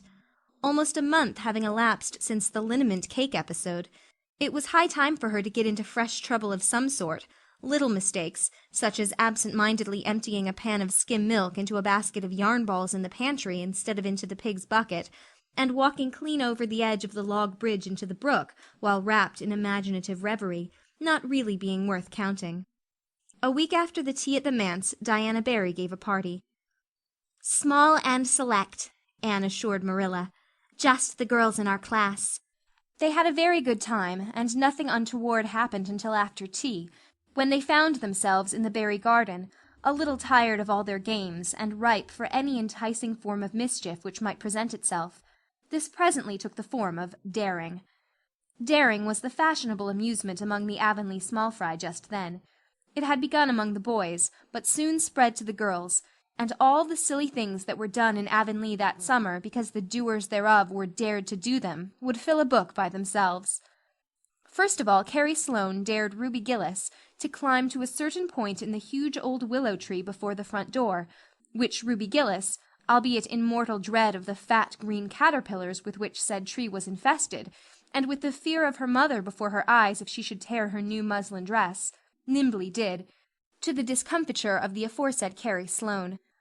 Then Josie Pye dared Jane Andrews to hop on her left leg around the garden without stopping once or putting her right foot to the ground, which Jane Andrews gamely tried to do, but gave out at the third corner and had to confess herself defeated. Josie's triumph being rather more pronounced than good taste permitted, Anne Shirley dared her to walk along the top of the board fence which bounded the garden to the east. Now, to walk board fences requires more skill and steadiness of head and heel than one might suppose who has never tried it. But Josie Pye, if deficient in some qualities that make for popularity, had at least a natural and inborn gift, duly cultivated, for walking board fences. Josie walked the Barry fence with an airy unconcern, which seemed to imply that a little thing like that wasn't worth a dare. Reluctant admiration greeted her exploit, for most of the other girls could appreciate it, having suffered many things themselves in their efforts to walk fences. Josie descended from her perch, flushed with victory, and darted a defiant glance at Anne. Anne tossed her red braids. "I don't think it's such a very wonderful thing to walk a little low board fence," she said. "I knew a girl in Marysville who could walk the ridgepole of a roof." "I don't believe it," said Josie flatly. "I don't believe anybody could walk a ridgepole. You couldn't, anyhow." "Couldn't I?" cried Anne rashly. "Then I dare you to do it," said Josie defiantly. "I dare you to climb up there and walk the ridgepole of Mr. Barry's kitchen roof." Anne turned pale, but there was clearly only one thing to be done. She walked toward the house, where a ladder was leaning against the kitchen roof.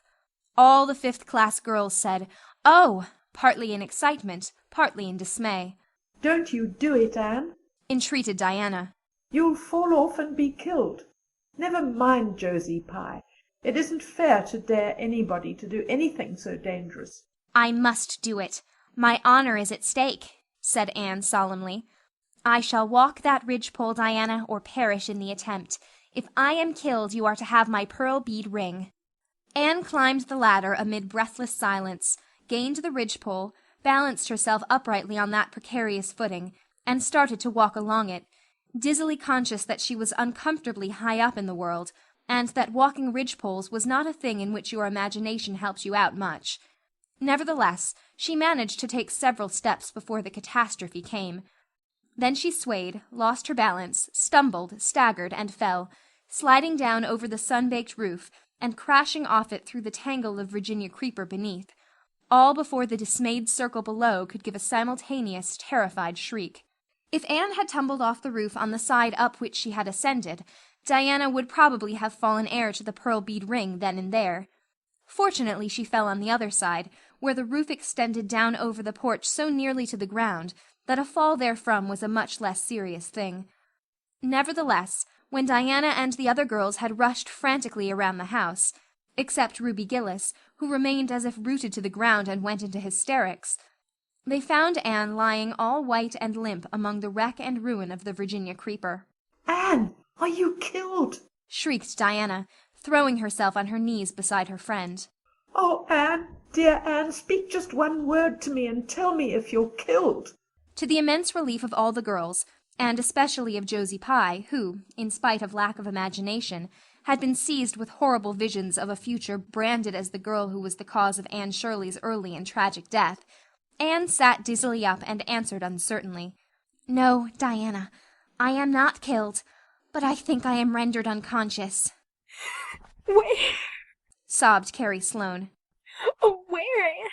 Before Anne could answer, Mrs. Barry appeared on the scene.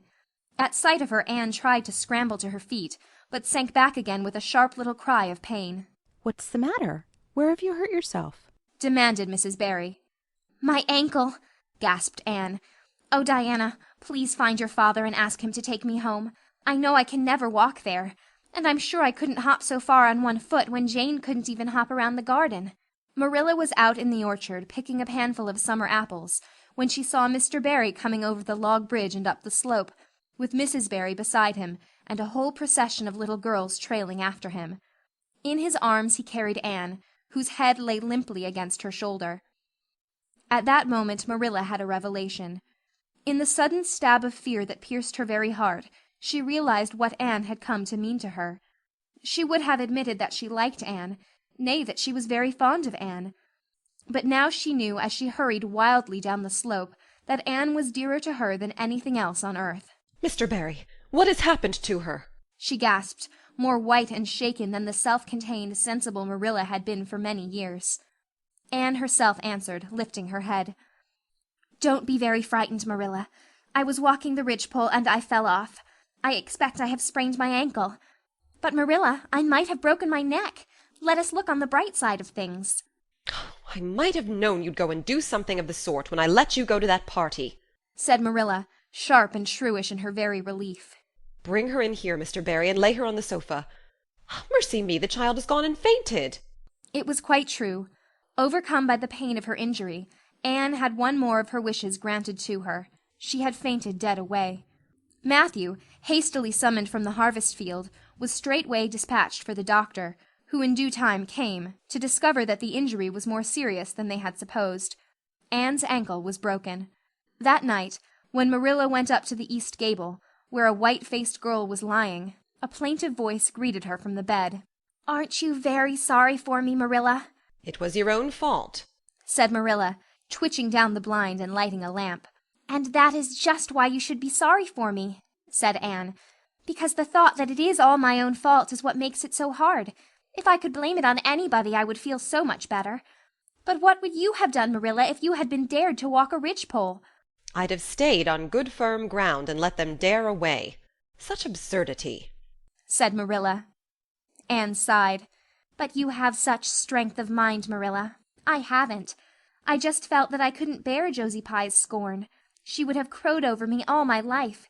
And I think I have been punished so much that you needn't be very cross with me, Marilla.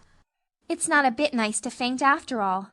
And the doctor hurt me dreadfully when he was setting my ankle.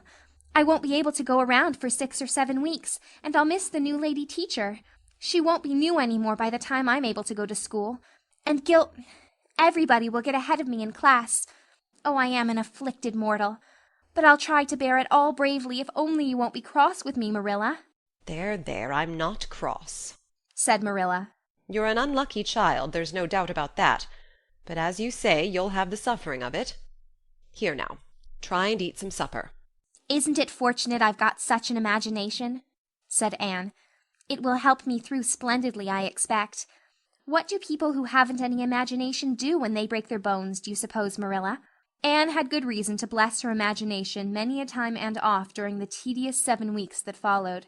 But she was not solely dependent on it. She had many visitors, and not a day passed without one or more of the schoolgirls dropping in to bring her flowers and books, and tell her all the happenings in the juvenile world of Avonlea. "Everybody has been so good and kind, Marilla," sighed Anne happily, on the day when she could first limp across the floor. "It isn't very pleasant to be laid up, but there is a bright side to it, Marilla. You find out how many friends you have. Why, even Superintendent Bell came to see me, and he's really a very fine man. Not a kindred spirit, of course, but still I like him, and I'm awfully sorry I ever criticized his prayers. I believe now he really does mean them, only he has got into the habit of saying them as if he didn't. He could get over that if he'd take a little trouble. I gave him a good broad hint. I told him how hard I tried to make my own little private prayers interesting. He told me all about the time he broke his ankle when he was a boy. It does seem so strange to think of Superintendent Bell ever being a boy. Even my imagination has its limits, for I can't imagine that. When I try to imagine him as a boy, I see him with gray whiskers and spectacles, just as he looks in Sunday school, only small. Now it's so easy to imagine Mrs. Allan as a little girl. Mrs. Allan has been to see me 14 times. Isn't that something to be proud of, Marilla, when a minister's wife has so many claims on her time? She is such a cheerful person to have visit you, too. She never tells you it's your own fault, and she hopes you'll be a better girl on account of it. Mrs. Lynde always told me that when she came to see me, and she said it in a kind of way that made me feel she might hope I'd be a better girl, but didn't really believe I would. Even Josie Pye came to see me. I received her as politely as I could, because I think she was sorry she dared me to walk a ridgepole. If I had been killed, she would have had to carry a dark burden of remorse all her life. Diana has been a faithful friend. She's been over every day to cheer my lonely pillow. But oh, I shall be so glad when I can go to school, for I've heard such exciting things about the new teacher. The girls all think she is perfectly sweet. Diana says she has the loveliest fair curly hair and such fascinating eyes. She dresses beautifully, and her sleeve puffs are bigger than anybody else's in Avonlea. Every other Friday afternoon she has recitations, and everybody has to say a piece or take part in a dialogue. Oh, it's just glorious to think of it. Josie Pye says she hates it, but that is just because Josie has so little imagination. Diana and Ruby Gillis and Jane Andrews are preparing a dialogue called A Morning Visit for next Friday. And the Friday afternoons they don't have recitations. Miss Stacy takes them all to the woods for a field day, and they study ferns and flowers and birds. And they have physical culture exercises every morning and evening.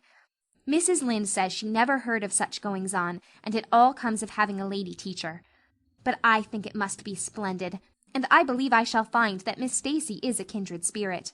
"There's one thing plain to be seen, Anne," said Marilla. "and that is that your fall off the Barry roof hasn't injured your tongue at all." End of chapter 23. Anne of Green Gables by Lucy Maud Montgomery. Chapter 24. Miss Stacy and her pupils get up a concert. It was October again when Anne was ready to go back to school, a glorious October, all red and gold, with mellow mornings when the valleys were filled with delicate mists as if the spirit of autumn had poured them in for the sun to drain, amethyst, pearl, silver, rose, and smoke blue. The dews were so heavy that the fields glistened like cloth of silver, and there were such heaps of rustling leaves in the hollows of many-stemmed woods to run crisply through. The birch path was a canopy of yellow, and the ferns were sere and brown all along it. There was a tang in the very air that inspired the hearts of small maidens tripping, unlike snails, swiftly and willingly to school, and it was jolly to be back again at the little brown desk beside Diana, with Ruby Gillis nodding across the aisle, and Carrie Sloane sending up notes, and Julia Bell passing a chew of gum down from the back seat. Anne drew a long breath of happiness as she sharpened her pencil and arranged her picture cards in her desk. Life was certainly very interesting. In the new teacher she found another true and helpful friend. Miss Stacy was a bright, sympathetic young woman, with the happy gift of winning and holding the affections of her pupils, and bringing out the best that was in them mentally and morally. Anne expanded like a flower under this wholesome influence, and carried home to the admiring Matthew and the critical Marilla glowing accounts of schoolwork and aims. "I love Miss Stacy with my whole heart, Marilla. She is so ladylike, and she has such a sweet voice. When she pronounces my name I feel instinctively that she's spelling it with an E. We had recitations this afternoon. I just wish you could have been there to hear me recite Mary, Queen of Scots.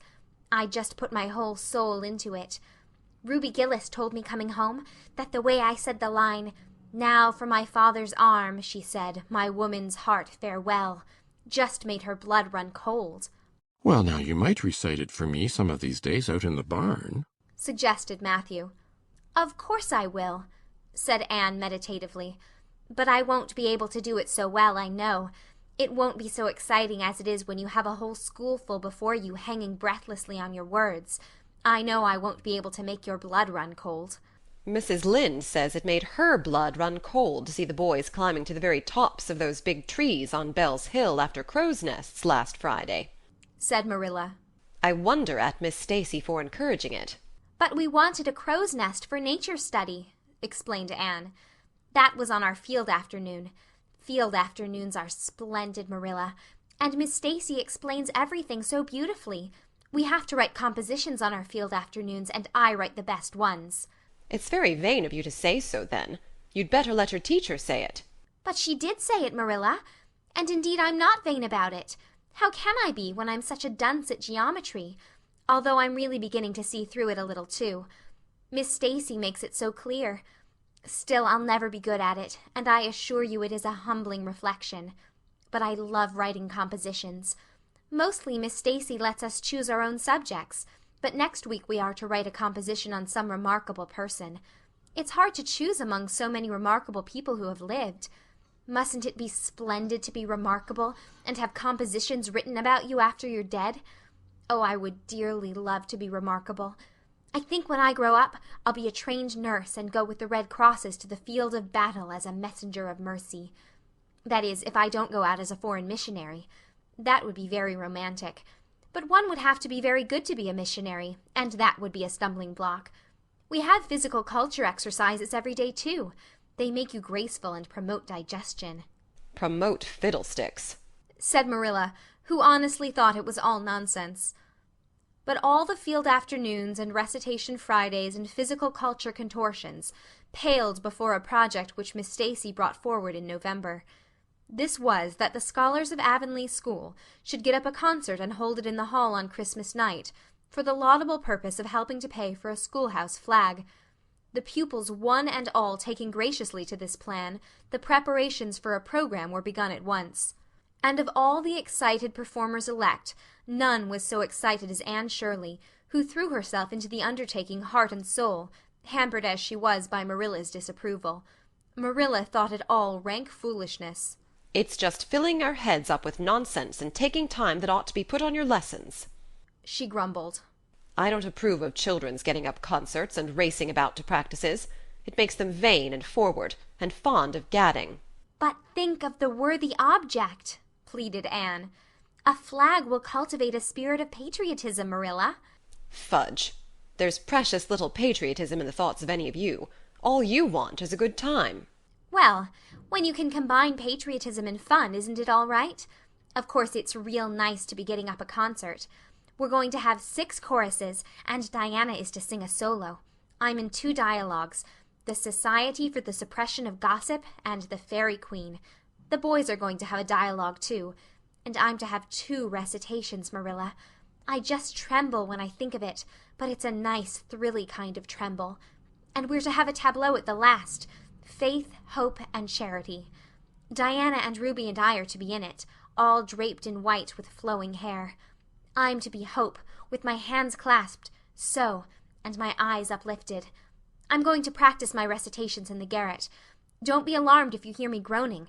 I have to groan heart-rendingly in one of them, and it's really hard to get up a good artistic groan, Marilla.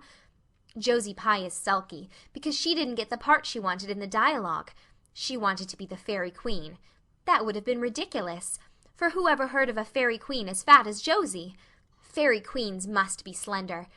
Jane Andrews is to be the queen, and I am to be one of her maids of honor. Josie says she thinks a red-haired fairy is just as ridiculous as a fat one, but I do not let myself mind what Josie says. I'm to have a wreath of white roses on my hair, and Ruby Gillis is going to lend me her slippers because I haven't any of my own. It's necessary for fairies to have slippers, you know. You couldn't imagine a fairy wearing boots, could you?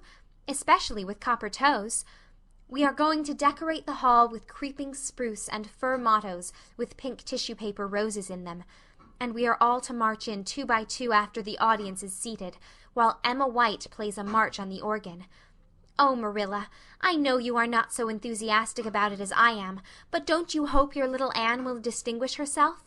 All I hope is that you'll behave yourself. I'll be heartily glad when all this fuss is over and you'll be able to settle down.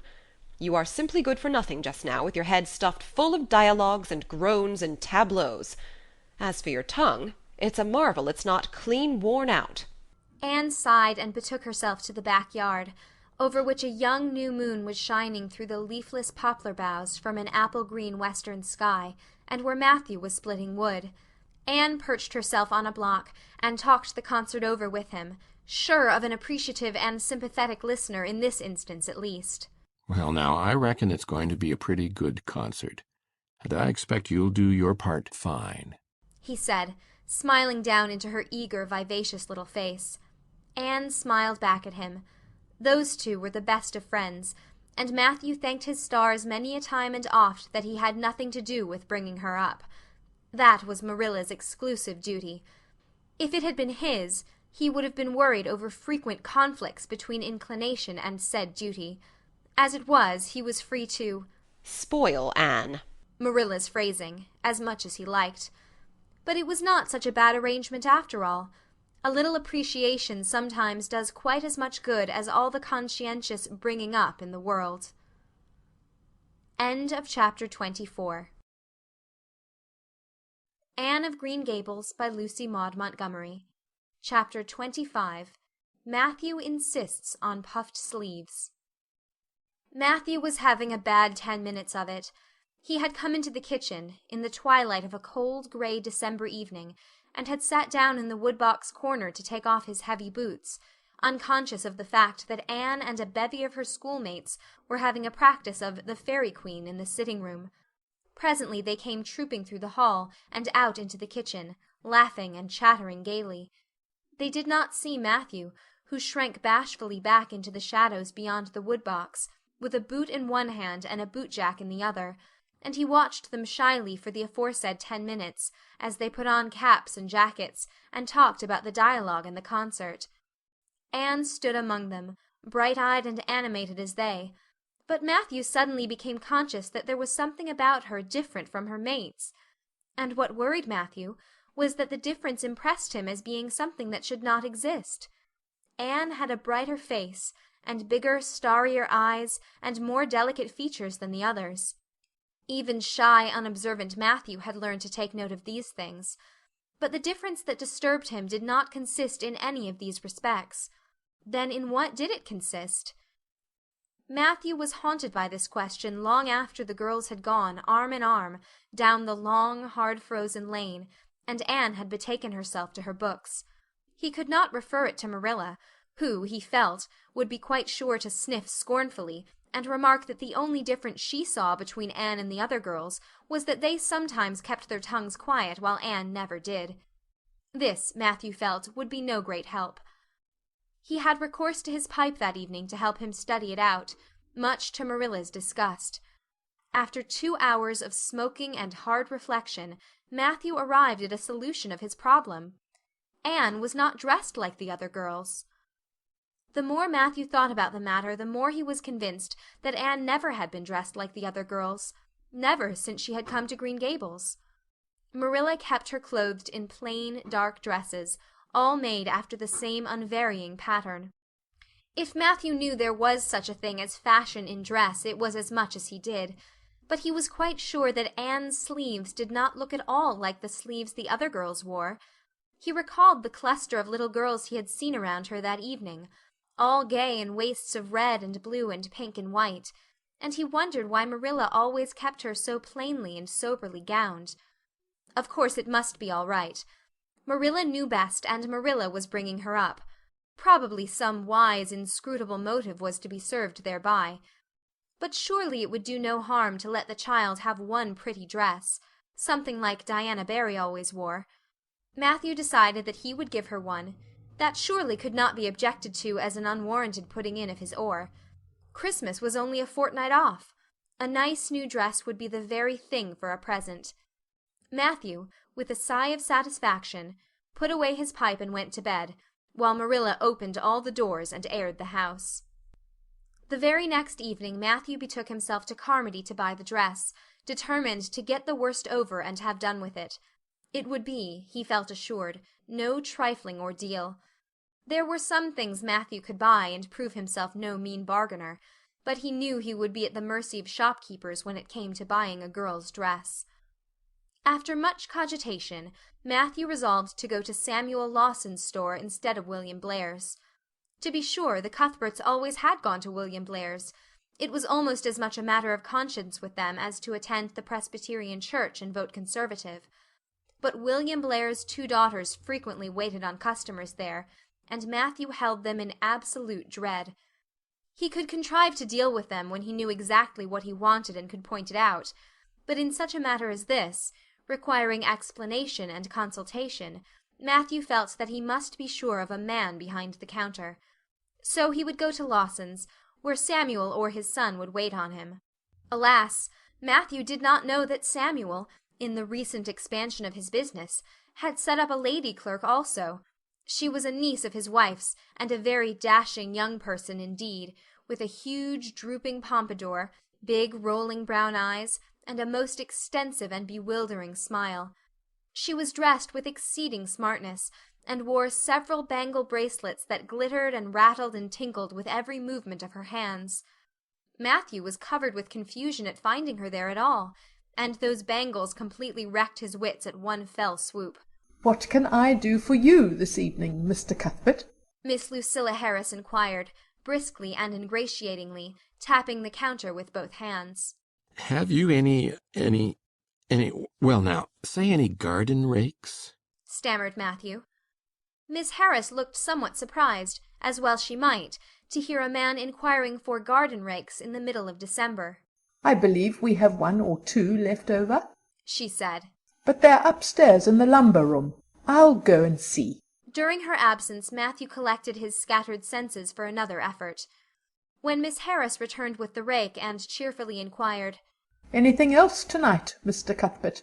Matthew took his courage in both hands and replied, Well now, since you suggest it, I might as well take, that is, look at, buy some hayseed. Miss Harris had heard Matthew Cuthbert called odd. She now concluded that he was entirely crazy. "We only keep hayseed in the spring," she explained loftily. "We've none on hand just now." Oh, certainly, just as you say, stammered unhappy Matthew, seizing the rake and making for the door.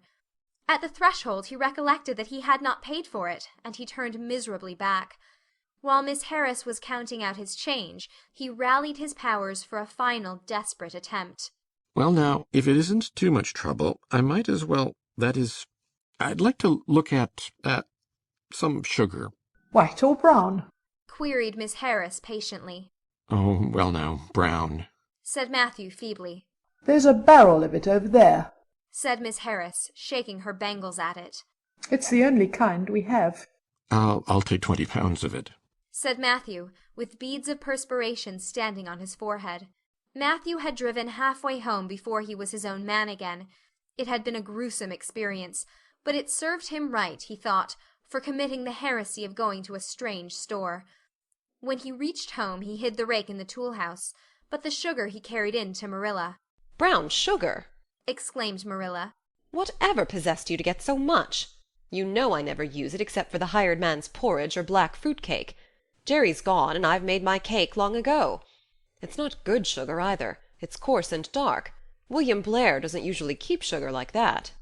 I thought it might come in handy sometime, said Matthew, making good his escape. When Matthew came to think the matter over, he decided that a woman was required to cope with the situation. Marilla was out of the question. Matthew felt sure she would throw cold water on his project at once. Remained only Mrs. Lynde, for of no other woman in Avonlea would Matthew have dared to ask advice. To Mrs. Lynde he went accordingly, and that good lady promptly took the matter out of the harassed man's hands. Pick out a dress for you to give Anne? To be sure I will. I'm going to Carmody tomorrow, and I'll attend to it. Have you something particular in mind? No? Well, I'll just go by my own judgment then. I believe a nice rich brown would just suit Anne, and William Blair has some new Gloria in that's real pretty. Perhaps you'd like me to make it up for her, too, seeing that if Marilla was to make it, Anne would probably get wind of it before the time and spoil the surprise. Well, I'll do it. No, it isn't a mite of trouble. I like sewing. I'll make it to fit my niece Jenny Gillis, for she and Anne are as like as two peas as far as figure goes. Well, now, I'm much obliged, said Matthew. And I don't know, but I think they make the sleeves different nowadays to what they used to be. If it wouldn't be asking too much, I'd like them made in the new way. Puffs? Of course. You needn't worry a speck more about it, Matthew. I'll make it up in the very latest fashion, said Mrs. Lynde. To herself she added when Matthew had gone, It'll be a real satisfaction to see that poor child wearing something decent for once. The way Marilla dresses her is positively ridiculous, that's what. And I've ached to tell her so plainly a dozen times. I've held my tongue, though, for I can see Marilla doesn't want advice, and she thinks she knows more about bringing children up than I do, for all she's an old maid. But that's always the way. Folks that has brought up children know that there's no hard and fast method in the world that'll suit every child. But them as never have think it's all as plain and easy as rule of 3. Just set your 3 terms down so fashion, and the sum'll work out correct. But flesh and blood don't come under the head of arithmetic, and that's where Marilla Cuthbert makes her mistake. I suppose she's trying to cultivate a spirit of humility in Anne by dressing her as she does, but it's more likely to cultivate envy and discontent. I'm sure the child must feel the difference between her clothes and the other girls. But to think of Matthew taking notice of it! That man is waking up after being asleep for over 60 years. Marilla knew all the following fortnight that Matthew had something on his mind, but what it was she could not guess, until Christmas Eve, when Mrs. Lynde brought up the new dress. Marilla behaved pretty well on the whole, although it is very likely she distrusted Mrs. Lynde's diplomatic explanation that she had made the dress because Matthew was afraid Anne would find out about it too soon if Marilla made it. So this is what Matthew has been looking so mysterious over, and grinning about to himself for 2 weeks, is it? She said, a little stiffly but tolerantly. I knew he was up to some foolishness. Well, I must say I don't think Anne needed any more dresses. I made her 3 good, warm, serviceable ones this fall, and anything more is sheer extravagance. There's enough material in those sleeves alone to make a waist, I declare there is. You'll just pamper Anne's vanity, Matthew, and she's as vain as a peacock now. Well, I hope she'll be satisfied at last, for I know she's been hankering after those silly sleeves ever since they came in, although she never said a word after the first. The puffs have been getting bigger and more ridiculous right along. They're as big as balloons now. Next year anybody who wears them will have to go through a door sideways. Christmas morning broke on a beautiful white world.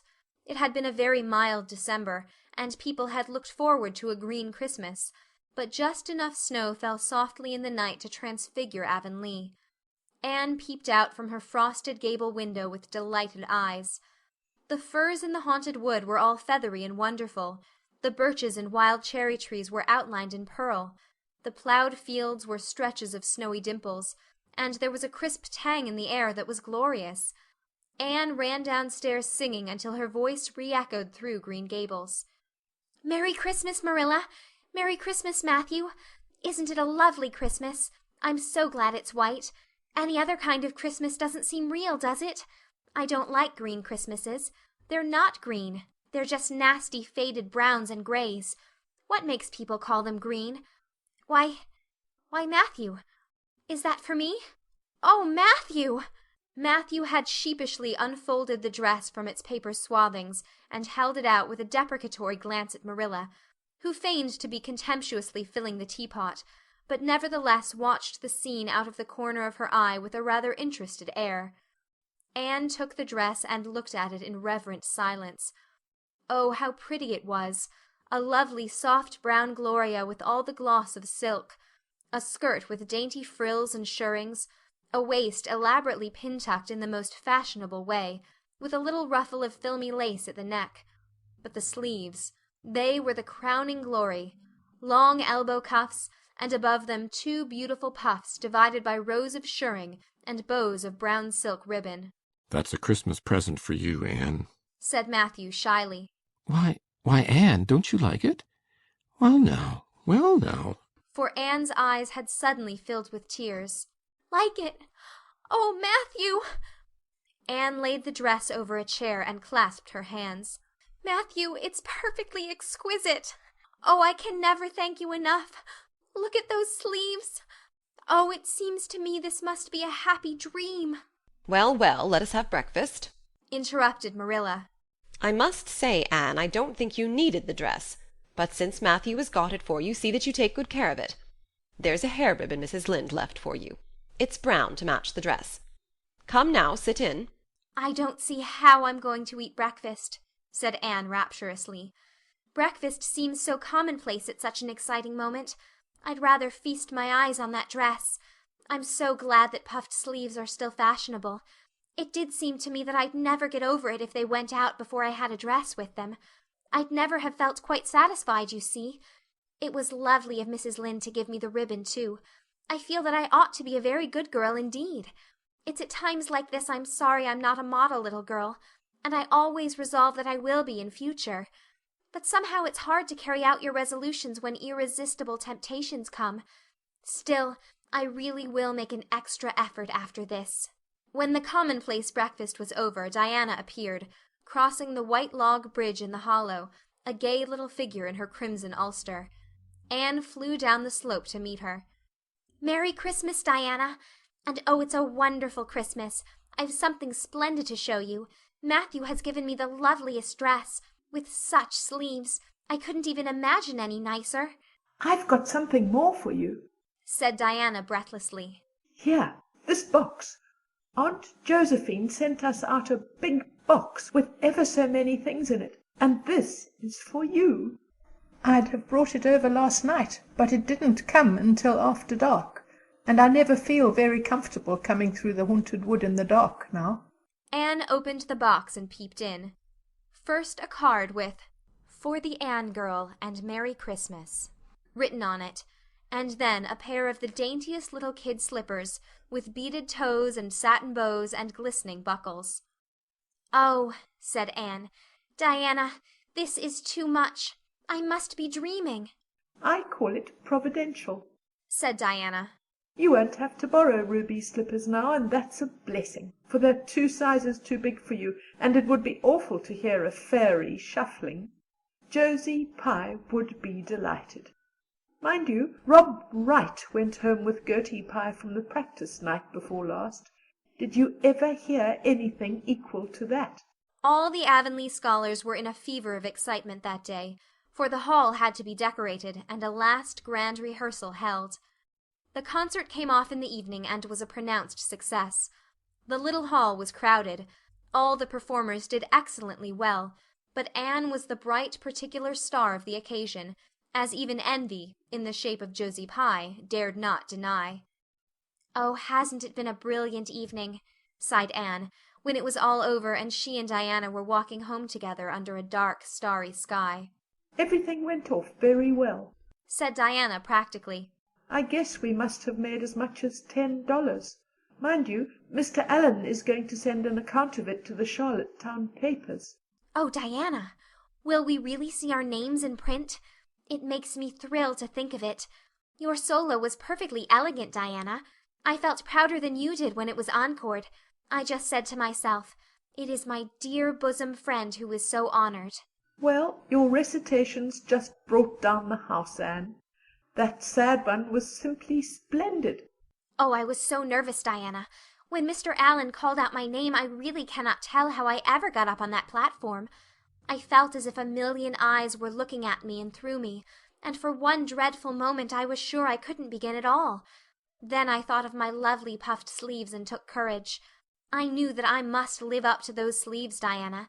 So I started in, and my voice seemed to be coming from ever so far away.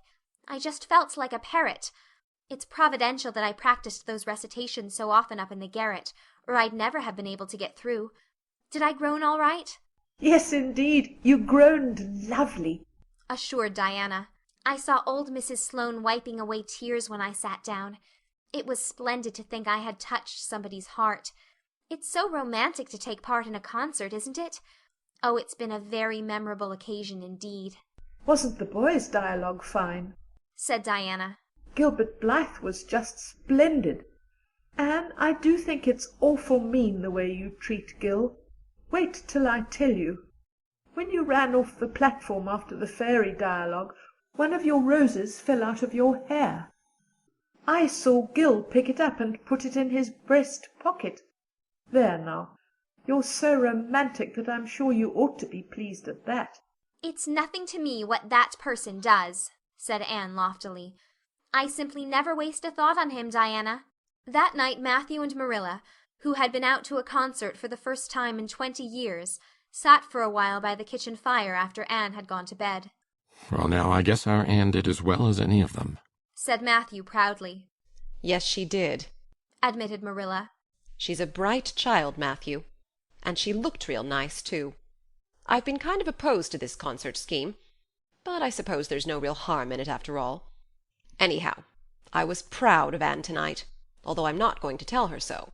"Well, now, I was proud of her, and I did tell her so, for she went upstairs," said Matthew. "We must see what we can do for her some of these days, Marilla. I guess she'll need something more than Avonlea school by and by." "There's time enough to think of that," said Marilla. "She's only 13 in March. Though tonight it struck me she was growing quite a big girl. Mrs. Lynde made that dress a mite too long, and it makes Anne look so tall. She's quick to learn, and I guess the best thing we can do for her will be to send her to Queen's after a spell. But nothing need be said about that for a year or two yet." "Well, now, it'll do no harm to be thinking it over off and on," said Matthew. "Things like that are all the better for lots of thinking over." End of chapter 25. Anne of Green Gables by Lucy Maud Montgomery. Chapter 26. The Story Club is formed. Junior Avonlea found it hard to settle down to humdrum existence again. To Anne in particular, things seemed fearfully flat, stale, and unprofitable after the goblet of excitement she had been sipping for weeks. Could she go back to the former quiet pleasures of those far-away days before the concert? At first, as she told Diana, she did not really think she could. "I'm positively certain, Diana, that life can never be quite the same again as it was in those olden days," she said mournfully, as if referring to a period of at least 50 years back. "Perhaps after a while I'll get used to it, but I'm afraid concerts spoil people for everyday life. I suppose that is why Marilla disapproves of them. Marilla is such a sensible woman. It must be a great deal better to be sensible, but still I don't believe I'd really want to be a sensible person, because they are so unromantic. Mrs. Lynde says there is no danger of my ever being one, but you can never tell. I feel just now that I may grow up to be sensible yet. But perhaps that is only because I'm tired. I simply couldn't sleep last night for ever so long. I just lay awake and imagined the concert over and over again. That's one splendid thing about such affairs. It's so lovely to look back to them. Eventually, however, Avonlea school slipped back into its old groove and took up its old interests. To be sure, the concert left traces.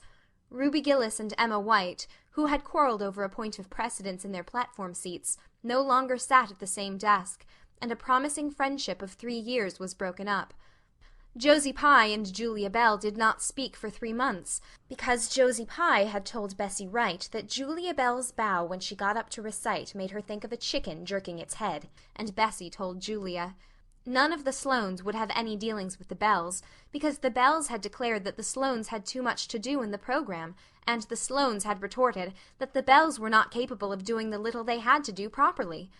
Finally, Charlie Sloane fought Moody Spurgeon Macpherson, because Moody Spurgeon had said that Anne Shirley put on airs about her recitations, and Moody Spurgeon was licked.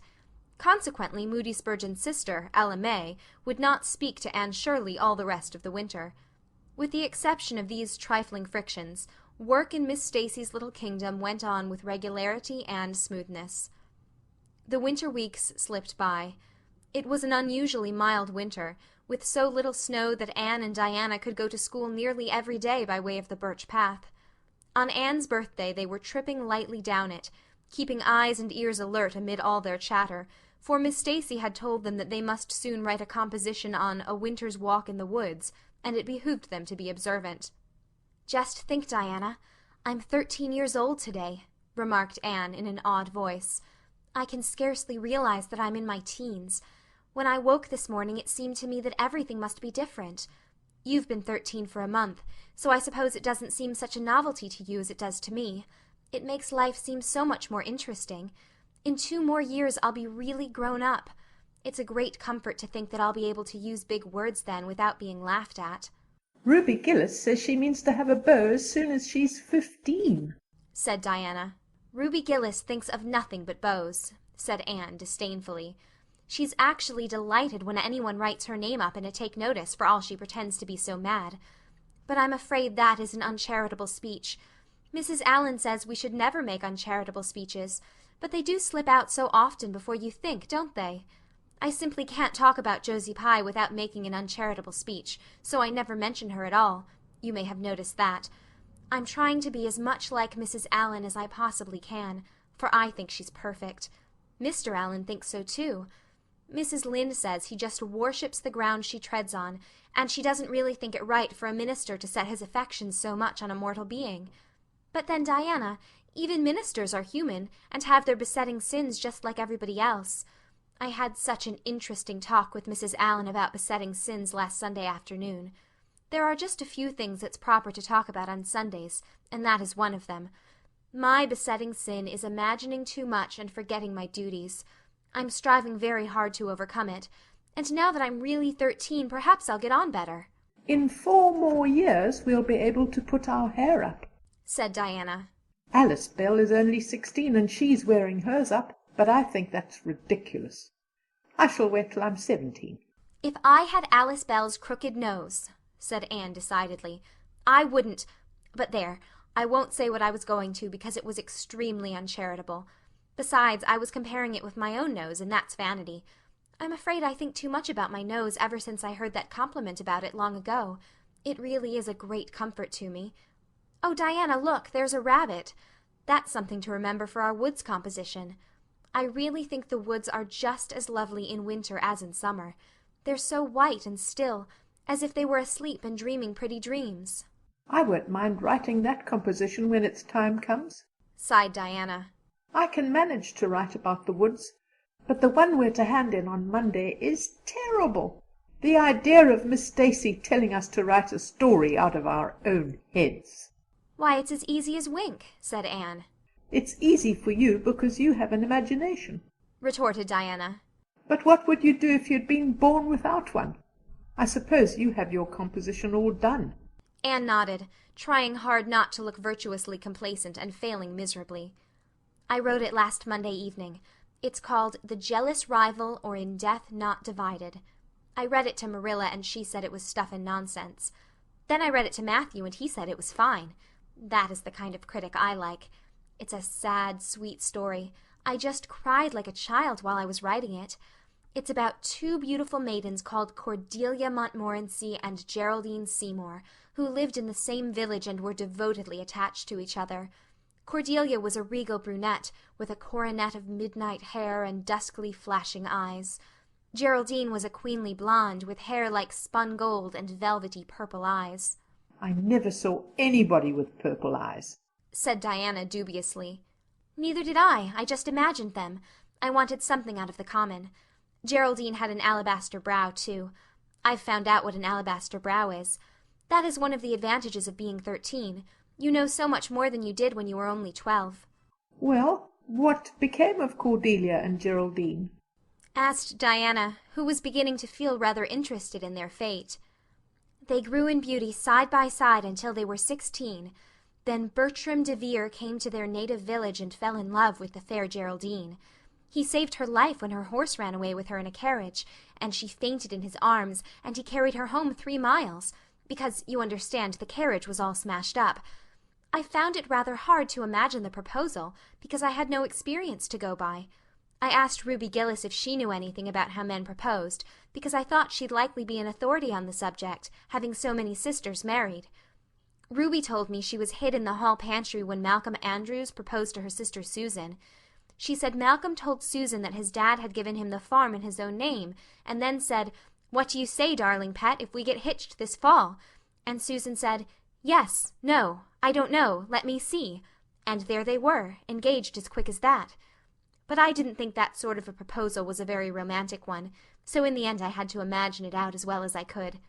I made it very flowery and poetical, and Bertram went on his knees, although Ruby Gillis says it isn't done nowadays.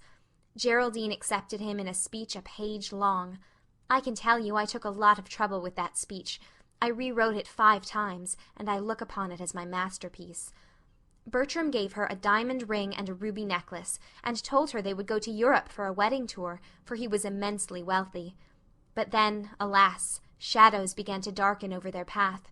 Cordelia was secretly in love with Bertram herself, and when Geraldine told her about the engagement she was simply furious, especially when she saw the necklace and the diamond ring. All her affection for Geraldine turned to bitter hate, and she vowed that she should never marry Bertram. But she pretended to be Geraldine's friend the same as ever. One evening they were standing on the bridge over a rushing, turbulent stream, and Cordelia, thinking they were alone, pushed Geraldine over the brink with a wild, mocking "Ha, ha, ha!" But Bertram saw it all, and he at once plunged into the current, exclaiming, "I will save thee, my peerless Geraldine." But alas, he had forgotten he couldn't swim, and they were both drowned, clasped in each other's arms. Their bodies were washed ashore soon afterwards. They were buried in the one grave, and their funeral was most imposing, Diana. It's so much more romantic to end a story up with a funeral than a wedding. As for Cordelia, she went insane with remorse and was shut up in a lunatic asylum.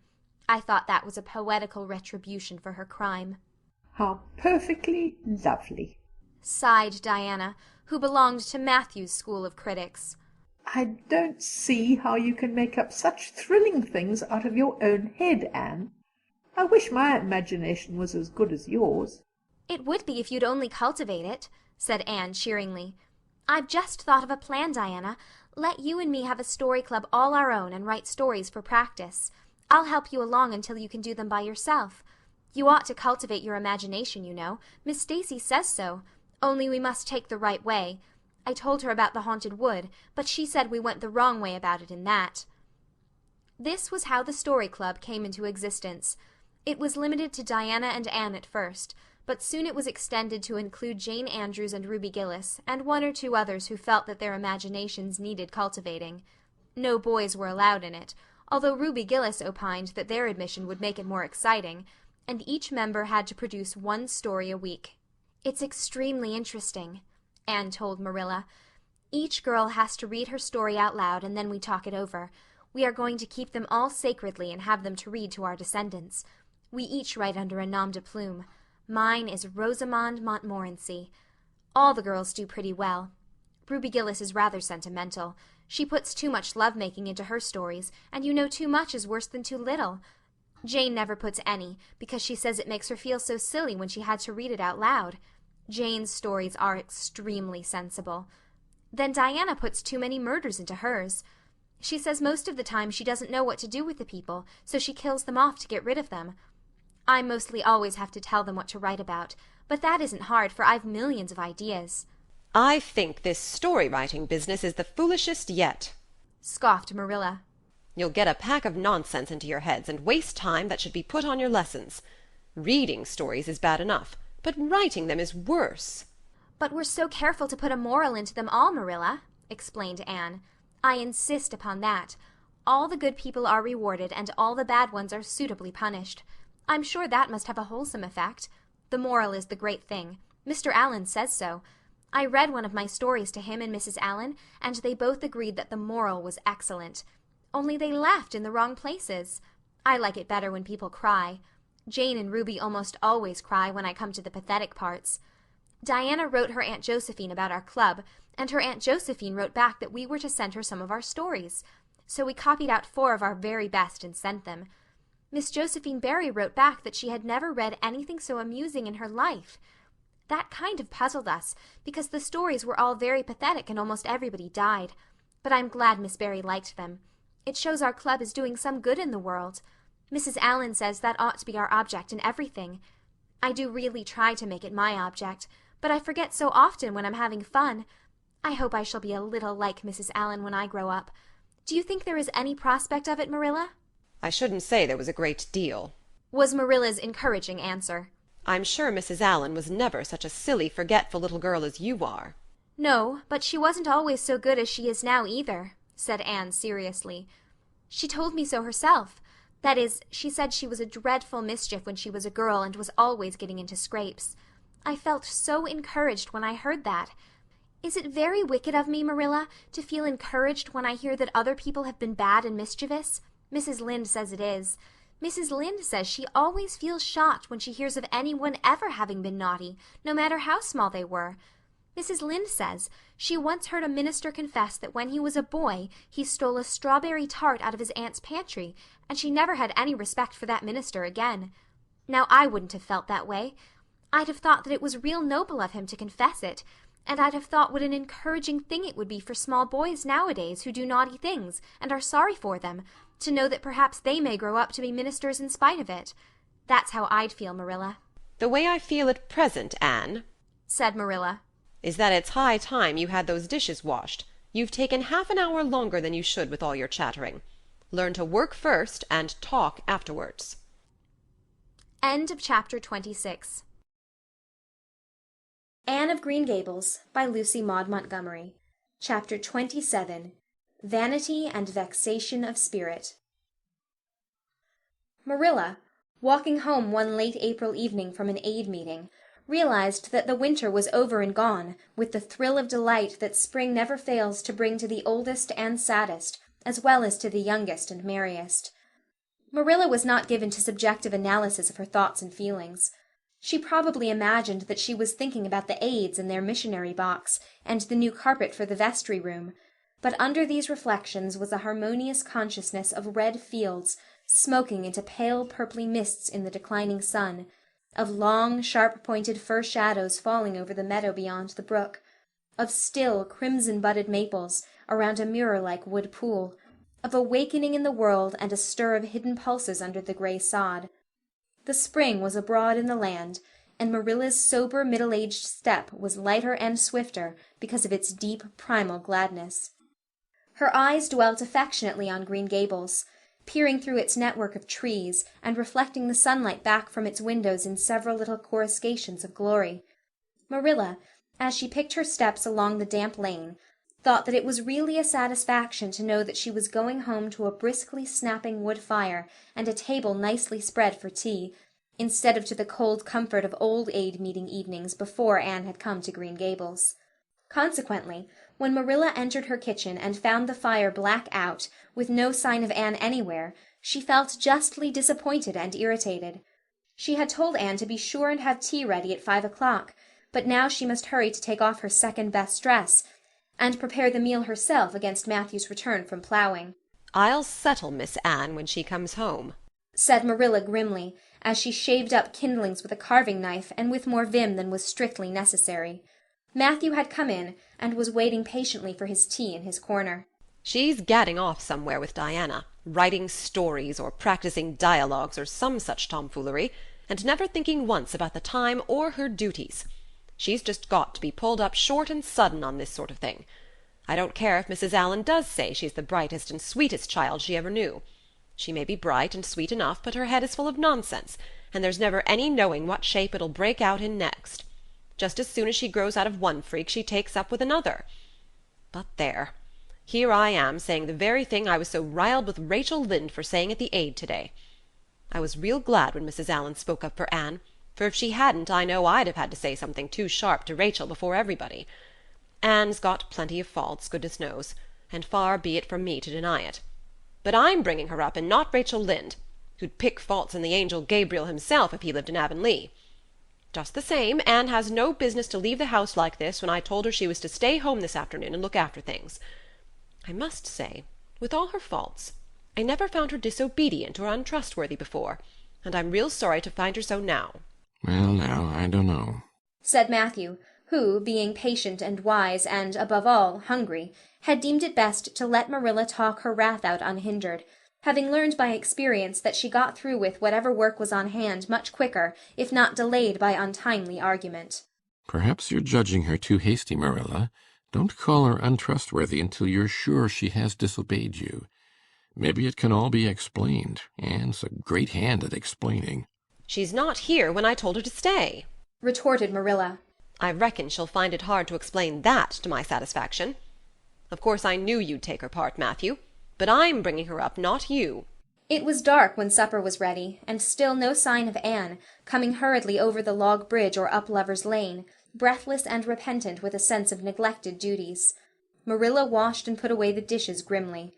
Then, wanting a candle to light her way down the cellar, she went up to the east gable for the one that generally stood on Anne's table.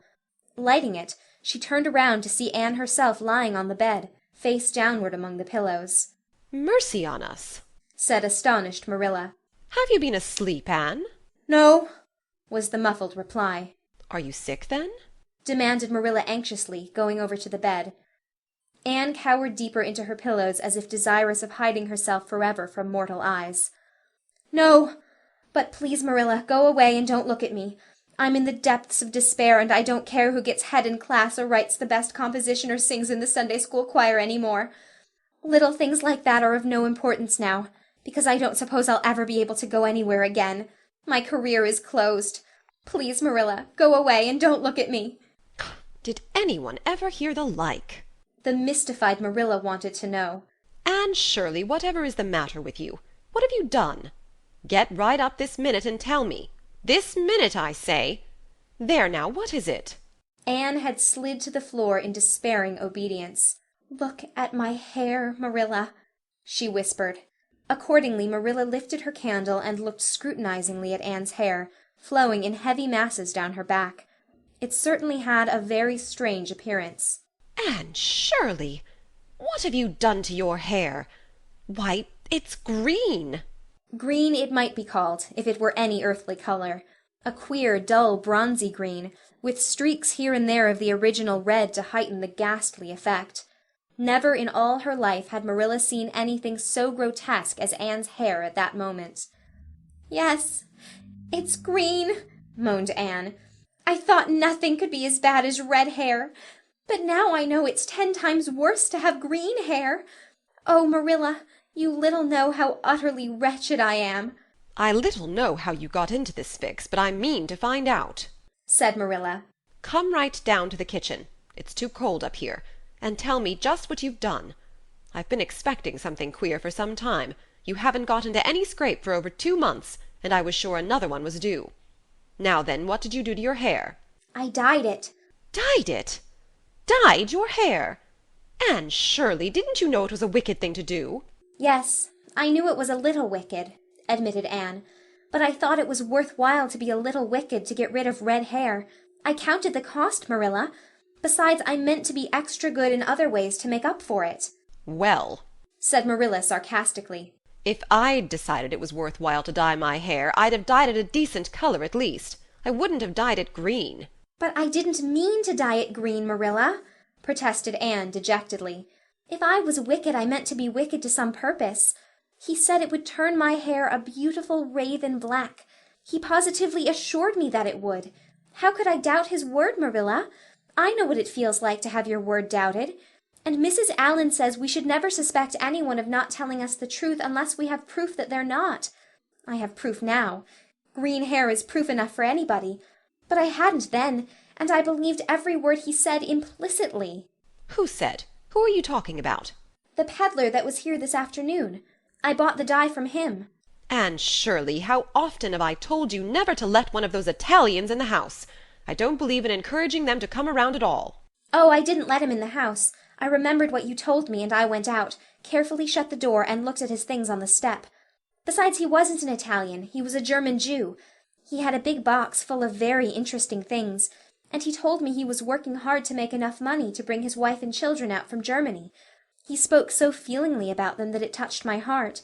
I wanted to buy something from him to help him in such a worthy object. Then all at once I saw the bottle of hair dye.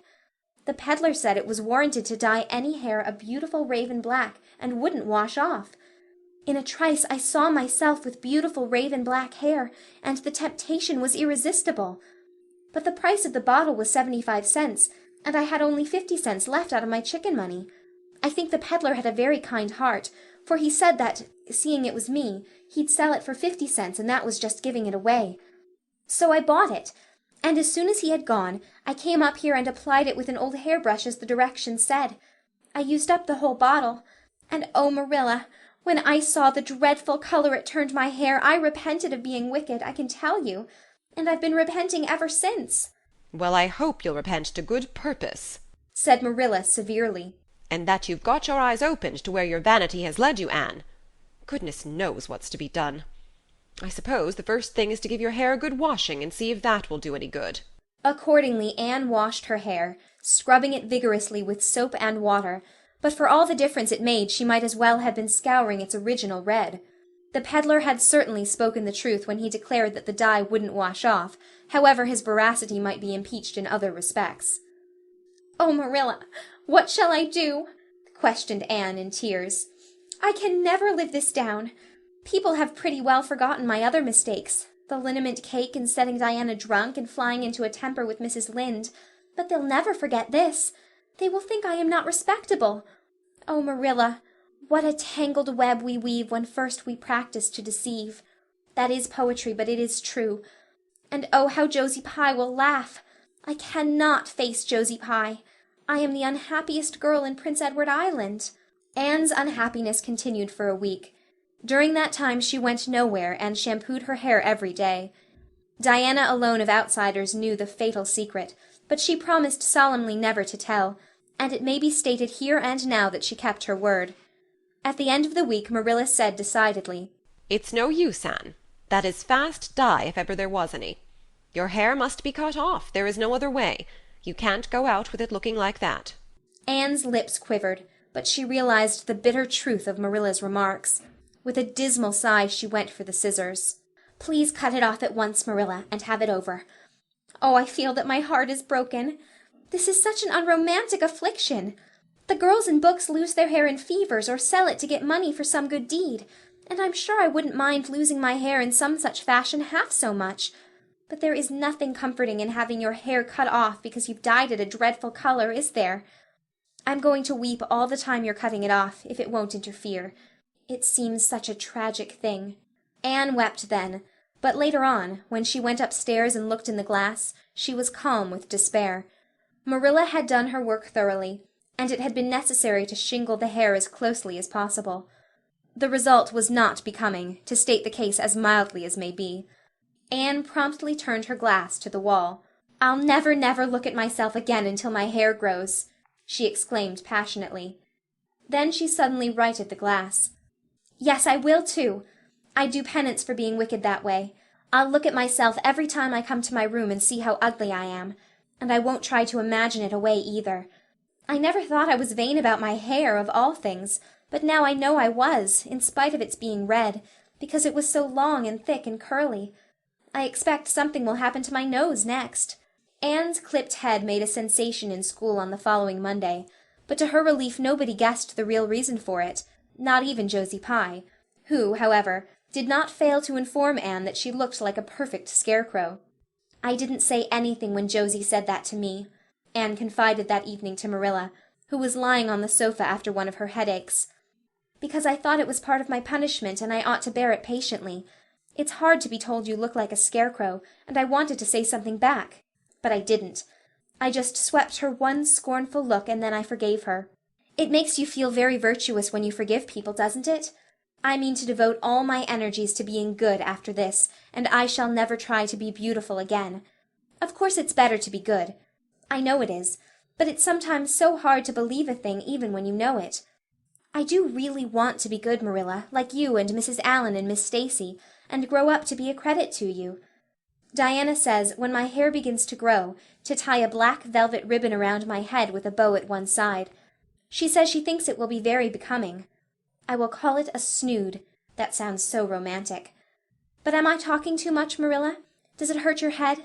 My head is better now. It was terrible bad this afternoon, though. These headaches of mine are getting worse and worse. I'll have to see a doctor about them. As for your chatter, I don't know that I mind it. I've got so used to it. Which was Marilla's way of saying that she liked to hear it. End of chapter 27. Anne of Green Gables by Lucy Maud Montgomery. Chapter 28. An Unfortunate Lily Maid. "Of course you must be Elaine, Anne," said Diana. "I could never have the courage to float down there." "Nor I," said Ruby Gillis with a shiver. "I don't mind floating down when there's 2 or 3 of us in the flat and we can sit up.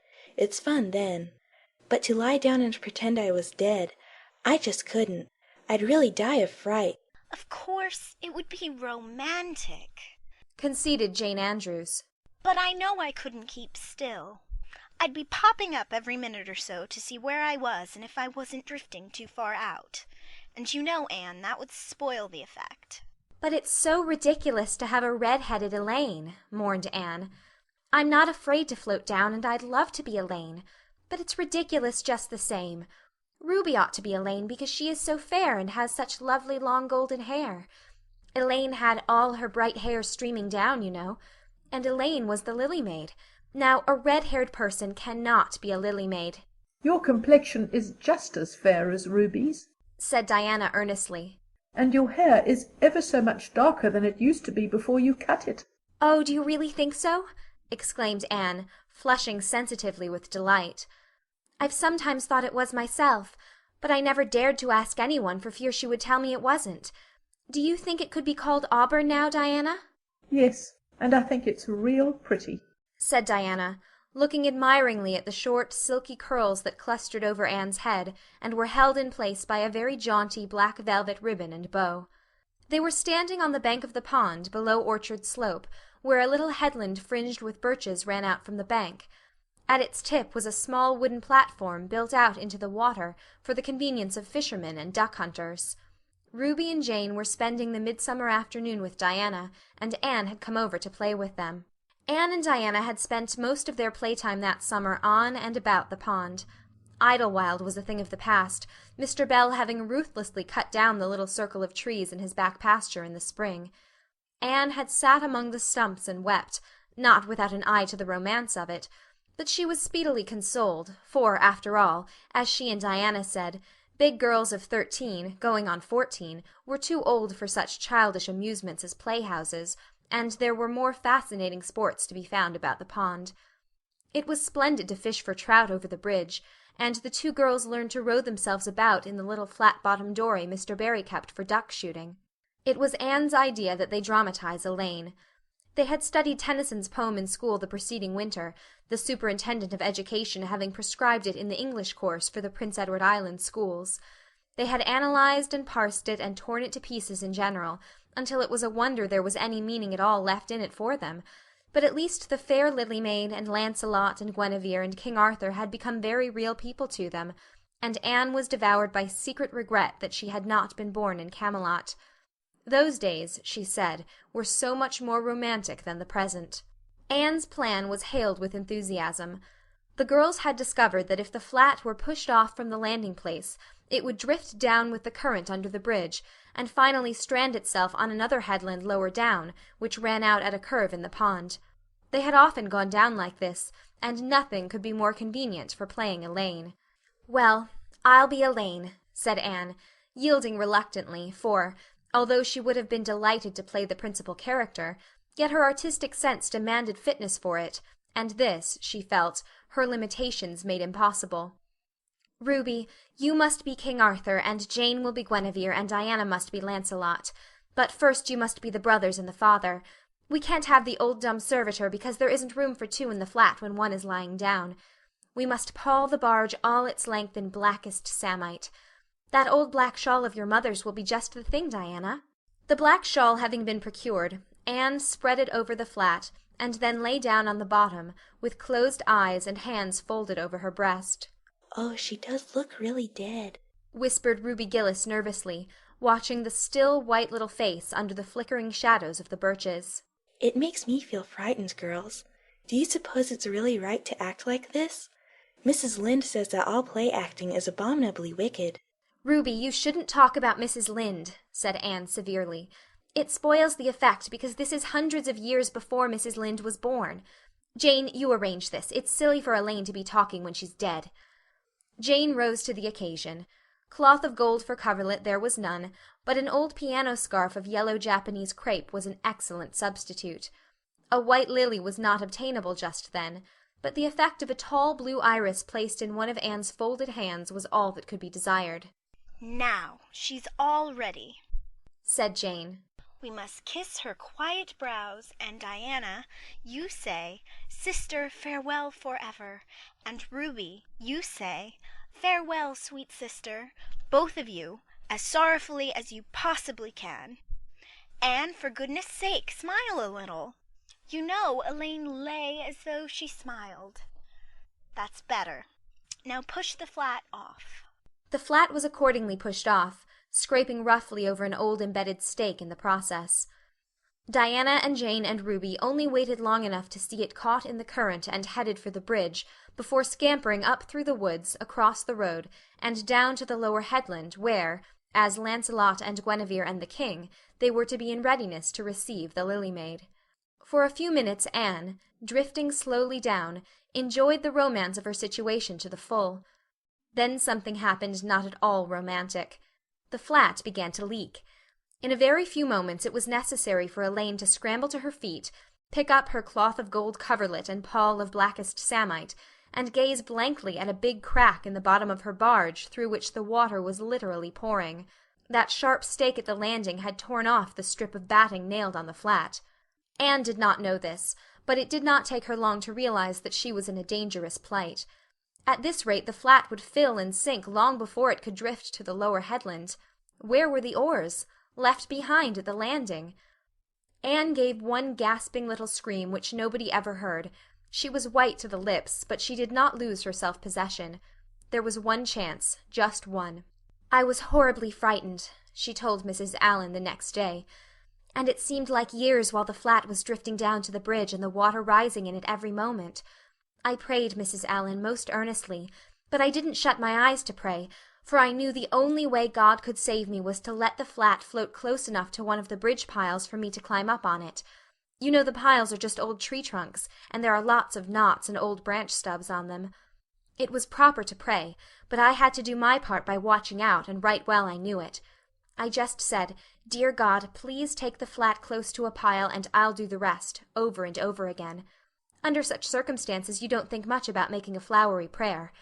But mine was answered, for the flat bumped right into a pile for a minute, and I flung the scarf and the shawl over my shoulder and scrambled up on a big providential stub. And there I was, Mrs. Allan, clinging to that slippery old pile with no way of getting up or down. It was a very unromantic position, but I didn't think about that at the time. You don't think much about romance when you have just escaped from a watery grave.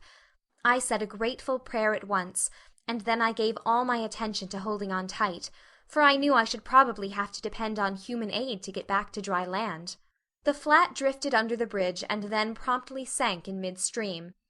Ruby, Jane, and Diana, already awaiting it on the lower headland, saw it disappear before their very eyes, and had not a doubt but that Anne had gone down with it. For a moment they stood still, white as sheets, frozen with horror at the tragedy. Then, shrieking at the tops of their voices, they started on a frantic run up through the woods, never pausing as they crossed the main road to glance the way of the bridge. Anne, clinging desperately to her precarious foothold, saw their flying forms and heard their shrieks. Help would soon come, but meanwhile her position was a very uncomfortable one. The minutes passed by, each seeming an hour to the unfortunate Lily Maid. Why didn't somebody come? Where had the girls gone? Suppose they had fainted, one and all? Suppose nobody ever came? Suppose she grew so tired and cramped that she could hold on no longer? Anne looked at the wicked green depths below her, wavering with long, oily shadows, and shivered. Her imagination began to suggest all manner of gruesome possibilities to her. Then, just as she thought she really could not endure the ache in her arms and wrists another moment, Gilbert Blythe came rowing under the bridge in Harmon Andrews's dory. Gilbert glanced up, and, much to his amazement, beheld a little white scornful face looking down upon him, with big, frightened, but also scornful grey eyes. Anne Shirley! How on earth did you get there? He exclaimed. Without waiting for an answer, he pulled close to the pile and extended his hand. There was no help for it.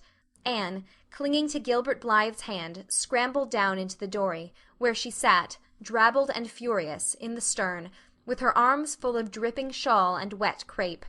It was certainly extremely difficult to be dignified under the circumstances. What has happened, Anne? Asked Gilbert, taking up his oars.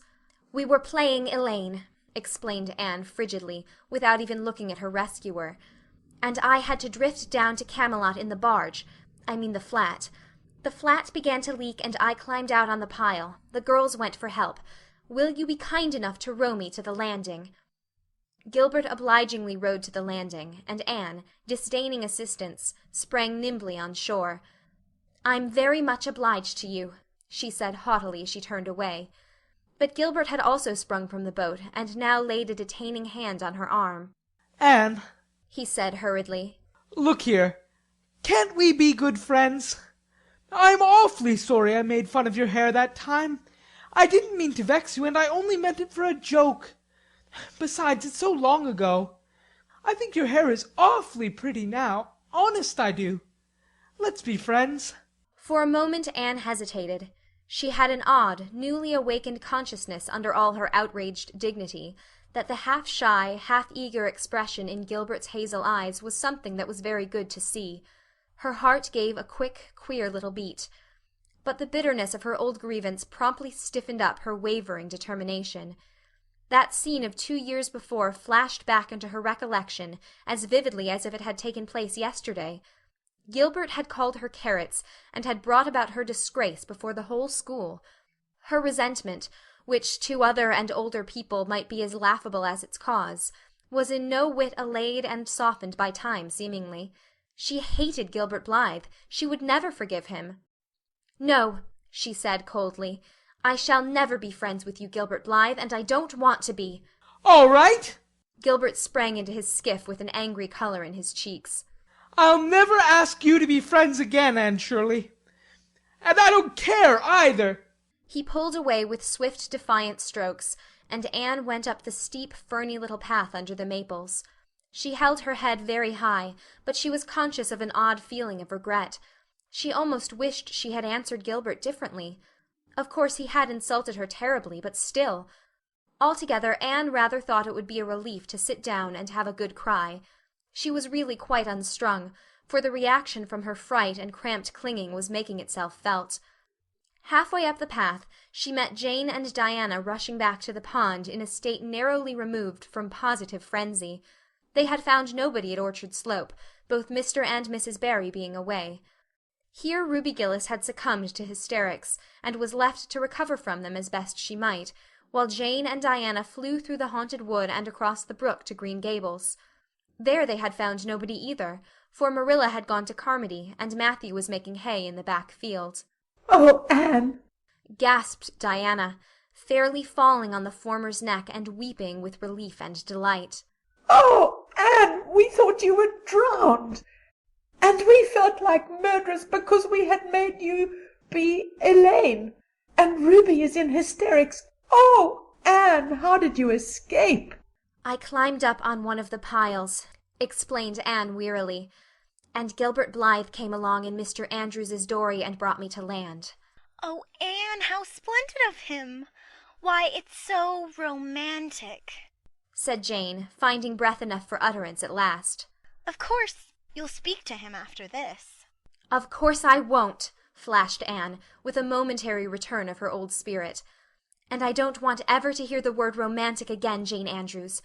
I'm awfully sorry you were so frightened, girls. It is all my fault. I feel sure I was born under an unlucky star. Everything I do gets me or my dearest friends into a scrape. We've gone and lost your father's flat, Diana, and I have a presentiment that we'll not be allowed to row on the pond any more. Anne's presentiment proved more trustworthy than presentiments are apt to do. Great was the consternation in the Barry and Cuthbert households when the events of the afternoon became known. "Will you ever have any sense, Anne?" groaned Marilla. "Oh, yes, I think I will, Marilla," returned Anne optimistically.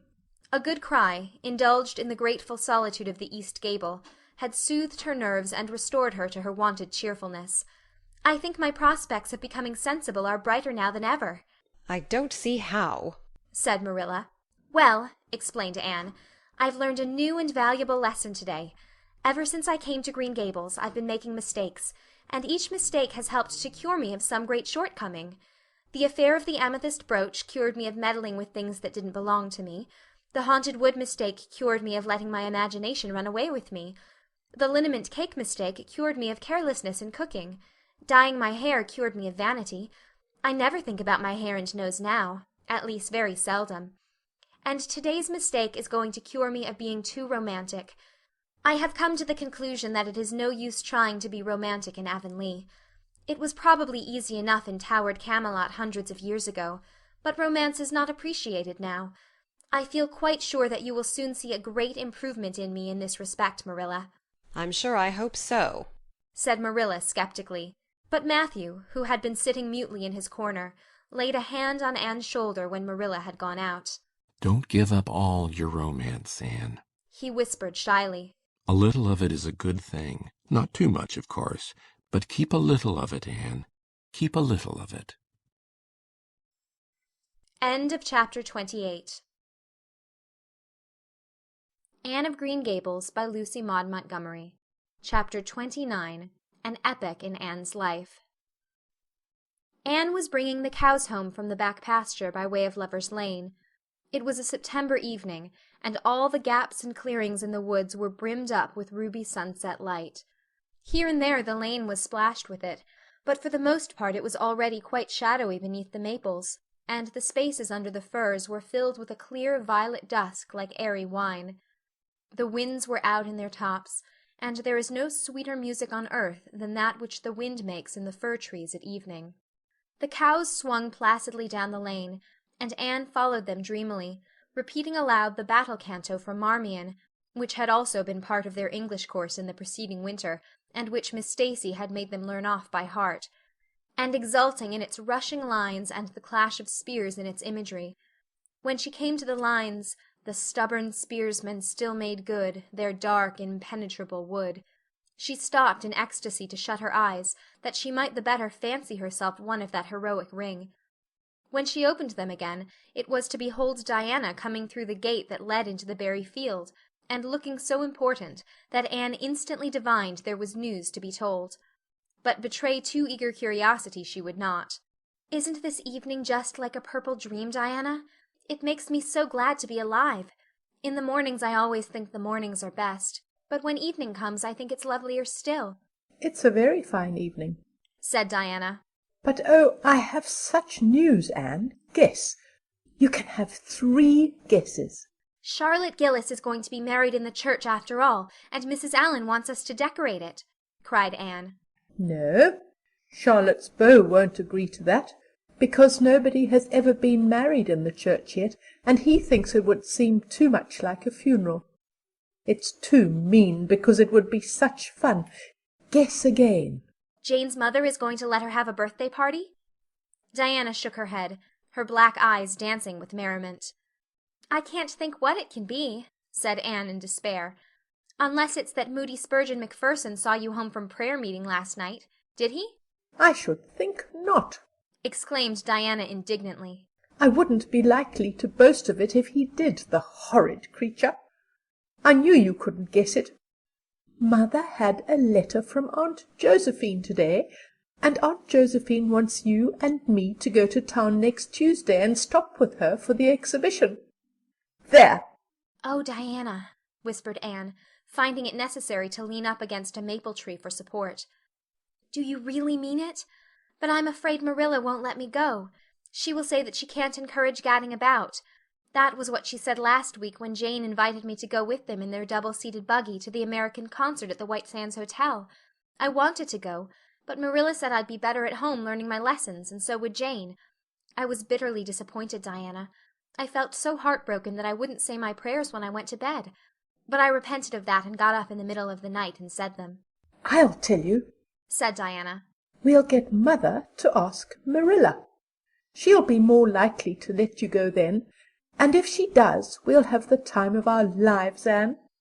I've never been to an exhibition, and it's so aggravating to hear the other girls talking about their trips. Jane and Ruby have been twice, and they're going this year again." "I'm not going to think about it at all until I know whether I can go or not," said Anne resolutely. "If I did and then was disappointed, it would be more than I could bear. But in case I do go, I'm very glad my new coat will be ready by that time. Marilla didn't think I needed a new coat. She said my old one would do very well for another winter, and that I ought to be satisfied with having a new dress. The dress is very pretty, Diana, navy blue and made so fashionably. Marilla always makes my dresses fashionably now, because she says she doesn't intend to have Matthew going to Mrs. Lynde to make them.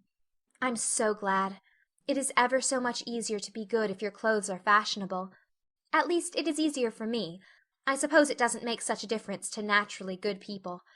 But Matthew said I must have a new coat, so Marilla bought a lovely piece of blue broadcloth, and it's being made by a real dressmaker over at Carmody. It's to be done Saturday night, and I'm trying not to imagine myself walking up the church aisle on Sunday in my new suit and cap, because I'm afraid it isn't right to imagine such things. But it just slips into my mind in spite of me. My cap is so pretty. Matthew bought it for me the day we were over at Carmody. It is one of those little blue velvet ones that are all the rage, with gold cord and tassels. Your new hat is elegant, Diana, and so becoming. When I saw you come into church last Sunday, my heart swelled with pride to think you were my dearest friend. Do you suppose it's wrong for us to think so much about our clothes? Marilla says it is very sinful. But it is such an interesting subject, isn't it? Marilla agreed to let Anne go to town, and it was arranged that Mr. Barry should take the girls in on the following Tuesday. As Charlottetown was 30 miles away, and Mr. Barry wished to go and return the same day, it was necessary to make a very early start. But Anne counted it all joy, and was up before sunrise on Tuesday morning. A glance from her window assured her that the day would be fine, for the eastern sky behind the firs of the haunted wood was all silvery and cloudless. Through the gap in the trees a light was shining in the western gable of Orchard Slope, a token that Diana was also up. Anne was dressed by the time Matthew had the fire on, and had the breakfast ready when Marilla came down, but for her own part was much too excited to eat. After breakfast the jaunty new cap and jacket were donned, and Anne hastened over the brook and up through the firs to Orchard Slope. Mr. Barry and Diana were waiting for her, and they were soon on the road. It was a long drive, but Anne and Diana enjoyed every minute of it. It was delightful to rattle along over the moist roads in the early red sunlight that was creeping across the shorn harvest fields. The air was fresh and crisp, and little smoke-blue mists curled through the valleys and floated off from the hills. Sometimes the road went through woods where maples were beginning to hang out scarlet banners. Sometimes it crossed rivers on bridges that made Anne's flesh cringe with the old, half-delightful fear. Sometimes it wound along a harbor shore, and passed by a little cluster of weather-gray fishing huts. Again it mounted to hills, whence a far sweep of curving upland or misty blue sky could be seen. But wherever it went there was much of interest to discuss. It was almost noon when they reached town and found their way to Beechwood. It was quite a fine old mansion, set back from the street in a seclusion of green elms and branching beeches. Miss Barry met them at the door with a twinkle in her sharp black eyes. "So you've come to see me at last, you Anne girl," she said. "Mercy, child, how you have grown! You're taller than I am, I declare. And you're ever so much better looking than you used to be, too. But I dare say you know that without being told." "Indeed I didn't," said Anne radiantly. "I know I'm not so freckled as I used to be, so I've much to be thankful for, but I really hadn't dared to hope there was any other improvement. I'm so glad you think there is, Miss Barry." Miss Barry's house was furnished with great magnificence, as Anne told Marilla afterward. The two little country girls were rather abashed by the splendor of the parlor, where Miss Barry left them when she went to see about dinner. "Isn't it just like a palace?" whispered Diana.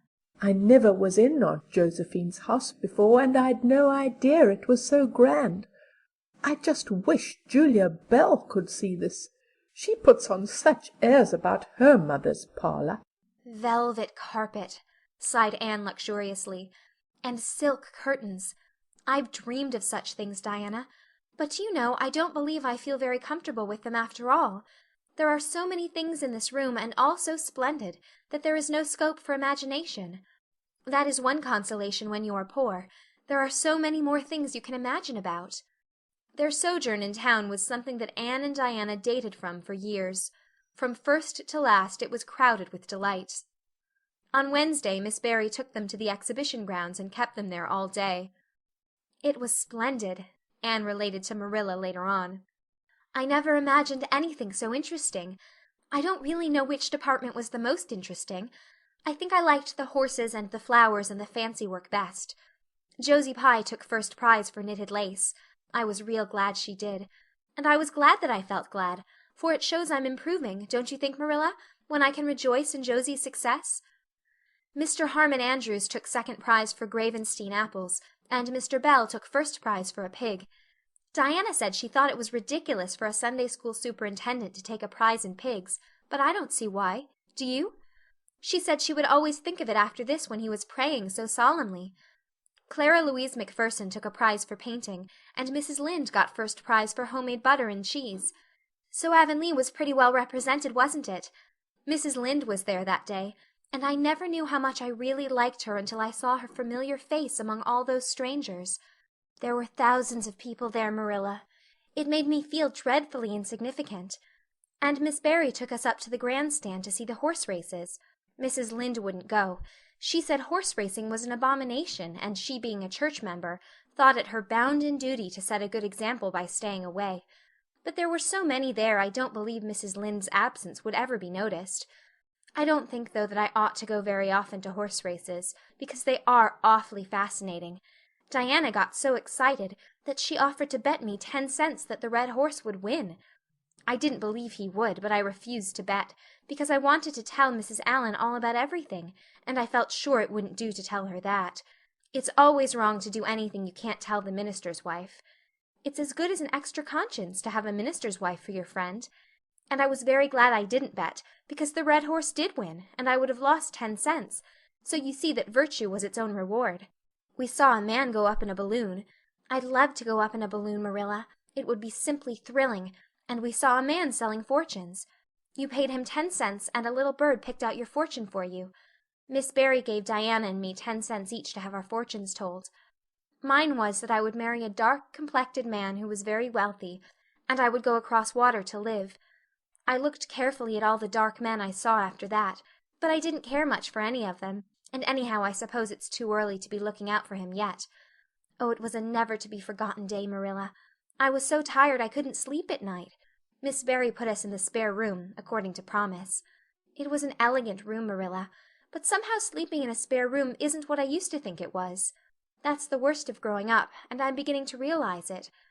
The things you wanted so much when you were a child don't seem half so wonderful to you when you get them. Thursday the girls had a drive in the park, and in the evening Miss Barry took them to a concert in the Academy of Music, where a noted prima donna was to sing. To Anne the evening was a glittering vision of delight. Oh, Marilla, it was beyond description. I was so excited I couldn't even talk, so you may know what it was like. I just sat in enraptured silence.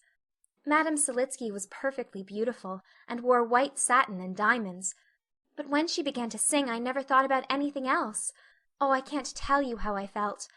But it seemed to me that it could never be hard to be good any more. I felt like I do when I look up at the stars. Tears came into my eyes, but oh, they were such happy tears. I was so sorry when it was all over, and I told Miss Barry I didn't see how I was ever to return to common life again. She said she thought if we went over to the restaurant across the street and had an ice cream it might help me. That sounded so prosaic, but to my surprise I found it true. The ice cream was delicious, Marilla, and it was so lovely and dissipated to be sitting there eating it at 11 o'clock at night. Diana said she believed she was born for city life. Miss Barry asked me what my opinion was, but I said I would have to think it over very seriously before I could tell her what I really thought. So I thought it over after I went to bed. That is the best time to think things out. And I came to the conclusion, Marilla, that I wasn't born for city life, and that I was glad of it. It's nice to be eating ice cream at brilliant restaurants at 11 o'clock at night once in a while, but as a regular thing I'd rather be in the East Gable at 11, sound asleep, but kind of knowing even in my sleep that the stars were shining outside, and that the wind was blowing in the firs across the brook. I told Miss Barry so at breakfast the next morning, and she laughed. Miss Barry generally laughed at anything I said, even when I said the most solemn things. I don't think I liked it, Marilla, because I wasn't trying to be funny. But she is a most hospitable lady, and treated us royally. Friday brought going home time, and Mr. Barry drove in for the girls. Well, I hope you've enjoyed yourselves, said Miss Barry, as she bade them good-bye. Indeed we have, said Diana. And you, Anne girl? I've enjoyed every minute of the time, said Anne, throwing her arms impulsively about the old woman's neck and kissing her wrinkled cheek. Diana would never have dared to do such a thing, and felt rather aghast at Anne's freedom. But Miss Barry was pleased, and she stood on her veranda and watched the buggy out of sight. Then she went back into her big house with a sigh. It seemed very lonely, lacking those fresh young lives.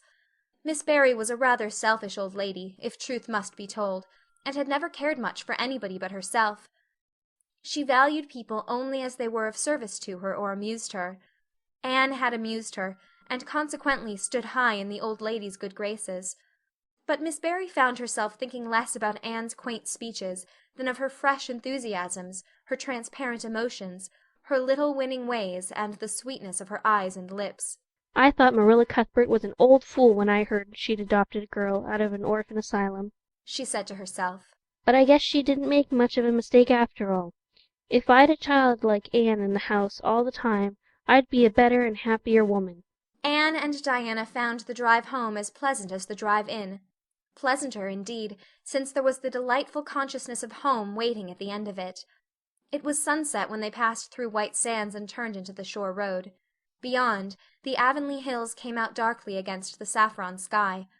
Behind them the moon was rising out of the sea that grew all radiant and transfigured in her light. Every little cove along the curving road was a marvel of dancing ripples. The waves broke with a soft swish on the rocks below them, and the tang of the sea was in the strong, fresh air. "Oh, but it's good to be alive and to be going home," breathed Anne. When she crossed the log bridge over the brook, the kitchen light of Green Gables winked her a friendly welcome back, and through the open door shone the hearth fire, sending out its warm red glow athwart the chilly autumn night. Anne ran blithely up the hill and into the kitchen, where a hot supper was waiting on the table. "So you've got back?" said Marilla, folding up her knitting. "Yes, and oh, it's so good to be back," said Anne joyously. "I could kiss everything, even to the clock. Marilla, a broiled chicken! You don't mean to say you cooked that for me?" "Yes, I did," said Marilla. "I thought you'd be hungry after such a drive and need something real appetizing. Hurry and take off your things, and we'll have supper as soon as Matthew comes in. I'm glad you've got back, I must say. It's been fearful lonesome here without you, and I never put in 4 longer days." After supper Anne sat before the fire between Matthew and Marilla, and gave them a full account of her visit. "I've had a splendid time," she concluded happily, "and I feel that it marks an epoch in my life. But the best of it all was the coming home." End of chapter 29. Anne of Green Gables by Lucy Maud Montgomery. Chapter 30. The Queen's Class is Organized. Marilla laid her knitting on her lap and leaned back in her chair. Her eyes were tired, and she thought vaguely that she must see about having her glasses changed the next time she went to town, for her eyes had grown tired very often of late. It was nearly dark, for the full November twilight had fallen around Green Gables, and the only light in the kitchen came from the dancing red flames in the stove. Anne was curled up Turk-fashion on the hearth-rug, gazing into that joyous glow where the sunshine of 100 summers was being distilled from the maple cordwood. She had been reading, but her book had slipped to the floor, and now she was dreaming, with a smile on her parted lips. Glittering castles in Spain were shaping themselves out of the mists and rainbows of her lively fancy. Adventures wonderful and enthralling were happening to her in Cloudland, adventures that always turned out triumphantly, and never involved her in scrapes like those of actual life. Marilla looked at her with a tenderness that would never have been suffered to reveal itself in any clearer light than that soft mingling of fireshine and shadow. The lesson of a love that should display itself easily in spoken word and open look was one Marilla could never learn. But she had learned to love this slim, gray-eyed girl with an affection all the deeper and stronger from its very undemonstrativeness. Her love made her afraid of being unduly indulgent, indeed. She had an uneasy feeling that it was rather sinful to set one's heart so intensely on any human creature as she had set hers on Anne, and perhaps she performed a sort of unconscious penance for this by being stricter and more critical than if the girl had been less dear to her. Certainly Anne herself had no idea how Marilla loved her. She sometimes thought wistfully that Marilla was very hard to please and distinctly lacking in sympathy and understanding. But she always checked the thought reproachfully, remembering what she owed to Marilla. "Anne," said Marilla abruptly, "Miss Stacy was here this afternoon when you were out with Diana." Anne came back from her other world with a start and a sigh. "Was she? Oh, I'm so sorry I wasn't in. Why didn't you call me, Marilla? Diana and I were only over in the haunted wood. It's lovely in the woods now. All the little wood things, the ferns and the satin leaves and the crackerberries, have gone to sleep, just as if somebody had tucked them away until spring under a blanket of leaves. I think it was a little gray fairy with a rainbow scarf that came tiptoeing along the last moonlight night and did it. Diana wouldn't say much about that, though. Diana has never forgotten the scolding her mother gave her about imagining ghosts into the haunted wood. It had a very bad effect on Diana's imagination. It blighted it. Mrs. Lynde says Myrtle Bell is a blighted being. I asked Ruby Gillis why Myrtle was blighted, and Ruby said she guessed it was because her young man had gone back on her. Ruby Gillis thinks of nothing but young men, and the older she gets the worse she is. Young men are all very well in their place, but it doesn't do to drag them into everything, does it? Diana and I are thinking seriously of promising each other that we will never marry, but be nice old maids and live together forever. Diana hasn't quite made up her mind, though, because she thinks perhaps it would be nobler to marry some wild, dashing, wicked young man and reform him. Diana and I talk a great deal about serious subjects now, you know. We feel that we are so much older than we used to be that it isn't becoming to talk of childish matters. It's such a solemn thing to be almost 14, Marilla. Miss Stacy took all us girls who are in our teens down to the brook last Wednesday and talked to us about it. She said we couldn't be too careful what habits we formed and what ideals we acquired in our teens, because by the time we were 20 our characters would be developed and the foundation laid for our whole future life. And she said if the foundation was shaky we could never build anything really worthwhile on it. Diana and I talked the matter over coming home from school. We felt extremely solemn, Marilla, and we decided that we would try to be very careful indeed and form respectable habits and learn all we could and be as sensible as possible, so that by the time we were 20 our characters would be properly developed. It's perfectly appalling to think of being 20, Marilla. It sounds so fearfully old and grown up. But why was Miss Stacy here this afternoon? That is what I want to tell you, Anne, if you'll ever give me a chance to get a word in edgewise. She was talking about you. About me? Anne looked rather scared. Then she flushed and exclaimed, "Oh, I know what she was saying. I meant to tell you, Marilla, honestly I did, but I forgot. Miss Stacy caught me reading Ben-Hur in school yesterday afternoon, when I should have been studying my Canadian history. Jane Andrews lent it to me. I was reading it at dinner hour, and I had just got to the chariot race when school went in. I was simply wild to know how it turned out. although I felt sure Ben-Hur must win, because it wouldn't be poetical justice if he didn't. So I spread the history open on my desk lid, and then tucked Ben-Hur between the desk and my knee. I just looked as if I were studying Canadian history, you know, while all the while I was reveling in Ben-Hur. I was so interested in it that I never noticed Miss Stacy coming down the aisle, until all at once I just looked up, and there she was looking down at me, so reproachful-like. I can't tell you how ashamed I felt, Marilla, especially when I heard Josie Pye giggling. Miss Stacy took Ben-Hur away, but she never said a word then. She kept me in at recess and talked to me. She said I had done very wrong in 2 respects. First, I was wasting the time I ought to have put on my studies, and secondly, I was deceiving my teacher in trying to make it appear I was reading a history when it was a storybook instead. I had never realized until that moment, Marilla, that what I was doing was deceitful. I was shocked. I cried bitterly, and asked Miss Stacy to forgive me, and I'd never do such a thing again, and I offered to do penance by never so much as looking at Ben-Hur for a whole week, not even to see how the chariot race turned out. But Miss Stacy said she wouldn't require that, and she forgave me freely. So I think it wasn't very kind of her to come up here to you about it after all. Miss Stacy never mentioned such a thing to me, Anne, and it's only your guilty conscience that's the matter with you. You have no business to be taking storybooks to school. You read too many novels anyhow.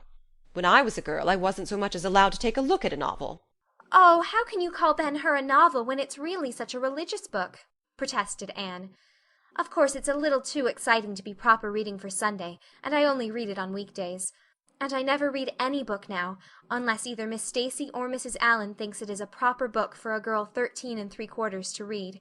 Miss Stacy made me promise that. She found me reading a book one day called The Lurid Mystery of the Haunted Hall. It was one Ruby Gillis had lent me, and oh, Marilla, it was so fascinating and creepy, it just curdled the blood in my veins. But Miss Stacy said it was a very silly, unwholesome book, and she asked me not to read any more of it or any like it. I didn't mind promising not to read any more like it, but it was agonizing to give back that book without knowing how it turned out. But my love for Miss Stacy stood the test, and I did.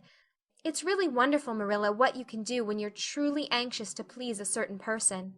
Well, I guess I'll light the lamp and get to work, said Marilla. I see plainly that you don't want to hear what Miss Stacy had to say. You're more interested in the sound of your own tongue than in anything else. Oh, indeed, Marilla, I do want to hear it, cried Anne contritely. I won't say another word, not one. I know I talk too much, but I am really trying to overcome it, and although I say far too much, yet if you only knew how many things I want to say, and don't, you'd give me some credit for it. Please tell me, Marilla. Well, Miss Stacy wants to organize a class among her advanced students who mean to study for the entrance examination into Queen's. She intends to give them extra lessons for an hour after school, and she came to ask Matthew and me if we would like to have you join it. What do you think about it yourself, Anne? Would you like to go to Queen's and pass for a teacher? Oh, Marilla. Anne straightened to her knees and clasped her hands. It's been the dream of my life, that is, for the last 6 months, ever since Ruby and Jane began to talk of studying for the entrance. But I didn't say anything about it, because I supposed it would be perfectly useless. I'd love to be a teacher, but won't it be dreadfully expensive? Mr. Andrews says it cost him $150 to put Prissy through, and Prissy wasn't a dunce in geometry. I guess you needn't worry about that part of it. When Matthew and I took you to bring up, we resolved we would do the best we could for you, and give you a good education. I believe in a girl being fitted to earn her own living whether she ever has to or not. You'll always have a home at Green Gables as long as Matthew and I are here, but nobody knows what is going to happen in this uncertain world, and it's just as well to be prepared. So you can join the Queen's class if you like, Anne. Oh, Marilla, thank you. Anne flung her arms about Marilla's waist and looked up earnestly into her face. I'm extremely grateful to you and Matthew, and I'll study as hard as I can and do my very best to be a credit to you. I warn you not to expect much in geometry, but I think I can hold my own in anything else if I work hard. I dare say you'll get along well enough. Miss Stacy says you are bright and diligent.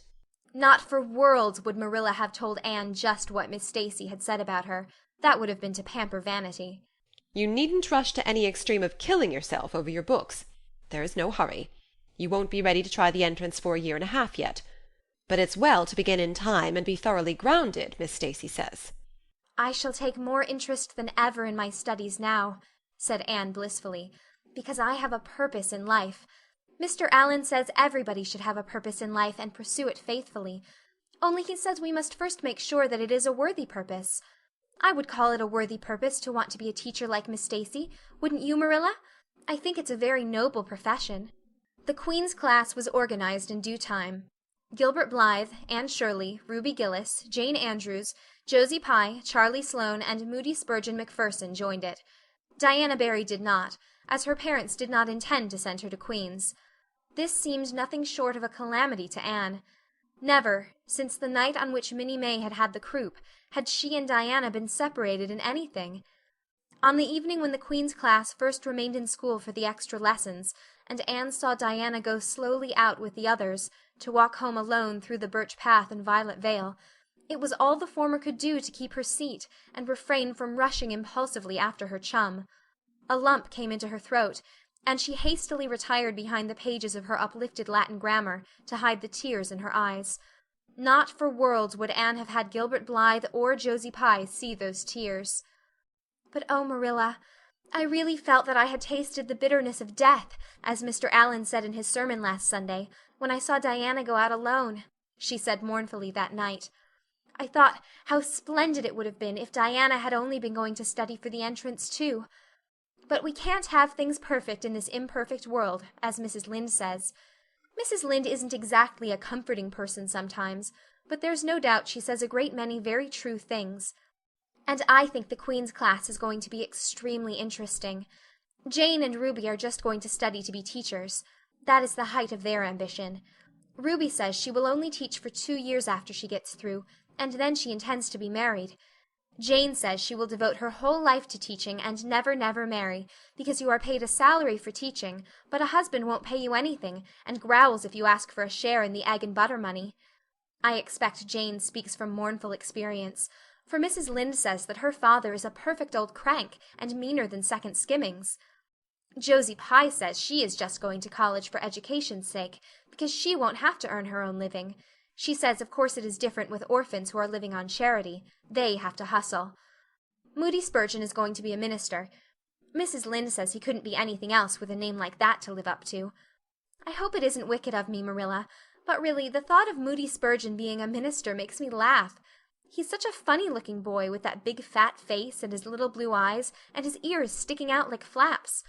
But perhaps he will be more intellectual-looking when he grows up. Charlie Sloane says he's going to go into politics and be a member of Parliament, but Mrs. Lynde says he'll never succeed at that, because the Sloanes are all honest people, and it's only rascals that get on in politics nowadays. What is Gilbert Blythe going to be? Queried Marilla, seeing that Anne was opening her Caesar. I don't happen to know what Gilbert Blythe's ambition in life is, if he has any, said Anne scornfully. There was open rivalry between Gilbert and Anne now. Previously the rivalry had been rather one-sided, but there was no longer any doubt that Gilbert was as determined to be first in class as Anne was. He was a foeman worthy of her steel. The other members of the class tacitly acknowledged their superiority, and never dreamed of trying to compete with them. Since the day by the pond when she had refused to listen to his plea for forgiveness, Gilbert, save for the aforesaid determined rivalry, had evinced no recognition whatever of the existence of Anne Shirley. He talked and jested with the other girls, exchanged books and puzzles with them, discussed lessons and plans, sometimes walked home with one or the other of them from prayer meeting or debating club. But Anne Shirley he simply ignored, and Anne found out that it is not pleasant to be ignored. It was in vain that she told herself with a toss of her head that she did not care. Deep down in her wayward, feminine little heart she knew that she did care, and that if she had that chance of the Lake of Shining Waters again she would answer very differently. All at once, as it seemed, and to her secret dismay, she found that the old resentment she had cherished against him was gone just when she most needed its sustaining power. It was in vain that she recalled every incident and emotion of that memorable occasion and tried to feel the old satisfying anger. That day by the pond had witnessed its last spasmodic flicker. Anne realized that she had forgiven and forgotten without knowing it, but it was too late. And at least neither Gilbert nor anybody else, not even Diana, should ever suspect how sorry she was and how much she wished she hadn't been so proud and horrid. She determined to shroud her feelings in deepest oblivion, and it may be stated here and now that she did it, so successfully that Gilbert, who possibly was not quite so indifferent as he seemed, could not console himself with any belief that Anne felt his retaliatory scorn. The only poor comfort he had was that she snubbed Charlie Sloane, unmercifully, continually, and undeservedly. Otherwise the winter passed away in a round of pleasant duties and studies. For Anne the days slipped by like golden beads on the necklace of the year. She was happy, eager, interested. There were lessons to be learned, and honor to be won, delightful books to read, new pieces to be practiced for the Sunday school choir, pleasant Saturday afternoons at the manse with Mrs. Allan, and then, almost before Anne realized it, spring had come again to Green Gables, and all the world was abloom once more. Studies palled just a wee bit then. The Queen's class, left behind in school while the others scattered to green lanes and leafy woodcuts and meadow byways, looked wistfully out of the windows, and discovered that Latin verbs and French exercises had somehow lost the tang and zest they had possessed in the crisp winter months. Even Anne and Gilbert lagged and grew indifferent. Teacher and taught were alike glad when the term was ended and the glad vacation days stretched rosily before them. "But you've done good work this past year," Miss Stacy told them on the last evening. "and you deserve a good, jolly vacation.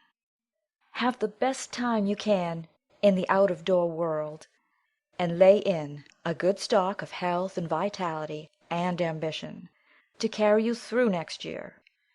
It will be the tug-of-war, you know. The last year before the entrance." Are you going to be back next year, Miss Stacy? Asked Josie Pye. Josie Pye never scrupled to ask questions. In this instance the rest of the class felt grateful to her. None of them would have dared to ask it of Miss Stacy, but all wanted to, for there had been alarming rumors running at large through the school for some time that Miss Stacy was not coming back the next year, that she had been offered a position in the grade school of her own home district and meant to accept. The Queen's class listened in breathless suspense for her answer. "Yes, I think I will," said Miss Stacy. "I thought of taking another school, but I have decided to come back to Avonlea. To tell the truth, I've grown so interested in my pupils here that I found I couldn't leave them. So I'll stay and see you through." Hurrah! said Moody Spurgeon. Moody Spurgeon had never been so carried away by his feelings before, and he blushed uncomfortably every time he thought about it for a week. "Oh, I'm so glad," said Anne, with shining eyes. "Dear Miss Stacy, it would be perfectly dreadful if you didn't come back. I don't believe I could have the heart to go on with my studies at all if another teacher came here." When Anne got home that night she stacked all her textbooks away in an old trunk in the attic, locked it, and threw the key into the blanket box. "I'm not even going to look at a school book in vacation," she told Marilla.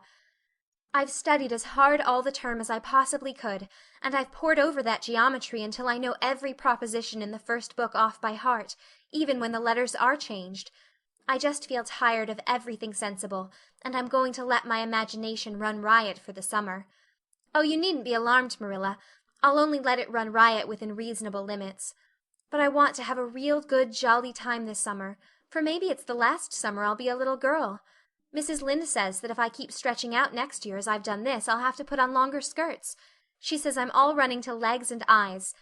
And when I put on longer skirts, I shall feel that I have to live up to them and be very dignified. It won't even do to believe in fairies then, I'm afraid, so I'm going to believe in them with all my whole heart this summer. I think we're going to have a very gay vacation. Ruby Gillis is going to have a birthday party soon, and there's the Sunday school picnic and the missionary concert next month. And Mr. Barry says that some evening he'll take Diana and me over to the White Sands Hotel and have dinner there. They have dinner there in the evening, you know. Jane Andrews was over once last summer, and she says it was a dazzling sight to see the electric lights and the flowers and all the lady guests in such beautiful dresses. Jane says it was her first glimpse into high life, and she'll never forget it to her dying day. Mrs. Lynde came up the next afternoon to find out why Marilla had not been at the aid meeting on Thursday. When Marilla was not at an aid meeting, people knew that there was something wrong at Green Gables. Matthew had a bad spell with his heart Thursday, Marilla explained. And I didn't feel like leaving him. Oh, yes, he's all right again now, but he takes them spells oftener than he used to, and I'm anxious about him. The doctor says he must be careful to avoid excitement. That's easy enough, for Matthew doesn't go about looking for excitement by any means, and never did. But he's not to do any very heavy work either. And you might as well tell Matthew not to breathe as not to work. Come and lay off your things, Rachel. You'll stay to tea? Well, seeing you're so pressing, perhaps I might as well stay, said Mrs. Rachel, who had not the slightest intention of doing anything else. Mrs. Rachel and Marilla sat comfortably in the parlor while Anne got the tea and made hot biscuits that were light and white enough to defy even Mrs. Rachel's criticism. I must say Anne has turned out a real smart girl, admitted Mrs. Rachel, as Marilla accompanied her to the end of the lane at sunset. She must be a great help to you. She is, said Marilla. And she's real steady and reliable now. I used to be afraid she'd never get over her feather-brained ways, but she has, and I wouldn't be afraid to trust her in anything now. I never would have thought she'd have turned out so well that first day I was here 3 years ago, said Mrs. Rachel. Lawful heart, shall I ever forget that tantrum of hers? When I went home that night, I says to Thomas, says I, mark my words, Thomas, Marilla Cuthbert'll live to rue the step she's took. But I was mistaken, and I'm real glad of it. I ain't one of those kind of people, Marilla, as can never be brought to own up that they've made a mistake. No, that never was my way, thank goodness. I did make a mistake in judging Anne, but it weren't no wonder, for an odder, unexpecteder witch of a child there never was in this world, that's what. There was no ciphering her out by the rules that worked with other children. It's nothing short of wonderful how she's improved these 3 years, but especially in looks. She's a real pretty girl got to be, though I can't say I'm over partial to that pale, big-eyed style myself. I like more snap and color, like Diana Barry has, or Ruby Gillis. Ruby Gillis's looks are real showy, but somehow, I don't know how it is, but when Anne and them are together, though she ain't half as handsome, she makes them look kind of common and overdone. Something like them white June lilies she calls narcissus, alongside of the big red peonies. That's what. End of chapter 30. Anne of Green Gables by Lucy Maud Montgomery. Chapter 31. Where the Brook and River Meet. Anne had her good summer and enjoyed it wholeheartedly. She and Diana fairly lived outdoors, reveling in all the delights that Lover's Lane and the Dryad's Bubble and Willowmere and Victoria Island afforded. Marilla offered no objections to Anne's gypsyings. The Spencervale doctor, who had come the night Minnie May had the croup, met Anne at the house of a patient one afternoon early in vacation, looked her over sharply, screwed up his mouth, shook his head, and sent a message to Marilla Cuthbert by another person. It was, "Keep that red-headed girl of yours in the open air all summer, and don't let her read books until she gets more spring into her step." This message frightened Marilla wholesomely. She read Anne's death warrant by consumption in it, unless it was scrupulously obeyed. As a result, Anne had the golden summer of her life as far as freedom and frolic went. She walked, rode, berried, and dreamed to her heart's content, and when September came she was bright-eyed and alert, with a step that would have satisfied the Spencervale doctor, and a heart full of ambition and zest once more. "I feel just like studying with might and main," she declared as she brought her books down from the attic. "Oh, you good old friends! I'm glad to see your honest faces once more. Yes, even you, Geometry. I've had a perfectly beautiful summer, Marilla, and now I'm rejoicing as a strong man to run a race, as Mr. Allen said last Sunday. Doesn't Mr. Allen preach magnificent sermons? Mrs. Lynde says he is improving every day, and the first thing we know some city church will gobble him up, and then we'll be left and have to turn to and break in another green preacher. But I don't see the use of meeting trouble halfway, do you, Marilla? I think it would be better just to enjoy Mr. Allen while we have him. If I were a man, I think I'd be a minister. They can have such an influence for good if their theology is sound, and it must be thrilling to preach splendid sermons and stir your hearers' hearts. Why can't women be ministers, Marilla? I asked Mrs. Lynde that, and she was shocked, and said it would be a scandalous thing. She said there might be female ministers in the States, and she believed there was, but thank goodness we hadn't got to that stage in Canada yet, and she hoped we never would. But I don't see why. I think women would make splendid ministers. When there is a social to be got up, or a church tea, or anything else to raise money, the women have to turn to and do the work.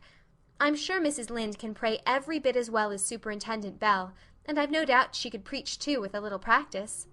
"Yes, I believe she could," said Marilla dryly. "She does plenty of unofficial preaching as it is.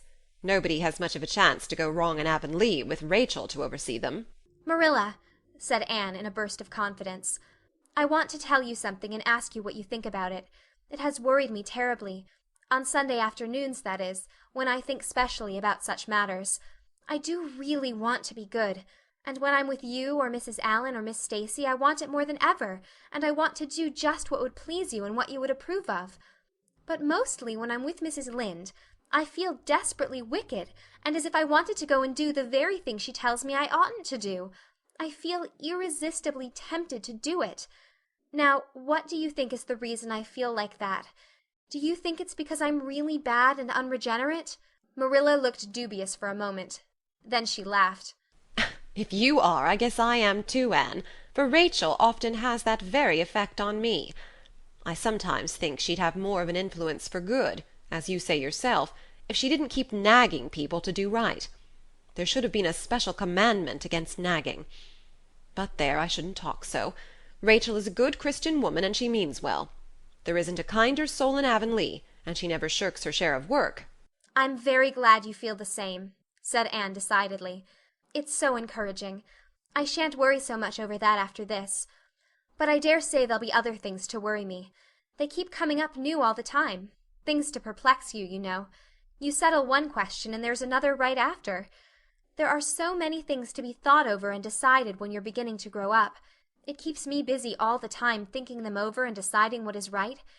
It's a serious thing to grow up, isn't it, Marilla? But when I have such good friends as you and Matthew and Mrs. Allan and Miss Stacy, I ought to grow up successfully, and I'm sure it will be my own fault if I don't. I feel it's a great responsibility because I have only the one chance. If I don't grow up right, I can't go back and begin over again. I've grown 2 inches this summer, Marilla. Mr. Gillis measured me at Ruby's party. I'm so glad you made my new dresses longer. That dark green one is so pretty, and it was sweet of you to put on the flounce. Of course I know it wasn't really necessary, but flounces are so stylish this fall, and Josie Pye has flounces on all her dresses. I know I'll be able to study better because of mine. I shall have such a comfortable feeling deep down in my mind about that flounce. It's worth something to have that, admitted Marilla. Miss Stacy came back to Avonlea School and found all her pupils eager for work once more. Especially did the Queen's class gird up their loins for the fray, for at the end of the coming year, dimly shadowing their pathway already, loomed up that fateful thing known as the entrance, at the thought of which one and all felt their hearts sink into their very shoes. Suppose they did not pass! That thought was doomed to haunt Anne through the waking hours of that winter, Sunday afternoons inclusive, to the almost entire exclusion of moral and theological problems. When Anne had bad dreams, she found herself staring miserably at pass lists of the entrance exams, where Gilbert Blythe's name was blazoned at the top, and in which hers did not appear at all. But it was a jolly, busy, happy, swift-flying winter. School-work was as interesting, class rivalry as absorbing, as of yore. New worlds of thought, feeling, and ambition, fresh, fascinating fields of unexplored knowledge seemed to be opening out before Anne's eager eyes. Hills peeped o'er hill, and Alps on Alps arose. Much of all this was due to Miss Stacy's tactful, careful, broad-minded guidance. She led her class to think and explore and discover for themselves, and encouraged straying from the old beaten paths to a degree that quite shocked Mrs. Lynde and the school trustees, who viewed all innovations on established methods rather dubiously. Apart from her studies, Anne expanded socially, for Marilla, mindful of the Spencervale doctor's dictum, no longer vetoed occasional outings. The debating club flourished and gave several concerts. There were 1 or 2 parties almost verging on grown-up affairs. There were sleigh drives and skating frolics galore. Between times Anne grew, shooting up so rapidly that Marilla was astonished one day, when they were standing side by side, to find the girl was taller than herself. "Why, Anne, how you've grown!" she said almost unbelievingly. A sigh followed on the words. Marilla felt a queer regret over Anne's inches. The child she had learned to love had vanished somehow, and here was this tall, serious-eyed girl of 15, with the thoughtful brows and the proudly poised little head, in her place. Marilla loved the girl as much as she had loved the child, but she was conscious of a queer, sorrowful sense of loss. And that night, when Anne had gone to prayer meeting with Diana, Marilla sat alone in the wintry twilight and indulged in the weakness of a cry. Matthew, coming in with a lantern, caught her at it, and gazed at her in such consternation that Marilla had to laugh through her tears. I was thinking about Anne, she explained. She's got to be such a big girl, and she'll probably be away from us next winter. I'll miss her terrible. She'll be able to come home often, comforted Matthew, to whom Anne was as yet and always would be the little eager girl he had brought home from Bright River on that June evening 4 years before. The branch railroad will be built to Carmody by that time. It won't be the same thing as having her here all the time, sighed Marilla gloomily, determined to enjoy her luxury of grief uncomforted. But there, men can't understand these things. There were other changes in Anne no less real than the physical change. For one thing, she became much quieter. Perhaps she thought all the more, and dreamed as much as ever, but she certainly talked less. Marilla noticed and commented on this also. You don't chatter half as much as you used to, Anne, nor use half as many big words. What has come over you? Anne colored and laughed a little, as she dropped her book and looked dreamily out of the window, where big fat red buds were bursting out on the creeper in response to the lure of the spring sunshine. I don't know. I don't want to talk as much, she said, denting her chin thoughtfully with her forefinger. It's nicer to think dear, pretty thoughts and keep them in one's heart, like treasures.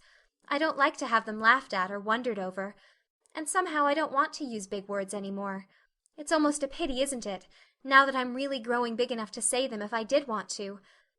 It's fun to be almost grown up in some ways, but it's not the kind of fun I expected, Marilla. There's so much to learn and do and think that there isn't time for big words. Besides, Miss Stacy says the short ones are much stronger and better. She makes us write all our essays as simply as possible. It was hard at first. I was so used to crowding in all the fine, big words I could think of, and I thought of any number of them. But I've got used to it now, and I see it's so much better. What has become of your story club? I haven't heard you speak of it for a long time. The story club isn't in existence any longer. We hadn't time for it, and anyhow I think we had got tired of it.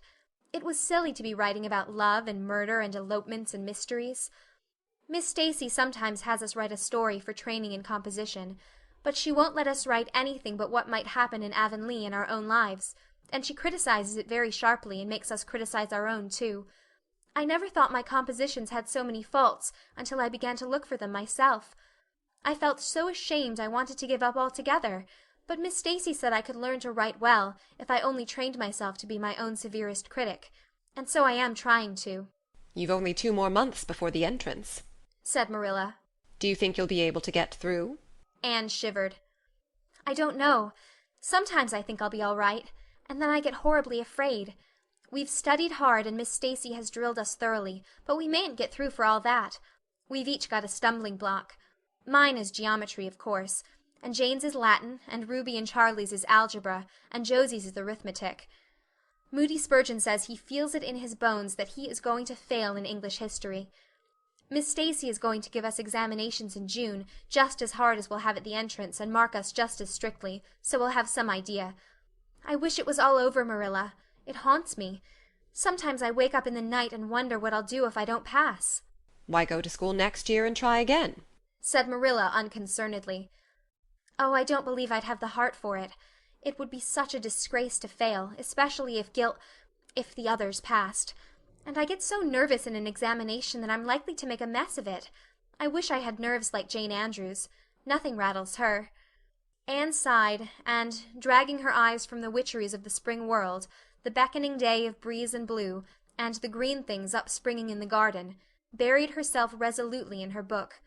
There would be other springs, but if she did not succeed in passing the entrance, Anne felt convinced that she would never recover sufficiently to enjoy them. End of chapter 31. Anne of Green Gables by Lucy Maud Montgomery. Chapter 32. The Pass List is Out. With the end of June came the close of the term, and the close of Miss Stacy's rule in Avonlea school. Anne and Diana walked home that evening feeling very sober indeed. Red eyes and damp handkerchiefs bore convincing testimony to the fact that Miss Stacy's farewell words must have been quite as touching as Mr. Phillips's had been under similar circumstances 3 years before. Diana looked back at the schoolhouse from the foot of the spruce hill and sighed deeply. "It does seem as if it was the end of everything, doesn't it?" she said dismally. "You oughtn't to feel half as badly as I do," said Anne, hunting vainly for a dry spot on her handkerchief.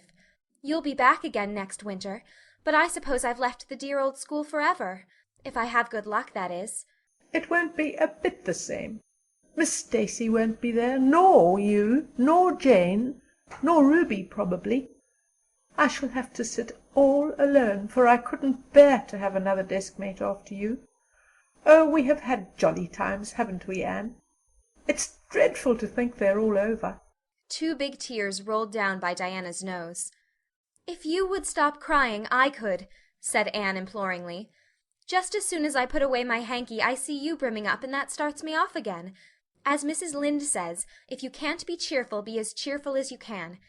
After all, I dare say I'll be back next year. This is one of the times I know I'm not going to pass. They're getting alarmingly frequent." "Why, you came out splendidly in the exams Miss Stacy gave." "Yes, but those exams didn't make me nervous. When I think of the real thing, you can't imagine what a horrid, cold, fluttery feeling comes round my heart. And then my number is 13, and Josie Pye says it's so unlucky. I am not superstitious, and I know it can make no difference. But still I wish it wasn't 13. "I do wish I was going in with you," said Diana. "Wouldn't we have a perfectly elegant time? But I suppose you will have to cram in the evenings." "No, Miss Stacy has made us promise not to open a book at all. She says it would only tire and confuse us, and we are to go out walking and not think about the exams at all and go to bed early. It's good advice, but I expect it will be hard to follow. Good advice is apt to be, I think. Prissy Andrews told me that she sat up half the night every night of her entrance week and crammed for dear life, and I had determined to sit up at least as long as she did. It was so kind of your Aunt Josephine to ask me to stay at Beechwood while I'm in town." "You will write to me while you're in, won't you?" "I'll write Tuesday night and tell you how the first day goes," promised Anne. "I'll be haunting the post office Wednesday," vowed Diana. Anne went to town the following Monday, and on Wednesday Diana haunted the post office, as agreed, and got her letter. "Dearest Diana," wrote Anne, "here it is Tuesday night, and I'm writing this in the library at Beechwood. Last night I was horribly lonesome all alone in my room, and wished so much you were with me. I couldn't cram because I'd promised Miss Stacy not to, but it was as hard to keep from opening my history as it used to be to keep from reading a story before my lessons were learned. This morning Miss Stacy came for me, and we went to the academy, calling for Jane and Ruby and Josie on our way. Ruby asked me to feel her hands, and they were as cold as ice. Josie said I looked as if I hadn't slept a wink, and she didn't believe I was strong enough to stand the grind of the teacher's course even if I did get through. There are times and seasons even yet when I don't feel that I've made any great headway in learning to like Josie Pye. When we reached the academy, there were scores of students there from all over the island. The first person we saw was Moody Spurgeon sitting on the steps and muttering away to himself. Jane asked him what on earth he was doing, and he said he was repeating the multiplication table over and over to steady his nerves, and for pity's sake not to interrupt him, because if he stopped for a moment he got frightened and forgot everything he ever knew, but the multiplication table kept all his facts firmly in their proper place. When we were assigned to our rooms, Miss Stacy had to leave us. Jane and I sat together, and Jane was so composed that I envied her. No need of the multiplication table for good, steady, sensible Jane. I wondered if I looked as I felt and if they could hear my heart thumping clear across the room. Then a man came in and began distributing the English examination sheets. My hands grew cold then, and my head fairly whirled around as I picked it up. Just one awful moment. Diana, I felt exactly as I did 4 years ago when I asked Marilla if I might stay at Green Gables. And then everything cleared up in my mind and my heart began beating again. I forgot to say that it had stopped altogether, for I knew I could do something with that paper anyhow. At noon we went home for dinner, and then back again for history in the afternoon. The history was a pretty hard paper, and I got dreadfully mixed up in the dates. Still, I think I did fairly well today. But oh, Diana, tomorrow the geometry exam comes off, and when I think of it, it takes every bit of determination I possess to keep from opening my Euclid. If I thought the multiplication table would help me any, I would recite it from now till tomorrow morning. I went down to see the other girls this evening. On my way I met Moody Spurgeon wandering distractedly around.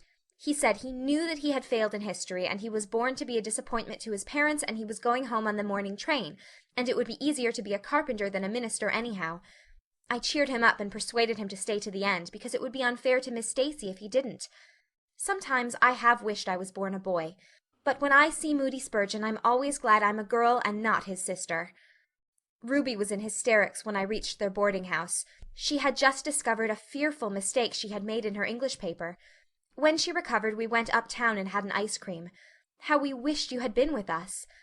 Oh, Diana, if only the geometry examination were over. But there, as Mrs. Lynde would say, the sun will go on rising and setting whether I fail in geometry or not. That is true, but not especially comforting. I think I'd rather it didn't go on if I failed. Yours devotedly, Anne.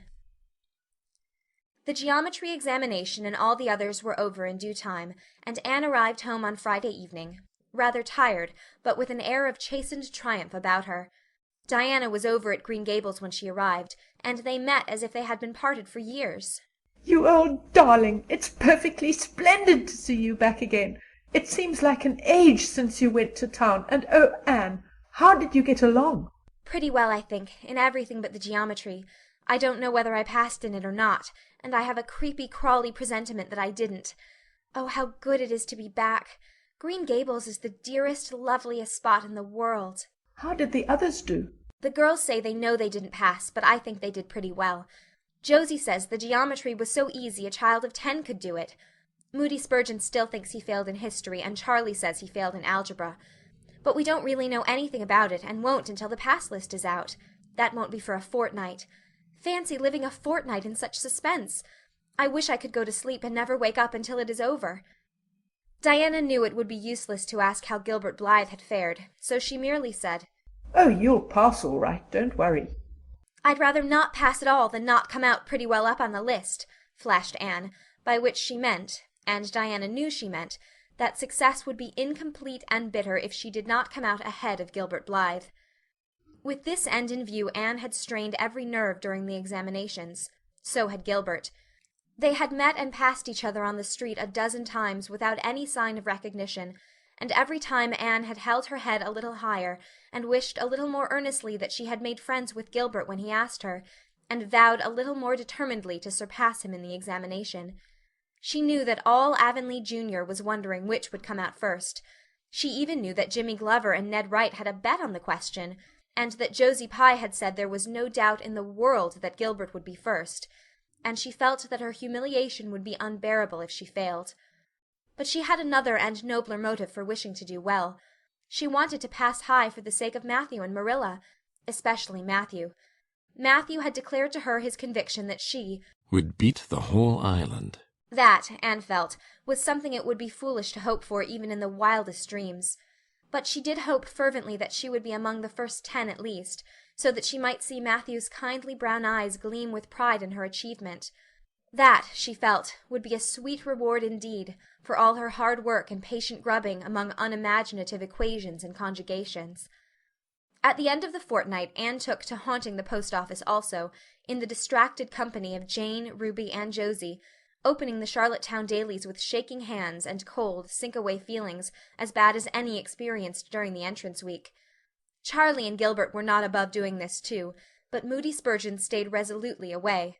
I haven't got the grit to go there and look at a paper in cold blood, he told Anne. I'm just going to wait until somebody comes and tells me suddenly whether I passed or not. When 3 weeks had gone by without the pass list appearing, Anne began to feel that she really couldn't stand the strain much longer. Her appetite failed, and her interest in Avonlea doings languished. Mrs. Lynde wanted to know what else you could expect with a Tory superintendent of education at the head of the affairs, and Matthew, noting Anne's paleness and indifference, and the lagging steps that bore her home from the post office every afternoon, began seriously to wonder if he hadn't better vote Grit at the next election. But one evening the news came. Anne was sitting at her open window, for the time forgetful of the woes of examinations and the cares of the world, as she drank in the beauty of the summer dusk, sweet-scented with flower breaths from the garden below, and sibilant and rustling from the stir of poplars. The eastern sky above the firs was flushed faintly pink from the reflection of the west, and Anne was wondering dreamily if the spirit of color looked like that, when she saw Diana come flying down through the firs, over the log bridge and up the slope, with a fluttering newspaper in her hand. Anne sprang to her feet, knowing at once what that paper contained. The pass list was out. Her head whirled and her heart beat until it hurt her. She could not move a step.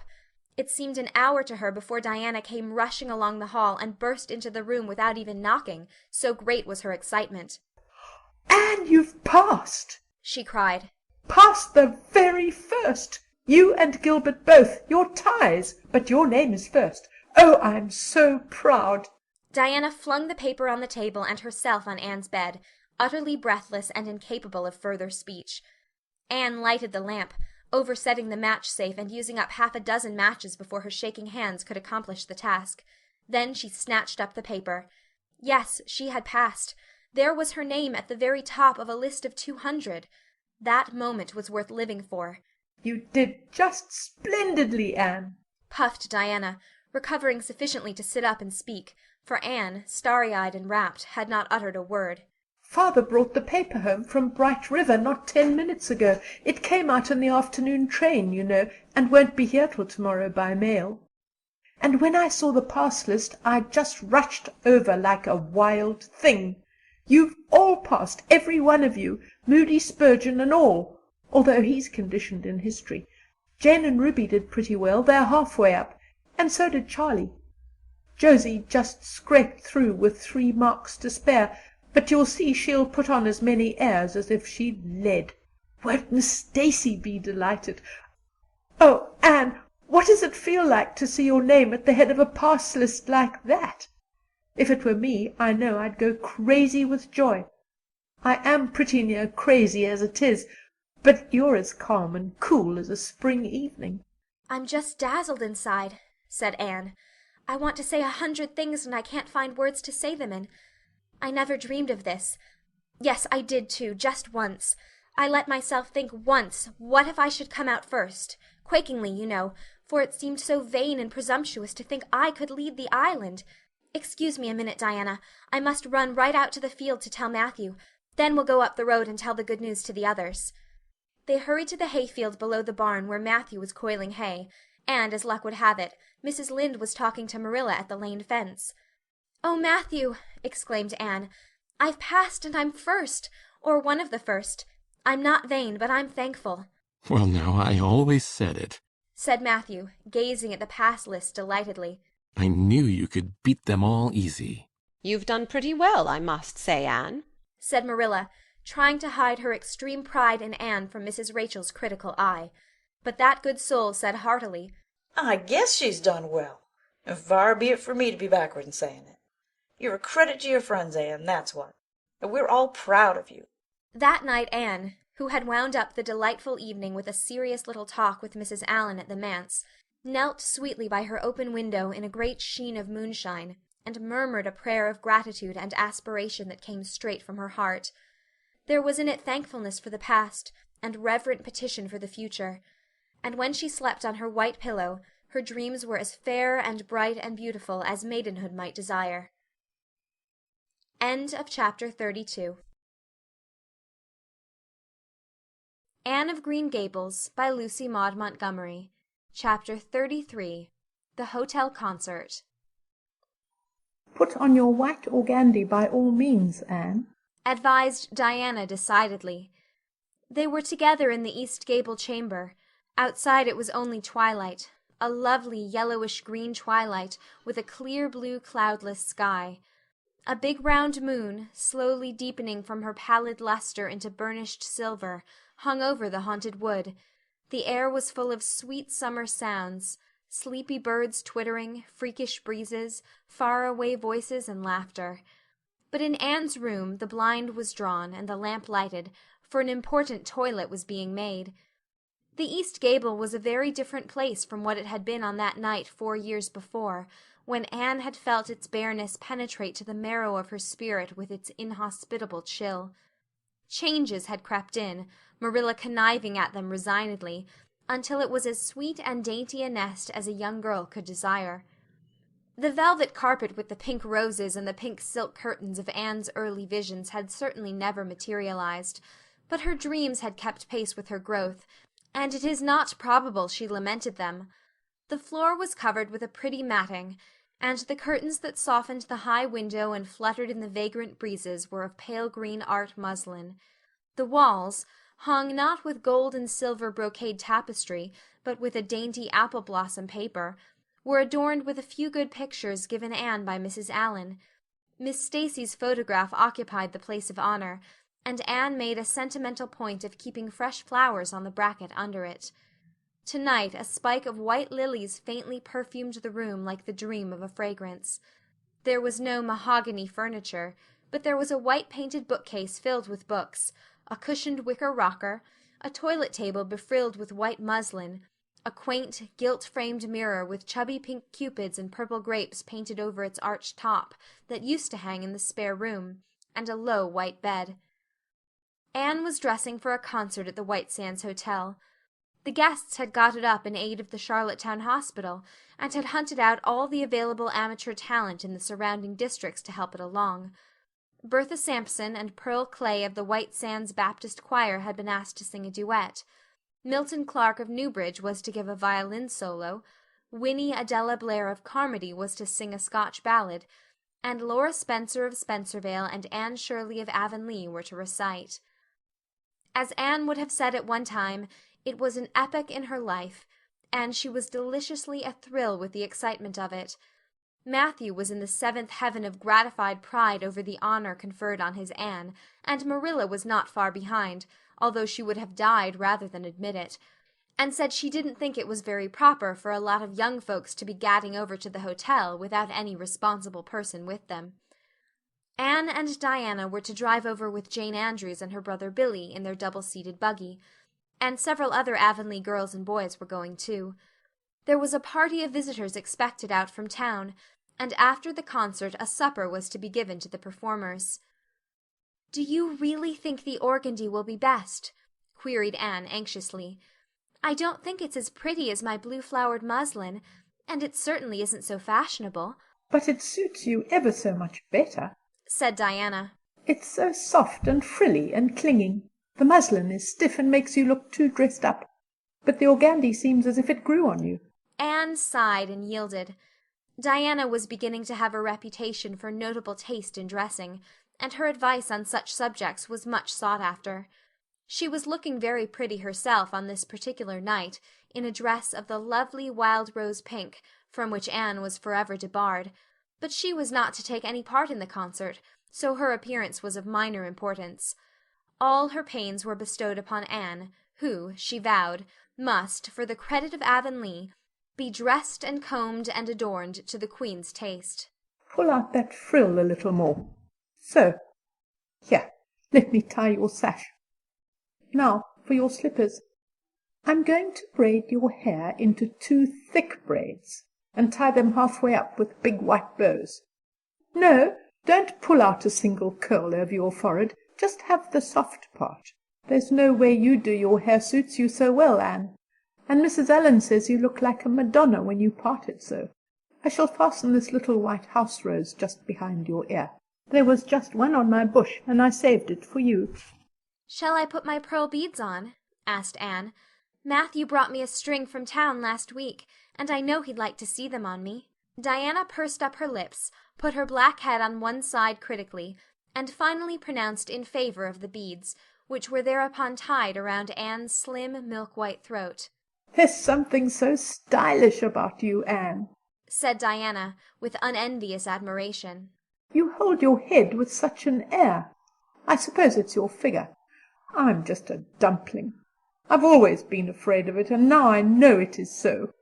Well, I suppose I'll just have to resign myself to it." "But you have such dimples," said Anne, smiling affectionately into the pretty, vivacious face so near her own. "Lovely dimples, like little dents in cream. I have given up all hope of dimples. My dimple dream will never come true, but so many of my dreams have that I mustn't complain. Am I all ready now?" "All ready," assured Diana, as Marilla appeared in the doorway, a gaunt figure with grayer hair than of yore and no fewer angles, but with a much softer face. "Come right in and look at our elocutionist, Marilla. Doesn't she look lovely?" Marilla emitted a sound between a sniff and a grunt. She looks neat and proper. I like that way of fixing her hair. But I expect she'll ruin that dress driving over there in the dust and dew with it, and it looks most too thin for these damp nights. Organdy's the most unserviceable stuff in the world, anyhow, and I told Matthew so when he got it. But there is no use in saying anything to Matthew nowadays. Time was when he would take my advice, but now he just buys things for Anne regardless, and the clerks at Carmody know they can palm anything off on him. Just let them tell him a thing is pretty and fashionable, and Matthew plunks his money down for it. Mind you keep your skirt clear of the wheel, Anne, and put your warm jacket on. Then Marilla stalked downstairs, thinking proudly how sweet Anne looked, with that one moonbeam from the forehead to the crown, and regretting that she could not go to the concert herself to hear her girl recite. "I wonder if it is too damp for my dress," said Anne anxiously. "Not a bit of it," said Diana, pulling up the window blind. "It's a perfect night, and there won't be any dew. Look at the moonlight." "I'm so glad my window looks east into the sun rising," said Anne, going over to Diana. "It's so splendid to see the morning coming up over those long hills and glowing through those sharp fir tops. It's new every morning, and I feel as if I washed my very soul in that bath of earliest sunshine. Oh, Diana, I love this little room so dearly. I don't know how I'll get along without it when I go to town next month." "Don't speak of your going away tonight," begged Diana. "I don't want to think of it. It makes me so miserable. And I do want to have a good time this evening. What are you going to recite, Anne? And are you nervous?" "Not a bit. I've recited so often in public I don't mind at all now. I've decided to give the Maiden's Vow. It's so pathetic. Laura Spencer is going to give a comic recitation, but I'd rather make people cry than laugh." "What will you recite if they encore you?" "They won't dream of encoring me," scoffed Anne, who was not without her own secret hopes that they would, and already visioned herself telling Matthew all about it at the next morning's breakfast table. "There are Billy and Jane now. I hear the wheels. Come on." Billy Andrews insisted that Anne should ride on the front seat with him, so she unwillingly climbed up. She would have much preferred to sit back with the girls, where she could have laughed and chattered to her heart's content. There was not much of either laughter or chatter in Billy. He was a big, fat, stolid youth of 20, with a round, expressionless face, and a painful lack of conversational gifts. But he admired Anne immensely, and was puffed up with pride over the prospect of driving to White Sands with that slim, upright figure beside him. Anne, by dint of talking over her shoulder to the girls, and occasionally passing a sop of civility to Billy, who grinned and chuckled and never could think of any reply until it was too late, contrived to enjoy the drive in spite of all. It was a night for enjoyment. The road was full of buggies, all bound for the hotel, and laughter, silver clear, echoed and re-echoed along it. When they reached the hotel, it was a blaze of light from top to bottom. They were met by the ladies of the concert committee, one of whom took Anne off to the performers' dressing-room, which was filled with the members of a Charlottetown symphony club, among whom Anne felt suddenly shy and frightened and countrified. Her dress, which, in the East Gable, had seemed so dainty and pretty, now seemed simple and plain. Too simple and plain, she thought, among all the silks and laces that glistened and rustled around her. What were her pearl beads compared to the diamonds of the big, handsome lady near her? And how poor her one wee white rose must look beside all the hothouse flowers the others wore. Anne laid her hat and jacket away, and shrank miserably into a corner. She wished herself back in the white room at Green Gables. It was still worse on the platform of the big concert hall of the hotel, where she presently found herself. The electric lights dazzled her eyes, the perfume and hum bewildered her. She wished she were sitting down in the audience with Diana and Jane, who seemed to be having a splendid time away at the back. She was wedged in between a stout lady in pink silk and a tall, scornful-looking girl in a white lace dress. The stout lady occasionally turned her head squarely around and surveyed Anne through her eyeglasses, until Anne, acutely sensitive of being so scrutinized, felt that she must scream aloud. And the white lace girl kept talking audibly to her next neighbor about the country bumpkins and rustic belles in the audience, languidly anticipating such fun from the displays of local talent on the program. Anne believed that she would hate that white-lace girl to the end of life. Unfortunately for Anne, a professional elocutionist was staying at the hotel and had consented to recite. She was a lithe, dark-eyed woman, in a wonderful gown of shimmering gray stuff like woven moonbeams, with gems on her neck and in her dark hair. She had a marvelously flexible voice and wonderful power of expression. The audience went wild over her selection. Anne, forgetting all about herself and her troubles for the time, listened with rapt and shining eyes. But when the recitation ended, she suddenly put her hands over her face. She could never get up and recite after that. Never. Had she ever thought she could recite? Oh, if she were only back at Green Gables! At this unpropitious moment her name was called. Somehow Anne, who did not notice the rather guilty little start of surprise the white-lace girl gave, and would not have understood the subtle compliment implied therein if she had, got on her feet and moved dizzily out to the front. She was so pale that Diana and Jane, down in the audience, clasped each other's hands in nervous sympathy. Anne was the victim of an overwhelming attack of stage fright.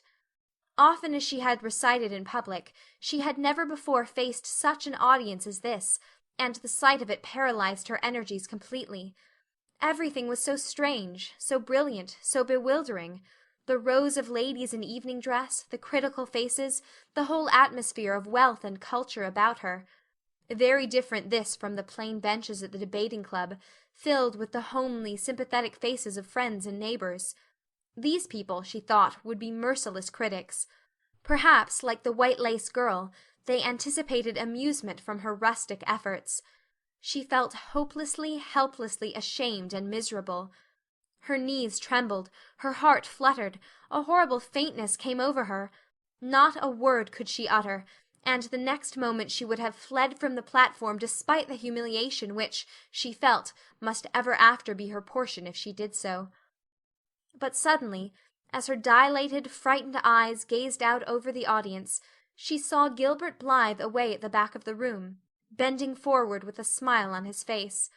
A smile which seemed to Anne at once triumphant and taunting. In reality it was nothing of the kind. Gilbert was merely smiling with appreciation of the whole affair in general, and of the effect produced by Anne's slender white form and spiritual face against a background of palms in particular. Josie Pye, whom he had driven over, sat beside him, and her face certainly was both triumphant and taunting. But Anne did not see Josie, and would not have cared if she had.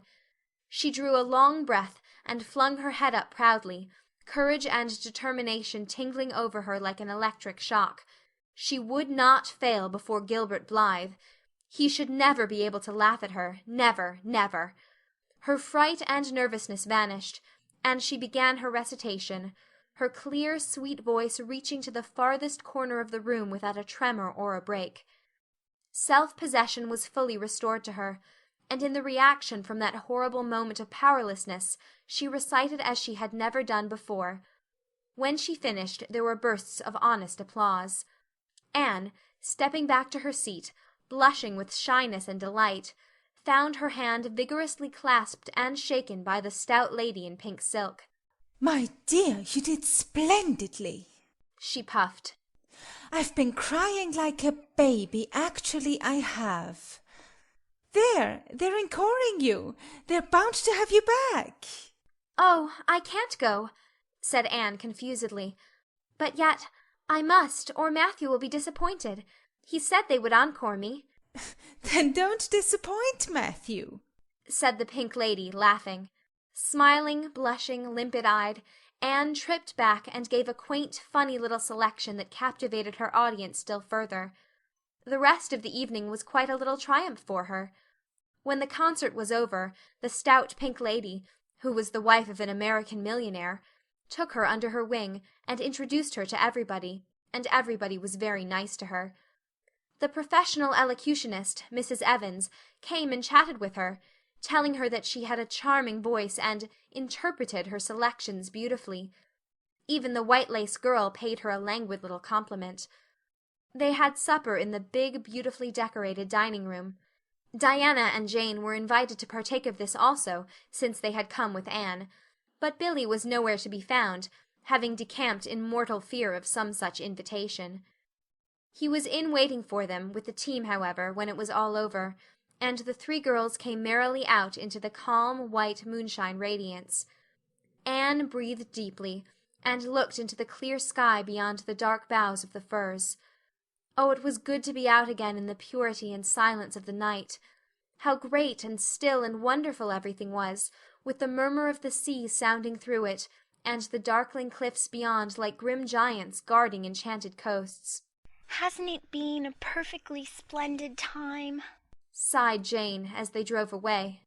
"I just wish I was a rich American, and could spend my summer at a hotel, and wear jewels and low-neck dresses, and have ice cream and chicken salad every blessed day.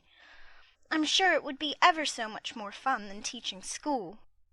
Anne, your recitation was simply great, although I thought at first you were never going to begin. I think it was better than Mrs. Evans." "Oh, no, don't say things like that, Jane," said Anne quickly, "because it sounds silly.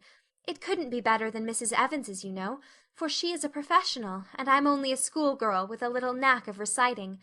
I'm quite satisfied if the people just liked mine pretty well." "I've a compliment for you, Anne," said Diana. "At least I think it must be a compliment because of the tone he said it in. Part of it was, anyhow. There was an American sitting behind Jane and me, such a romantic-looking man, with coal-black hair and eyes.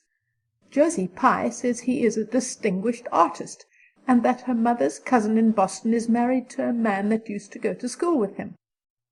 Well, we heard him say, didn't we, Jane, 'Who is that girl on the platform with the splendid Titian hair? She has a face I should like to paint.' There now, Anne.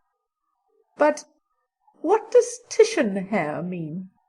"Being interpreted, it means plain red, I guess," laughed Anne. "Titian was a very famous artist who liked to paint red-haired women." "Did you see all the diamonds those ladies wore?" sighed Jane.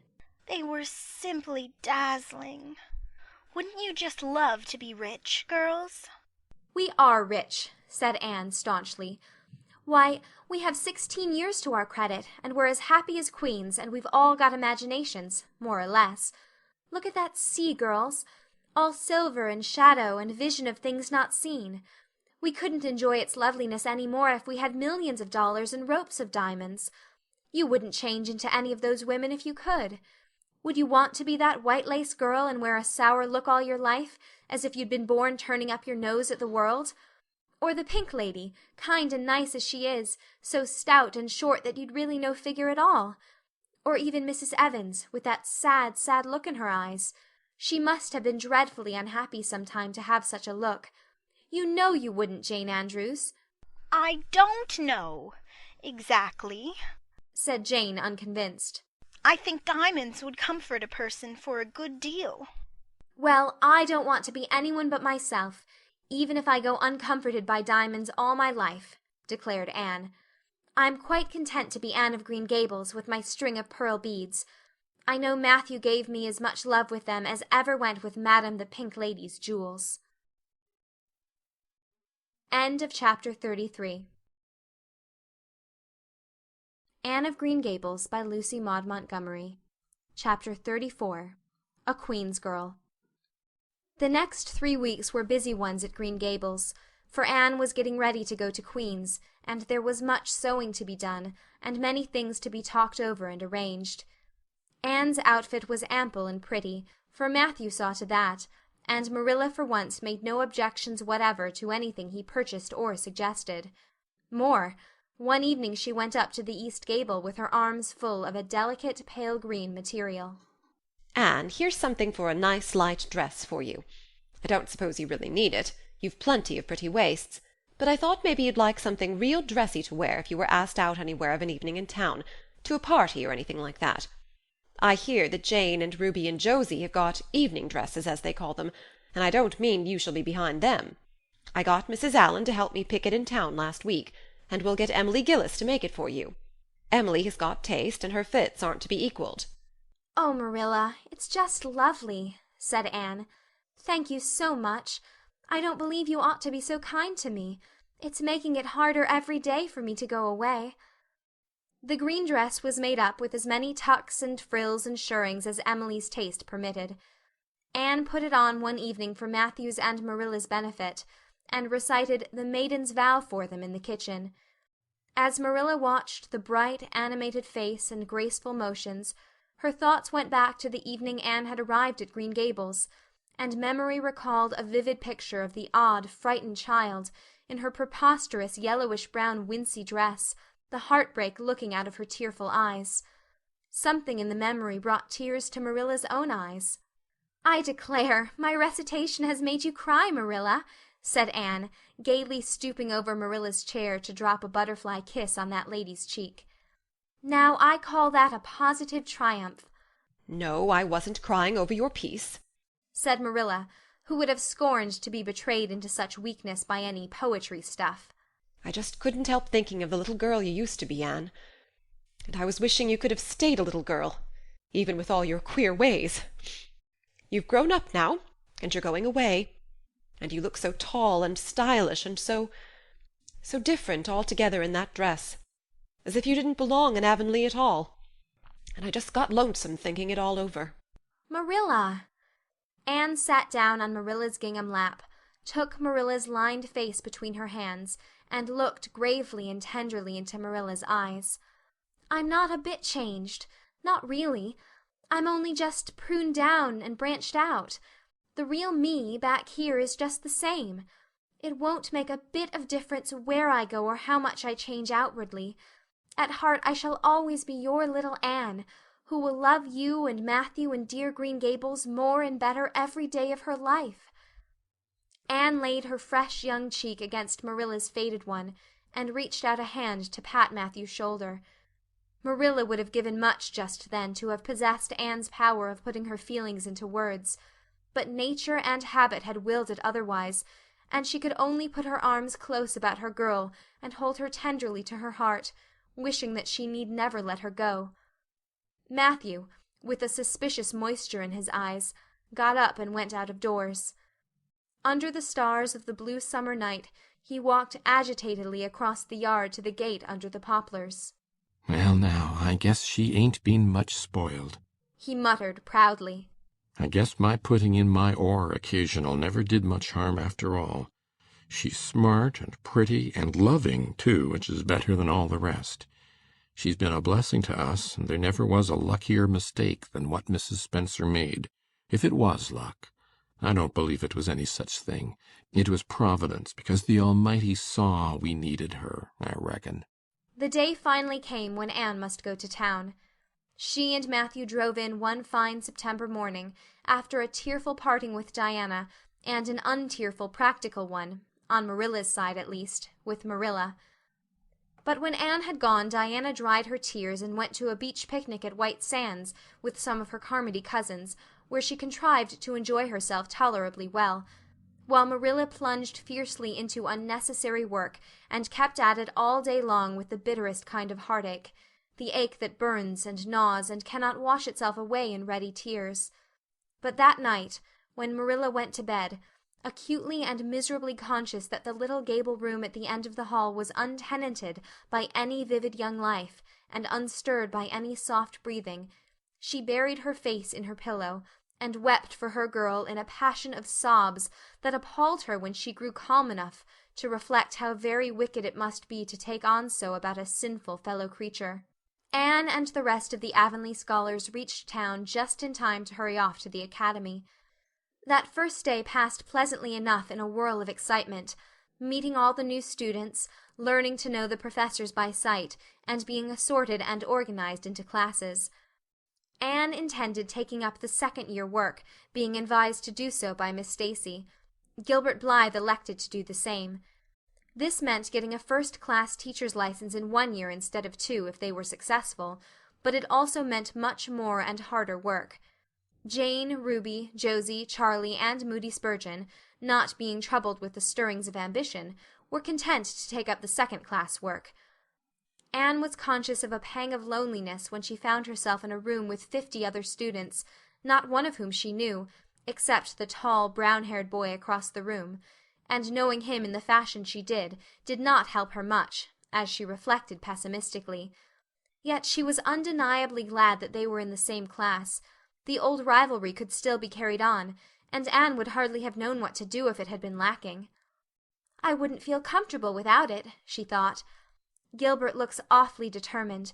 I suppose he's making up his mind here and now to win the medal. What a splendid chin he has! I never noticed it before. I do wish Jane and Ruby had gone in for first class too. I suppose I won't feel so much like a cat in a strange garret when I get acquainted, though. I wonder which of the girls here are going to be my friends. It's really an interesting speculation. Of course, I promised Diana that no Queen's girl, no matter how much I liked her, should ever be as dear to me as she is. But I've lots of second-best affections to bestow. I like the look of that girl with the brown eyes and the crimson waist. She looks vivid and red-rosy. There's that pale fair one gazing out of the window. She has lovely hair, and looks as if she knew a thing or two about dreams. I'd like to know them both, know them well enough to walk with my arm about their waists and call them nicknames. But just now I don't know them, and they don't know me, and probably don't want to know me particularly. Oh, it's lonesome." It was lonesomer still when Anne found herself alone in her hall bedroom that night at twilight. She was not to board with the other girls, who all had relatives in town to take pity on them. Miss Josephine Barry would have liked to board her, but Beechwood was so far from the academy that it was out of the question. So Miss Barry hunted up a boarding-house, assuring Matthew and Marilla that it was the very place for Anne. "The lady who keeps it is a reduced gentlewoman," explained Miss Barry. "Her husband was a British officer, and she is very careful what sort of boarders she takes, and will not meet with any objectionable persons under her roof. The table is good, and the house is near the academy, in a quiet neighborhood." All this might be quite true, and indeed proved to be so, but it did not materially help Anne in the first agony of homesickness that seized upon her. She looked dismally about her narrow little room, with its dull-papered, pictureless walls, its small iron bedstead and empty bookcase, and a horrible choke came into her throat as she thought of her own white room at Green Gables, where she would have the pleasant consciousness of a great green still outdoors, of sweet peas growing in the garden, and moonlight falling on the orchard, of the brook below the slope, and the spruce boughs tossing in the night wind beyond it, of a vast starry sky, and the light from Diana's window shining out through the gap in the trees. Here there was nothing of this. Anne knew that outside of her window was a hard street, with a network of telephone wires shutting out the sky, the tramp of alien feet, and 1,000 lights gleaming on stranger faces. She knew that she was going to cry, and fought against it. "I won't cry. It's silly and weak. There's the third tear splashing down by my nose. There are more coming. I must think of something funny to stop them. But there's nothing funny except what is connected with Avonlea, and that only makes things worse. 4, 5. I'm going home next Friday, but that seems 100 years away. Oh, Matthew is nearly home by now, and Marilla is at the gate looking down the lane for him. 6, 7, 8. Oh, there's no use in counting them. They're coming in a flood presently. I can't cheer up. I don't want to cheer up. It's nicer to be miserable." The flood of tears would have come, no doubt, had not Josie Pye appeared at that moment. In the joy of seeing a familiar face, Anne forgot that there had never been much love lost between her and Josie. As a part of Avonlea life, even a Pye was welcome. "I'm so glad you came up," Anne said sincerely. "You've been crying," remarked Josie, with aggravating pity. "I suppose you're homesick. Some people have so little self-control in that respect. I've no intention of being homesick, I can tell you. Town's too jolly after that poky old Avonlea. I wonder how I ever existed there so long. You shouldn't cry, Anne. It isn't becoming, for your nose and eyes get red, and then you seem all red. I had a perfectly scrumptious time in the academy today. Our French professor is simply a duck. His mustache would give you kerwallops of the heart. Have you anything eatable around, Anne? I'm literally starving. I guessed likely Marilla'd load you up with cake. That's why I called around. Otherwise, I'd have gone to the park to hear the band play with Frank Stockley. He boards same place as I do, and he's a sport. He noticed you in class today and asked me who the red-headed girl was. I told him you were an orphan and that the Cuthberts had adopted, and nobody knew very much about what you'd been before that. Anne was wondering if, after all, solitude and tears were not more satisfactory than Josie Pye's companionship, when Jane and Ruby appeared, each with an inch of Queen's colour ribbon, purple and scarlet, pinned proudly to her coat. As Josie was not speaking to Jane just then, she had to subside into comparative harmlessness. "Well," said Jane with a sigh, "I feel as if I'd lived many moons since the morning. I ought to be home studying my Virgil.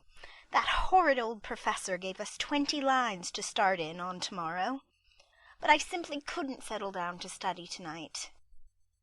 Anne, methinks I see the traces of tears. If you've been crying, do own up. It will restore my self-respect, for I was shedding tears freely before Ruby came along. I don't mind being a goose so much if somebody else is goosey too. Cake? You'll give me a teeny piece, won't you? Thank you. It has the real Avonlea flavor." Ruby, perceiving the Queen's calendar lying on the table, wanted to know if Anne meant to try for the gold medal. Anne blushed and admitted she was thinking of it. "Oh, that reminds me," said Josie. "Queen's is to get one of the Avery scholarships after all. The word came today. Frank Stockley told me. His uncle is one of the Board of Governors, you know. It will be announced in the Academy tomorrow." An Avery scholarship! Anne felt her heart beat more quickly, and the horizons of her ambition shifted and broadened as if by magic. Before Josie had told the news, Anne's highest pinnacle of aspiration had been a teacher's provincial license, first class at the end of the year, and perhaps the medal. But now, in one moment, Anne saw herself winning the Avery scholarship, taking an arts course at Redmond College, and graduating in a gown and mortar board, before the echo of Josie's words had died away. For the Avery scholarship was in English, and Anne felt that here her foot was on native heath. A wealthy manufacturer of New Brunswick had died, and left part of his fortune to endow a large number of scholarships to be distributed among the various high schools and academies of the Maritime Provinces, according to their respective standings. There had been much doubt whether one would be allotted to Queen's, but the matter was settled at last, and at the end of the year the graduate who made the highest mark in English and English literature would win the scholarship. $250 a year for 4 years at Redmond College. No wonder that Anne went to bed that night with tingling cheeks. "I'll win that scholarship if hard work can do it," she resolved. "Wouldn't Matthew be proud if I got to be a B.A.? Oh, it's delightful to have ambitions. I'm so glad I have such a lot. And there never seems to be any end to them. That's the best of it. Just as soon as you attain to one ambition, you see another one glittering higher up still. It does make life so interesting." End of chapter 34. Anne of Green Gables by Lucy Maud Montgomery. Chapter 35. The Winter at Queen's. Anne's homesickness wore off, greatly helped in the wearing by her weekend visits home. As long as the open weather lasted, the Avonlea students went out to Carmody on the New Branch Railway every Friday night. Diana and several other Avonlea young folks were generally on hand to meet them, and they all walked over to Avonlea in a merry party. Anne thought those Friday evening gypsyings over the autumnal hills in the crisp golden air, with the home lights of Avonlea twinkling beyond, were the best and dearest hours in the whole week. Gilbert Blythe nearly always walked with Ruby Gillis and carried her satchel for her. Ruby was a very handsome young lady, now thinking herself quite as grown up as she really was. She wore her skirts as long as her mother would let her, and did her hair up in town, though she had to take it down when she went home. She had large, bright blue eyes, a brilliant complexion, and a plump, showy figure. She laughed a great deal, was cheerful and good-tempered, and enjoyed the pleasant things of life frankly. "But I shouldn't think she was the sort of girl Gilbert would like," whispered Jane to Anne. Anne did not think so either, but she would not have said so for the Avery scholarship. She could not help thinking, too, that it would be very pleasant to have such a friend as Gilbert to jest and chatter with, and exchange ideas about books and studies and ambitions. Gilbert had ambitions, she knew, and Ruby Gillis did not seem the sort of person with whom such could be profitably discussed. There was no silly sentiment in Anne's ideas concerning Gilbert. Boys were to her, when she thought about them at all, merely possible good comrades. If she and Gilbert had been friends, she would not have cared how many other friends he had, nor with whom he walked. She had a genius for friendship. Girl friends she had in plenty, but she had a vague consciousness that masculine friendship might also be a good thing to round out one's conceptions of companionship and furnish broader standpoints of judgment and comparison. Not that Anne could have put her feelings on the matter into just such clear definition. But she thought that if Gilbert had ever walked home with her from the train, over the crisp fields and along the ferny byways, they might have had many and merry and interesting conversations about the new world that was opening around them, and their hopes and ambitions therein. Gilbert was a clever young fellow, with his own thoughts about things, and a determination to get the best out of life and put the best into it. Ruby Gillis told Jane Andrews that she didn't understand half the things Gilbert Blythe said. He talked just like Anne Shirley did when she had a thoughtful fit on, and for her part she didn't think it any fun to be bothering about books and that sort of thing when you didn't have to. Frank Stockley had lots more dash and go, but then he wasn't half as good-looking as Gilbert, and she really couldn't decide which she liked best. In the academy Anne gradually drew a little circle of friends about her, thoughtful, imaginative, ambitious students like herself. With the rose-red girl, Stella Maynard, and the dream girl, Priscilla Grant, she soon became intimate, finding the latter pale, spiritual-looking maiden to be full to the brim of mischief and pranks and fun, while the vivid, black-eyed Stella had a heart full of wistful dreams and fancies, as aerial and rainbow-like as Anne's own. After the Christmas holidays, the Avonlea students gave up going home on Fridays and settled down to hard work. By this time all the Queen's scholars had gravitated into their own places in the ranks, and the various classes had assumed distinct and settled shadings of individuality. Certain facts had become generally accepted. It was admitted that the medal contestants had practically narrowed down to three: Gilbert Blythe, Anne Shirley, and Lewis Wilson. The Avery scholarship was more doubtful, any one of a certain six being a possible winner. The bronze medal for mathematics was considered as good as won by a fat, funny little up-country boy with a bumpy forehead and a patched coat. Ruby Gillis was the handsomest girl of the year at the academy. In the second-year classes Stella Maynard carried off the palm for beauty, with a small but critical minority in favor of Anne Shirley. Ethel Marr was admitted by all competent judges to have the most stylish modes of hair-dressing, and Jane Andrews, plain, plodding, conscientious Jane, carried off the honors in the domestic science course. Even Josie Pye attained a certain preeminence as the sharpest-tongued young lady in attendance at Queen's. So it may be fairly stated that Miss Stacy's old pupils held their own in the wider arena of the academical course. Anne worked hard and steadily. Her rivalry with Gilbert was as intense as it had ever been in Avonlea school, although it was not known in the class at large, but somehow the bitterness had gone out of it. Anne no longer wished to win for the sake of defeating Gilbert, rather for the proud consciousness of a well-won victory over a worthy foeman. It would be worth while to win, but she no longer thought life would be insupportable if she did not. In spite of lessons, the students found opportunities for pleasant times. Anne spent many of her spare hours at Beechwood, and generally ate her Sunday dinners there and went to church with Miss Barry. The latter was, as she admitted, growing old, but her black eyes were not dim, nor the vigor of her tongue in the least abated. But she never sharpened the latter on Anne, who continued to be a prime favorite with the critical old lady. "That Anne girl improves all the time," she said. "I get tired of other girls. They are such a provoking and eternal sameness about them. Anne has as many shades as a rainbow, and every shade is the prettiest while it lasts. I don't know that she is as amusing as she was when she was a child, but she makes me love her, and I like people who make me love them. It saves me so much trouble in making myself love them." Then, almost before anybody realized it, spring had come. Out in Avonlea the Mayflowers were peeping pinkly out on the sere barrens where snow wreaths lingered, and the mist of green was on the woods and in the valleys. But in Charlottetown, harassed Queen's students thought and talked only of examinations. "It doesn't seem possible that the term is nearly over," said Anne. "Why, last fall it seemed so long to look forward to, a whole winter of studies and classes, and here we are with the exams looming up next week.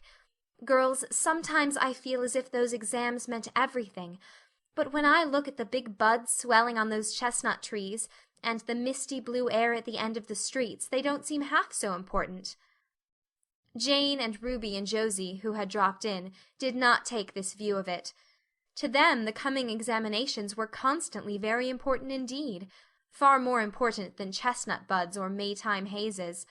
It was all very well for Anne, who was sure of passing at least, to have her moments of belittling them, but when your whole future depended on them, as the girls truly thought theirs did, you could not regard them philosophically. "I've lost 7 pounds in the last 2 weeks," sighed Jane. "It's no use to say don't worry. I will worry. Worrying helps you some. It seems as if you were doing something when you're worrying. It would be dreadful if I failed to get my license after going to Queen's all winter and spending so much money." "I don't care," said Josie Pye. "If I don't pass this year, I'm coming back next. My father can afford to send me. Anne, Frank Stockley says that Professor Tremaine said Gilbert Blythe was sure to get the medal and that Emily Clay would likely win the Avery scholarship." "That may make me feel badly tomorrow, Josie," laughed Anne, "but just now I honestly feel that as long as I know the violets are coming out all purple down in the hollow below Green Gables, and that little ferns are poking their heads up in Lover's Lane, it's not a great deal of difference whether I win the Avery or not. I've done my best, and I begin to understand what is meant by the joy of the strife. Next to trying and winning, the best thing is trying and failing. Girls, don't talk about exams. Look at that arch of pale green sky over those houses, and picture to yourself what it must look like over the purply dark beechwoods back of Avonlea." "What are you going to wear for commencement, Jane?" asked Ruby practically. Jane and Josie both answered at once, and the chatter drifted into a side eddy of fashions. But Anne, with her elbows on the window-sill, her soft cheek laid against her clasped hands, and her eyes filled with visions, looked out unheedingly across city roof and spire to that glorious dome of sunset sky, and wove her dreams of a possible future from the golden tissue of youth's own optimism. All the beyond was hers, with its possibilities lurking rosily in the oncoming years, each year a rose of promise to be woven into an immortal chaplet. End of chapter 35. Anne of Green Gables by Lucy Maud Montgomery. Chapter 36. The Glory and the Dream. On the morning when the final results of all the examinations were to be posted on the bulletin board at Queen's, Anne and Jane walked down the street together. Jane was smiling and happy. Examinations were over, and she was comfortably sure she had made a pass at least. Further considerations troubled Jane not at all. She had no soaring ambitions, and consequently was not affected with the unrest attendant thereon. For we pay a price for everything we get or take in this world, and although ambitions are well worth having, they are not to be cheaply won, but exact their dues of work and self-denial, anxiety and discouragement. Anne was pale and quiet. In 10 more minutes she would know who had won the medal and who the Avery. Beyond those 10 minutes there did not seem, just then, to be anything worth being called time. "Of course you'll win one of them, anyhow," said Jane, who couldn't understand how the faculty could be so unfair as to order it otherwise. "I have no hope of the Avery," said Anne. "Everybody says Emily Clay will win it, and I'm not going to march up to that bulletin board and look at it before everybody. I haven't the moral courage. I'm going straight to the girls' dressing room. You must read the announcements and then come and tell me, Jane. And I implore you in the name of our old friendship to do it as quickly as possible. If I have failed, just say so, without trying to break it gently, and whatever you do, don't sympathize with me. Promise me this, Jane." Jane promised solemnly, but, as it happened, there was no necessity for such a promise. When they went up the entrance steps of Queen's, They found the hall full of boys who were carrying Gilbert Blythe around on their shoulders and yelling at the tops of their voices, "Hurrah for Blythe, medalist!" For a moment Anne felt one sickening pang of defeat and disappointment. So she had failed and Gilbert had won. Well, Matthew would be sorry. He had been so sure she would win. And then somebody called out, "Three cheers for Miss Shirley, winner of the Avery!" "Oh, Anne!" gasped Jane, as they fled to the girls' dressing room amid hearty cheers. "Oh, Anne, I'm so proud. Isn't it splendid?" And then the girls were around them, and Anne was the center of a laughing, congratulating group. Her shoulders were thumped and her hands shaken vigorously. She was pushed and pulled and hugged, and among it all she managed to whisper to Jane, "Oh, won't Matthew and Marilla be pleased? I must write the news home right away." Commencement was the next important happening. The exercises were held in the big assembly hall of the academy. Addresses were given, essays read, songs sung, the public award of diplomas, prizes, and medals made. Matthew and Marilla were there, with eyes and ears for only one student on the platform, a tall girl in pale green, with faintly flushed cheeks and starry eyes, who read the best essay, and was pointed out and whispered about as the Avery winner. "Reckon you're glad we kept her, Marilla?" whispered Matthew, speaking for the first time since he had entered the hall, when Anne had finished her essay. "It's not the first time I've been glad," retorted Marilla. "You do like to rub things in, Matthew Cuthbert." Miss Barry, who was sitting behind them, leaned forward and poked Marilla in the back with her parasol. "Aren't you proud of that, Anne girl? I am," she said. Anne went home to Avonlea with Matthew and Marilla that evening. She had not been home since April, and she felt that she could not wait another day. The apple blossoms were out, and the world was fresh and young. Diana was at Green Gables to meet her. In her own white room, where Marilla had set a flowering house rose on the window-sill, Anne looked about her and drew a long breath of happiness. "Oh, Diana, it's so good to be back again. It's so good to see those pointed firs coming out against the pink sky, and that white orchard and the old Snow Queen. Isn't the breath of the mint delicious? And that tea rose, why, it's a song and a hope and a prayer all in one.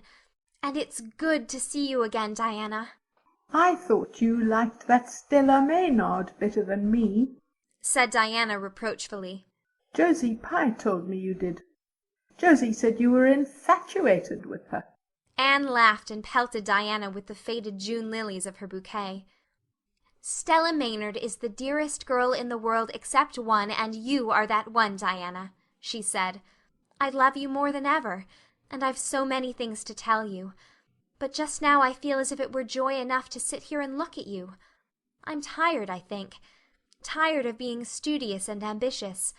I mean to spend at least 2 hours tomorrow lying out in the orchard grass, thinking of absolutely nothing." "You've done splendidly, Anne.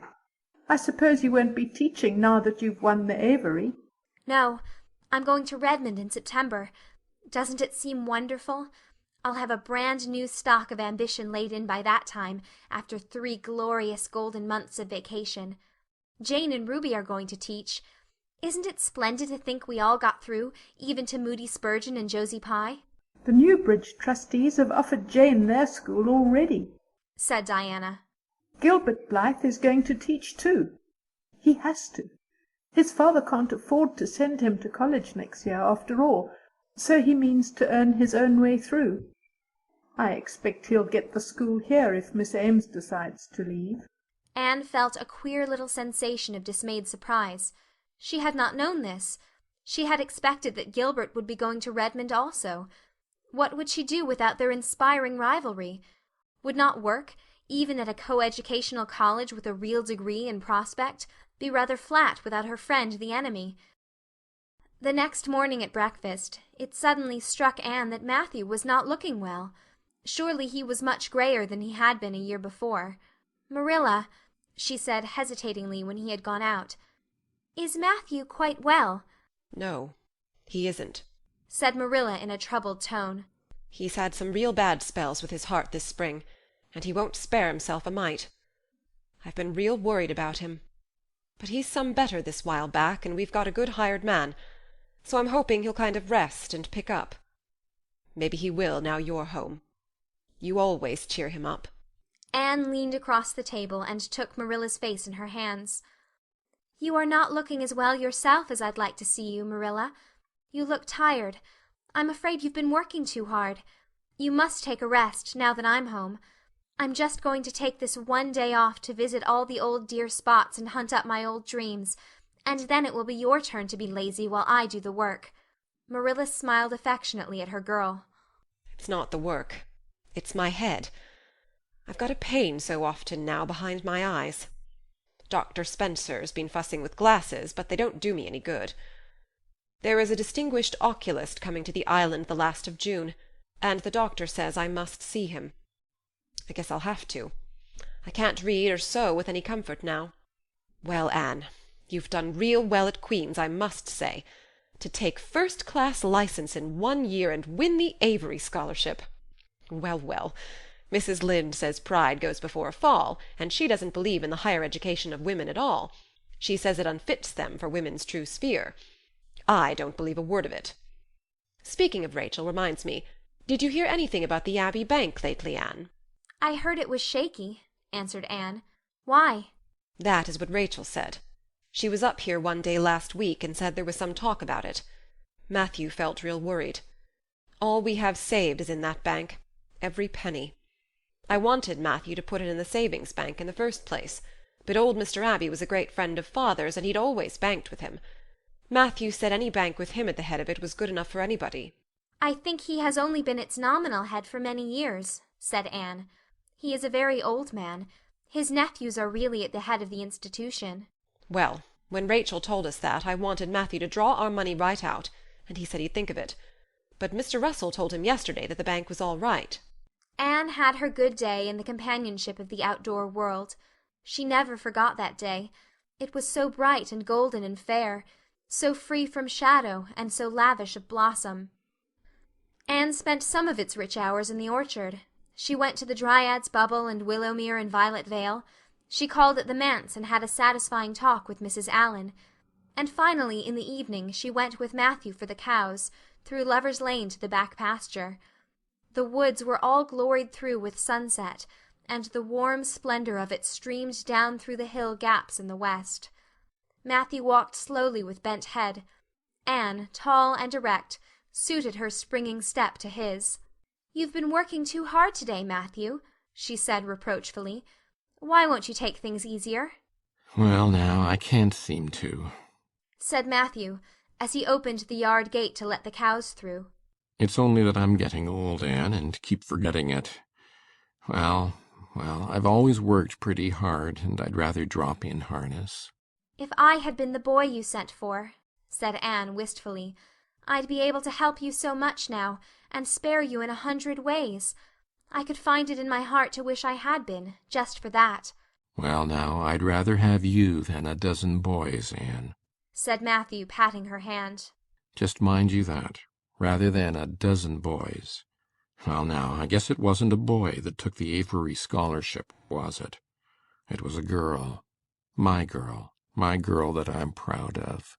He smiled his shy smile at her as he went into the yard. Anne took the memory of it with her when she went to her room that night, and sat for a long while at her open window, thinking of the past and dreaming of the future. Outside, the Snow Queen was mistily white in the moonshine. The frogs were singing in the marsh beyond Orchard Slope. Anne always remembered the silvery, peaceful beauty and fragrant calm of that night. It was the last night before sorrow touched her life, and no life is ever quite the same again when once that cold, sanctifying touch has been laid upon it. End of chapter 36. Anne of Green Gables by Lucy Maud Montgomery. Chapter 37. The Reaper Whose Name is Death. Matthew, what is the matter? Matthew, are you sick? It was Marilla who spoke, alarm in every jerky word. Anne came through the hall, her hands full of white narcissus. It was long before Anne could love the sight or odor of white narcissus again. In time to hear her, and to see Matthew standing in the porch doorway, a folded paper in his hand, and his face strangely drawn and grey. Anne dropped her flowers and sprang across the kitchen to him at the same moment as Marilla. They were both too late. Before they could reach him, Matthew had fallen across the threshold. "He's fainted!" gasped Marilla. "Anne, run for Martin, quick, quick! He's at the barn." Martin, the hired man, who had just driven home from the post office, started at once for the doctor, calling at Orchard Slope on his way to send Mr. and Mrs. Barry over. Mrs. Lynde, who was there on an errand, came too. They found Anne and Marilla distractedly trying to restore Matthew to consciousness. Mrs. Lynde pushed them gently aside, tried his pulse, and then laid her ear over his heart. She looked at their anxious faces sorrowfully, and the tears came into her eyes. "Oh, Marilla," she said gravely, "I don't think we can do anything for him." "Mrs. Lynde, you can't think Matthew is... Anne could not say the dreadful word. She turned sick and pallid. "Child, yes, I'm afraid of it. Look at his face. When you've seen that look as often as I have, you'll know what it means." Anne looked at the still face and there beheld the seal of the Great Presence. When the doctor came, he said that death had been instantaneous and probably painless, caused in all likelihood by some sudden shock. The secret of the shock was discovered to be in the paper Matthew had held, and which Martin had brought from the office that morning. It contained an account of the failure of the Abbey Bank. The news spread quickly through Avonlea, and all day friends and neighbors thronged Green Gables, and came and went on errands of kindness for the dead and living. For the first time, shy, quiet Matthew Cuthbert was a person of central importance. The white majesty of death had fallen on him, and set him apart as one crowned. When the calm night came softly down over Green Gables, the old house was hushed and tranquil. In the parlor lay Matthew Cuthbert in his coffin, his long gray hair framing his placid face, on which there was a little kindly smile as if he but slept, dreaming pleasant dreams. There were flowers about him, sweet old-fashioned flowers which his mother had planted in the homestead garden in her bridal days, and for which Matthew had always had a secret, wordless love. Anne had gathered them and brought them to him, her anguished, tearless eyes burning in her white face. It was the last thing she could do for him. The Barrys and Mrs. Lynde stayed with him that night. Diana, going to the east gable, where Anne was standing at her window, said gently, "Anne, dear, would you like to have me sleep with you tonight?" "Thank you, Diana." Anne looked earnestly into her friend's face. "I think you won't misunderstand me when I say I want to be alone. I'm not afraid. I haven't been alone 1 minute since it happened. And I want to be. I want to be quite silent and quiet and try to realize it. I can't realize it. Half the time it seems to me that Matthew can't be dead, and the other half it seems as if he must have been dead for a long time, and I've had this horrible dull ache ever since." Diana did not quite understand. Marilla's impassioned grief, breaking all the bounds of natural reserve and lifelong habit in its stormy rush, she could comprehend better than Anne's tearless agony. But she went away kindly, leaving Anne alone to keep her first vigil with sorrow. Anne hoped that the tears would come in solitude. It seemed to her a terrible thing that she could not shed a tear for Matthew, whom she had loved so much and who had been so kind to her, Matthew who had walked with her last evening at sunset, and was now lying in the dim room below with that awful peace on his brow. But no tears came at first, even when she knelt by her window in the darkness and prayed, looking up to the stars beyond the hills. No tears, only the same horrible dull ache of misery that kept on aching until she fell asleep, worn out with the day's pain and excitement. In the night she awakened, with the stillness and the darkness about her, and the recollection of the day came over her like a wave of sorrow. She could see Matthew's face smiling at her as he had smiled when they parted at the gate that last evening. She could hear his voice saying, my girl that I'm proud of." Then the tears came, and Anne wept her heart out. Marilla heard her and crept in to comfort her. There, there. Don't cry so, dearie. It can't bring him back. It isn't right to cry so. I knew that today, but I couldn't help it then. He'd always been such a good, kind brother to me. But God knows best. Oh, just let me cry, Marilla, sobbed Anne. The tears don't hurt me like that ache did. Stay here for a little while with me and keep your arm round me. So. I couldn't have Diana stay. She's good and kind and sweet. But it's not her sorrow. She's outside of it, and she couldn't come close enough to my heart to help me. It's our sorrow, yours and mine. Oh, Marilla, what will we do without him? We've got each other, Anne. I don't know what I'd do if you weren't here, if you'd never come. Oh, Anne, I know I've been kind of strict and harsh with you, maybe, but you mustn't think I didn't love you as well as Matthew did, for all that. I want to tell you now when I can. It's never been easy for me to say things out of my heart, but at times like this it's easier. I love you as dear as if you were my own flesh and blood, and you've been my joy and comfort ever since you came to Green Gables. 2 days afterwards they carried Matthew Cuthbert over his homestead threshold, and away from the fields he had tilled, and the orchards he had loved, and the trees he had planted. And then Avonlea settled back to its usual placidity, and even at Green Gables affairs slipped into their old groove, and work was done, and duties fulfilled with regularity as before, although always with the aching sense of loss in all familiar things. Anne, new to grief, thought it almost sad that it could be so, that they could go on in the old way without Matthew. She felt something like shame and remorse when she discovered that the sunrises behind the firs and the pale pink buds opening in the garden gave her the old inrush of gladness when she saw them, that Diana's visits were pleasant to her, and that Diana's merry words and ways moved her to laughter and smiles, that, in brief, the beautiful world of blossom and love and friendship had lost none of its power to please her fancy and thrill her heart, that life still called to her with many insistent voices. It seems like disloyalty to Matthew somehow, to find pleasure in these things now that he has gone, she said wistfully to Mrs. Allan one evening, when they were together in the manse garden. I miss him so much, all the time. And yet, Mrs. Allan, the world and life seem very beautiful and interesting to me for all. Today Diana said something funny, and I found myself laughing. I thought when it happened I could never laugh again, and it somehow seems as if I oughtn't to. When Matthew was here, he liked to hear you laugh, and he liked to know that you found pleasure in the pleasant things around you, said Mrs. Allan gently. He is just away now, and he likes to know it just the same. I am sure we should not shut our hearts against the healing influences that nature offers us, but I can understand your feeling. I think we all experience the same thing.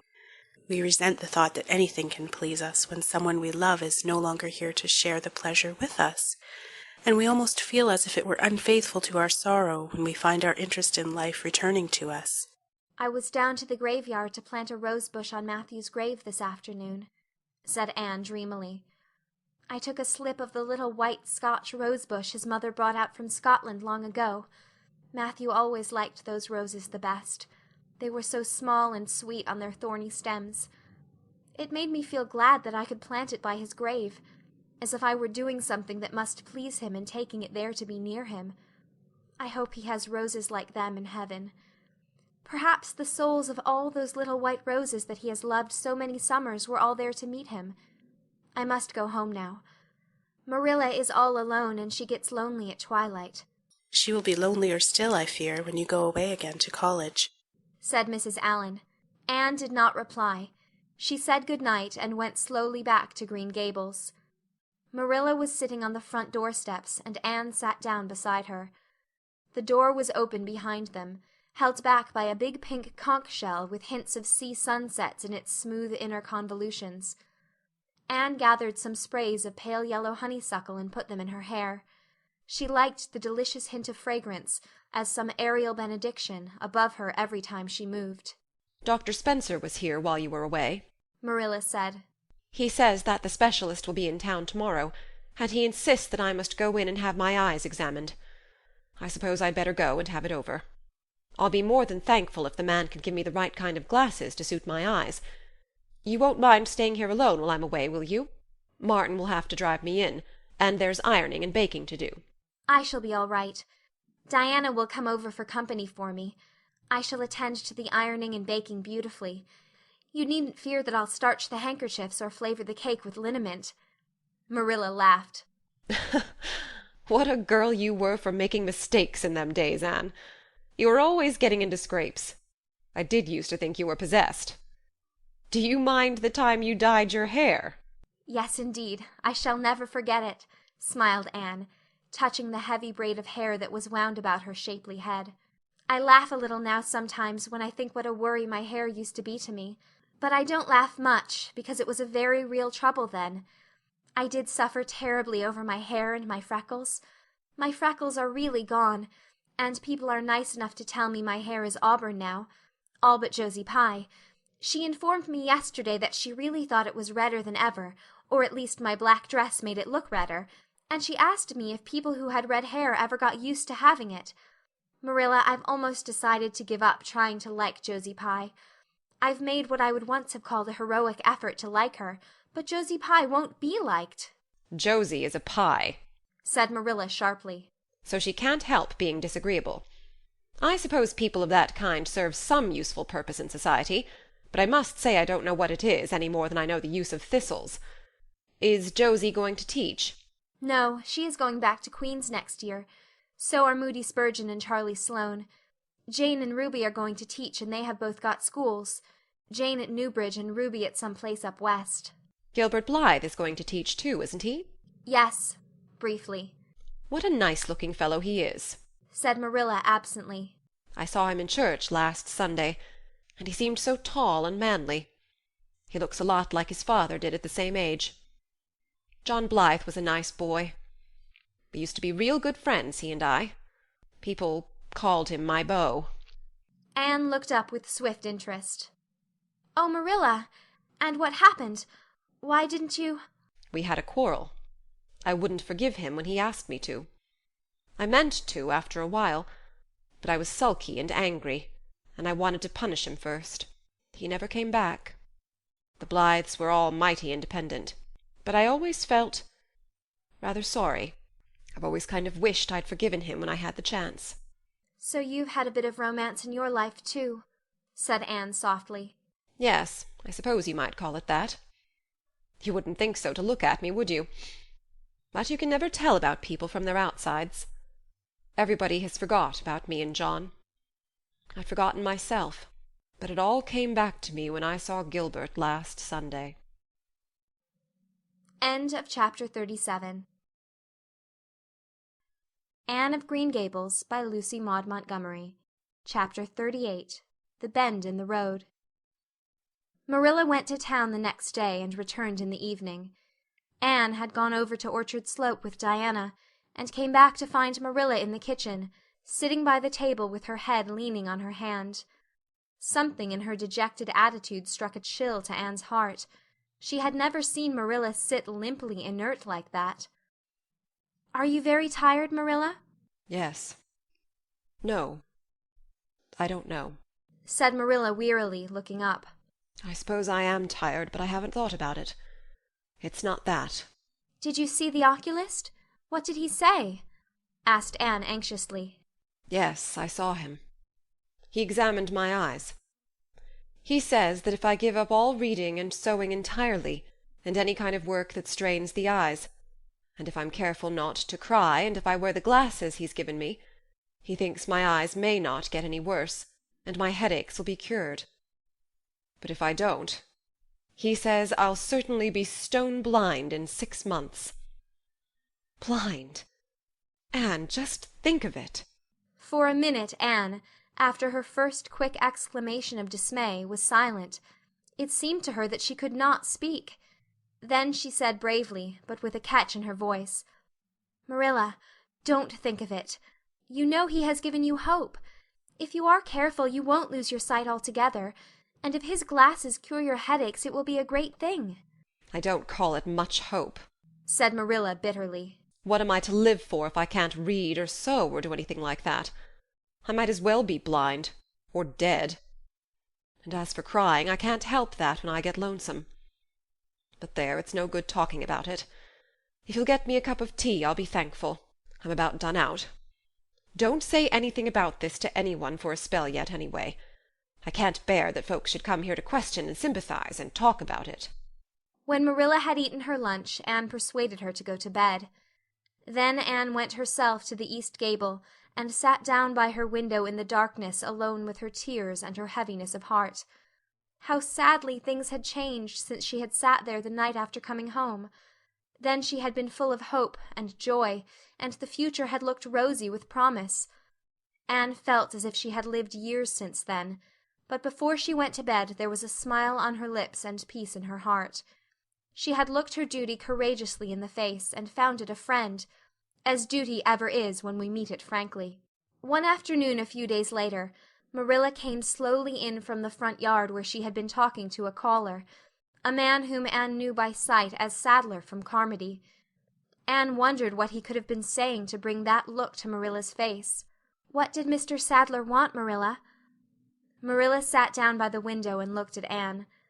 There were tears in her eyes in defiance of the oculist's prohibition, and her voice broke as she said, "He heard that I was going to sell Green Gables, and he wants to buy it." "Buy it? Buy Green Gables?" Anne wondered if she had heard aright. "Oh, Marilla, you don't mean to sell Green Gables?" "Anne, I don't know what else is to be done. I've thought it all over. If my eyes were strong I could stay here and make out to look after things and manage with a good hired man. But as it is, I can't. I may lose my sight altogether, and anyway I'll not be fit to run things. Oh, I never thought I'd live to see the day when I'd have to sell my home. But things would only go behind worse and worse all the time, till nobody would want to buy it. Every cent of our money went in that bank, and there's some notes Matthew gave last fall to pay. Mrs. Lynde advises me to sell the farm and board somewhere. With her, I suppose.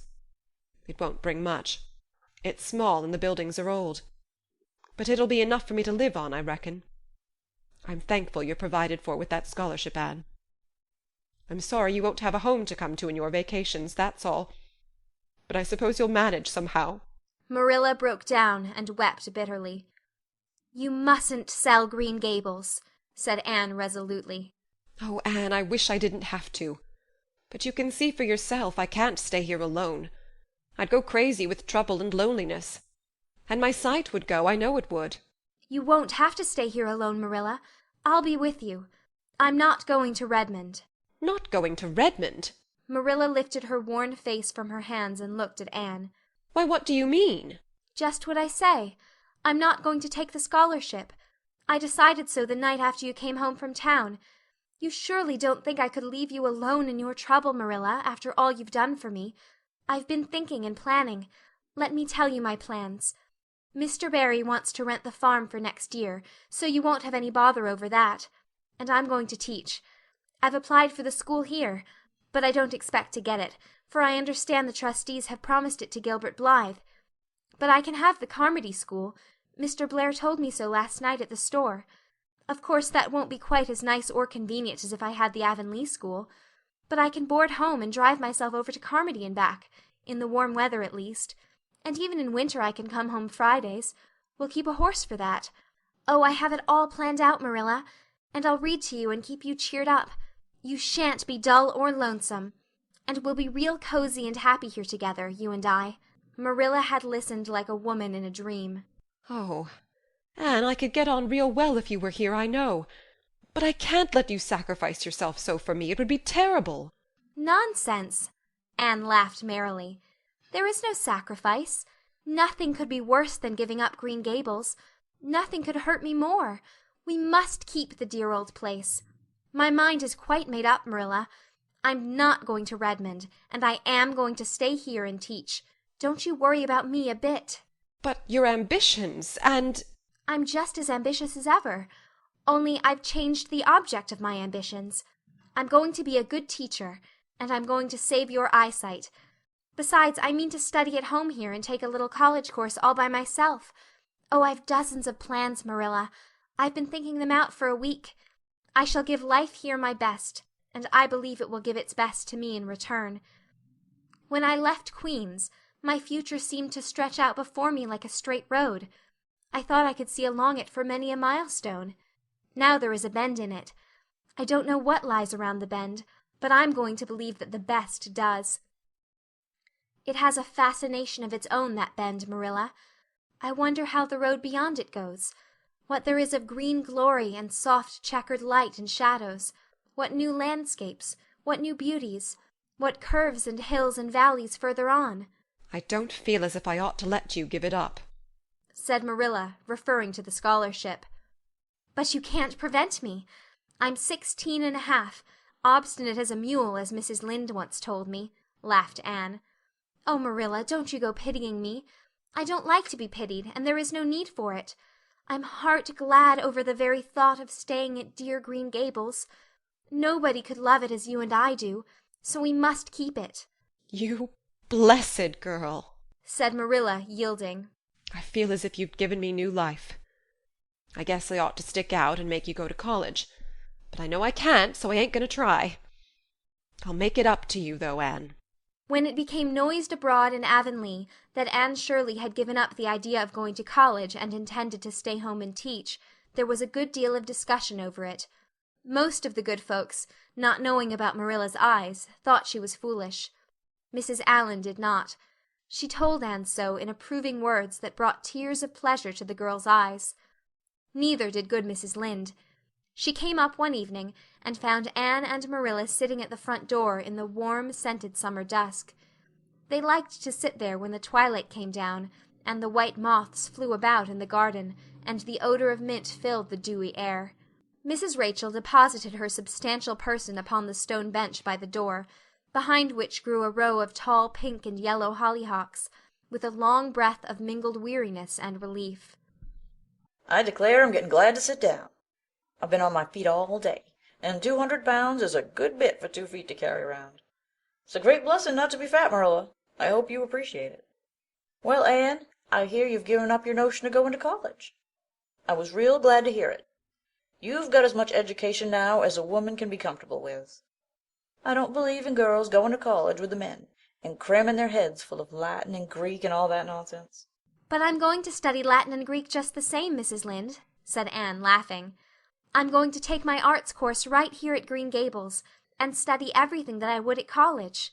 Mrs. Lynde lifted her hands in holy horror. Anne Shirley, you'll kill yourself. Not a bit of it. I shall thrive on it. Oh, I'm not going to overdo things. As Josiah Allen's wife says, I shall be medium. But I'll have lots of spare time in the long winter evenings, and I've no vocation for fancy work. I'm going to teach over at Carmody, you know. I don't know it. I guess you're going to teach right here in Avonlea. The trustees have decided to give you the school. Mrs. Lynde, cried Anne, springing to her feet in surprise.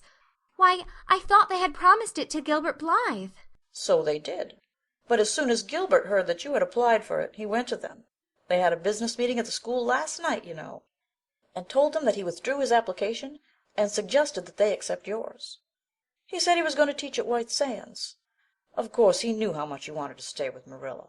And I must say I think it was real kind and thoughtful in him, that's what. Real self-sacrificing, too. For he'll have his board to pay at White Sands, and everybody knows he's got to earn his own way through college. So the trustees decided to take you. I was tickled to death when Thomas came home and told me. I don't feel that I ought to take it, murmured Anne. I mean, I don't think I ought to let Gilbert make such a sacrifice for me. I guess you can't prevent him now. He's signed papers with the White Sands trustees. So it wouldn't do him any good now if you were to refuse. Of course you'll take the school. You'll get along all right now that there are no pies going. Josie was the last of 'em, and a good thing she was, that's what.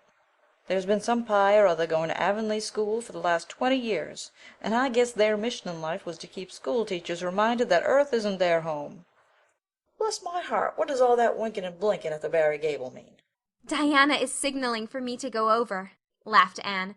You know we keep up the old custom. Excuse me while I run over and see what she wants. Anne ran down the clover slope like a deer, and disappeared in the furry shadows of the haunted wood. Mrs. Lynde looked after her indulgently. There's a good deal of the child about her yet in some ways. There's a good deal more of the woman about her in others, retorted Marilla, with a momentary return of her old crispness. but crispness was no longer Marilla's distinguishing characteristic. As Mrs. Lynde told her Thomas that night, "Marilla Cuthbert has got mellow, that's what." Anne went to the little Avonlea graveyard the next evening to put fresh flowers on Matthew's grave and water the Scotch rosebush. She lingered there until dusk, liking the peace and calm of the little place, with its poplars whose rustle was like low, friendly speech, and its whispering grasses growing at will among the graves. When she finally left it and walked down the long hill that sloped to the Lake of Shining Waters, it was past sunset, and all Avonlea lay before her in a dreamlike afterlight, a haunt of ancient peace. There was a freshness in the air, as of a wind that had blown over honey-sweet fields of clover. Home lights twinkled out here and there among the homestead trees. Beyond lay the sea, misty and purple, with its haunting, unceasing murmur. The west was a glory of soft mingled hues, and the pond reflected them all in still softer shadings. The beauty of it all thrilled Anne's heart, and she gratefully opened the gates of her soul to it. "Dear old world," she murmured, "you are very lovely, and I am glad to be alive in you." Halfway down the hill, a tall lad came whistling out of a gate before the Blythe homestead. It was Gilbert, and the whistle died on his lips as he recognized Anne. He lifted his cap courteously, but he would have passed on in silence if Anne had not stopped and held out her hand. "Gilbert," she said, with scarlet cheeks, "I want to thank you for giving up the school for me. It was very good of you, and I want you to know that I appreciate it." Gilbert took the offered hand eagerly. It wasn't particularly good of me at all, Anne. I was pleased to be able to do you some small service. Are we going to be friends after this? Have you really forgiven me my old fault?" Anne laughed and tried unsuccessfully to withdraw her hand. "I forgave you that day by the pond landing, although I didn't know it. What a stubborn little goose I was. I may as well make a complete confession. I've been sorry ever since." "We're going to be the best of friends," said Gilbert jubilantly. "We were born to be good friends, Anne. You've thwarted destiny enough. I know we can help each other in many ways. You're going to keep up your studies, aren't you? So am I. Come, I'm going to walk home with you." Marilla looked curiously at Anne when the latter entered the kitchen. Who was that came up the lane with you, Anne? "Gilbert Blythe," answered Anne, vexed to find herself blushing. "I met him on Barry's Hill." I didn't think you and Gilbert Blythe were such good friends that you'd stand for half an hour at the gate talking to him," said Marilla with a dry smile. "We haven't been. We've been good enemies. But we have decided that it will be much more sensible to be good friends in the future. Were we really there half an hour? It seemed just a few minutes. But you see, we have 5 years' lost conversations to catch up with, Marilla." Anne sat long at her window that night, companioned by a glad content. The wind purred softly in the cherry boughs, and the mint breaths came up to her. The stars twinkled over the pointed firs in the hollow, and Diana's light gleamed through the old gap. Anne's horizons had closed in since the night she had sat there after coming home from Queen's. But if the path set before her feet was to be narrow, she knew that flowers of quiet happiness would bloom along it. The joy of sincere work and worthy aspiration and congenial friendship were to be hers. Nothing could rob her of her birthright of fancy or her ideal world of dreams. And there was always the bend in the road. "God's in his heaven. All's right with the world," whispered Anne softly. End of chapter 38. End of Anne of Green Gables by Lucy Maud Montgomery.